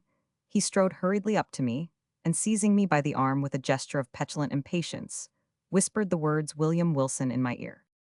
I grew perfectly sober in an instant. There was that in the manner of the stranger, and in the tremulous shake of his uplifted finger, as he held it between my eyes and the light, which filled me with unqualified amazement. But it was not this which had so violently moved me. It was the pregnancy of solemn admonition in the singular low, hissing utterance, and above all, it was the character, the tone, the key of those few simple and familiar, yet whispered syllables, which came with 1,000 thronging memories of bygone days, and struck upon my soul with the shock of a galvanic battery. Ere I could recover the use of my senses, he was gone. Although this event failed not of a vivid effect upon my disordered imagination, yet was it evanescent as Roman 508 for some weeks indeed. I busied myself in earnest inquiry, or was wrapped in a cloud of morbid speculation. I did not pretend to disguise from my perception the identity of the singular individual who thus perseveringly interfered with my affairs and harassed me with his insinuated counsel. But who and what was this Wilson, and whence came he? What were his purposes upon neither of these points? Could I be satisfied merely ascertaining in regard to him that a sudden accident in his family had caused his removal from Dr. Bransby's academy on the afternoon of the day in which I myself had eloped? But in a brief period, I ceased to think upon the subject, my attention being all absorbed in a contemplated departure for Oxford. Thither I soon went, the uncalculating vanity of my parents furnishing me with an outfit and annual establishment, which would enable me to indulge at will in the luxury, already so dear to my heart, vie, in profuseness of expenditure, with the haughtiest heirs of the wealthiest earldoms in Great Britain. Excited by such appliances to vice, my constitutional temperament broke forth with redoubled ardor, and I spurned even the common restraints of decency, in the mad infatuation of my revels.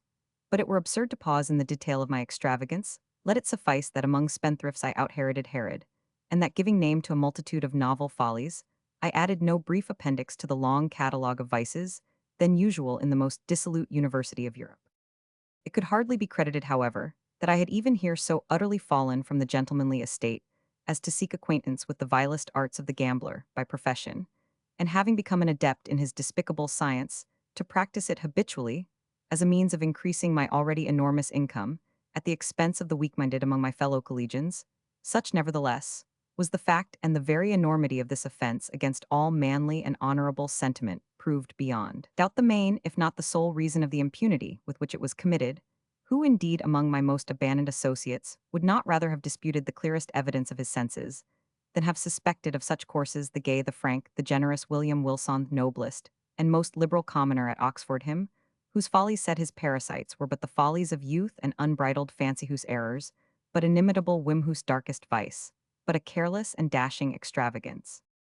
I had been now 2 years successfully busied in this way, when there came to the university a young parvenu nobleman Glendoningrich said report, as Herod's Atticushi's riches too, as easily acquired, I soon found him of weak intellect, and of course marked him as a fitting subject for my skill. I frequently engaged him in play, and contrived with the gambler's usual art to let him win considerable sums the more effectually to entangle him in my snares. At length my schemes being ripe, I met him with the full intention that this meeting should be final and decisive at the chambers of a fellow commoner, Mr. Preston, equally intimate with both, but who, to do him justice, entertained not even a remote suspicion of my design to give to this a better coloring.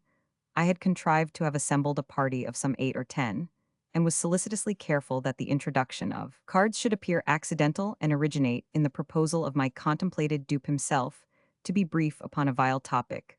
None of the low finesse was omitted so customary, upon similar occasions, that it is a just matter for wonder how any are still found so besotted as to fall its victim. We had protracted our sitting far into the night, and I had at length effected the maneuver of getting Glendinning, as my sole antagonist. The game, too, was my favorite Eckhart.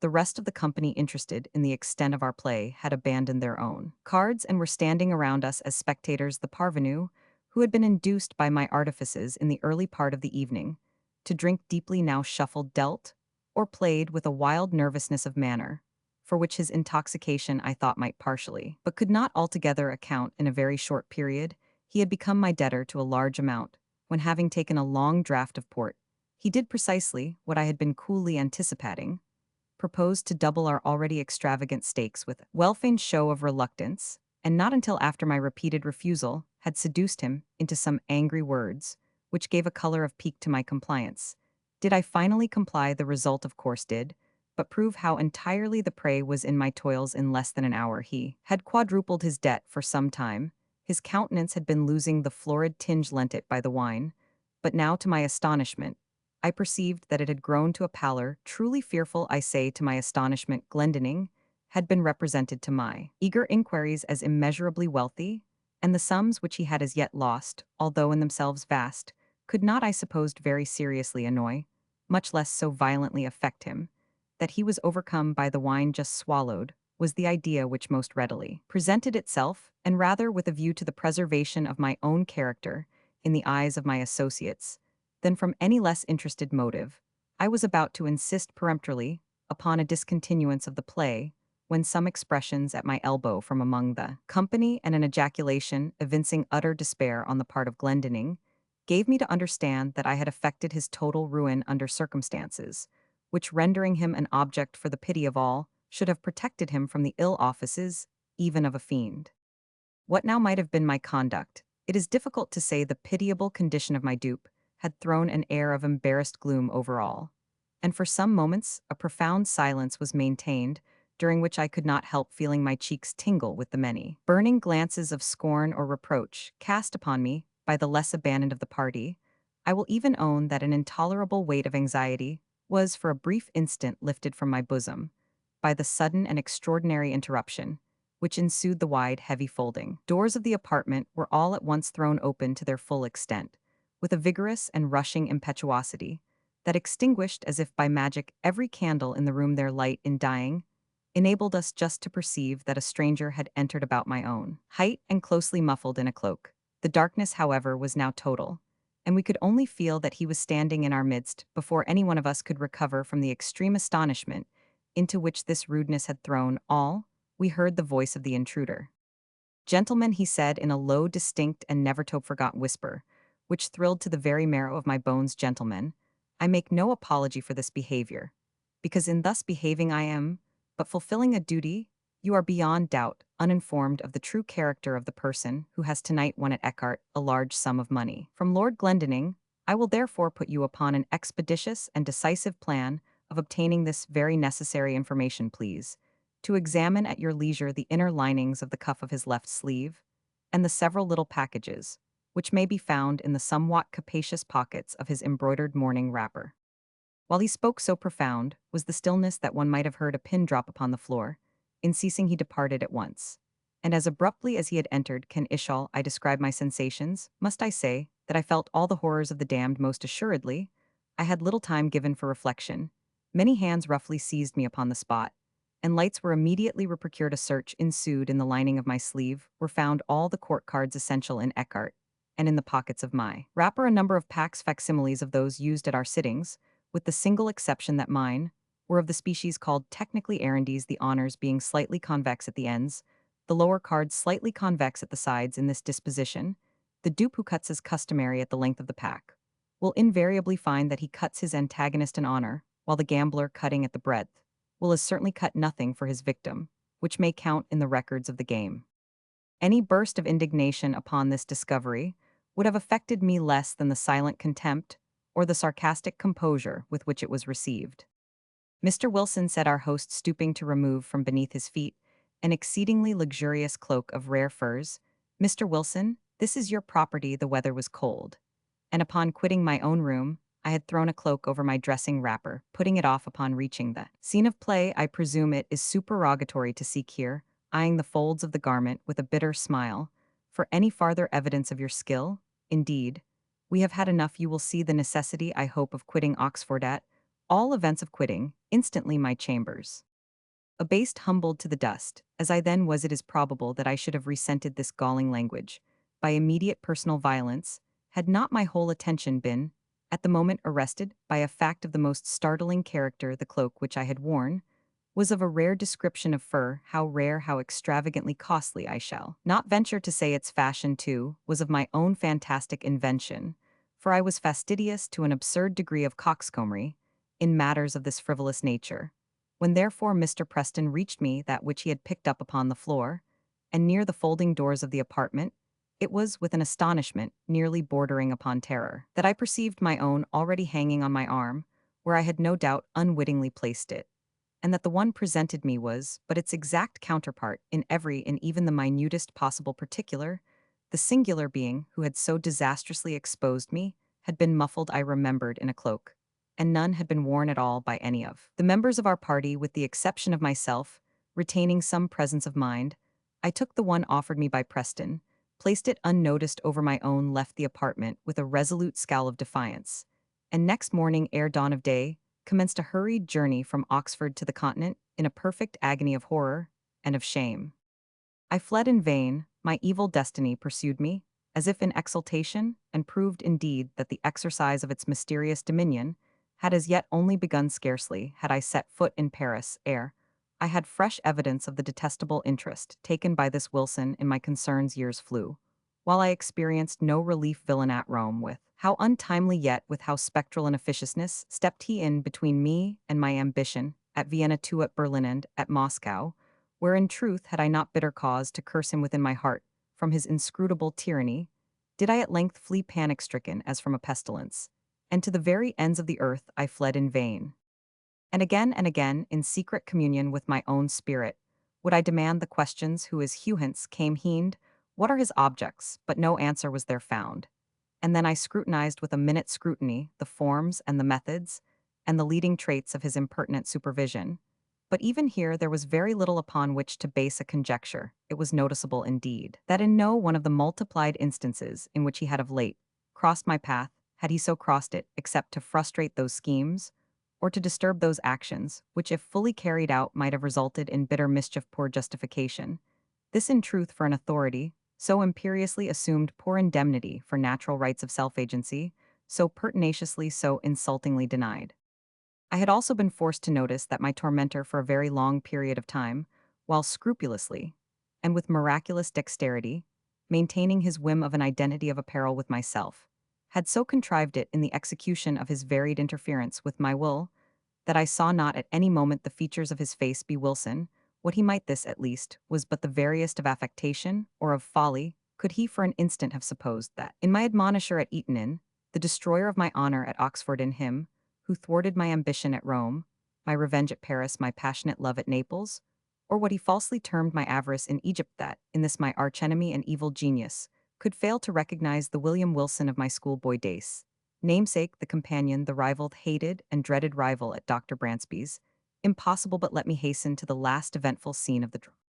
Thus far I had succumbed supinely to this imperious domination, the sentiment of deep awe with which I habitually regarded the elevated character, the majestic wisdom, the apparent omnipresence and omnipotence of Wilson, added to a feeling of even terror with which certain other traits in his nature and assumptions inspired me, had operated hitherto to impress me with an idea of my own utter weakness and helplessness, and to suggest an implicit, although bitterly reluctant submission to his arbitrary will. But of late days, I had given myself up entirely to wine, and its maddening influence upon my hereditary temper rendered me more and more impatient of control. I began to murmurto hesitatito resist, and was it only fancy which induced me to believe that, with the increase of my own firmness, that of my tormentor underwent a proportional diminution? Be this as it may, I now began to feel the inspiration of a burning hope, and at length nurtured in my secret thoughts a stern and desperate resolution that I would submit no longer to be enslaved. It was at Rome during the Carnival of 18 that I attended a masquerade in the palazzo of the Neapolitan Duke di Broglio. I had indulged more freely than usual in the excesses of the wine eatable, and now the suffocating atmosphere of the crowded rooms irritated me beyond endurance. The difficulty, too, of forcing my way through the mazes of the company contributed not a little to the ruffling of my temper, for I was anxiously seeking, let me not say with what unworthy motive, the young, the gay, the beautiful wife of the aged and doting di Broglio. With a too unscrupulous confidence, she had previously communicated to me the secret of the costume in which she would be habited, and now, having caught a glimpse of her person, I was hurrying to make my way into her presence. At this moment, I felt a light hand placed upon my shoulder, and that ever-remembered low damnable whisper within my ear. In an absolute frenzy of wrath, I turned at once upon him, who had thus interrupted me, and seized him violently by the collar. He was attired, as I had expected, in a costume altogether similar to my own, wearing a Spanish cloak of blue velvet begirt about the waist, with a crimson belt, sustaining a rapier. A mask of black silk entirely covered his face. "Scoundrel," I said in a voice husky with rage, while every syllable I uttered seemed as new fuel to my fury. "Scoundrel, impostor, accursed villain, you shall not dog me unto death. Follow me, or I stab you where you stand." And I broke my way from the ballroom into a small antechamber adjoining, dragging him unresistingly with me as I went. Upon entering, I thrust him furiously from me. He staggered against the wall while I closed the door with an oath and commanded him to draw. He hesitated, but for an instant, then with a slight sigh drew in silence and put himself upon his defense. The contest was brief. Indeed, I was frantic with every species of wild excitement, and felt within my single arm the energy and power of a multitude. In a few seconds, I forced him by sheer strength against the wainscoting, and thus getting him at mercy, plunged my sword with brute ferocity repeatedly through and through his bosom. At that instant, some person tried the latch of the door. I hastened to prevent an intrusion, and then immediately returned to my dying antagonist. But what human language can adequately portray that astonishment, that horror which possessed me at the spectacle, then presented to view? The brief moment in which I averted my eyes had been sufficient to produce, apparently, a material change in the arrangements at the upper or farther end of the room. A large mororso, at first, it seemed to me in my confusiono, stood where none had been perceptible before, and as I stepped up to it in extremity of terror, mine own image, but with features all pale and dabbled in blood, advanced to meet me with a feeble and tottering gait. Thus it appeared, I say, but was not. It was my antagonist, it was Wilson, who then stood before me in the agonies of his dissolution. His mask and cloak lay where he had thrown them upon the floor, not a thread, in all his raiment not a line, in all the marked and singular lineaments of his face, which was not even in the most absolute identity mine own. It was Wilson, but he spoke no longer in a whisper, and I could have fancied that I myself was speaking while he said, "You have conquered, and I yield. Yet henceforward art thou also de-added to the world, to heaven, and to hope in me didst thou exist, and in my death see, by this image, which is thine own, how utterly thou hast murdered thyself." The telltale heart. True nervously, very dreadfully nervous I had been, and am. But why will you say that I am mad? The disease had sharpened my senses, not destroyed, not dulled them. Above all was the sense of hearing acute. I heard all things in the heaven, and in the earth. I heard many things in hell. How then am I mad? Hearken, and observe how healthily, how calmly I can tell you the whole story. It is impossible to say how first the idea entered my brain, but once conceived, it haunted me day and night. Object there was none passion, there was none. I loved the old man, he had never wronged me. He had never given me insult for his gold, I had no desire. I think it was his eye, yes, it was this. He had the eye of a vulturea, pale blue eye with a film over it. Whenever it fell upon me, my blood ran cold. And so by degrees, very gradually, I made up my mind to take the life of the old man, and thus rid myself of the eye forever. Now this is the point. You fancy me mad, madman, know nothing. But you should have seen me, you should have seen how wisely I proceeded, with what caution, with what foresight, with what dissimulation I went to work. I was never kinder to the old man than during the whole week before I killed him, and every night about midnight, I turned the latch of his door and opened Ito so gently, and then, when I had made an opening sufficient for my head, I put in a dark lantern, all closed that no light shone out, and then I thrust in my head. Oh, you would have laughed to see how cunningly I thrust it in. I moved it slowly, very slowly, so that I might not disturb the old man's sleep. It took me an hour to place my whole head within the opening so far that I could see him as he lay upon his bed. How would a madman have been so wise as this? And then, when my head was well in the room, I undid the lantern cautiously, oh, so cautiously, for the hinges creaked. I undid it just so much that a single thin ray fell upon the vulture eye, and this I did for 7 long nights, every night just at midnight. But I found the eye always closed, and so it was impossible to do the work, for it was not the old man who vexed me, but his evil eye. And every morning when the day broke, I went boldly into the chamber, and spoke courageously to him, calling him by name in a hearty tone, and inquiring how he has passed the night. So you see, he would have been a very profound old man, indeed, to suspect that every night just at 12 I looked in upon him while he slept. Upon the 8th night, I was more than usually cautious in opening the door. A watch's minute hand moves more quickly than did mine. Never before that night had I felt the extent of my own powers, off my sagacity. I could scarcely contain my feelings of triumph, to think that there I was opening the door little by little, and he not even to dream of my secret deeds or thoughts. I fairly chuckled at the idea, and perhaps he heard me, for he moved on the bed, suddenly, as if startled. Now you may think that I drew back, but no, his room was as black as pitch, with the thick darkness, for the shutters were close fastened through fear of robbers, and so I knew that he could not see the opening of the door, and I kept pushing it on steadily. I had my head in and was about to open the lantern, when my thumb slipped upon the tin fastening, and the old man sprang up in bed, crying out, "Who's there?" I kept quite still, and said nothing for a whole hour. I did not move a muscle, and in the meantime, I did not hear him lie down. He was still sitting up in the bed, listening, just as I have done night after night, hearkening to the death watches in the wall. Presently I heard a slight groan, and I knew it was the groan of mortal terror. It was not a groan of pain or of grief. Noit was the low, stifled sound that arises from the bottom of the soul when overcharged with awe. I knew the sound well. Many a night just at midnight, when all the world slept, it has welled up from my own bosom, deepening with its dreadful echo the terrors that distracted me. I say, I knew it well. I knew what the old man felt, and pitied him. Although I chuckled at heart, I knew that he had been lying awake ever since the first slight noise, when he had turned in the bed. His fears had been ever since growing upon him. He had been trying to fancy them causeless, but could not. He had been saying to himself, "It is nothing but the wind in the chimney, it is only a mouse crossing the floor, or it is merely a cricket which has made a single chirp." Yes, he had been trying to comfort himself with these suppositions, but he had found all in vain, because death, in approaching him, had stalked with his black shadow before him and enveloped the victim. And it was the mournful influence of the unperceived shadow that caused him to feel, although he neither saw nor heard, to feel the presence of my head within the room. When I had waited a long time very patiently, without hearing him lie down, I resolved to open a very little crevice in the lantern. So I opened it. You cannot imagine how stealthily, until at length a simple dim ray like the thread of the spider shot from out the crevice, and fell full upon the vulture eye.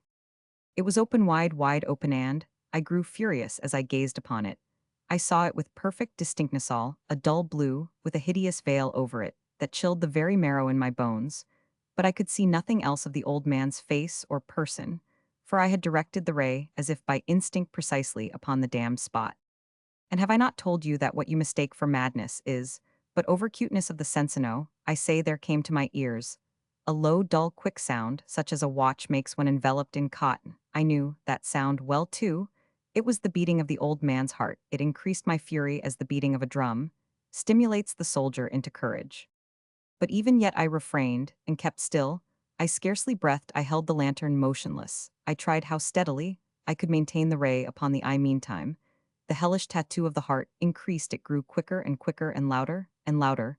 Every instant the old man's terror must have been extreme. It grew louder, I say louder every momento. You mark me well. I have told you that I am nervous, so I am, and now at the dead hour of the night, amid the dreadful silence of that old house. So strange a noise, as this excited me to uncontrollable terror. Yet for some minutes longer I refrained and stood still, but the beating grew louder, louder. I thought the heart must burst. Now a new anxiety seized. Meth sound would be heard by a neighbor. The old man's hour had come. With a loud yell I threw open the lantern and leaped into the room. He shrieked ancience only in an instant. I dragged him to the floor and pulled the heavy bed over him. I then smiled gaily to find the deed so far done. But for many minutes the heart beat on with a muffled sound. This, however, did not vex me. It would not be heard through the wall. At length it ceased. The old man was dead. I removed the bed and examined the corpse. Yes, he was stone, dead. I placed my hand upon the heart and held it there many minutes. There was no pulsation. He was stone dead. His eye would trouble me no more. If still you think me mad, you will think so no longer. When I described the wise precautions I took for the concealment of the body, the night waned, and I worked hastily. But in silence. First of all, I dismembered the corpse. I cut off the head, and the arms and the legs. I then took up 3 planks from the flooring of the chamber, and deposited all between the scantlings. I then replaced the boards so cleverly, so cunningly, that no human eye, not even his, could have detected anything wrong. There was nothing to wash out, no stain of any kind, no blood spot. Whatever, I had been too wary for that. A tub had caught all. Ha ha. When I had made an end of these labors, it was 4 o'clock, still dark as midnight. As the bell sounded the hour, there came a knocking at the street door. I went down to open it with a light heart, for what had I now to fear? There entered 3 men who introduced themselves with perfect suavity as officers of the police. A shriek had been heard by a neighbor during the night. Suspicion of foul play had been aroused. Information had been lodged at the police office, and they, the officers, had been deputed to search the premises. I smiled, for what had I to fear? I bade the gentleman welcome. The shriek, I said, was my own in a dream. The old man I mentioned was absent in the country. I took my visitors all over the house. I bade them search. Well, I led them at length to his chamber. I showed them his treasures, secure, undisturbed. In the enthusiasm of my confidence, I brought chairs into the room, and desired them here to rest from their fatigues, while I myself, in the wild audacity of my perfect triumph, placed my own seat upon the very spot beneath which reposed the corpse of the victim. The officers were satisfied. My manner had convinced them. I was singularly at ease. They sat, and while I answered cheerily, they chatted of familiar things. But ere long I felt myself getting pale, and wished them gone. My head ached, and I fancied a ringing in my ears. But still they sat, and still chatted. The ringing became more distinct. It continued, and became more distinct. I talked more freely to get rid of the feeling, but it continued and gained definiteness until at length I found that the noise was not within my ears. No doubt I now grew very pale, but I talked more fluently, and with a heightened voice, yet the sound increased. And what could I do? It was a low, dull, quick sound, such a sound as a watch makes when enveloped in cotton. I gasped for breath, and yet the officers heard it not. I talked more quickly, more vehemently, but the noise steadily increased. I arose and argued about trifles in a high key, and with violent gesticulations, but the noise steadily increased. Why would they not be gone? I paced the floor to and fro with heavy strides, as if excited to fury by the observations of the men, but the noise steadily increased. Oh, God, what could I do? I foamed, I raved, I swore. I swung the chair upon which I had been sitting and grated it upon the boards. But the noise arose over all and continually increased. It grew louder, louder, louder. And still the men chatted pleasantly and smiled. Was it possible they heard? Not Almighty God, no, no, they heard thee, suspected thee, knew thee, were making a mockery of my horror. This I thought. And this I think, but anything was better than this agony, anything was more tolerable than this derision. I could bear those hypocritical smiles. No longer, I felt that I must scream or die, and no again. Hark, louder, louder, louder, louder. Villains, I shrieked, dissemble. No more, I admit the deed. Tear up the plank, sure hear it, is the beating of his hideous heart. Berenice. Dispent mihi sodals si sepulchrum amici visitarum curas mis aliquar chelum, 4 levadas eben zayat. Misery is manifold, the wretchedness of earth is multiform overreaching the wide horizon. As the rainbow its hues are as various as the hues of that arches distinct too, yet as intimately blended overreaching the wide horizon. As the rainbow how is it that from beauty I have derived a type of unloveliness from the covenant of peace, a simile of sorrow. But as in ethics evil is a consequence of good so in fact out of joy, is sorrow born either the memory of past bliss, is the anguish of today, or the agonies which are have their origin in the ecstasies which might have been. My baptismal name is Egius, that of my family I will not mention, yet there are no towers in the land more time-honored than my gloomy grey hereditary halls. Our line has been called a race of visionaries, and in many striking particulars in the character of the family mansion in, the frescoes of the chief saloon in the tapestries of the dormitories in, the chiseling of some buttresses in the armora but, more especially in the gallery of antique paintings in, the fashion of the library chamber and, lastly, in the very peculiar nature of the library's contents there, is more than sufficient evidence to warrant the belief. The recollections of my earliest years are connected with that chamber, and with its volume of, which latter, I will say no more here died my mother herein, was I born. But it is mere idleness to say that I had not lived before it that the soul has no previous existence. You deny it let us, not argue the matter convinced myself I seek. Not to convince there is however a remembrance of aerial forms of spiritual, and meaning isof, sounds musical yet sought a remembrance, which will not be excluded a memory, like a shadow vague variable indefinite unsteady, and like a shadow too, in the impossibility of my getting rid of it, while the sunlight of my reason shall exist. In that chamber was I born thus awaking from the long night of what seemed, but was not nonentity at once, into the very regions of fairyland into, a palace of imagination into, the wild dominions of monastic thought and erudition it, is not singular, that I gazed around me with a startled and ardent eye that, I loitered away my boyhood in books, and dissipated my youth in reverie. But it is singular that as years rolled away and the noon of manhood found me still in the mansion of my fathers, it is wonderful what stagnation there fell upon the springs of my life, wonderful how total an inversion took place in the character of my commonest, thought the realities of the world affected me as visions, and as visions only while the wild ideas of the land of dreams became in turn, not the material of my everyday existence, but in very deed that existence utterly and solely in itself. Berenice and I were cousins, and we grew up together in my paternal halls. Yet differently we grew I ill of health, and buried in gloomsh agile graceful, and overflowing with energy hers the ramble on the hillside mine, the studies of the cloister, I living within my own heart, and addicted body and soul to the most intense and painful meditations, roaming carelessly through life, with no thought of the shadows in her path, or the silent flight of the raven-winged hours. Berenice I call upon her name, Berenice, and, from the grey ruins of memory, a thousand tumultuous recollections are startled at the sound, ah vividly as her image before me, now as in the early days of her lightheartedness, and joy o gorgeous, yet fantastic beauty o sylph, amid the shrubberies of Arnheim o naiad among its fountains, and then all, is mystery and terror, and a tale which should not be told. Deceasa fatal disease fell like the simoon upon her frame, and even while I gazed upon her the spirit of change swept over her, pervading her mind, her habits, and her character, and in a manner the most subtle and terrible, disturbing even the identity of her person. Alas, the destroyer came, and went, and the victim where? Is she? I knew her no longer as Berenice. Among the numerous train of maladies superinduced by that fatal and primary one, which effected a revolution of so horrible a kind, in the moral and physical being of my cousin, may be mentioned as the most distressing and obstinate in its nature, a species of epilepsy, not unfrequently terminating in trance itself, trance, very nearly resembling positive dissolution, and from which her manner of recovery was in most instances startlingly abrupt. In the meantime my own decease, for I have been told that I should call it by no other appellation, me own disease, then grew rapidly upon me, and assumed finally a monomaniac character of a novel and extraordinary formerly, and momently gaining vigor, and at length obtaining over me the most incomprehensible ascendancy.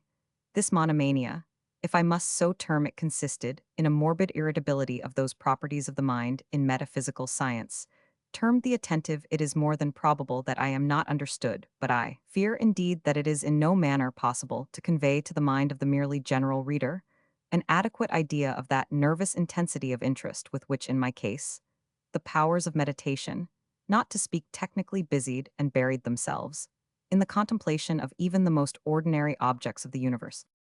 To muse for long, unwearied hours with my attention, riveted to some frivolous device on the margin, or in the typography of a book to become absorbed for the better part of a summer's day, in a quaint shadow falling aslant upon the tapestry, or upon the floor to lose myself for an entire night in watching the steady flame of a lamp, or the embers of a fire to dream away whole days over the perfume of a flower, to repeat monotonously some common word until the sound by dint of frequent repetition ceased to convey any idea whatever to the mind, to lose all sense of motion or physical existence, by means of absolute bodily quiescence, long and obstinately persevered in such, were a few of the most common and least pernicious vagaries, induced by a condition of the mental faculties, not indeed altogether unparalleled but certainly bidding defiance to anything like analysis or explanation.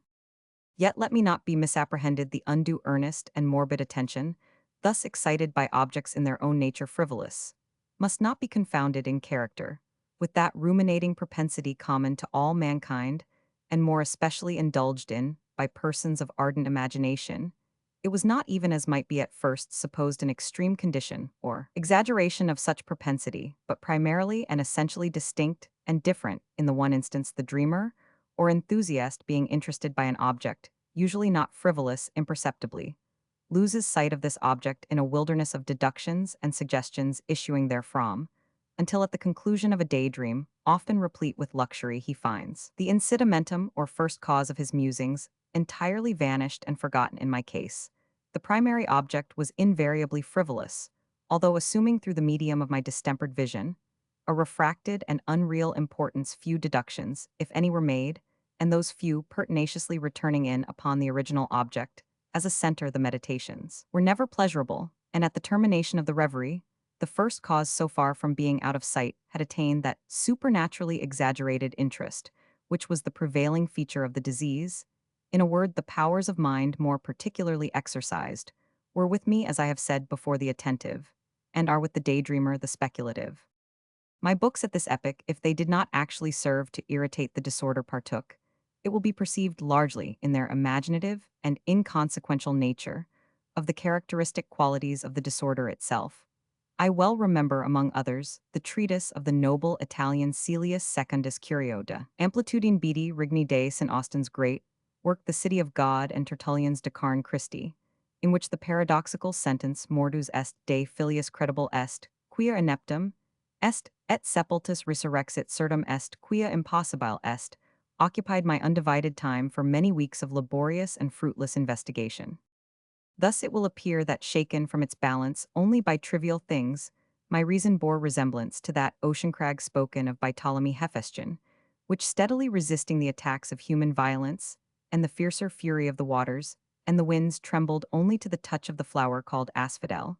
And although to a careless thinker it might appear a matter beyond doubt that the alteration produced by her unhappy malady in the moral condition of Berenice would afford me many objects for the exercise of that intense and abnormal meditation, whose nature I have been at some trouble in explaining, yet such was not in any degree the case. In the lucid intervals of my infirmity, her calamity, indeed, gave me pain, and taking deeply to heart that total wreck of her fair and gentle life, I did not fail to ponder frequently and bitterly upon the wonder-working means by which so strange a revolution had been so suddenly brought to pass.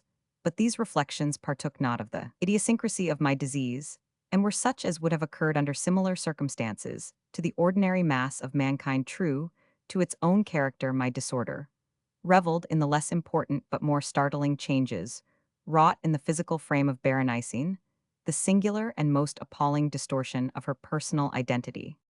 During the brightest days of her unparalleled beauty, most surely I had never loved her. In the strange anomaly of my existence, feelings with me had never been of the heart, and my passions always were of the mind. Through the gray of the early morning, among the trellised shadows of the forest at noonday, and in the silence of my library at night, had flitted by my eyes, and I had seen her not as the living and breathing Berenice, but as the Berenice of a dream, not as a being of the earth earthy, but as the abstraction of such a being, not as a thing to admire, but to analyze, not as an object of love, but as the theme of the most abstruse although desultory speculation. And no, I shuddered in her presence and grew pale at her approach, yet bitterly lamenting her fallen and desolate condition, I called to mind that she had loved me long, and in an evil moment I spoke to her of marriage. And at length the period of our nuptials was approaching, when upon an afternoon, in the winter of the year of those unseasonably warm, calm, and misty days, which are the nurse of the beautiful halcyon, when I sat, and sat as I thought alone in the inner apartment of the library, but uplifting my eyes, I saw that Berenice stood before me. Was it my own excited imagination, or the misty influence of the atmosphere, the uncertain twilight of the chamber, the gray draperies, which fell around her figurette that caused in it so vacillating and indistinct an outline?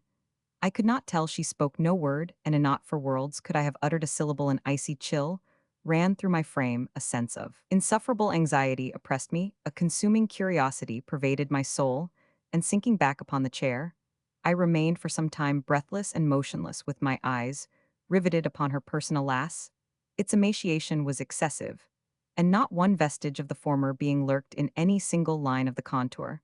My burning glances at length fell upon the face. The forehead was high and very pale and singularly placid, and the once jetty hair fell partially over it and overshadowed the hollow temples with innumerable ringlets, now of a vivid yellow, and jarring discordantly in their fantastic character. With the reigning melancholy of the countenance, the eyes were lifeless and lustreless and seemingly pupilless, and I shrank involuntarily from their glassy stare to the contemplation of the thin and shrunken lips they parted. And in a smile of peculiar meaning, the teeth of the changed Berenice disclosed themselves slowly to my view. Would to God that I had never beheld them, or that having done so I had died. The shutting of a door disturbed me, and looking up I found that my cousin had departed from the chamber, but from the disordered chamber of my brain had not alas departed, and would not be driven away the white and ghastly spectrum of the teeth, not a speck on their surface, not a shade on their enamel, not an indenture in their edge, but what that period of her smile had sufficed to brand in upon my memory. I saw them now even more unequivocally than I beheld them then. The teeth they were here, and there, and everywhere, and visibly and palpably before me, long, narrow, and excessively white, with the pale lips writhing about them, as in the very moment of their first terrible development. Then came the full fury of my monomania, and I struggled in vain against its strange and irresistible influence. In the multiplied objects of the external world, I had no thoughts. But for the teeth, for these I longed with a frenzied desire. All other matters and all different interests became absorbed in their single contemplation. They alone were present to the mental eye, and they in their sole individuality became the essence of my mental life. I held them in every light, I turned them in every attitude, I surveyed their characteristics, I dwelt upon their peculiarities, I pondered upon their conformation. I mused upon the alteration in their nature. I shuddered, as I assigned to them in imagination sensitive and sentient power, and even when unassisted by the lips, a capability of moral expression. Of Mademoiselle Salle, it has been well said, "Que tu sais pas edient des sentiments," and of Berenice I more seriously believed, "Que tout says dents, etient des idis des idissa." Here was the idiotic thought that destroyed me. Des idissa, therefore, it was that I coveted them so madly, I felt that their possession could alone ever restore me to peace in giving me back to reason. And the evening closed in upon me thusend, then the darkness came and tarried and went, and the day again dawned, and the mists of a second night were now gathering around, and still I sat motionless in that solitary room, and still I sat buried in meditation, and still the phantasma of the teeth maintained its terrible ascendancy. As with the most vivid, hideous distinctness, it floated about amid the changing lights and shadows of the chamber. At length there broke in upon my dreams a cry as of horror and dismay, and thereunto, after a pause, succeeded the sound of troubled voices, intermingled with many low moanings of sorrow or of pain. I arose from my seat, and throwing open one of the doors of the library, saw standing out in the antechamber a servant maiden all in tears, who told me that Berenice was no more. She had been seized with epilepsy in the early morning, and now at the closing in of the night the grave was ready for its tenant, and all the preparations for the burial were completed. I found myself sitting in the library, and again sitting there alone. It seemed that I had newly awakened from a confused and exciting dream. I knew that it was now midnight, and I was well aware that since the setting of the sun Berenice had been interred, but of that dreary period which intervened, I had no positive, at least no definite comprehension. Yet its memory was replete with horror, more horrible from being vague, and terror more terrible from ambiguity. It was a fearful page in the record, my existence, written all over with dim and hideous and unintelligible recollections. I strived to decipher them, but in vain. While ever and anon, like the spirit of a departed sound, the shrill and piercing shriek of a female voice seemed to be ringing in my ears. I had done a deed. What was it? I asked myself the question aloud, and the whispering echoes of the chamber answered me. What was it? On the table beside me burned a lamp, and near it lay a little box. It was of no remarkable character, and I had seen it frequently before, for it was the property of the family physician. But how came it there upon my table, and why did I shudder in regarding it?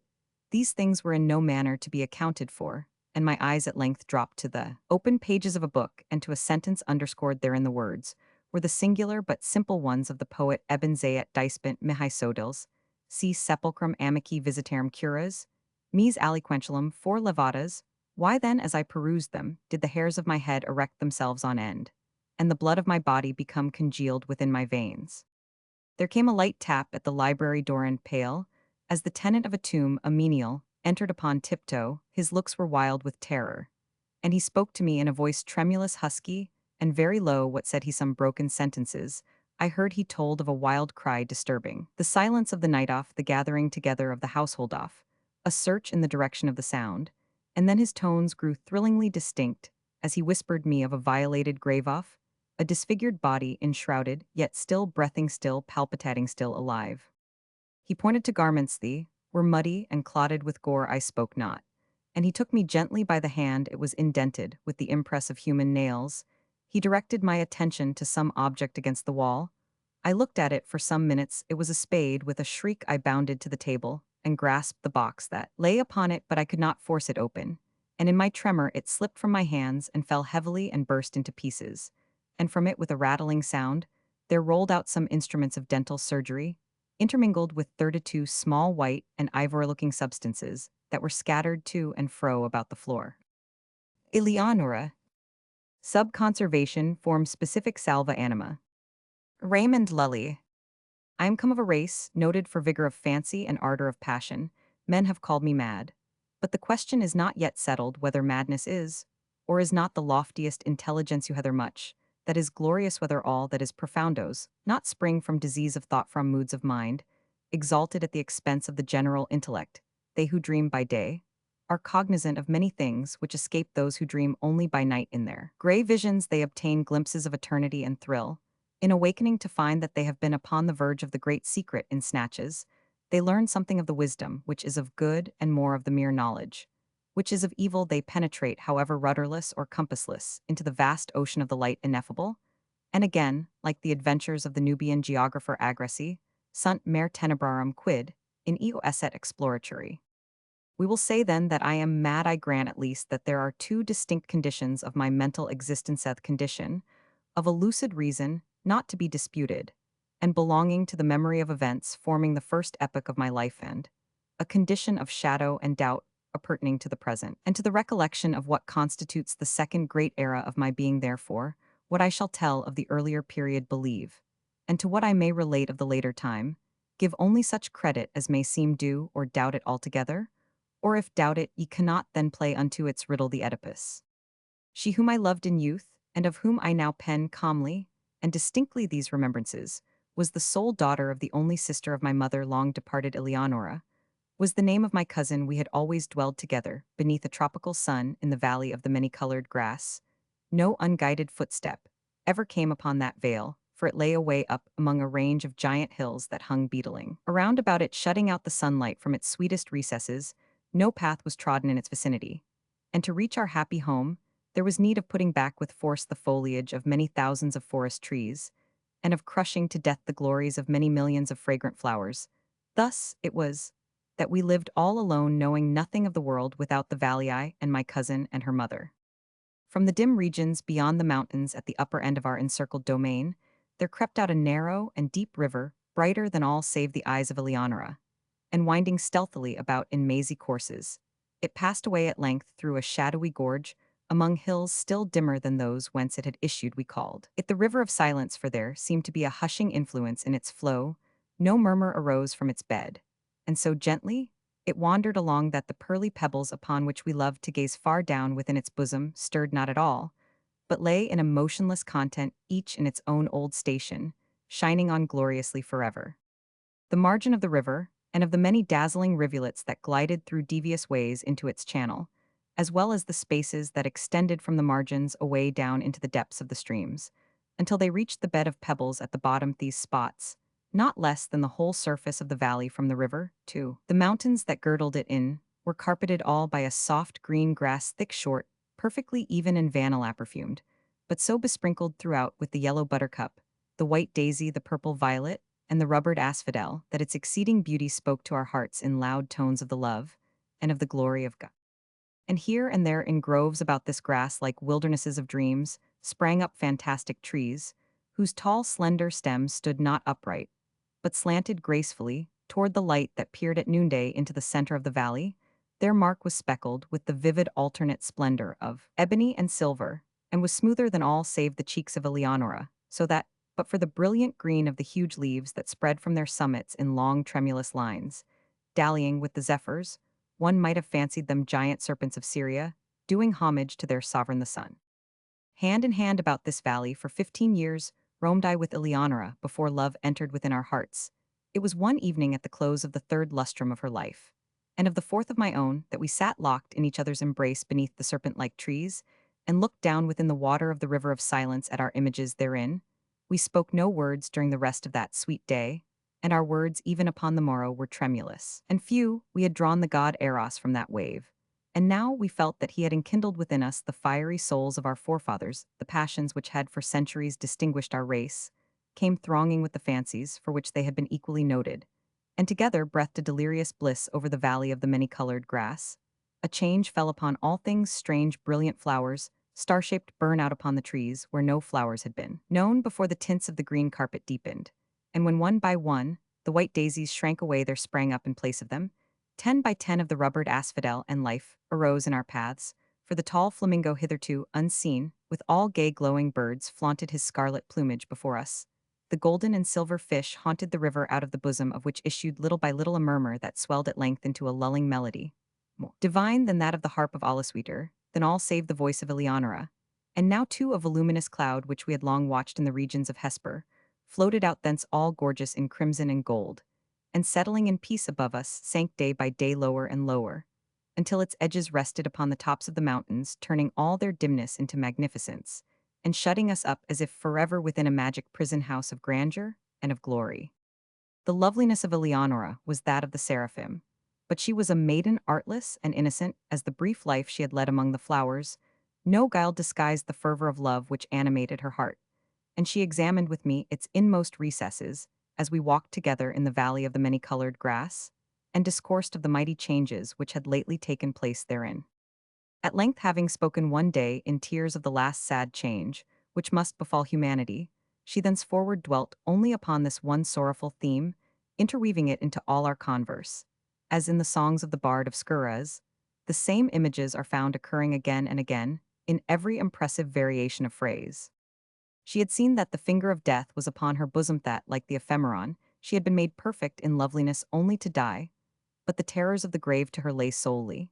In a consideration which she revealed to me one evening at twilight, by the banks of the river of silence, she grieved to think that having entombed her in the valley of the many-colored grass, I would quit forever its happy recesses, transferring the love which now was so passionately her own to some maiden of the outer and everyday world. And then, and there, I threw myself hurriedly at the feet of Eleonora, and offered up a vow to herself, and to heaven, that I would never bind myself in marriage to any daughter of earth, that I would in no manner prove recreant to her dear memory, or to the memory of the devout affection with which she had blessed me, and I called the mighty ruler of the universe to witness the pious solemnity of my vow, and the curse which I invoked of him, and of her a saint in illusion should I prove traitorous to. That promise involved a penalty, the exceeding great horror of which will not permit me to make record of it here, and the bright eyes of Eleonora grew brighter at my words, and she sighed as if a deadly burthen had been taken from her breast, and she trembled and very bitterly wept. But she made acceptance of the vow, for what was she but a child? And it made easy to her the bed of her death, and she said to me not many days afterward tranquilly, dying, that because of what I had done for the comfort of her spirit she would watch over me in that spirit when departed, and if so it were permitted her return to me visibly in the watches of the night. But if this thing were indeed beyond the power of the souls in paradise, that she would at least give me frequent indications of her presence, sighing upon me in the evening winds, or filling the air which I breathed with perfume from the censers of the angels. And with these words upon her lips, she yielded up her innocent life, putting an end to the first epoch of my own. Thus far I have faithfully said, but as I pass the barrier in time's path formed by the death of my beloved, and proceed with the second era of my existence, I feel that a shadow gathers over my brain, and I mistrust the perfect sanity of the record, but let me on years dragged themselves along heavily. And still I dwelled within the valley of the many-colored grass, but a second change had come upon all things. The star-shaped flowers shrank into the stems of the trees, and appeared no more. The tints of the green carpet faded, and one by one the rubbered asphodels withered away, and there sprang up in place of them 10 by 10 dark eye-like violets that writhed uneasily, and were ever encumbered with dew, and life departed from our paths, for the tall flamingo flaunted no longer his scarlet plumage before us, but flew sadly from the vale into the hills, with all the gay glowing birds that had arrived in his company. And the golden and silver fish swam down through the gorge at the lower end of our domain, and bedecked the sweet river never again, and the lulling melody that had been softer than the wind harp of Alice and more divine than all save the voice of Eleonora, died little by little away in murmurs growing lower and lower, until the stream returned at length utterly into the solemnity of its original silence. And then lastly the voluminous cloud uprose, and abandoning the tops of the mountains to the dimness of old, fell back into the regions of Hesper, and took away all its manifold golden and gorgeous glories from the valley of the many-colored grass. Yet the promises of Eleonora were not forgotten, for I heard the sounds of the swinging of the censers of the angels, and streams of a holy perfume floated ever and ever about the valley. And at lone hours, when my heart beat heavily, the winds that bathed my brow came unto me laden with soft sighs, and indistinct murmurs filled often the night air and Ancio.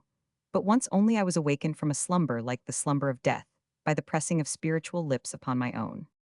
But the void within my heart refused even thus to be filled. I longed for the love which had before filled it to overflowing at length. The valley pained me through its memories of Eleonora, and I left it forever for the vanities and the turbulent triumphs of the world.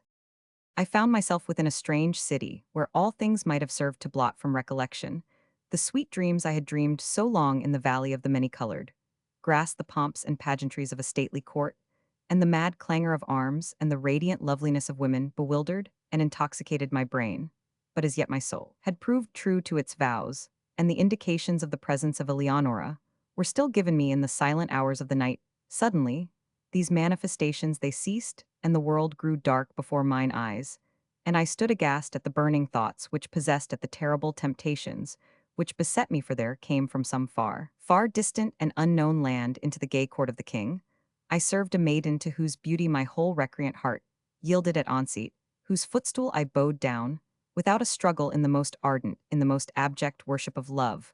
What indeed was my passion for the young girl of the valley, in comparison with the fervor and the delirium and the spirit-lifting ecstasy of adoration, with which I poured out my whole soul in tears at the feet of the ethereal Ermengarde? O bright was the seraph Ermengarde, and in that knowledge I had room for none other. O divine was the angel Ermengarde, and as I looked down into the depths of her memorial eyes, I thought only of theme and of her. I wedded nor dreaded the curse I had invoked, and its bitterness was not visited upon me, and once, but once again, in the silence of the night, there came through my lattice the soft sighs which had forsaken me, and they modeled themselves into familiar and sweet voice, saying, "Sleep in peace, for the spirit of love reigneth and ruleth, and in taking to thy passionate heart her, who is Ermengarde, thou art absolved for reasons which shall be made known to thee in heaven of thy vows unto Eleonora."